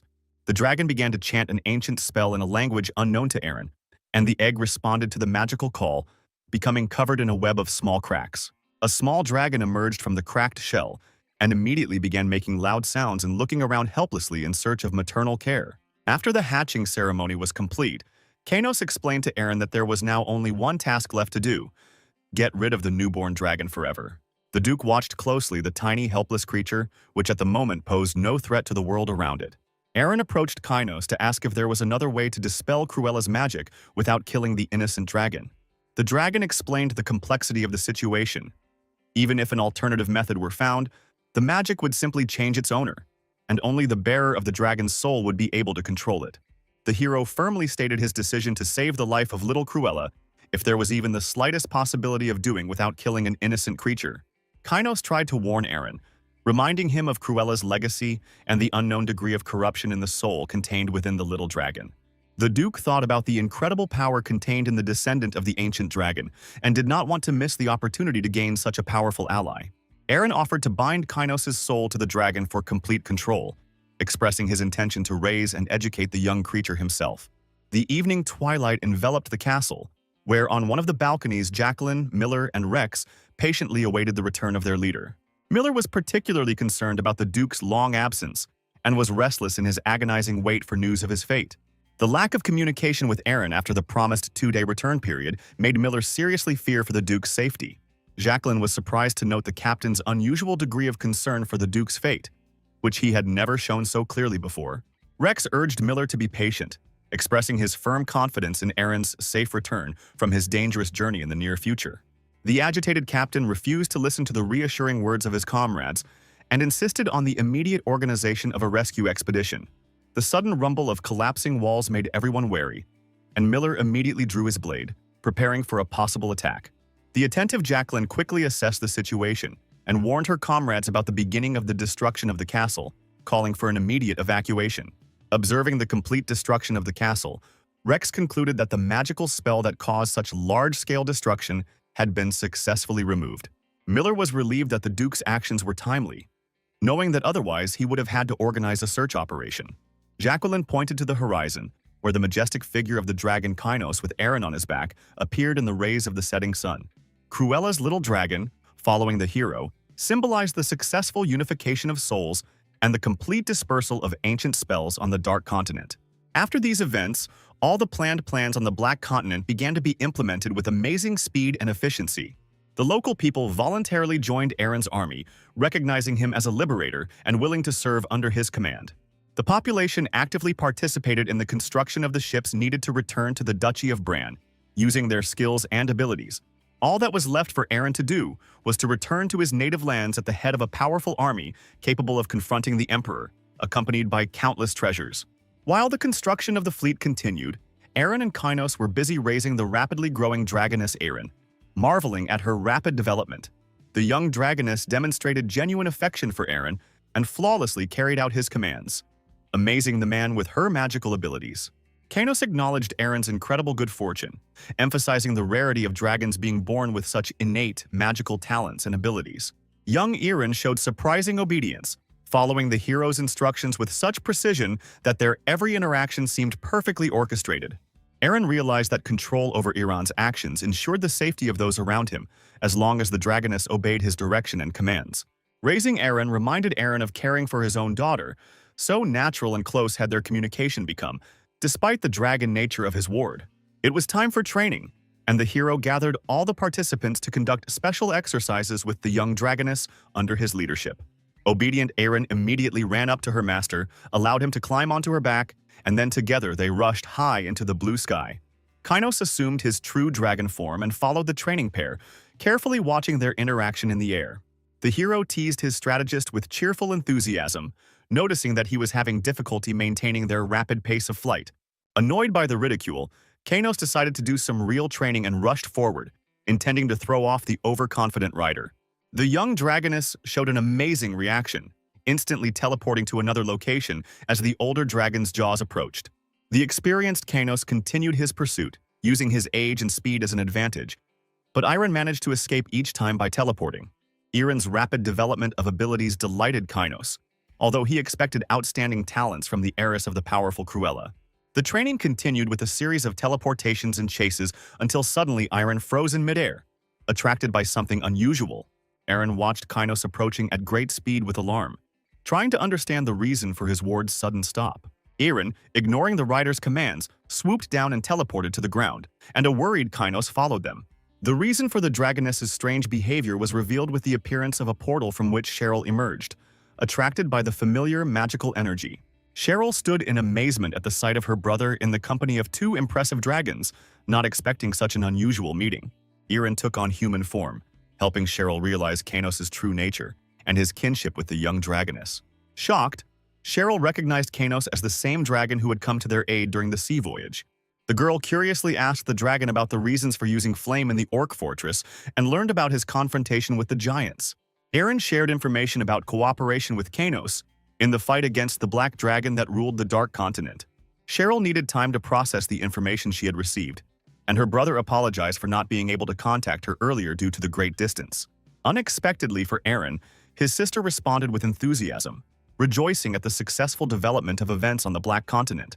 The presence of two powerful dragons in addition to the army from the Black Continent greatly enhanced their military potential. Cheryl realized that conquering the Holy Kingdom now seemed like a much more achievable goal than it had previously seemed. Worried, Aaron and Kanos approached the girl, fearing new threats from the Holy Kingdom to their lands. Cheryl broke the big news that the Holy Kingdom was being accused of being behind the disasters that had befallen the continent. The sister warned Aaron of the need to immediately return to the duchy to prevent the current situation from escalating. Cheryl expressed concern about the possible actions of the Holy Kingdom's Pope in alliance with the Emperor, threatening their interests. Aaron immediately went to Jacqueline to discuss the situation. But the builder expressed obvious dissatisfaction with the need to urgently return to the duchy. Jacqueline pointed to the unfinished ship, explaining that even with their best efforts, it would take them at least 2 weeks to complete construction. Rex supported Jacqueline's position, emphasizing the absurdity of the idea of transporting tens of thousands of soldiers across the sea in a simple wooden boat without proper preparation. Cheryl reacted with indignation to their words, not understanding how they could ignore the seriousness of the situation when the duchy was plunging into complete chaos. The Duke's sister insisted on immediate action, arguing that they did not have time for the lengthy construction of ships when the situation required urgent intervention. The quarrel that had flared up between the advisors continued until the irritated hero interrupted the dispute with a loud call for silence and order. Aaron acknowledged the undesirability of haste, but he understood that the loss of the duchy would devalue all their efforts and achievements on the Dark Continent. The hero expressed complete agreement with his sister's position, emphasizing the need to return to their domain as quickly as possible. Kynos, who had been closely following the discussion, suggested a compromise solution, noting that not everyone was obliged to return with Aaron. The dragon explained that it was the Duke, as the legitimate heir to the throne, who was of particular concern to the Emperor, who was seeking to control the growing power. The strategist warned that news of the formation of a large army under the command of the Duke would provoke the Emperor to more decisive action. Kanos stressed the danger of prematurely becoming involved in a large-scale conflict for which they had not yet had time to properly prepare. The hero realized the need to maintain control over the course of military operations, but felt unsure about choosing the right strategy for confrontation. Aaron agreed with Kanos' opinion, realizing that the appearance of a huge army would actually reveal all their plans to the Emperor ahead of time. Having made his decision, the hero announced the temporary return to the duchy of only a small group, including himself, Cheryl, Kanos, and Aaron. Those remaining on the continent were given clear instructions to make preparations and wait either for the hero's return or for special instructions from the duchy. The Emperor, concerned about the disturbing rumors, summoned the Holy Father for a serious conversation and clarification of the situation in the subject lands. The ruler demanded from the Pope an explanation and a refutation of all the unpleasant rumors that had been circulating recently in high circles. The Emperor paid special attention to the information about the release of the Holy Knights of the Church of Vivian and their subsequent dispatch to the territory of Bran. The Holy Father nervously explained his actions as a divine command warning of the invasion of monsters into Bran and the imminent death of the knights. The Emperor responded with a mocking remark, pointing out the lack of any information about catastrophic events in Bran's territory. The ruler sarcastically suggested the possibility of error either in divine revelation or in the actions of the Pope himself, who had started the intrigues. The agitated Holy Father confessed the true purpose of his actions, the desire to take revenge on the territory of Bran by any available means. The Emperor expressed dissatisfaction with the Pope's position, asking a direct question about his supposed role in these intrigues. The ruler reminded us of his sacred status as the embodiment of divine power, which required appropriate actions, not petty intrigues. The frightened Pope bowed deeply in apology, but the Emperor advised him to seek forgiveness from his deity. The ruler offered the Holy Father a chance to rectify the situation by entrusting him with organizing intrigues to create a schism in the territory of Bran. In the evening, Bran's territory was subjected to a massive attack by goblins, who, like a wave, rushed towards the fortress walls. Commander Rommel led the defense, urging the warriors to repel the attacks of the monsters and prevent them from penetrating the castle walls. The defenders' first volley proved effective, sending many attacking monsters falling to their deaths from the walls. Wounded but still able to move, the possessed monsters fanatically continued to storm the walls, ignoring the damage they had received. Some of the monsters managed to break through while their bows were being reloaded, But Rommel's timely intervention prevented further penetration. The fierce battle continued with increasing intensity, and Rommel realized that the enemy's numbers could lead to the fall of the castle walls. Rommel approached Commander Bianca, requesting information on the situation below and the possibility of receiving additional fighters to strengthen the defense. Bianca, who was defending the gate, refused to help, realizing the inevitability of the monsters breaking through the gate weakened by constant attacks. At the critical moment, Bianca ordered the knights to prepare for the last defense and turned to the goddess Vivian with a prayer for the gift of strength. The knights' holy swords were left without their usual golden glow, demonstrating the continued powerlessness of their patroness to help her faithful followers. Suddenly, Rommel and Bianca froze in amazement, noticing in the sky a familiar dragon that had previously participated in the battle with the giants. Seeing the dragon preparing for a fiery attack, Rommel hastily evacuated the men from the wall, fearing possible friendly fire. The dragon flew past the fortress and unleashed its flames on the assembled monsters, turning their dying cries into eternal silence. Rommel watched what was happening with bewilderment, not understanding the reasons for the dragon's unexpected help in the fight against the monsters. The explanation came when the commander noticed Duke Bran himself on the dragon's back, which seemed an almost incredible sight.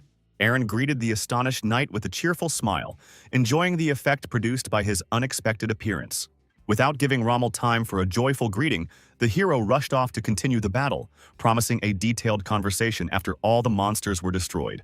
The hero demonstrated not only the effectiveness of the dragon flame, but also the impressive swordsmanship he had acquired on the Black Continent. After the battle ended, at the Emergency Council, an angry Aaron learned of the Holy Kingdom's actions to grant immunity. Particular attention was drawn to official documents releasing members of Vivian's church from previous obligations and protecting them from arrest. Rommel confirmed the freedom of the Vivian Church from having to hide, and the hero inquired about the reaction of the city population to these changes. The commander reported a split in opinion, with some asking for immunity to avoid harassment from the authorities. Most of Vivian's church believers rejected the offered immunity, seeing the situation as a test of their true faith. Cheryl responded with laughter, expressing understanding for the position of believers who refused the offered protection. The Duke's sister noted the suspicion of this sudden display of generosity from a kingdom known for its desire to enslave. Everyone present was aware of the Holy Kingdom's hidden intentions, although the exact nature of their plans remained unclear for now. Kainos suggested that the protests might be used as a pretext to invade their territory. The dragon explained the complexity of the situation. The renunciation of immunity made the believers easy prey, and the coercion to accept it put the territory in a difficult position. Aaron realized with confusion the hopelessness of the situation described by Kainos, feeling strong irritation from his own powerlessness to change anything. A knight suddenly arrived to report new arrests of members of the Vivian Church who had renounced their immunity by the Knights of Pars. Those present witnessed a brutal scene. Two men roughly dragged a woman along the ground, after which they threw her down with force.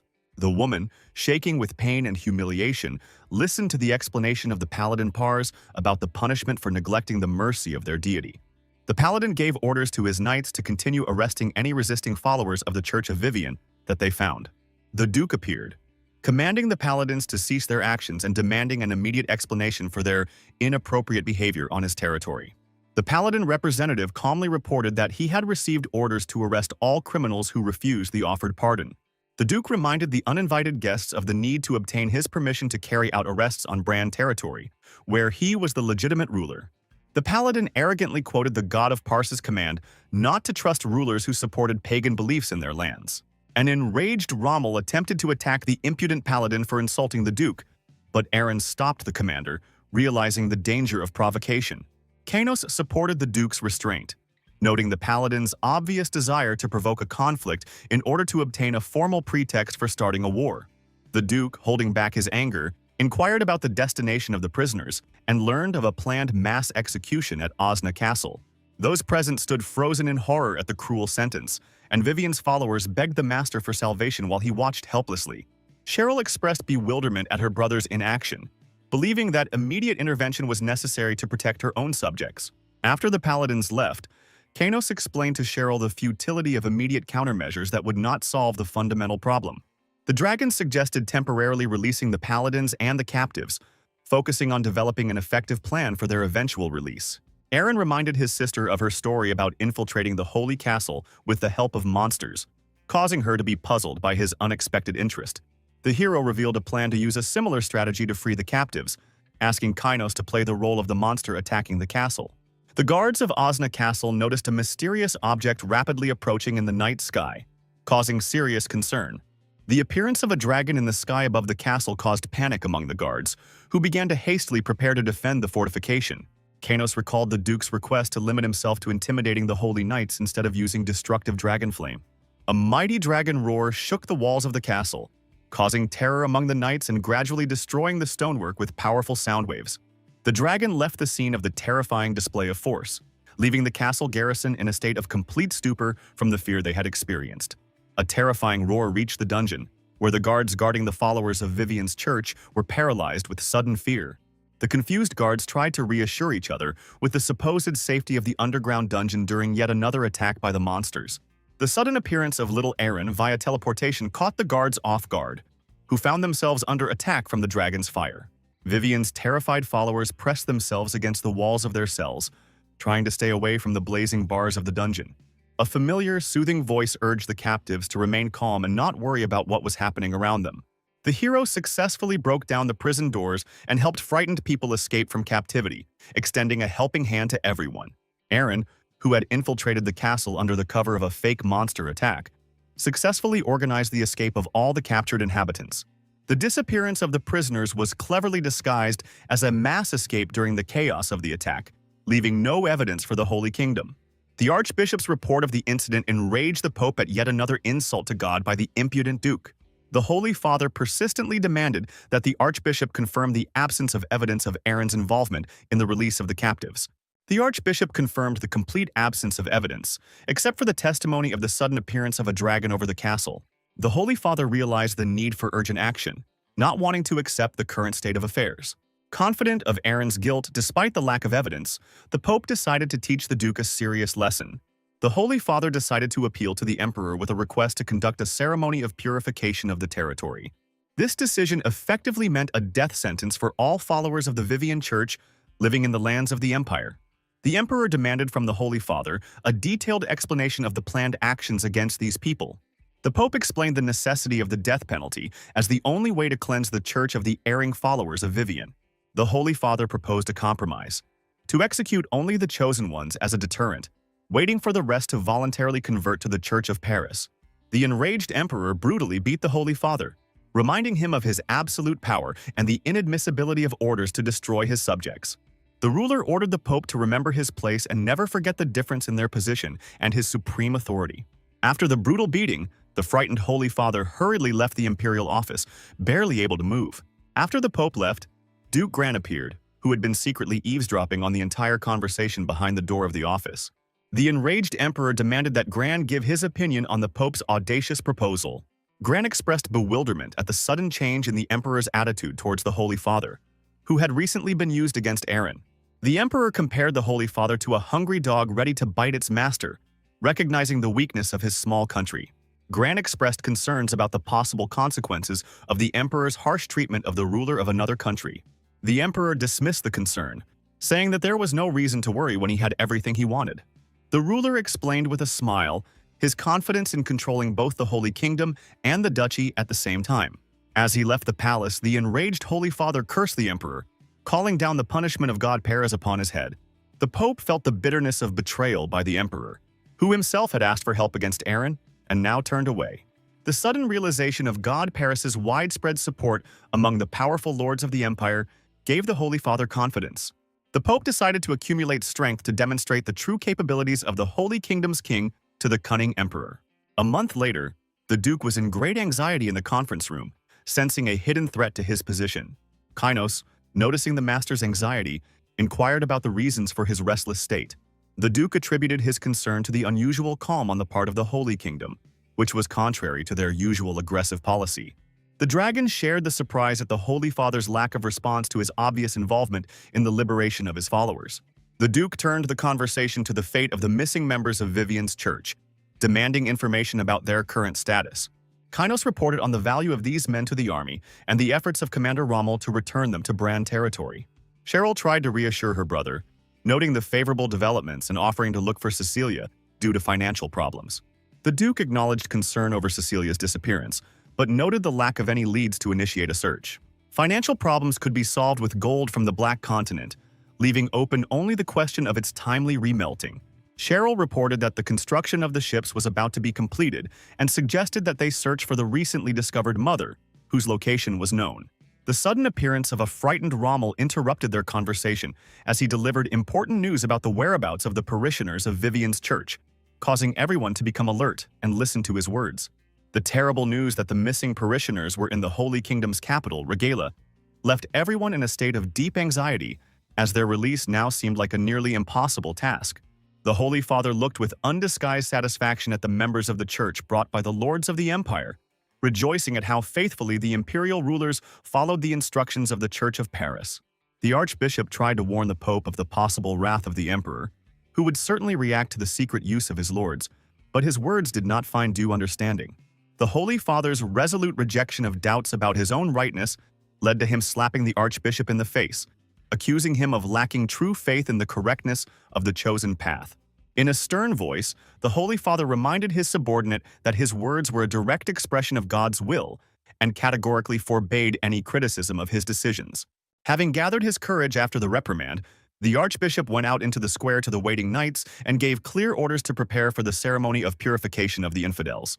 Determined, Aaron and his loyal knights hurried towards the Holy Kingdom, guiding his horse along the shortest route to the capital. The information received from Rommel that the lords of the empire had arbitrarily handed over the followers of the Vivian Church to the Holy Kingdom made Aaron think deeply about what was happening. The reckless actions of the Holy Father, who decided to go against the will of the emperor, frightened Aaron with their unpredictability and made him suspect the presence of powerful patrons. A strange premonition came over the strategist as he moved alongside his master, causing him to increase the speed of the squad's movement due to growing concern about the fate of the captives. Aaron persistently urged his warriors forward, trying to reach the place of execution before something irreparable happened to the captured followers of his faith. Kainos' intuition proved correct, as a servant of the emperor was already lurking in the forest on the way to the Holy Kingdom, using stealth magic to observe. Seeing his suspicions confirmed, the imperial servant immediately saddled his horse and went to report to the ruler, planning to continue to spy on the duke after that. The final preparations for the ritual were complete. The bound members of the church stood in their places, and the first victim was already at the edge, ready for the terrible fall. The desperate pleas of the bound people for mercy and their willingness to accept the faith in the god Paris did not touch the heart of the Holy Father, who was completely immersed in his fanatical beliefs. After much prayer, the Holy Father announced that he had received a divine revelation, according to which the souls of these unfortunate people could be saved by the mercy of the Almighty. The divine message contained a strict condition. The physical bodies of sinners, defiled by false faith, had to be destroyed to purify their immortal souls. The Holy Father's attempt to call upon the divine sword of salvation was unsuccessful, confirming the Archbishop's words about the futility of calling upon the Almighty at that moment. The angry Pope ordered the priest to immediately throw the first sinner from the walls, but a familiar, commanding voice demanding that they stop interrupted the execution of the order. The approach of the Duke with his army caused a wave of irritation in the Pope, and he spoke contemptuously about the return of the representatives of the hated Church of Vivian. Despite the Holy Father's order to continue the execution, the alarmed Archbishop stopped him, pointing to the approaching Duke Aaron with a drawn sword. The Archbishop watched the Duke's approach closely, knowing full well the destructive power of his legendary blade and understanding the seriousness of the threat that had arisen. The absence of Paris's sacred hand left them virtually defenseless against the Duke's extraordinary strength, something the Archbishop immediately reported to his superior. The Archbishop's proposal to immediately leave the place of execution only caused displeasure in the Holy Father, who reproached his assistant for his lack of faith in their powers. Addressing the approaching Duke, the Holy Father reminded him that this land belonged to the god Paris, and Aaron risked incurring a divine curse. Advancing swiftly with his blade raised, Aaron warned the Holy Father of his impending doom if he did not immediately free the people of Bran. The Holy Father responded to Aaron's threat with a grin, warning him of the immediate death of all captive inhabitants if the Duke did not leave the sacred territory. Aaron's unwavering determination left the Pope amazed at the Duke's recklessness in sacrificing the lives of his subjects to achieve his goal. A sudden inspiration came to the Holy Father, telling him a way to stop Aaron with one important detail that could seriously frighten the determined Duke. The reminder that the capital was the sacred place of the Empire's state religion should have stopped Aaron from being declared a traitor. The priest understood the duplicity of his position, using the emperor's name to defend himself, although he knew for sure that the ruler would never approve of such an execution of innocence. The duke shared his plan with Kanos, intending to use the piercing wind to destroy the castle walls and create an opportunity to rescue the prisoners. Aaron's request to Kanos was that he organize the rescue of the falling people after the walls were destroyed, using all available means. Kanos explained the limitations of his ability to rescue all the captives from such a distance, but suggested involving Cheryl to increase the chances of success. The Duke, realizing the correctness of the proposed plan of action, prepared to deliver a powerful blow with a piercing wind to the walls of the enemy fortress.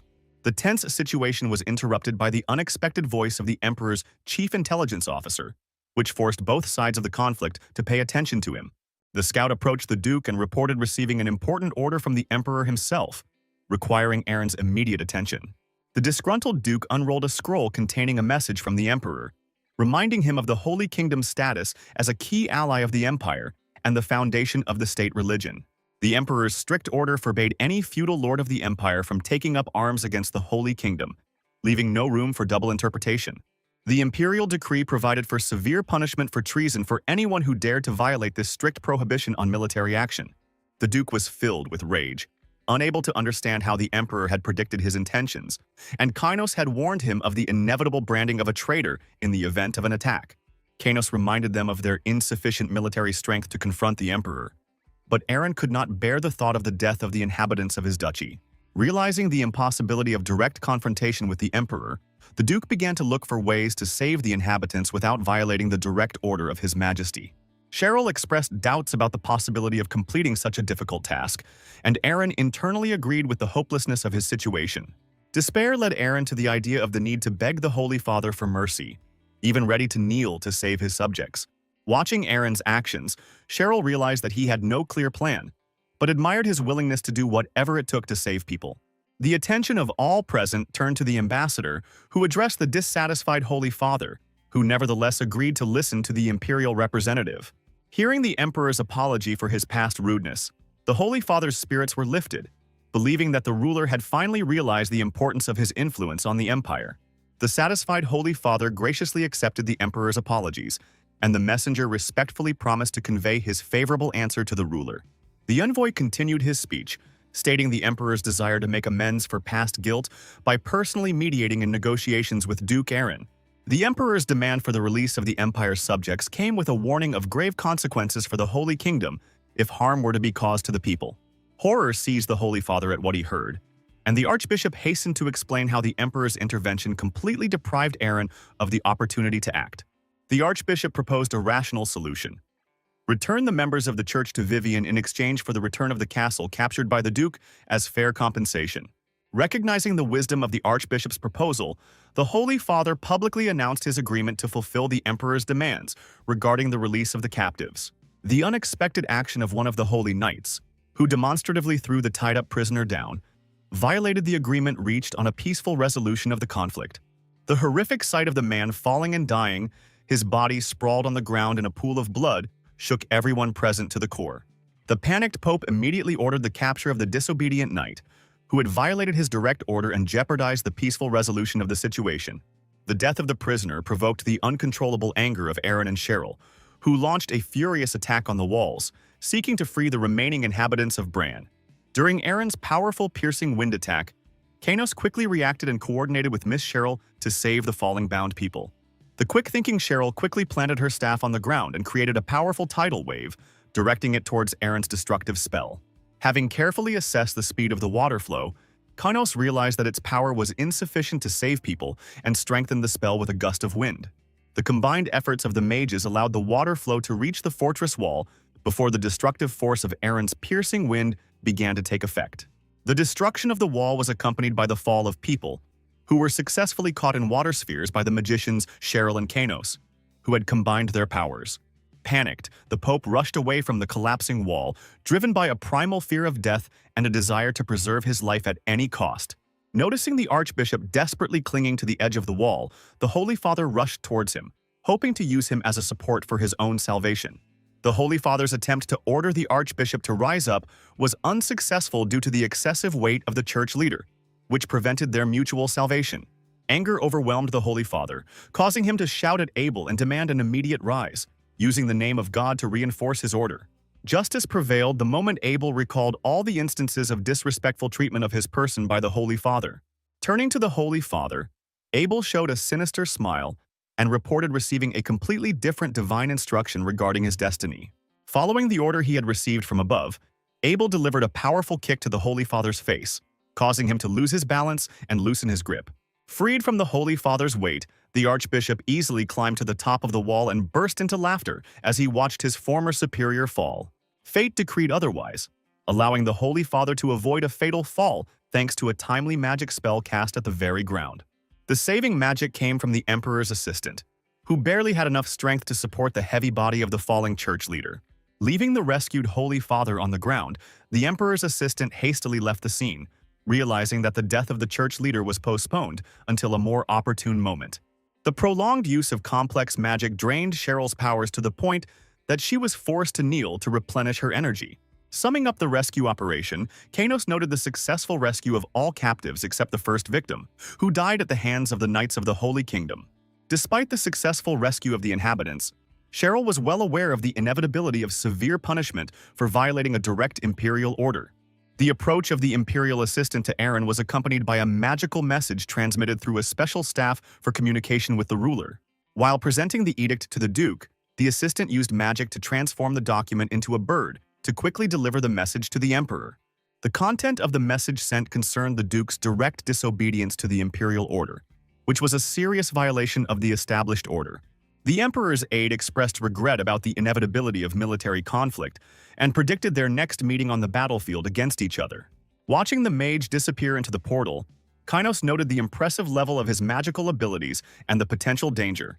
Cheryl shared information about the mage's status as the leader of the Emperor's personal magic team, noting the mystery of his true potential. Kynos acknowledged the power of the Imperial Mage, but noted that his abilities were limited to the human level, which gave him a certain advantage. The current situation of treason was becoming a serious problem, foreshadowing the inevitable outbreak of war with the Emperor earlier than expected. The letter received by the Emperor confirmed the successful completion of the mission by his secret agent in the ranks of the Holy Father, providing the necessary evidence. The Emperor immediately called a meeting of all the dukes to determine Aaron's punishment, using the evidence he had obtained of his treachery. Representatives of the imperial and neutral factions gathered to discuss Aaron's fate, seeking to make a fair decision in the current situation. The assembled feudal lords unanimously found Aaron guilty of treason after a thorough examination of all the circumstances of the case. The Holy Kingdom's actions in killing the Empire's citizens also did not go unpunished and led to an official declaration of war. Having received an important message from the Imperial messenger, Aaron carefully studied its contents and immediately sent the messenger back with a reply. The tense silence of Cheryl and Kanos, who had been watching the Duke closely, was broken by his sudden announcement of the need for an urgent departure. A worried Cheryl tried to dissuade her brother from going to the Imperial Palace, considering it unwise to leave the territory during preparations for war. The opportunity to kneel before the Emperor and ask for forgiveness seemed the only reasonable way out of the current situation. Kanos rightly noted the futility of a visit to the Emperor, realizing the inevitability of declaring war regardless of Aaron's actions. The Duke acknowledged Kanos' rightness, but saw an opportunity to use the visit to temporarily delay the advance of the Imperial troops. Aaron hoped that his presence in the capital would delay the start of military action, giving his people time to complete all the necessary preparations. An additional task for Cheryl was Aaron's request to make an important trip during his stay in the Imperial capital. Following his plan, Aaron immediately went to the capital to meet the Emperor, ready to humbly appear before him on his knees. The Emperor expressed clear dissatisfaction with the actions of his nephew, confirming the decision of the feudal lords about his betrayal and the inevitability of military action. The Duke's response to the Emperor's order to rise revealed the true reason for his humble posture before the ruler of the Empire.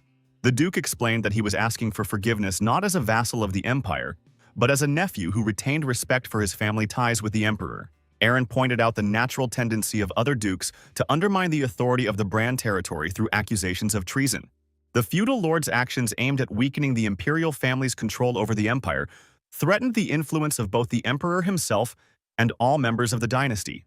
The emperor's skepticism about the duke's stated concern for the ruler's welfare reflected his deep mistrust of his nephew's intentions.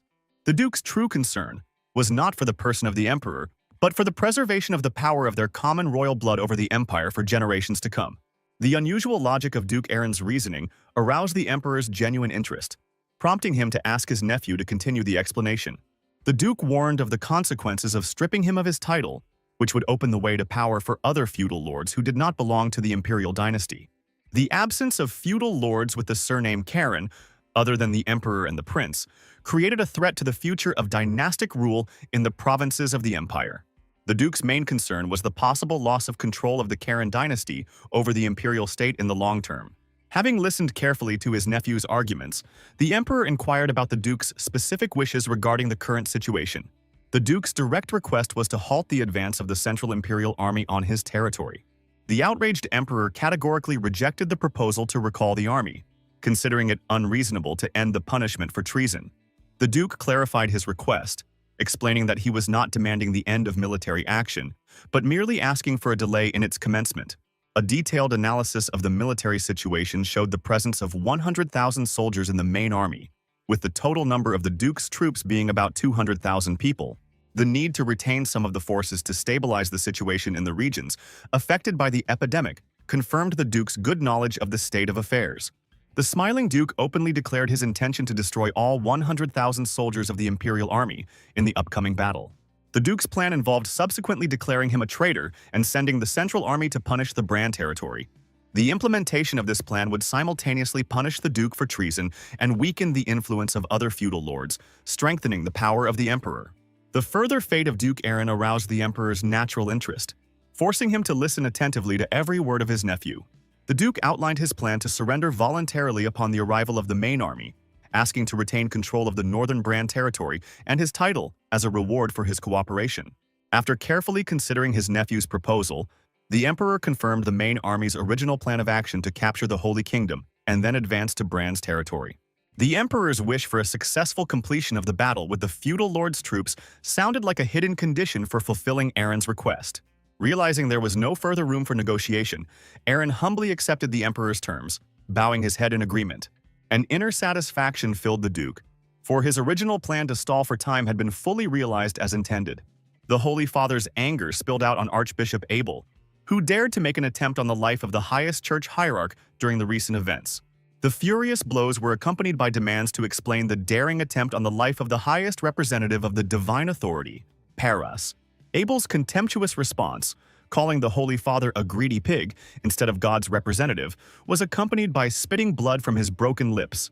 The continuation of the beating of the Archbishop was interrupted by the appearance of an alarmed knight with an important message that required the immediate attention of the Holy Father. Completely consumed by rage, the Holy Father paid no attention to those around him until he heard a familiar female voice. The appearance of a disgruntled Cheryl, who called the Holy Father pathetic and suggested that he prepare for war instead of beating up his subordinates, changed the situation. The outburst of rage forced the king to remind Cheryl of her presence on foreign territory and to order the immediate arrest of the impudent visitor. Enraged by the disrespectful attitude, Cheryl decided to teach a harsh lesson to both the Holy Father himself and his arrogant knights. A powerful flame, reflecting Cheryl's inner rage, erupted behind her, instantly causing the Holy Knights to stop any attempts at resistance. Having calmed down after the show of force, Cheryl explained the real reason for her visit: the need to convey an important message to the Holy Father. The demand to listen carefully to the proposal for a temporary union sounded like an order that would not tolerate objections from the church authorities. Cheryl explained their common position as enemies of the empire, offering to join forces to jointly confront the impending threat. A careful analysis of the situation showed the Holy Father the inevitability of the fall of the capital without Aaron's support, forcing him to seriously consider the proposal of an alliance. Despite the obvious advantages of the union, the Holy Father categorically rejected cooperation with the Vivian Church, citing religious beliefs. The sudden request to wait, coming from the frightened Holy Father, irritated Cheryl with its obvious insincerity and indecisiveness. The offer to return the Chateau Blanche was made as a condition for considering the possibility of a temporary alliance between the warring religious groups.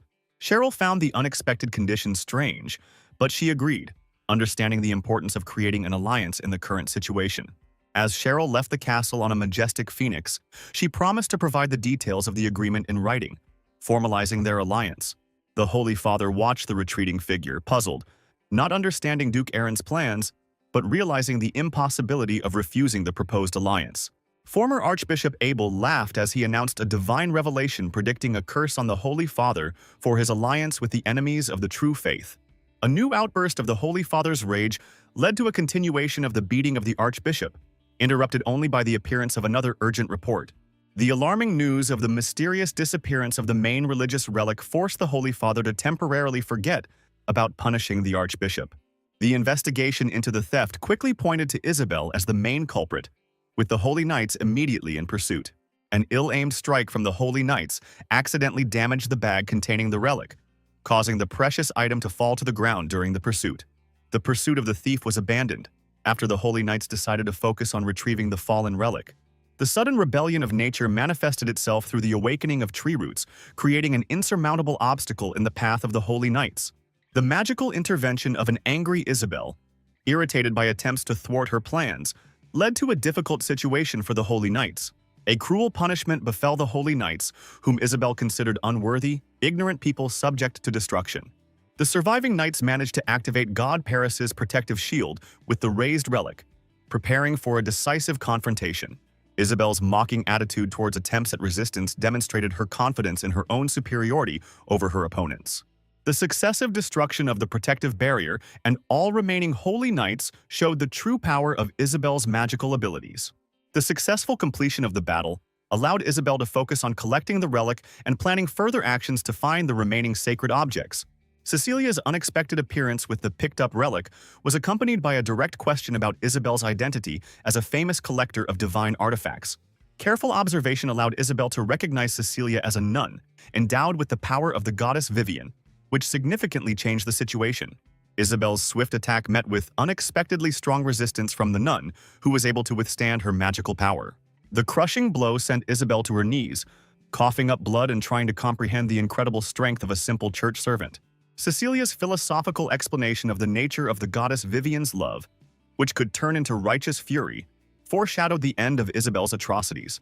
Cecilia's determination to demonstrate the true fury of the goddess Vivian sounded like a final sentence for her opponent. The critical moment of the battle was interrupted by the appearance of the bloodthirst warriors, who demanded that Cecilia stop attacking their mother and the sages. Cecilia's demonstrative fighting stance and invitation to attack her opponents showed her readiness to face any number of enemies. An important meeting in the main hall brought together the said dragon, Cheryl, and Rommel. But the absence of the Duke caused concern among those present. Cheryl's irritation grew over her brother's prolonged absence, especially after he had entered into an unwanted alliance with the Holy Father she despised. Rommel's concern about Aaron's inexplicably long absence reflected the general anxiety of those gathered for the fate of their leader. Kynos's reassuring words about Aaron's safety under Iran's protection eased the tension among the assembled counselors a little. The treasurer's emotional reaction to the ongoing continental crisis and the outbreak of civil war reflected the seriousness of the territory's financial problems. The treasurer was deeply distressed by the exorbitant military expenditures and the difficulty of finding funds to finance the upcoming military operations. The long-awaited appearance of the Duke, accompanied by Aaron, brought relief to all present at the important meeting. The Duke's awkward explanation of working on a solution to the problem was addressed to the unfamiliar treasurer, who expressed obvious concern. The Duke's mysterious hint of something more valuable than gold was accompanied by an invitation to enter for a special guest. Elena's appearance, accompanied by Kurok, caused bewilderment in the treasurer, who doubted the woman's ability to solve the financial problems of the territory. The treasurer's dismissive attitude provoked an angry reaction from Elena, who revealed her true demonic nature. Elena's menacing smile accompanied the treasurer's defiant offer to openly express doubts about her usefulness, looking him straight in the face. Having completed the transfer of the treasurer's office to Helen's supervision, Aaron took the chair and formally opened the important council meeting. The Duke's strategic plan included victory over the 200,000-strong army of feudal lords, followed by capitulation to the main imperial army. Everyone looked at the Duke with confusion as he explained that these were exactly the terms of his deal with the Emperor. Cheryl was the first to lose her temper and stood up from her seat, blaming her brother for his madness. She couldn't understand why he would agree to such a deal, but Aaron knew very well that this was the limit of their current strength and they would not be able to resist the army. Rommel also began to be indignant and explained that the limit of force was a pathetic word, and they were ready to give their lives in the name of justice. This is exactly what Aaron was afraid of. He did not want to lose any of his loyal comrades. When he took it upon himself to become a true lord in this life, he swore that he would not lose anyone along the way. However, surrender does not mean the end of Bran's territory. When the main army leaves and reinforcements arrive from the Dark Continent, it is then that they will be able to make a worthy stand against the Emperor, having acquired new strength. This arrangement finally satisfied everyone, and it seemed that everyone was pleased with how the Duke had come up with a way to outwit the Emperor. As a result, 2 weeks later the feudal lords had already managed to gather their 100,000-strong army and met to discuss the final preparations. Duke Findal sat in the tent with Count Vlad and discussed their plans for achieving victory. Count Vlad thought that Aaron was just a loser from the north, and they could easily defeat his troops. But the Duke only laughed at these self-confident words. Then the Count explained that previously those who had dared to mock his words were no longer alive, and he was sure that the Duke himself knew this. But the Duke quickly stopped the Count, explaining that he could take out all his anger on Duke Aaron. The Count did not calm down and demanded that the Duke explain the reasons for his ridicule. The woman who entered explained that the Duke wanted to know what the Earl would do after Aaron died. This woman was the powerful and only woman Duchess of Baron. She explained that if their armies and soldiers were gathered together, the army would be invincible. She wondered who their soldiers would point their swords at after they dealt with Duke Aaron. It became obvious that their next target might be the Emperor. But the Duke believed that before they could think about killing the Emperor, they needed to decide how to get rid of Aaron in the most graceful way. The resulting outright civil war to punish the traitor Aaron caused fear and unrest among the citizens of the Empire. Citizens feared a repeat of the terrible epidemic.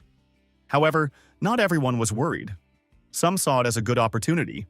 The former Duke Brana was especially sure of this. He realized that once he collected all the relics of the gods, he would be able to return to his former body and would be able to take his revenge in a dignified manner. Cecilia's battle with the mercenaries continued with renewed vigor. By this point, she had already managed to deal with some of the warriors, and only 10 people remained. So, not wanting to waste so much time, she rushed towards Isabel, but her path was quickly blocked by one of the mercenaries. Without losing her composure, the girl caught him with an unexpected kick, which knocked him out of action.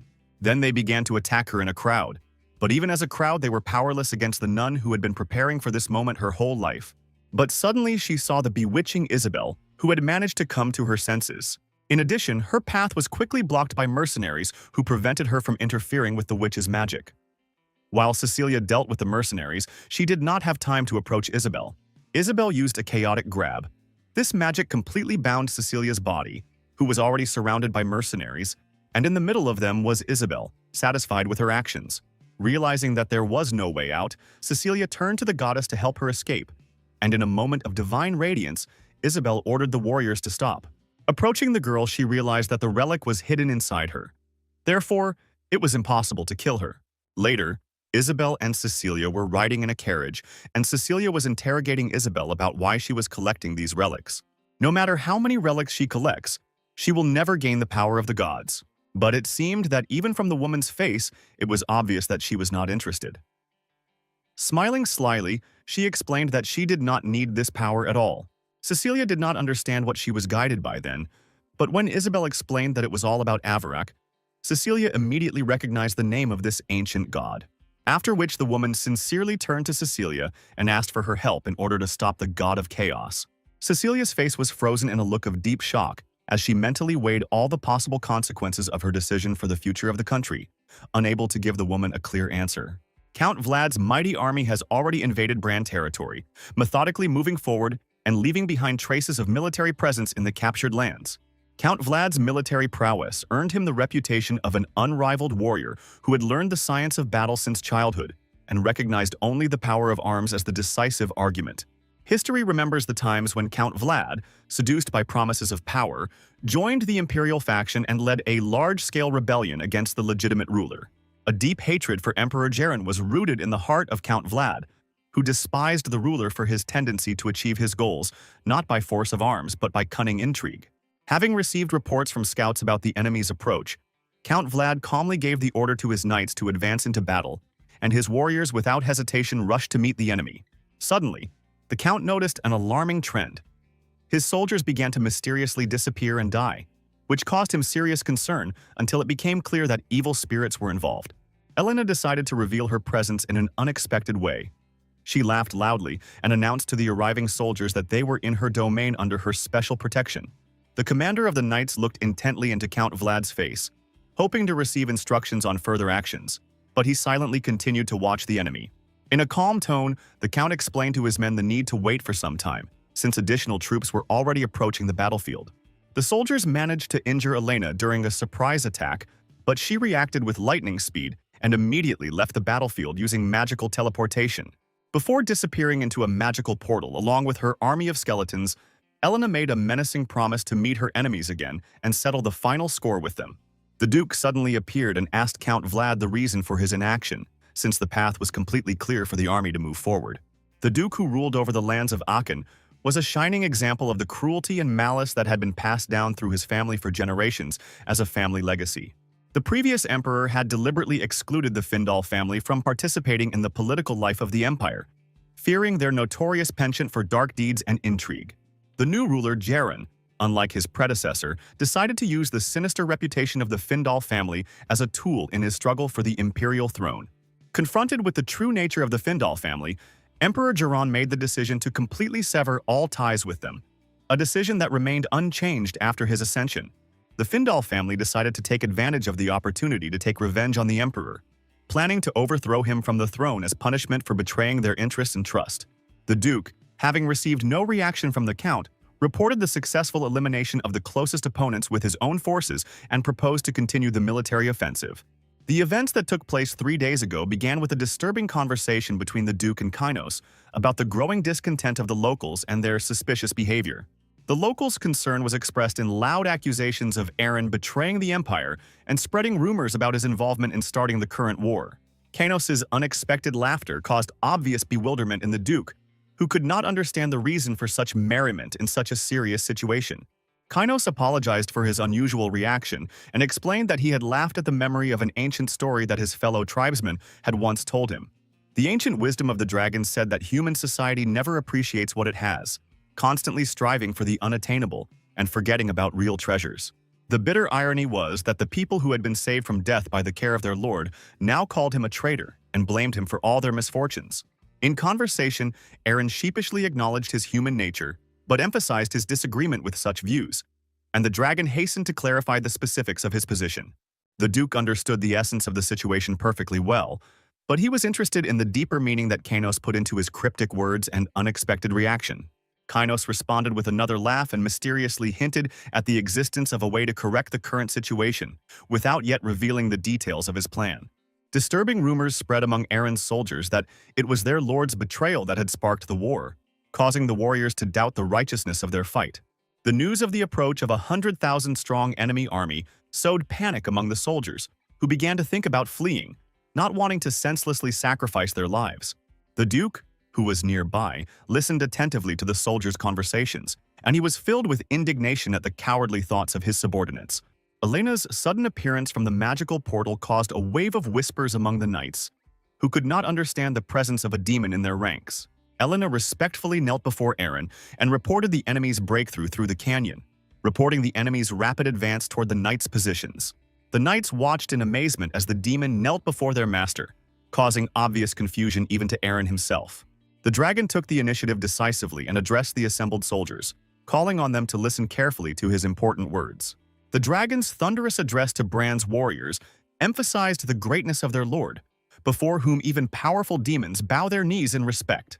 Assuming his true dragon form, Kainos reminded those gathered of his lofty status as an ancient dragon who had chosen to serve their noble lord.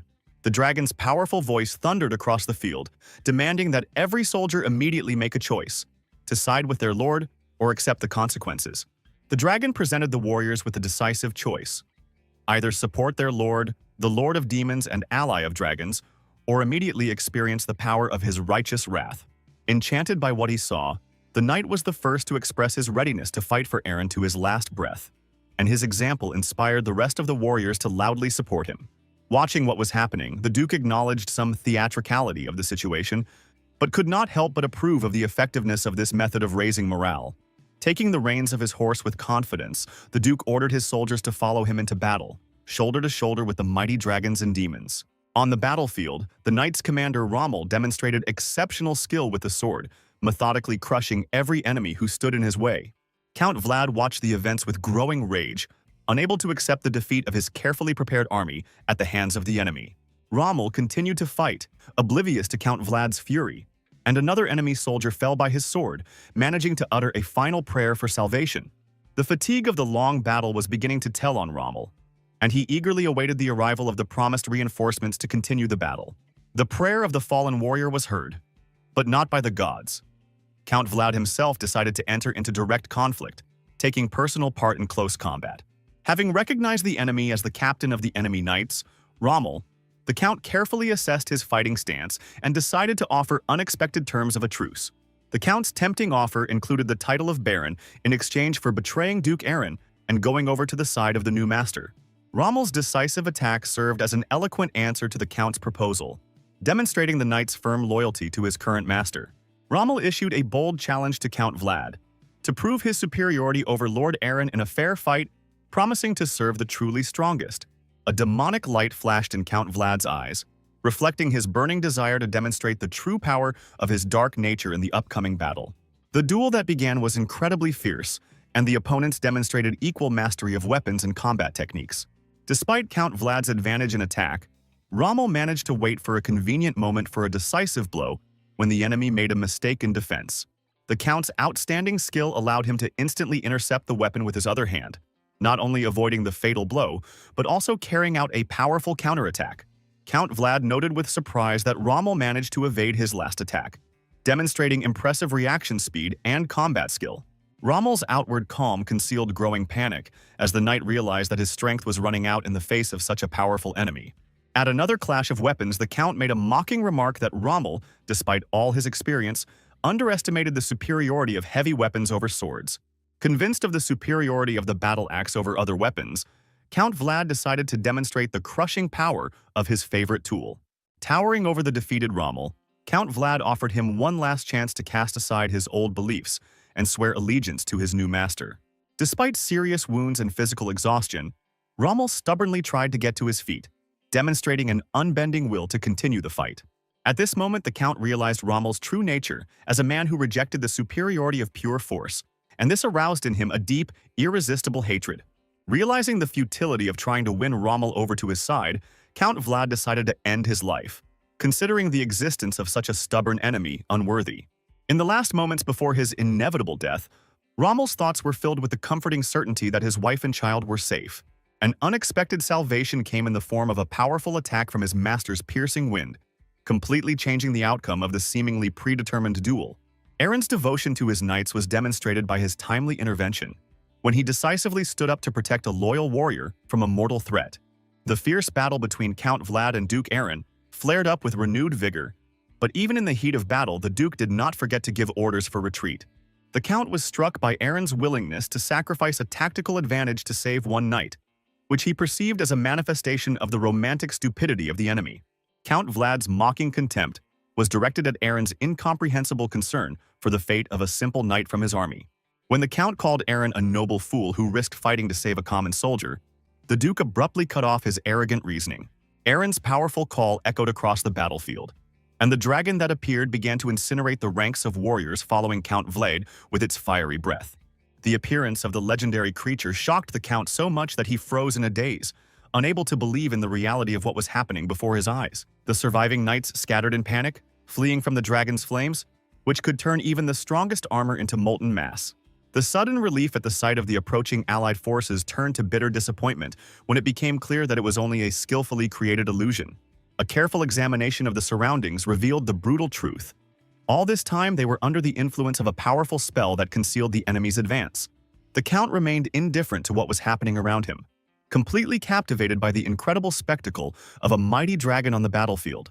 A detailed study of the dragon's appearance led the Count to a stunning discovery. The Duke had not one, but two of these legendary creatures. The Count was even more shocked to see the Duke address the dragon by name, and the dragon obediently follow his instructions, demonstrating their special connection. The weapon fell from the Count's weakened hands when the Duke, holding the blade to his throat, smilingly suggested that they discuss the situation in a calm tone. The observer reported to his master about the apparent defenselessness of the Duke's castle, where only a small number of guards remained for protection. A sudden flash of a powerful fire illuminated the battlefield where the Duke was engaged in a fierce battle with the enemy, attracting everyone's attention. Findal expressed obvious dissatisfaction with the constant troubles and confusion that accompanied the Count's actions on the battlefield. Findal's decisive order to his mercenary required him to focus solely on completing the task at hand, ignoring all the events happening around him. Findal's confidence in the possibility of a bloodless capture of the castle was based on the effective use of a specially prepared nerve poison. A sudden fire attack ruined Findal's carefully thought-out plan, cutting his carriage in half and instantly killing his nearby assistant. The panic-stricken Duke frantically scanned the surroundings for the source of the attack, until he finally spotted the enemy soaring high in the sky. The powerful attack was carried out not by a dragon, but by young Cheryl, who, riding a majestic phoenix, tracked down and overtook the enemy from the air. The Duke's confusion reached its limit when he saw a young girl floating in the sky, whose appearance completely contradicted his understanding of the situation. The sudden realization of the overwhelming numerical superiority of the enemy struck the Duke. Against Aaron's 10,000 soldiers there were 50,000 warriors. The main forces of Aaron's army entered into a fierce battle with Count Vlad's 40,000-strong army, demonstrating unprecedented bravery and skill. The original plan involved an easy capture of the practically empty castle by the remaining forces, which seemed like a simple and effective solution in the current situation. The Duke was at a loss as to the sudden appearance of a powerful sorceress, the many unknown soldiers, and the mysterious disappearance of his own troops. A shocking discovery astounded the Duke. His entire army turned out to be a skillfully created illusion, which he was unable to recognize until the last moment. Seeing the enemy's frightened face, Cheryl launched another attack and in a commanding voice ordered the Duke to immediately leave the damaged carriage. Having received no response to her demand, Cheryl decided to go down herself to personally check the enemy's condition after the devastating attack. The unexpected power of the explosion, intended only to damage the carriage's wheels, surprised even Cheryl herself, almost resulting in the unintentional killing of an enemy. The sudden realization of a significant increase in her own magical power made Cheryl think about the results of her diligent training. The Duke's hand movement caught Cheryl's attention, and he then emerged completely and began desperately calling for his soldiers to come to his aid. Cheryl's lightning-fast reaction allowed her to stop the Duke's panicked cries with a precise blow to the head with her staff, simultaneously reproaching him for causing unnecessary concern. Findal's strategic plan to capture the undefended castle seemed flawless while the main forces of Aaron's army were busy confronting Count Vlad. An unpleasant discovery awaited the invaders.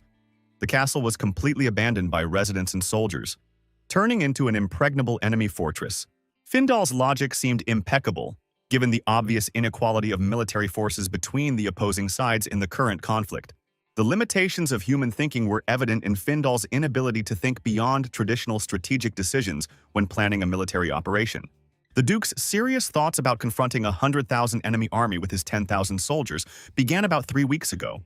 The strategic decision required maintaining reinforcements from the Black Continent to counter the Imperial Army, despite the complexity of the current situation.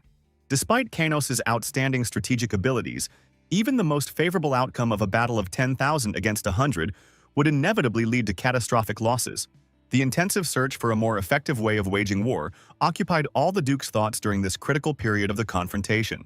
The timely arrival of Kainos, who noticed Aaron's deep concern about the situation, led to an important conversation between the allies. Kainos' unexpected question about the ancient prohibitions caught Aaron off guard, as he had never heard of these mysterious restrictions before. An ancient story told by Kainos spoke of a time of rivalry between the gods and dragons, when jealous deities placed stern warnings on dragonkind. The divine warning was to limit interference in human affairs, threatening severe punishment for violating established boundaries. Aaron was touched by Kainos' genuine concern, and he hastened to assure his friend of his readiness to protect him from possible divine retribution. Kainos' serious question about Aaron's actions in the face of weakening divine power made him think about new possibilities and prospects. The strategic advantage was the absence of divine retribution for the destruction of enemies in the current war, which opened up new tactical possibilities. Aaron was deeply concerned about the possibility of the complete disappearance of the gods, which could have serious consequences for the world order. Kainos confirmed his observations about the weakening of the divine presence, accompanied by the strengthening of the influence of the ancient deity Avarak. The growing power of Avarak, the ancient creator of the dragon race, became more and more noticeable, changing the balance of power in the world.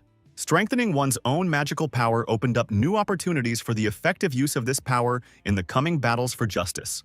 Aaron's sudden insight into the possibility of a bloodless victory in the conflict interrupted Kainos' important message, forcing the Duke to leave hastily. Kainos failed to share an important observation about the mysterious enhancement of Cheryl's magical abilities, which could have serious consequences. The captive Duke awaited the inevitable interrogation in the gloomy room where he had been placed after his successful capture by the enemy.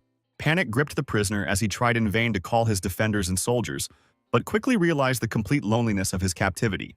Having your hands tied was less of a worry than being completely disoriented by a blindfold that made it impossible to tell where you were. The familiar voice of Count Vlad, coming from the darkness, brought a strange relief.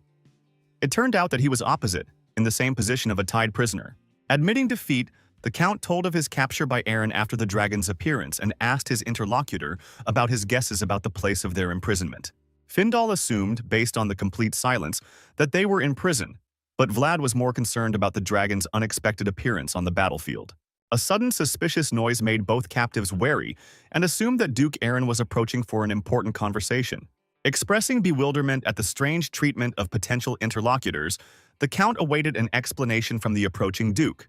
Aaron's calm voice explained that their current situation would remain in place until all participants in the upcoming important conversation arrived. The mysterious mention of unknown participants in the meeting caused confusion in the Count, but the Duke promised to clarify the situation quickly. The moment of truth came with a snap of Aaron's fingers, after which the captives' blindfolds were finally removed, allowing them to assess the situation. The first thing the prisoners saw when they were freed from their bandages was the Duchess, sitting majestically on a chair with an expression of superiority on her face. The men's furious accusations of betrayal only elicited a mocking laugh from the Duchess, demonstrating her superiority over the situation. Uncontrollable anger pushed Vlad to a reckless attack with his bare hands, which Rommel was ready to stop. But Aaron stopped his knight. The Count's rage spilled out in a demand for the Duchess to explain herself, accompanied by a transparent threat that her life depended on the persuasiveness of her answer. The Duchess's calm question about the Count's understanding of the true purpose of their mission caught him off guard, making him think. The Count's belief that their goal was to destroy the traitor Aaron proved to be wrong, as was confirmed by discussions at the Strategic Council. The real plan was to defeat Aaron and then use the remaining troops to launch a decisive attack on the Emperor's positions. The Duchess's subtle manipulation consisted in skillfully directing the attention of the Count and Duke to this very part of the large-scale plan. Duchess Baron's noble birth as the eldest daughter of Igulius and sister of the current Emperor Geron determined her special position. The existing laws of succession excluded the possibility of the Duchess's claim to the throne due to her female gender and maternal lineage. Of particular importance was the inheritance rights that the Duchess's son had, opening up new possibilities for dynastic plans. The strategic position of the Duchess's son in the line of succession, immediately after Aaron created the prospect of his ascension to the imperial throne. Duchess Baron's maternal ambitions were embodied in a secret alliance with Aaron, aimed at depriving Geron of imperial power. The Duchess's stunning revelation that Aaron had never been their true target completely changed the understanding of the situation. The Count's bewilderment was understandable, since it was the Duchess who initially presented the plan to eliminate Aaron as the main goal of their actions. The Duchess's cryptic statement about Aaron's impending death in battle was intended to calm the agitated conspirators. The shocked men listened attentively as the Duke explained the upcoming staging of his death and the planned large-scale funeral. The grand ceremony of the royal funeral was intended to be the perfect trap to force the Emperor to attend the event in person. The sudden realization of Aaron's true intention, to use his own funeral to attack the Emperor, astounded the Count and Duke.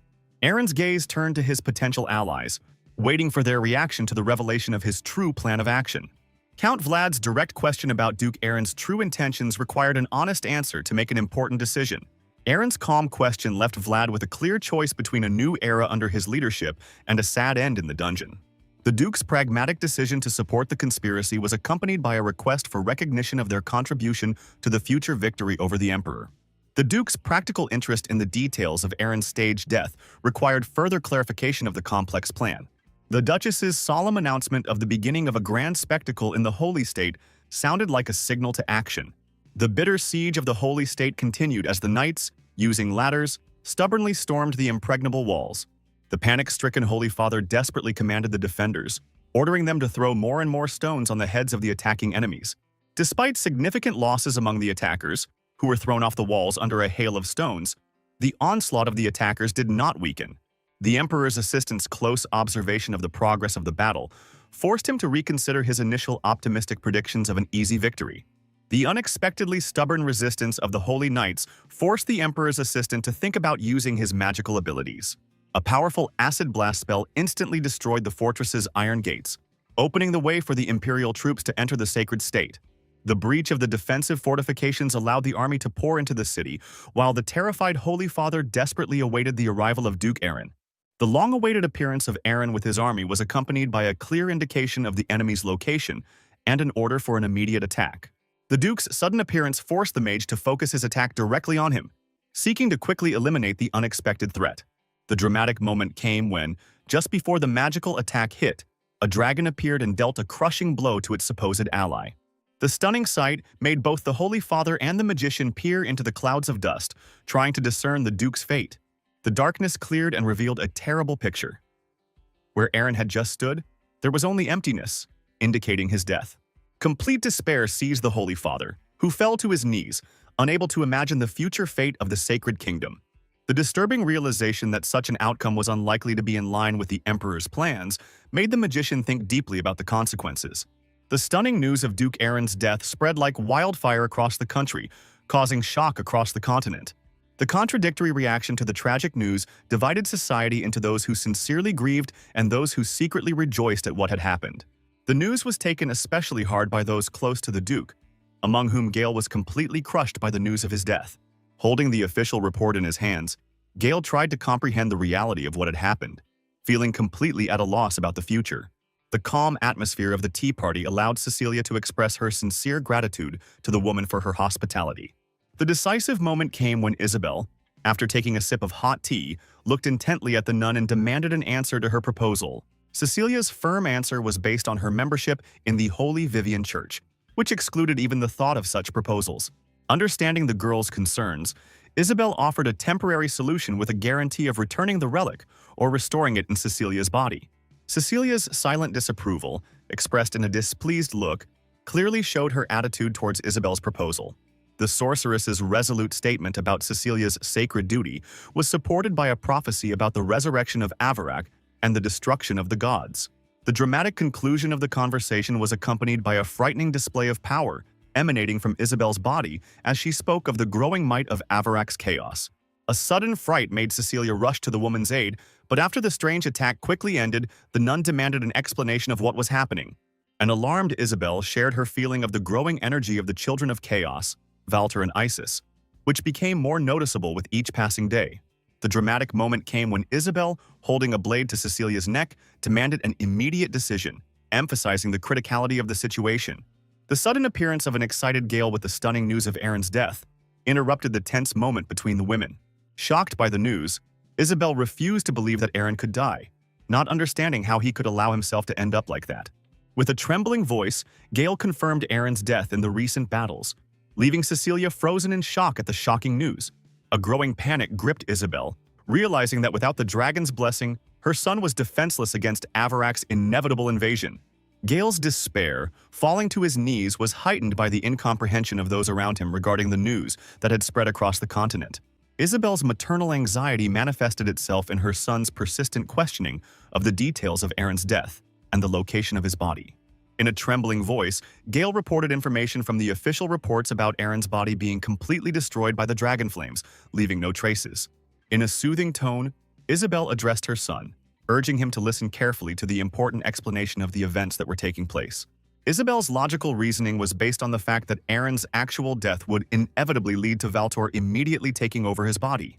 A keen analysis of the situation led Isabel to the conclusion that the death had probably been staged by the Duke himself for unknown purposes. Choosing her words carefully, Isabel explained to the confused man the possible scenarios of what was happening, linking them to the presence of Avarak's soul. The complex relationship between Avarak's soul and body required them to be united in one person for successful sealing. Otherwise, there was a risk of uncontrolled resurrection. The deeper meaning of Elizabeth's agreement with her son to return his body was to prevent the destruction of the world and to provide reliable protection. Isabel's serious tone emphasized the importance of the moment as she turned to Cecilia again, giving her time to make a final decision. The solemn procession, led by Cheryl in mourning clothes, headed towards the Emperor, accompanied by loyal knights. A ceremonial announcement from the imperial aide introduced the arriving Cheryl as the official representative of the Brand territory. Observing all the rules of etiquette, Cheryl knelt before the emperor as a sign of respect for the supreme ruler.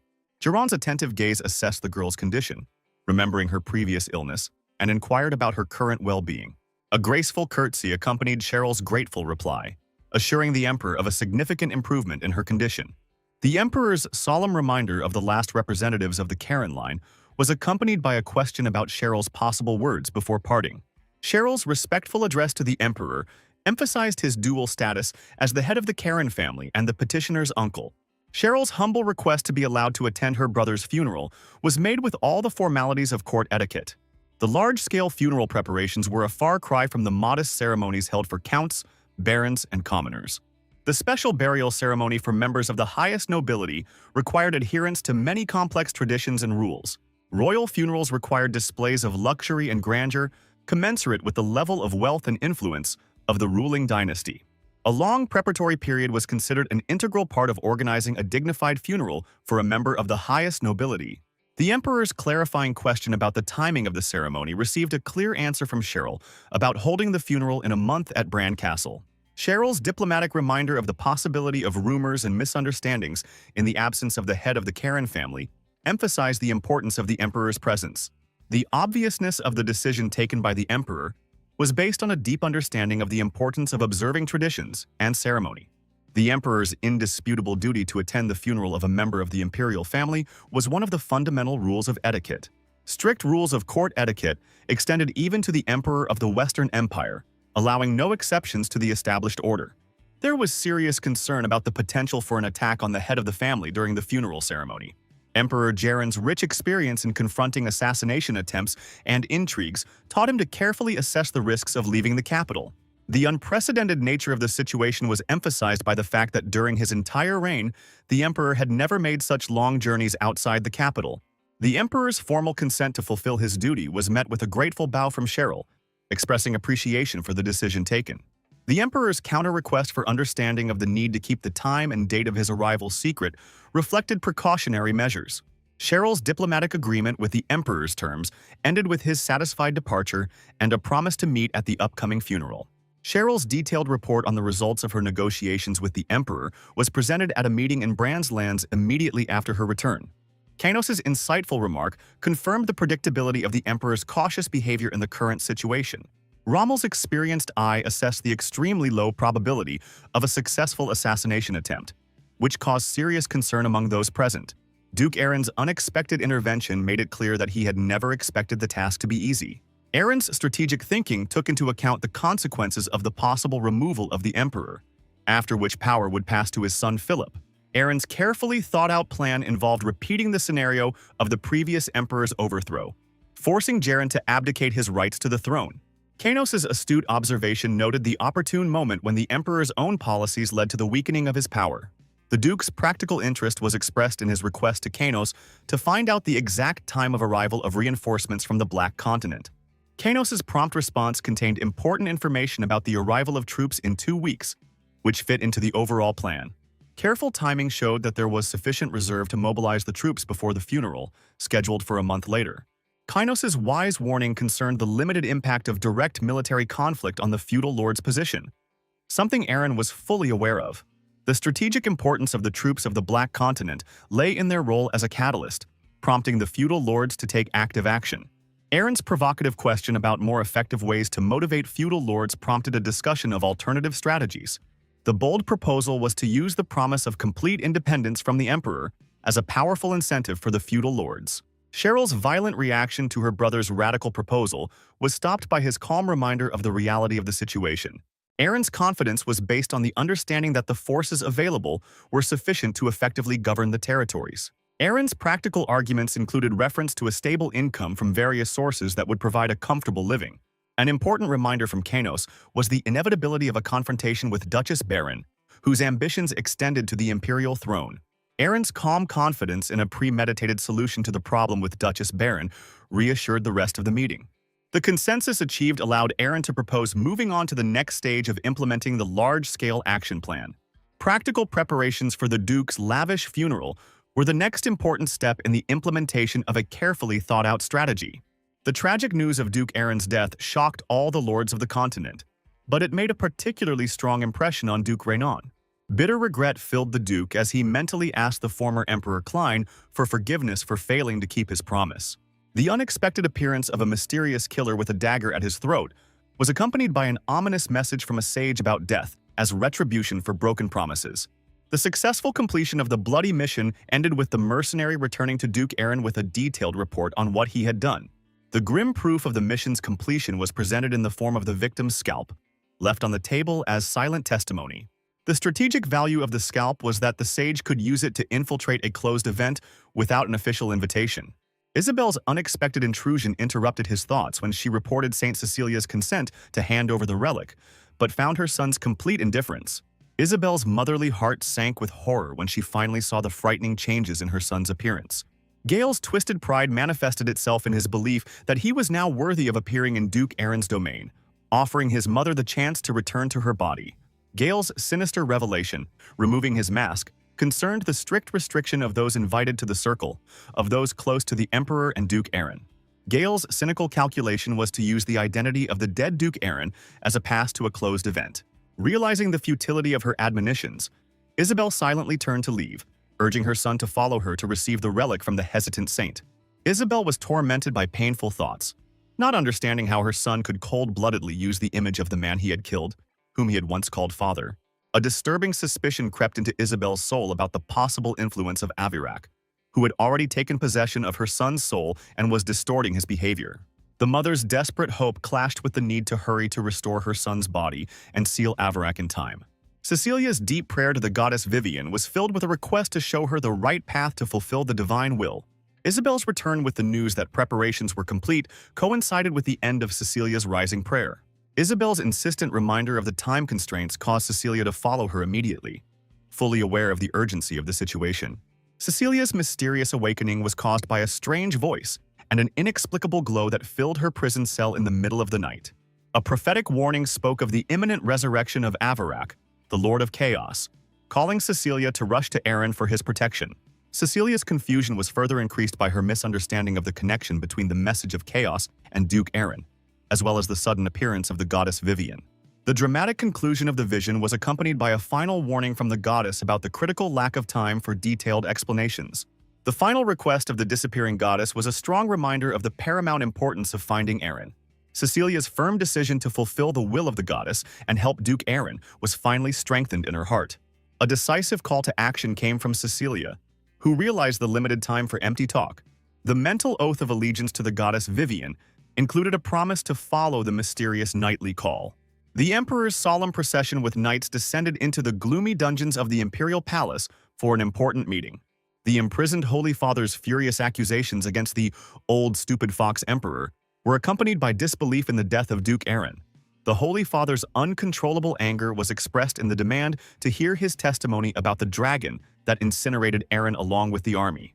Philip's calm explanation of the Holy Father's 3-day hunger punishment for begging aroused the emperor's anger. A powerful paternal slap fell on Philip, after which the emperor immediately left his son's presence. The political reality voiced by Jaren was the growing pressure from powerful lords to release the prisoner. The logical explanation for such intercession lay in the religious obligations of the followers of the Paris faith. The emperor's diplomatic proposal only elicited a mocking reaction from the hungry Holy Father. A practical deal was proposed by the Holy Father, his attention in exchange for immediate provision of food. The emperor's strategic offer included sparing his life and providing food in exchange for attending Aaron's funeral. The Holy Father's insistent assurances of Aaron's personal testimony of death met with the emperor's skepticism. The emperor's unexpected proposal to invade Bran's territory made the Holy Father think about military possibilities. The practical solution of transporting troops through a magical portal greatly simplified the implementation of a military operation. A mutually beneficial agreement between the emperor and the Holy Father was reached after discussing all the details of the plan. Aaron's close observation of the events below the castle revealed an unexpected scale of the mourning event. The Duke was genuinely surprised by the incredible length of the line of mourners who had gathered for the funeral of a member of the imperial family. Cheryl's swift intervention interrupted her brother's contemplation as she literally pulled him away from the dangerous spot by the window. The sister's justified concern concerned the possibility of discovering a living dead man and the inevitable scandal. A quick realization of his carelessness forced Eren to admit that his sister was right and offer a sincere apology. The alarming news of the early arrival of the Emperor with a large retinue 3 days later disrupted the original plans. The Emperor's unexpectedly early arrival, which deviated significantly from the expected schedule, was a cause for serious concern. The strategic plan relied on the Duchess of Baron's ability to convince the arriving lords to fight for independence. The Duke's practical interest in the current number of lords who had gone over to their side required an immediate answer. Cheryl's detailed report included the arrival of the entire neutral faction and half of the Imperial faction, with the exception of Duke Rainon. The Duke's wary attention was drawn to the inexplicable absence of Duke Rainon among the arriving allies. The Duke of Rainon's strange absence was particularly worrying, given his expected immediate reaction to the news of the death. Cheryl's sudden discovery through the window was of the long-awaited Duke of Akrano's arrival. The Duke's calm conversation with the nobles contrasted with the tense atmosphere in his carriage, where the praying Cecilia and Isabel were. Cecilia's solemn promise to abide by the agreements was accompanied by a modest request for temporary freedom of movement. Isabel's firm refusal was based on the need to urgently search for Duke Eren, who was supposedly hiding in the castle. Cecilia's confident reminder of her knowledge of the area and the possibility of escape met with an unexpected reaction from her interlocutor. Isabel's sly smile accompanied the suggestion to try to escape, risking provoking Valtor's awakening and Avik's revival. Isabel's furious curse against the goddess Vivian expressed her incomprehension of the decision to place a sacred relic in the body of a young girl. The young girl clearly understood the danger of the situation with the ancient relic, because one wrong move when extracting it could lead to inevitable death long before the use of magical power. Heavy thoughts clung to Isabel's mind as she considered the difficult choice between Cecilia's life and the opportunity to use the powerful relic to achieve her important goals. Isabel was so irritated that she began to pound on the walls of the carriage, while Cecilia, watching this, thought deeply about the complex character of this extraordinary woman. Isabel's intentions were becoming clearer. She was trying with all her might to prevent Avarak's resurrection, but even more mysterious was the decision of the goddess Vivian to protect Duke Eren instead of Isabel herself. Following an important meeting with Duke Rainon, Eren decided to host a gala banquet for the assembled lords and sent a special invitation to Duchess Baron to secure her support. The Duke explained to Cheryl in detail their next steps. First, try to convince Duchess Baron to win the lords over to their side tonight, and if that didn't work, try again tomorrow. Having received clear instructions, Cheryl headed for the exit, but Eren stopped her with one last request: to find and invite Kainos for an important conversation about current affairs and plans. Left alone with his thoughts, Eren became immersed in thoughts about the imminent arrival of the Emperor with a large retinue and the inevitable appearance of a reconnaissance detachment before the main forces. Eren's grave concern was that without due caution the Emperor might discover camouflaged soldiers stationed throughout the territory under his control.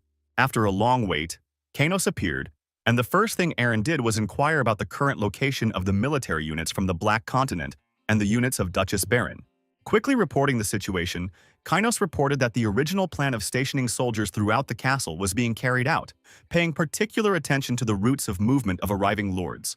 Watching the Duke's reaction closely, Kainos could not understand the reason for his unusual concern about the military deployment around the castle. The Duke shared the unexpected news of the Emperor's arrival in 3 days and expressed serious concerns that the careless placement of the soldiers could lead to the failure of the entire operation. Kainos was well aware of the consequences of failing to achieve their carefully laid plan to peacefully remove the Emperor from power through a combination of military force and political pressure. The Emperor's return to a well-fortified palace could have provided him with significant advantages and significantly complicated the implementation of their strategic plan. The Duke made the important decision to leave only the bare minimum of personnel in the castle and to quietly move the bulk of the troops to the secure shelter of the northern fortress. With his attention to detail, Kainos asked Eren if he had received any information regarding the movement of the Imperial retinue along the main road to the castle. Analyzing the situation carefully, Eren noted the oddity in that the Emperor had only indicated the size of the retinue and the date of arrival, without asking for the usual escort in such cases. After carefully considering the situation, the Duke expressed serious concern about the possibility of deception, since if the Imperial retinue was not moving along the main road, its appearance in large forces seemed a mystery. Kainos shared his suggestion about the possible use of a magical portal that would allow the Emperor to quickly move a significant portion of the Central Army directly to the castle. The realization of the reality of such a threat forced Eren to seriously consider the need for an urgent revision of all plans for the defense and security of the castle. The Emperor, walking through his majestic castle, recalled a terrible nightmare in which a mysterious dark spirit demanded that Eren be killed, promising an end to the tormenting visions. Lost in his memories, the ruler tried to count the number of peaceful nights that had passed since the last time frightening nightmares appeared in his dreams. The persistent visions gave rise to a strong conviction in the Emperor's soul that, despite all the available evidence, Eren had somehow managed to preserve his life. The unexpected appearance of the kneeling Philip interrupted the Emperor's reflections, and he immediately gave orders to his son to be present at Eren's funeral as captain of the Imperial Knights. Showing paternal concern, the Emperor sincerely apologized to his son for the overly harsh lesson with a slap, admitting that he had chosen too harsh a way to teach an important lesson. Philip, trying to understand his father's intentions, directly asked to explain the true meaning of the lesson taught and the significance of all the actions taken. The wise ruler revealed to his son the main principle of successful rule: the importance of avoiding the creation of enemies who could significantly limit the freedom of action of the future emperor. Concluding an important conversation with the heir, the emperor emphasized the need to remember this lesson and added nothing more, giving his son the opportunity to independently comprehend what was said. The tense conversation was interrupted by an urgent message about the completion of the preparation of the magical portal, after which the emperor rose from his seat and invited Philip to follow him. Memories took Philip back 10 years to a special day when his spirits reached unprecedented heights thanks to a major achievement. The source of joy for young Philip was his first victory over his cousin Eren, who was destined to become the next emperor of their great power. Despite the significance of this achievement, the ambitious nature of young Philip demanded more, forcing him to strive for new achievements and victories. Returning from a grueling workout, Philip's attention was drawn to the running Isabel, and curiosity made him quietly follow the mysterious woman. Upon reaching the secluded hut, the mysterious woman fell to her knees and began to passionately call out to the mighty Avarek, the supreme god of chaos, begging him to respond. A bright flash from the magical portal announced the appearance of Avarek, who immediately demanded to know the reason for such an insistent appeal to his divine essence. An involuntary witness to this frightening event was a little boy, frozen in horror at the sight of a powerful deity who appeared in response to Isabel's call. An agitated Isabel told the god about the grave danger hanging over the emperor, and that the overthrow of the ruler could destroy her children, who bore divine seeds. A disgruntled Avarak reminded the woman of their important agreement, according to which she was obliged to fulfill his will in exchange for sparing the lives of her children. The mighty god demonstrated his power by unleashing a wave of excruciating pain on Isabel, causing her to fall to the ground in submission. The deity's stern voice reminded the woman of her sacred duty to protect the children until the moment when the seeds sown in them sprouted, releasing the forces of great chaos.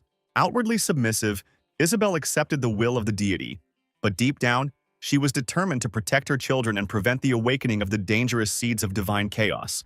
After waiting for Isabel to leave, Philip, impressed by what he saw, decisively fell to his knees and turned to the great ruler of the gods with a request to appear before him. Suddenly, dark threads entangled little Philip, and a mysterious voice demanded that he introduce himself, to which the frightened boy called himself the son of the powerful Duke Jiran. The mysterious entity, holding the young Philip tightly, revealed to him a great destiny. In the future, it is he who is destined to occupy the imperial throne. The mighty Avarak demanded faithful service from the future emperor and immediately endowed the boy with a portion of his divine power, which instantly transformed his essence. The significance of this day for Philip could not be overestimated.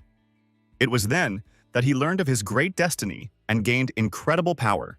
Returning to the present, the emperor reflected on the upcoming journey, which would be the first time he had ventured outside the empire since his ascension to the throne. The ruler's anxiety was increased by the increasing frequency of nightmares that had begun to haunt him with alarming regularity recently. The disturbing visions affected the emperor so strongly that he seriously considered canceling the important trip, despite all the possible consequences. The emperor felt relief when he looked at his son and realized that all his fears were just the product of nightmares. Imperial dignity required personal presence at the funeral of the duke, because as the head of the family and ruler, he had to stand proudly next to his heir. Maintaining an outward respect, Philip thanked his father for his wise instructions, although inwardly he realized that he no longer needed such life lessons. Deep down, Philip knew that he had perhaps never truly needed his father's guidance, relying on his own strength and destiny. Philip's confidence in his imperial future was based not on his father's advice, but on the power bestowed upon him by higher powers many years ago. The only task that now occupied Philip's thoughts was to find the fastest and most effective way to occupy the coveted imperial throne. The shining magic sword in Philip's hands was a reminder of his power, but the young heir decided to avoid direct bloodshed in achieving his goal. Following Lord Avarak's instructions, Philip intended only to observe the last moments of his father, the Emperor's life, without interfering in the course of events. Meanwhile, numerous guests gathered with Cheryl for a solemn ceremony of farewell and remembrance for Duke Aaron. Those gathered shared news of the aftermath of the recent disaster, telling each other about the serious damage and the difficulties of recovery. The desperate lord shared a sad story about how the inhabitants of his lands fled in search of food, which led to the complete devastation of the territory and serious problems with maintaining order. The noble gentleman wanted to tell even more details about the consequences of the disaster, but noticing the presence of Duchess Bran, he decided to switch to a cautious whisper. In a low voice, he spoke of a serious uprising in the territory of the imperial family, which had considerably worsened the general situation, and admitted that he partly understood the reasons for the lack of military assistance. The interlocutor's indignation was connected with a simple question. If the imperial family cannot protect remote territories in times of danger, then what is the point of its existence? The interlocutor fully shared these thoughts and even began to regret his long-standing decision to join the imperial faction, considering it a serious mistake. The attentive Duke Bran silently watched the animated conversation of the disgruntled lords, but deliberately refrained from making any comments during this tense moment. The astute Duchess Bran noticed the growing discontent among the assembled lords, but carefully weighed the need to fan these dangerous flames. Having made her decision, the Duchess gracefully tapped her spoon on her crystal glass, instantly attracting the attention of everyone present and silencing them. Rising from her seat, the noble lady sincerely thanked each guest for taking the time to honor her brother's memory, despite the difficult circumstances. Continuing her speech, the Duchess revealed the true reason for this meeting.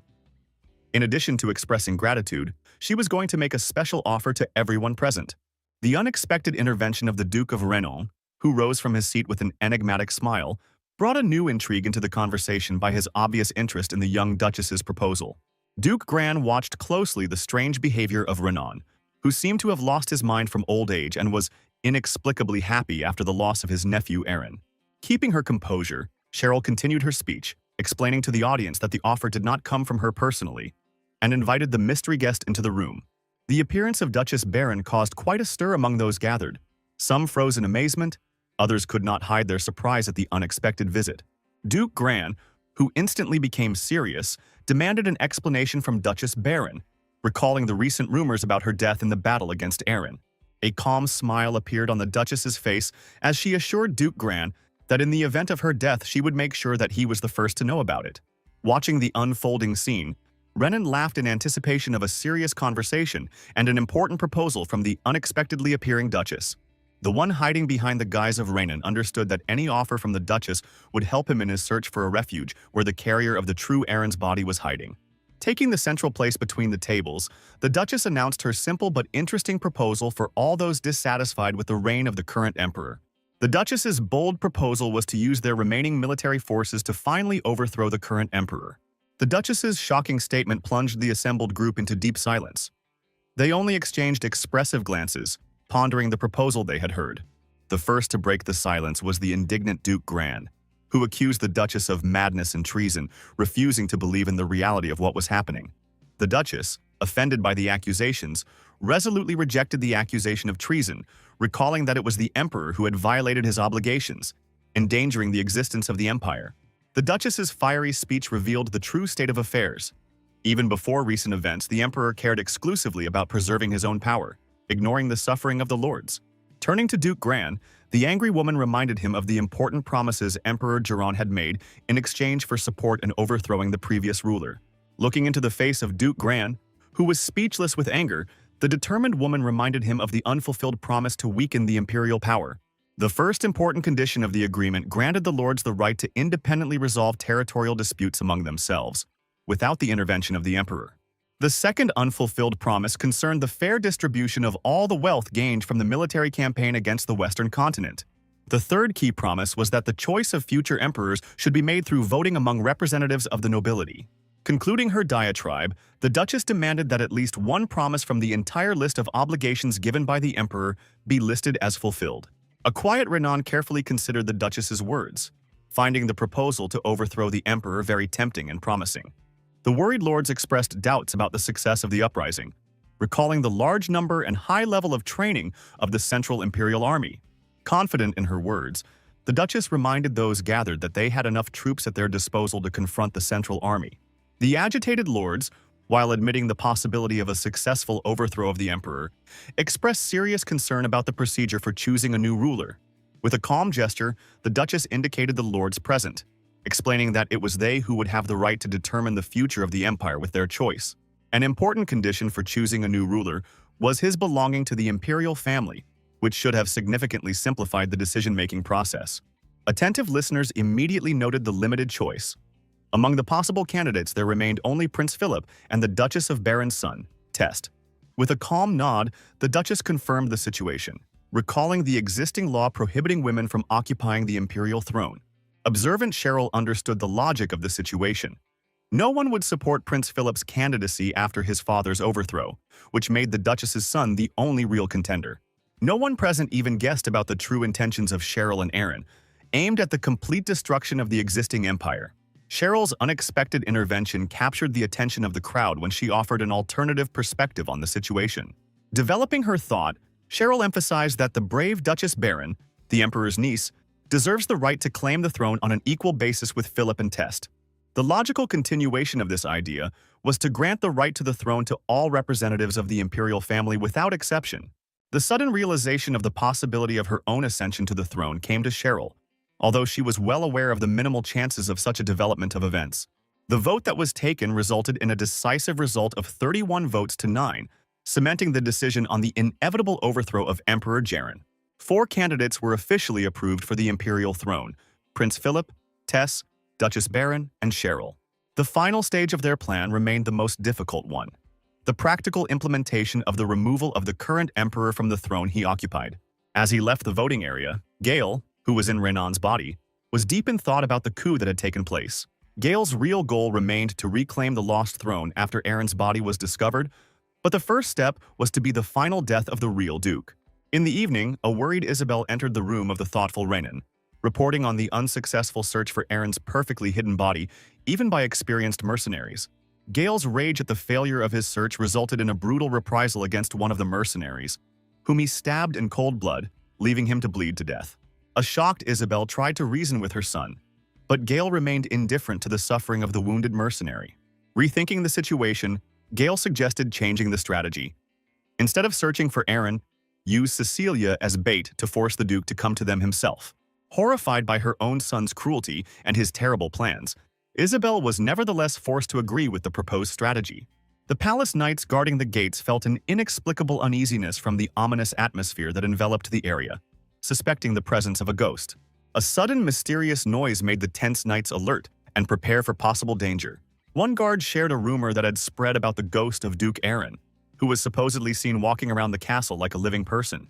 The second knight tried to stop the creepy conversation, especially considering the impenetrable darkness of the night surrounding them. The sudden appearance of mysterious silhouettes right in front of the guards made them freeze in a daze from unexpected fear. Instantly grabbing their weapons, the knights were surprised to recognize the unconscious Cecilia in one of the silhouettes and rushed towards her motionless body. While the knights were lifting the unconscious body, Cecilia's consciousness wandered into the depths of her own thoughts, where a mysterious, unfamiliar voice persistently called her name. Initially mistaking the voice for a divine message, Cecilia gradually realized that she was being called by the caring Bianca, who was fussing over the bed of the Holy Virgin. Nearby was a worried Isabel, who was agonizing over the fate of her child and the need to quickly find Aaron's body. Watching closely the tense expression on Isabel's face after their recent conversation, Cecilia came to the disappointing conclusion that events were not going well. A sudden insight came to the girl. Being next to Duke Aaron, according to the instructions of the goddess Vivian, she could destroy the insidious plans of the conspirators.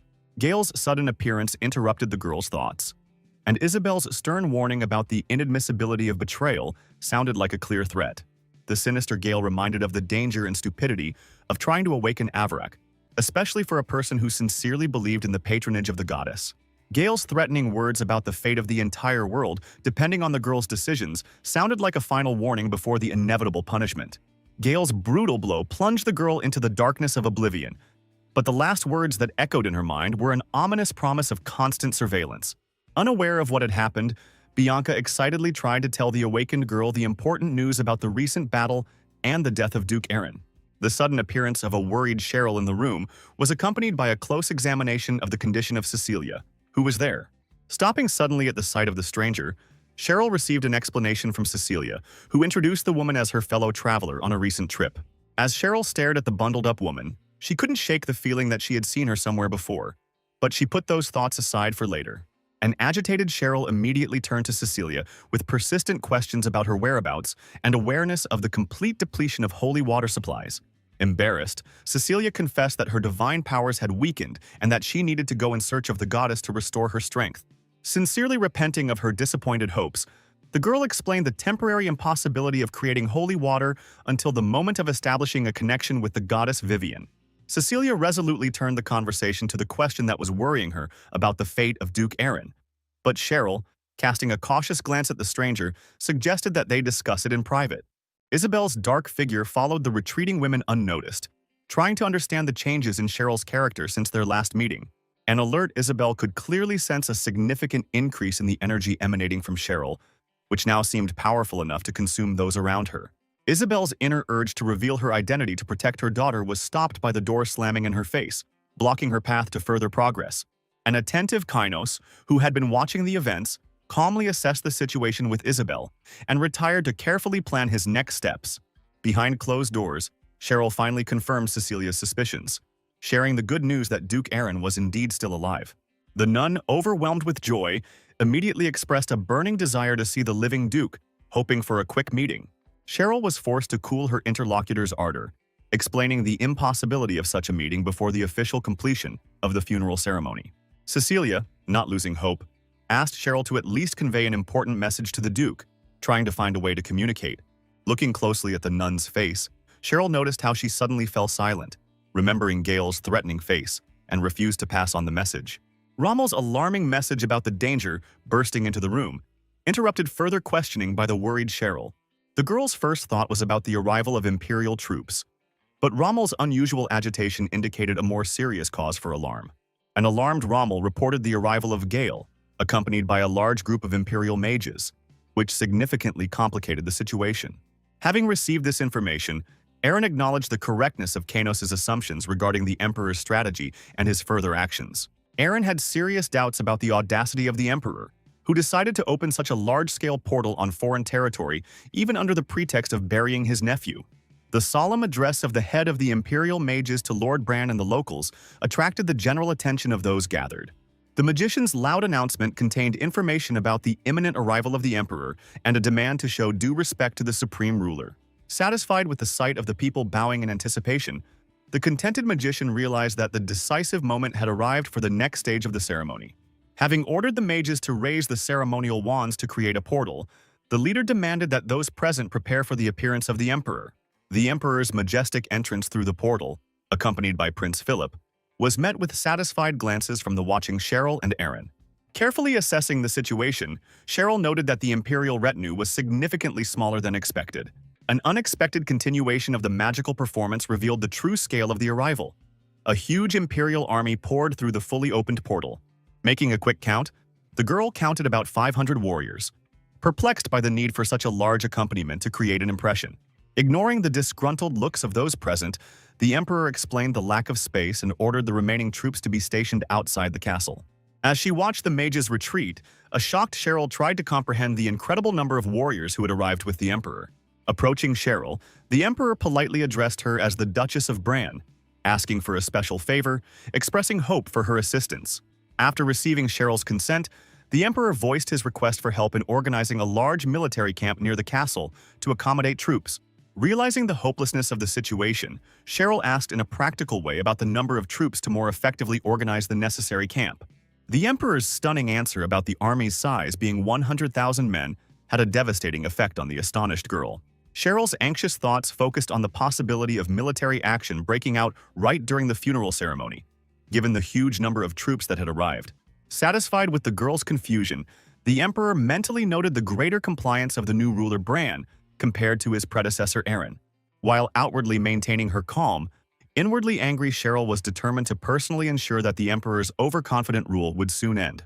The departing Philip suddenly discovered a strange energetic emanation emanating from Cheryl, unmistakably determining her belonging to the power of Avirak. Lost in memories of the past, Gale watched the Emperor closely, anticipating the imminent arrival of the moment of long-awaited revenge.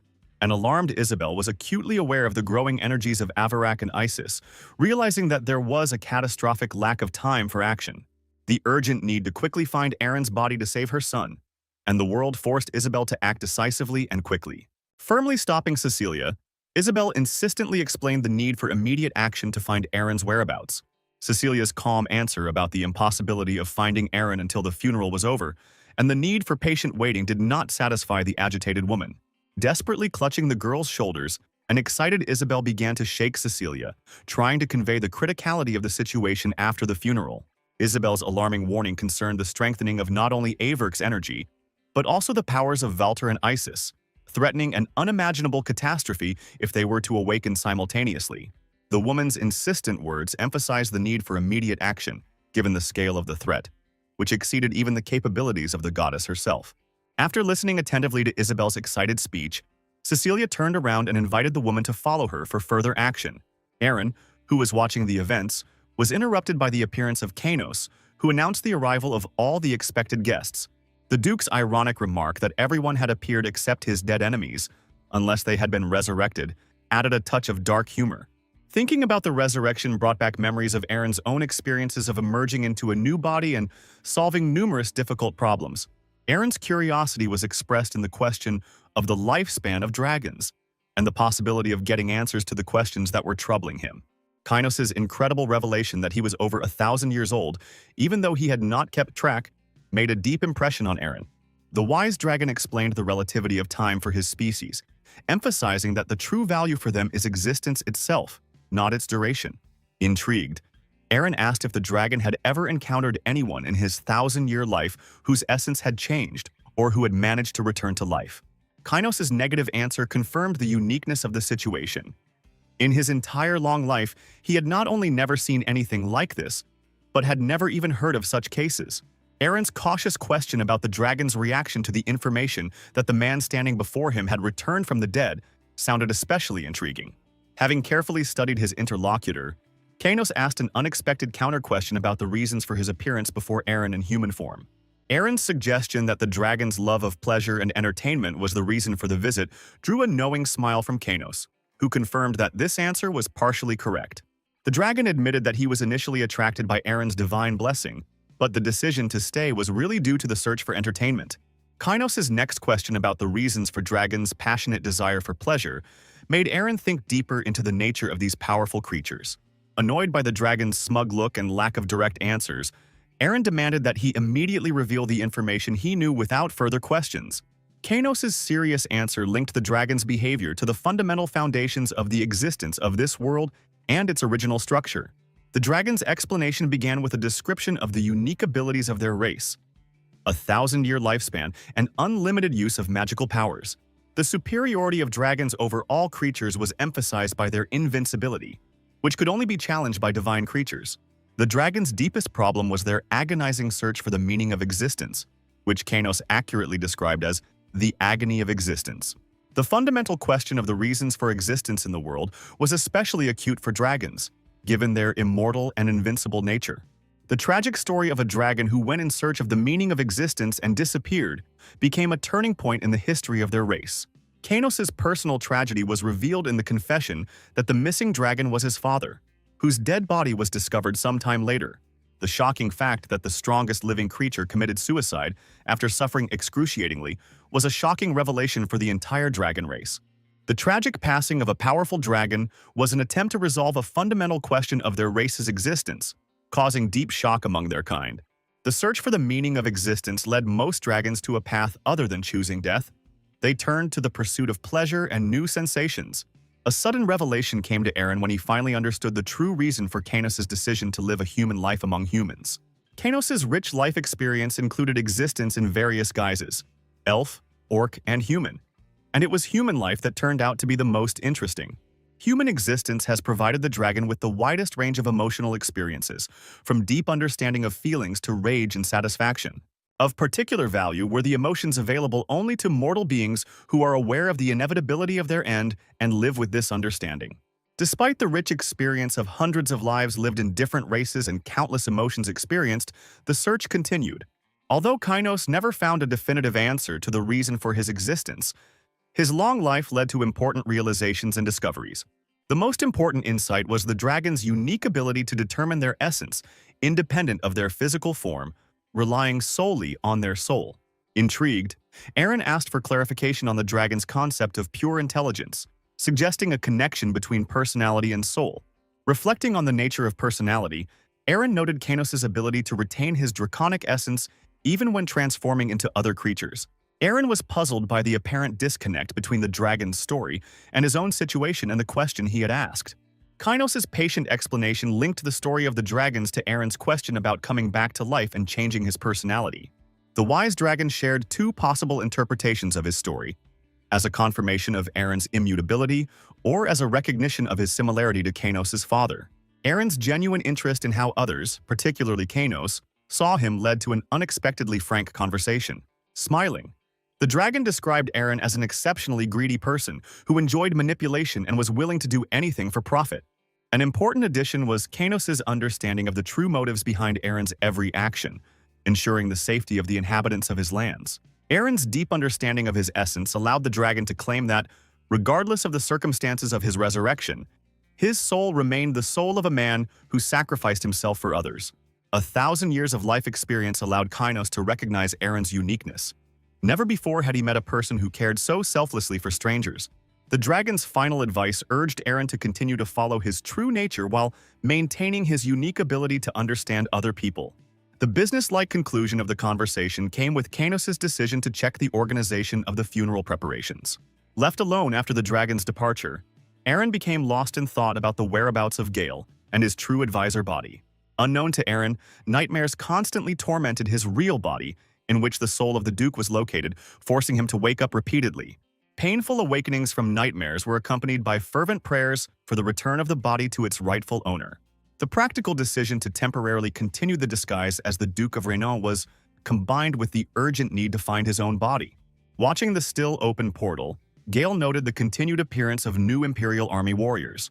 A ceremonial memorial banquet gathered all the lords at a richly laid table to honor the memory of the Duke. Gran's attentive gaze noted the unusual silence of the Emperor and the other lords, which gave the impression of a pre-planned situation. The Emperor's unexpected appeal to Duchess Baron concerned rumors of her death in battle with Aaron and demanded an explanation for her presence. The Duchess's calm response about the falsity of the rumors aroused the distrust of the Emperor, who was expecting an official report on the results of military operations. There was a subtle irony in Baron's response, pointing out the obviousness of the outcome of the war, confirmed by the Emperor's very presence at the funeral. The Duchess's impudent behavior greatly irritated the prince, and his reaction in turn provoked Baron's anger. Philip's stern reminder of the need for direct answers to the Emperor's questions sounded like a clear warning. The prince's indignation reached its peak when it came to the question of the Duchess's understanding of her place in the hierarchy of power. The growing tension between the disputants forced the Emperor to intervene to prevent open conflict. The Emperor's stern reminder of both men's belonging to the Karen family and the inappropriateness of a quarrel at the funeral of the lord of these lands cooled the ardor of the disputants. The calmed Philip nevertheless promised to conduct a thorough investigation after the funeral regarding the Duchess's failure to fulfill her duties as the leader of the Imperial Rebellion. The Duchess's forced bow was accompanied by a formal acknowledgement of the prince's order, concealing her true thoughts. The Duchess's inner smile reflected her confidence that the Emperor would not live to see the completion of the funeral ceremony. The Emperor's unexpected apology to the assembled lords was accompanied by an announcement of the need to leave the meeting immediately. The tense gazes of the assembled lords followed the Emperor and his retinue as they slowly left the banquet hall after the unexpected end of the meal. An alarmed Philip hastened to discuss with his father the strange behavior of the Duchess of Baron, expressing suspicions about the events that were being prepared during the funeral. The Emperor's confident calm, reinforced by the mention of the precautions taken in advance, should have calmed his worried son.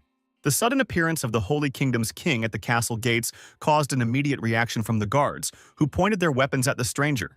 The demonstratively peaceful gesture of raised hands was accompanied by the stranger's calm explanation of his priestly status. The outraged knights sharply rejected the presence of a foreign priest, recalling the devotion of the local residents to the goddess Vivian. The sudden attack of the Paris knights caught Bran's defenders by surprise, instantly neutralizing the guards' resistance. The priest's triumphant smile was accompanied by a harsh sentence against the followers of Vivian, who dared to drive away the servants of Paris. The priest's decisive order for the troops to advance was meant to show the true path to Vivian's followers through force of arms. The demonstrative removal of church vestments, revealing military uniforms, preceded the start of a punitive campaign against the infidels. The sudden appearance of an agitated maid in Cheryl's chambers brought alarming news of an unexpected invasion of enemy forces. The lady's urgent awakening was accompanied by an alarming message about the penetration of enemy troops into the castle fortifications.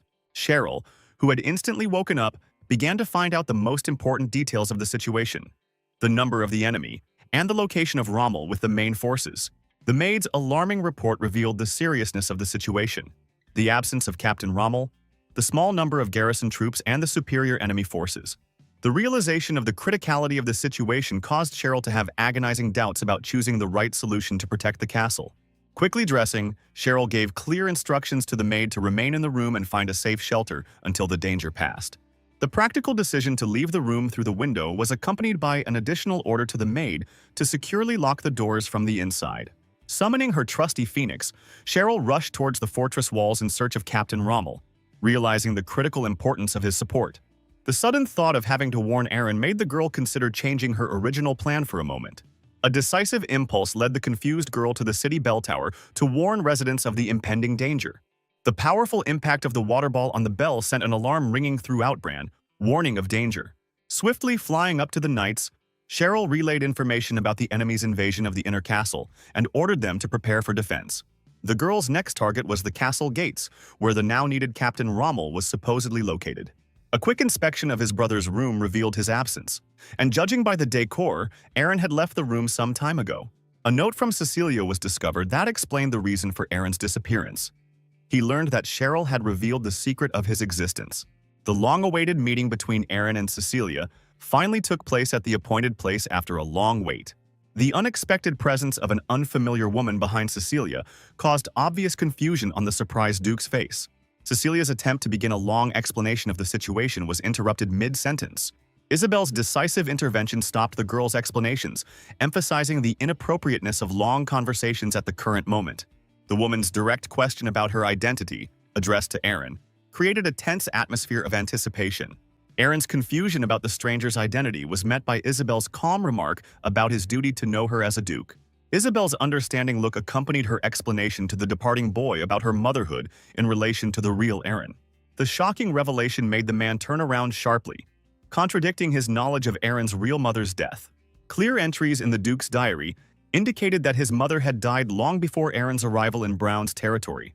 The instinctive drawing of the sword was accompanied by a demand to explain the true identity of the woman posing as the deceased.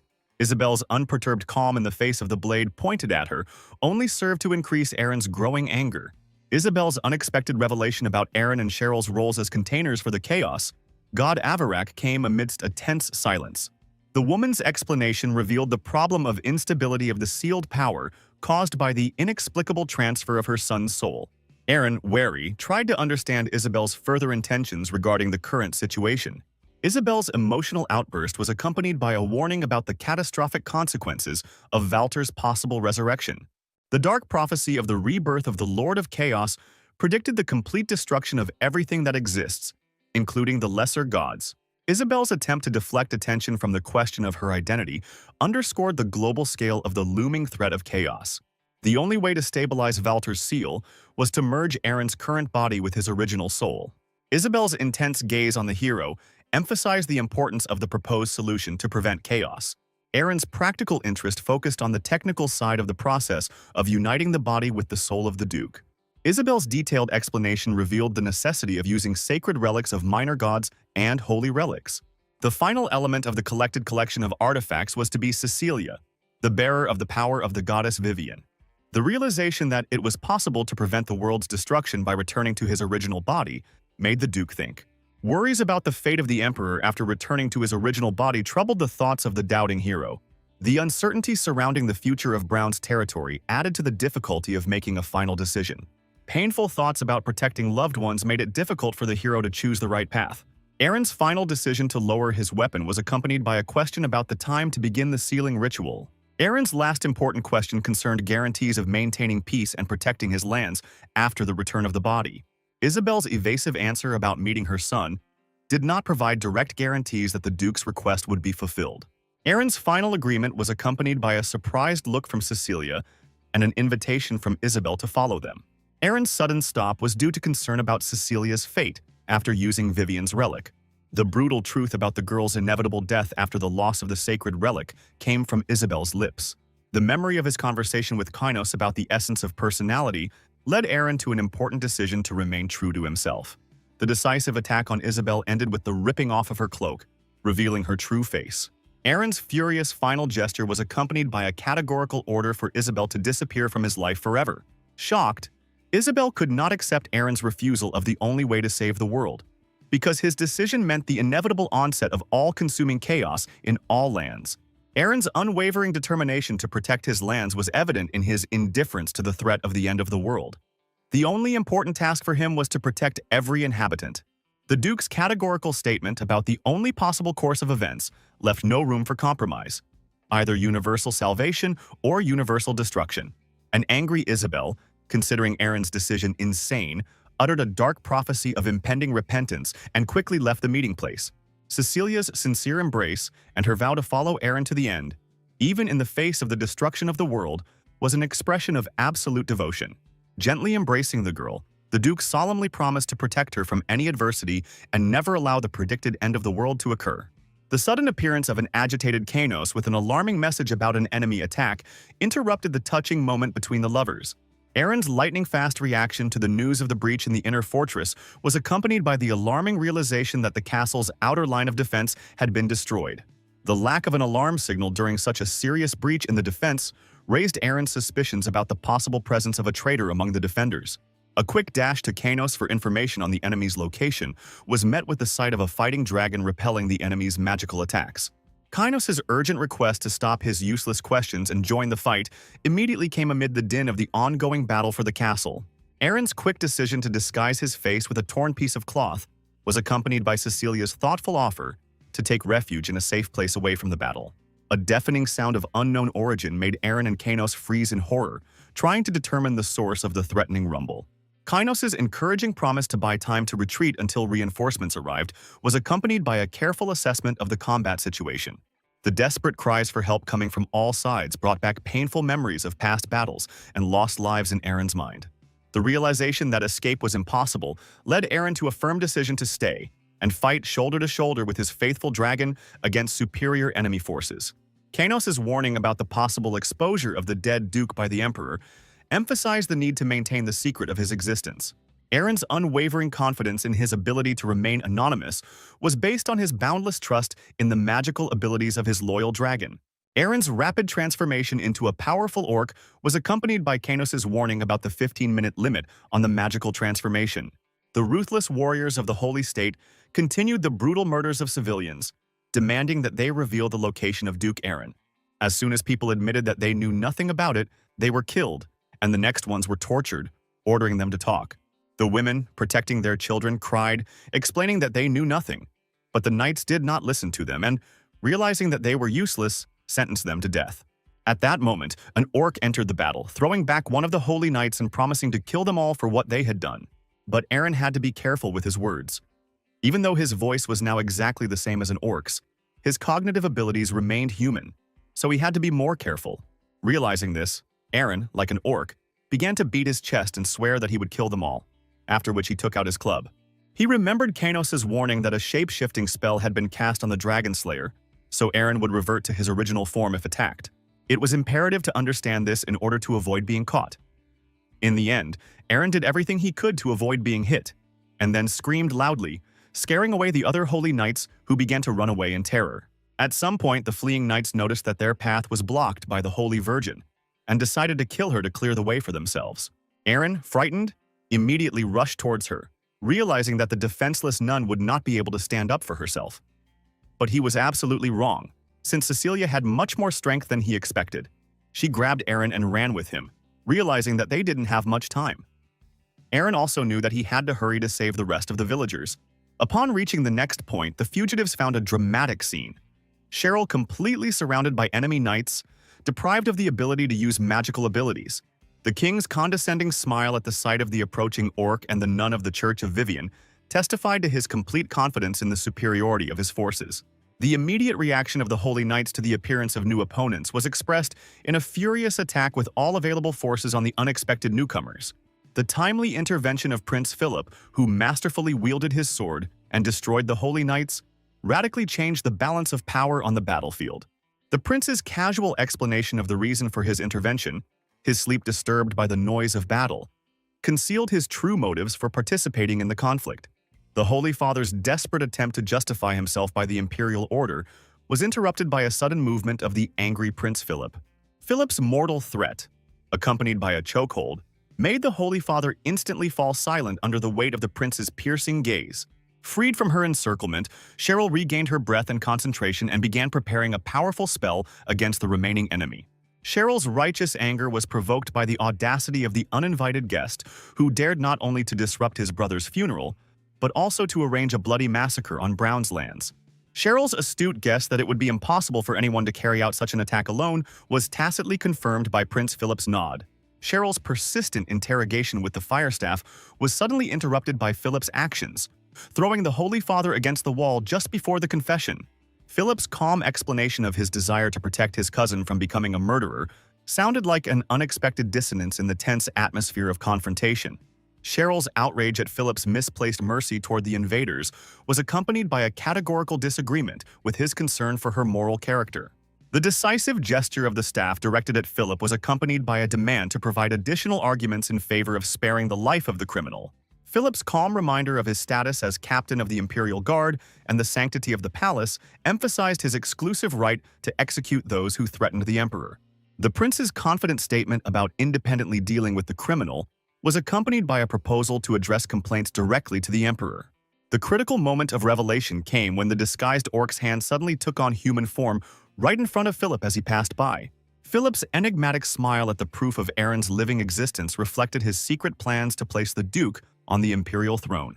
Cheryl's excited rush to Cecilia to ask about her brother's whereabouts was interrupted by an unexpected confession from the awkwardly coughing orc. Cheryl's initial distrust of the transformed orc's words quickly gave way to joyful recognition of her brother's true identity. With the combined efforts of Cheryl, Cecilia, Kanos, and Aaron, they were able to successfully eliminate the enemy invaders who had infiltrated the castle. Captain Rommel's effective actions allowed the neutralization of external opponents and the capture of prisoners for subsequent interrogation and investigation. A solemn meeting of the lords, held a few days after the attack was repelled, was devoted to discussing the events that had taken place. Alarming rumors of the emperor's involvement in the attack and his intention to suppress the resistance caused serious concern among the assembled lords. The emperor's obvious suspicion of the existence of a conspiracy and a possible attempt on his life required an immediate revision of the plans for resistance. The unprecedented decision to attack the area on the eve of the funeral was seen as evidence of the emperor's knowledge of the impending assassination attempt. Rommel's grand entrance with the captured Holy Knights was accompanied by Cheryl's dramatic entrance before the assembled excited lords. Cheryl's sincere apology to the funeral guests demonstrated her diplomatic skills in the current situation. The official statement about the Holy Father's main role in organizing the attack was accompanied by a careful choice of words to maintain political balance. Cheryl's decisive performance as Brown's sole ruler contained a clear hint of the existence of more powerful conspirators. The careful organization of the inner castle's security included outer patrols by the forces of His Majesty's Central Army and inner protection by soldiers of Brown's territory. Cheryl's stern warning included the promise of severe punishment for anyone involved in organizing the attack on Brown's property during her brother's funeral. People, offended by Cheryl's suspicions, expressed dissatisfaction with her confidence in the existence of a conspiracy and demanded a personal meeting with the Pope to clarify the situation. The dramatic appearance of Philip with the Holy Father was accompanied by a demonstrative throwing of the captive to the floor and the announcement of the long-awaited meeting. Philip's imperious gesture of placing his foot on the fallen Holy Father was accompanied by a demand to reveal the names of all accomplices in organizing the attack. The beginning of the interrogation of the Holy Father was interrupted by an unexpected noise. indicating the arrival of the emperor himself in the room for the investigation. The majestic appearance of the emperor in the room caused noticeable concern in the Holy Father, who began to look nervously at the ruler who had entered. Cheryl's decisive demand to the now bandaged Holy Father was that he publicly acknowledge that he had received the order from the emperor himself. A sly smile accompanied the emperor's question, expressing doubt about the validity of the accusations of his involvement in the events that had taken place. Aaron's internal struggle within Reinan's body was accompanied by persistent calls from a voice in his head to give in to anger and attack the emperor. The attentive count noticed Reinan's unusual condition, receiving an explanation about the lack of air as the cause of temporary illness. Reinan's internal conflict was intensified by the awareness of the enemy's proximity and the inexplicable force that kept him from immediately attacking the emperor. The tense dialogue between the emperor and the Holy Father began with a question about the reasons for the church leader's strange requests to make certain statements. The emperor's command to the Holy Father to speak louder emphasized the ruler's desire to make every word accessible to all present. The difficult choice of the Holy Father was determined by the understanding that accusations against the emperor would lead to the loss of the promised compensation for lost property. The inner decision of the Holy Father was inclined to admit his own guilt and explain his actions by the divine will to keep the promises. The dramatic scene of the repentant Holy Father crawling on his knees towards Cheryl ended with an unexpected accusation against the emperor of forcing him to commit criminal acts. The irritated emperor's swift reaction resulted in a fatal blow with a sword, ending the life of the Holy Father, who continued to speak. A shocked Cheryl, watching the dying king, demanded that the emperor explain such a cruel act against the church leader. The emperor's calm explanation emphasized the inadmissibility of unfounded accusations against the name of the ruler of a great empire without compelling evidence. The emperor's demonstrative turn was accompanied by a rhetorical question about the naivety of those present who believed the words of an unreasonable man. Gale's clouded mind, controlled by Avarak's orders, led to a surprise attack on the emperor, causing a serious blade wound. The satisfied smile of the watching Philip reflected an understanding of the true meaning of what was happening. As conceived by Lord Avarak, the Emperor's resilience was demonstrated by his ability to draw his weapon and strike back at Gale, despite being seriously wounded and bleeding. The shocking revelation of the attacker's true identity came after the man fell and his mask was removed, revealing a completely unfamiliar face. Jaren's last attempt to obtain information about the identity of the attacker was unsuccessful due to the death of the unknown man. Gale's body falling to the ground caused the release of Avarak's energy, which quickly spread throughout the interior of the castle. Isabel's sudden change of plans to leave Brown's territory was caused by the realization of the uncontrolled release of the Chaos God's power. Everyone's attention was drawn to the appearance of a giant portal in the shape of a pentagram, which materialized directly above the heads of the astonished lords. The general fear contrasted with Philip's satisfaction, who realized the long-awaited fulfillment of the prophecy about the coming of Avarak to their world. The terrifying appearance of a giant foot from the portal, instantly crushing the Emperor, preceded the materialization of the rest of the creature's body. Kainos' sudden realization of the nature of what was happening linked the creature's appearance to the child's rebirth, leaving open the question of what happened next. The unusual behavior of the emerging Valter, which was sharply different from his previous manifestations, testified to the extreme instability of his current state. Mass panic among the lords caused a disorderly flight of those present, seeking to avoid possible death at the hands of the monster that had appeared. The tragic consequences of the appearance of the unstable monster resulted in numerous casualties among those present who were unable to escape. Aaron's strategic decision to save the remaining soldiers came after observing Cheryl and Kainos' willingness to engage in confrontation.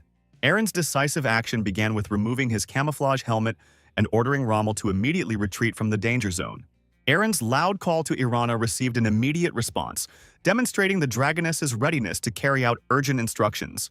The swift rescue was made possible by Aaron's quick reaction, who managed to grab Rommel and fly away on the little dragon. A successful upward teleportation resulted in a reunion with Cheryl and Kainos waiting in the sky, trying to comprehend the nature of the creature that had appeared. Kainos' important explanation of Valtor's identity as Avarak's child coincided with a noticeable change in Cheryl's condition. Kainos' close observation of Cheryl led to the discovery of the presence of Valtor's sister's power within her, manifested through a particle of Avarak's energy. Kainos' worried question about Cheryl's acquaintance with the name Avarak received a negative answer, accompanied by assurances of complete ignorance. Cheryl's sudden concern about Aaron's whereabouts interrupted her thoughts about the mysterious connection with the unknown deity. It was a relief to find Eren and Rommel safely escaping on the back of the faithful Irana. Eren's persistent questions about the nature of the unknown monster were addressed to Kainos after maximum approach in the air. Confirmation of the truth of Isabel's words was accompanied by the realization of Valtor's premature appearance, which violated the expected timing. Cheryl was surprised by her brother's knowledge of the events taking place, especially given her own recent familiarity with the situation. Eren's pragmatic remark shifted the focus from awareness issues to the pressing issue of confronting a destructive monster. Eren's serious question to Kainos concerned possible ways to stop the raging monster threatening his lands. Kainos' frank response contained an admission of the impossibility of confronting a being different from the familiar version of Valtor. Kainos' appeal to Eren's memories of the first summoning of the creature from the magic circle contained an important key to understanding the situation. Analysis of the memories confirmed the inadequacy of Valtor's resurrection, which was manifested through obvious signs of excruciating pain upon appearance. Valtor's distinctive behavior, characterized by chaotic movements instead of the purposeful use of the power of chaos, indicated his incomplete revival. Eren was perplexed by Kainos' assertion that it was impossible to get rid of Valtor even in his unstable state and incomplete resurrection. The horrific spectacle of the absorption of the souls of the inhabitants of Brown's territory demonstrated the growing power of Valtor, which was strengthened by the life energy of people. Valtor's rapid development of abilities manifested itself in an increase in the range of his power, allowing him to extract souls from a considerable distance. Kainos' alarming assessment of the situation was accompanied by an urgent call for the immediate evacuation of the group to a safer location. The large-scale destruction of the abandoned territory was characterized by the complete disintegration of matter and the disappearance of all signs of life. The critical situation was complicated by the increase in Valtor's power and the suffering of Cheryl, whose special power made her especially vulnerable to the changes taking place. The dragon's important explanation clarified the situation with Valtor, who in his form sought to destroy as much life as possible in order to gain strength and further growth. The realization of the need for immediate action came to Eren when he saw Valtor's destructive activities threatening to escalate into an even greater catastrophe. The combined attack on Valtor began with Kainos using all available forces to support Eren's advance. Eren's deep thoughts focused on finding a way to stop Valtor, willing to use any means available to achieve his goal. Kainos' confidence in the existence of a way to defeat Valtor was combined with an understanding of the monster's exceptional strength, making him almost invulnerable. A sudden memory of Isabel's abilities prompted Kainos to send Cheryl to find their mother, who could help in the current situation. Cheryl's distrustful reaction to the news of her mother's presence was accompanied by doubts about her ability to resist the monster that threatened them all. A brief explanation of yesterday's conversation with Isabel about Avarak and Valtor served as sufficient grounds for immediate execution of the order. Cheryl's decisive action, overcoming her pain, coincided with Eren's realization that he needed to turn to his loyal Rommel for help. The assignment of Kainos and Rommel to save the inhabitants gave rise to a natural question from the devoted servant about the plans of the master during their rescue operation. Eren's reassuring smile was accompanied by a promise to do everything possible to contain the threat until Cheryl returned with help. Understanding the correctness of the decision made prompted Kainos to support the plan and immediately teleport with Rommel to carry it out. Left alone with Irana, Eren focused on the main task of keeping the monster within a certain area to minimize destruction. Eren's determination was reflected in his preparation of his blade for battle and his tender farewell to Irana before directly confronting the enemy. Philip's observation of Valtor's destructive actions was accompanied by doubts about the fulfillment of Avarak's promise to receive the imperial title. Avarak's unexpected appeal to Philip included an explanation of Valtor's instability and the need to resurrect Isis to correct the situation. Valtor's shocking order to kill his cousin in order to resurrect Isis left the frightened prince distrusting the mission entrusted to him. Eren's carefully prepared attack, despite the force put into it, did not cause any harm to Valtor and provoked a powerful counterattack. Irana's exceptional abilities allowed her to successfully evade pursuit for some time, but gradually it became more and more difficult. Eren's reassuring promise to quickly deal with the pursuers was aimed at maintaining the morale of the worried Irana. The unexpected result of directing the sword's energy against the dark force resulted in its strengthening instead of the desired destruction of the enemy. Eren's heroic decision to jump off Irana and use the surrounding energy allowed the oncoming attack to split in two. The unexpected discovery of the blade's ability to absorb dark power gave rise to the idea of trying to absorb the energy of Valtor himself to weaken him. The Duke's parallel fight against the dark energy attacking the citizens prevented the absorption of the life force of the civilians. Successfully accumulating enough energy allowed Eren and Irana to rise into the air again to continue the battle. Irana's careful observation revealed a noticeable decrease in Valtor's size after absorbing a significant portion of his energy. The insightful speculation about Valtor's suffering due to his inability to absorb souls explained the reduction in his physical size. Irana's sensible proposal to destroy the souls trapped in the blade found support from the Duke, who was ready to try any means of resistance.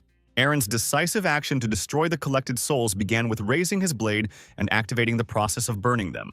The gradual destruction of the collected souls was accompanied by a proportional reduction in Valtor's size to the scale of an ordinary giant. Confidence in his own strength prompted Eren to descend to the ground for a decisive battle with his diminished opponent. Cheryl's active search for her mother led her to an unexpected meeting with Cecilia, whose familiar voice attracted the girl's attention. The dramatic moment of Isabel's rescue through Cecilia's efforts ended successfully, despite the complexity of the situation. Isabel's sudden awakening was accompanied by Cheryl's desperate warning of mortal danger from the approaching Philip. The critical moment of the battle came after Eren's failed attack, when Valtor grabbed him, demanding that he return the stolen energy to complete the revival. The saving intervention of Irana, who dug her claws into Valtor's arm, prevented Eren's inevitable death at the last moment. Irana's heroic attempt to use dragon breath against the monster ended in failure, leading to a powerful counterattack from the enemy. Irana's selfless defense of her master from Valtor's new attack resulted in the loyal dragoness being seriously injured. Eren's desperate prayers for Cheryl and Isabel's speedy return were intensified by the sight of the approaching, inexorable monster.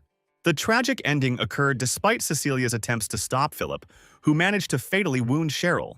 The dramatic moment of Cheryl's loss of consciousness, bleeding to death, was accompanied by the desperate cries of Isabel, who sensed the beginning of her daughter's transformation.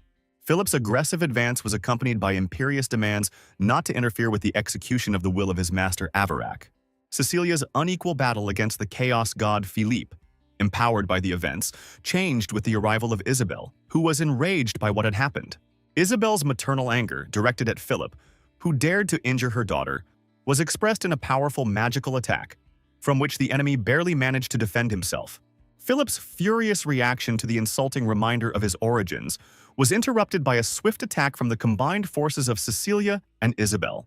A dangerous development occurred unnoticed by the fighting Isabel as a dark force began to envelop Cheryl as she rose into the air. Philip's determined intention to carry out Avarak's order and become emperor even at the cost of murder was expressed in a new attack on the girl. Cheryl's sudden display of increased strength allowed her to easily capture the attacking Philip with a single flick of her wrist. The majestic appearance of the resurrected goddess Isis was accompanied by an imperious demand to explain the presence of a stranger in a sacred place. The goddess's growing anger, expressed by the transformation of her hand into flame, forced the frightened Philip to introduce himself as a prince of the empire. Isis's assumption about Philip's possible help in her revival was confirmed by the mention of Lord Avarak's orders. Isis's suspicious attitude towards her father's unknown order resulted in her demanding the complete truth from the frightened prince. Philip's desperate vows of truthfulness about the promised imperial title did not impress Isis, who rejected him before flying to her brother. Isabel's deep despair, having lost both her children, resulted in a complete loss of vitality and the desire to continue to exist. Cecilia's support, pointing out that Cheryl's true form was preserved and that her return was possible, helped Isabel maintain hope. Cecilia's important memory of the last divine relic stored in her body opened up a way to save the situation. A timid hope for the return of Isabel's children arose thanks to the existence of a powerful relic of the gods. Isis's rapid movement in Cheryl's body to the site of Eren's battle with Valtor ended in a successful stop to the conflict. Isis's imperious appeal to her brother demanded that their father be summoned for an important conversation about the reasons for their change. The solemn moment of Avarak's appearance was accompanied by his question to his son about the reasons for the call. The shocking revelation of Avarak's complete disregard for his daughter's presence left Isis deeply shaken.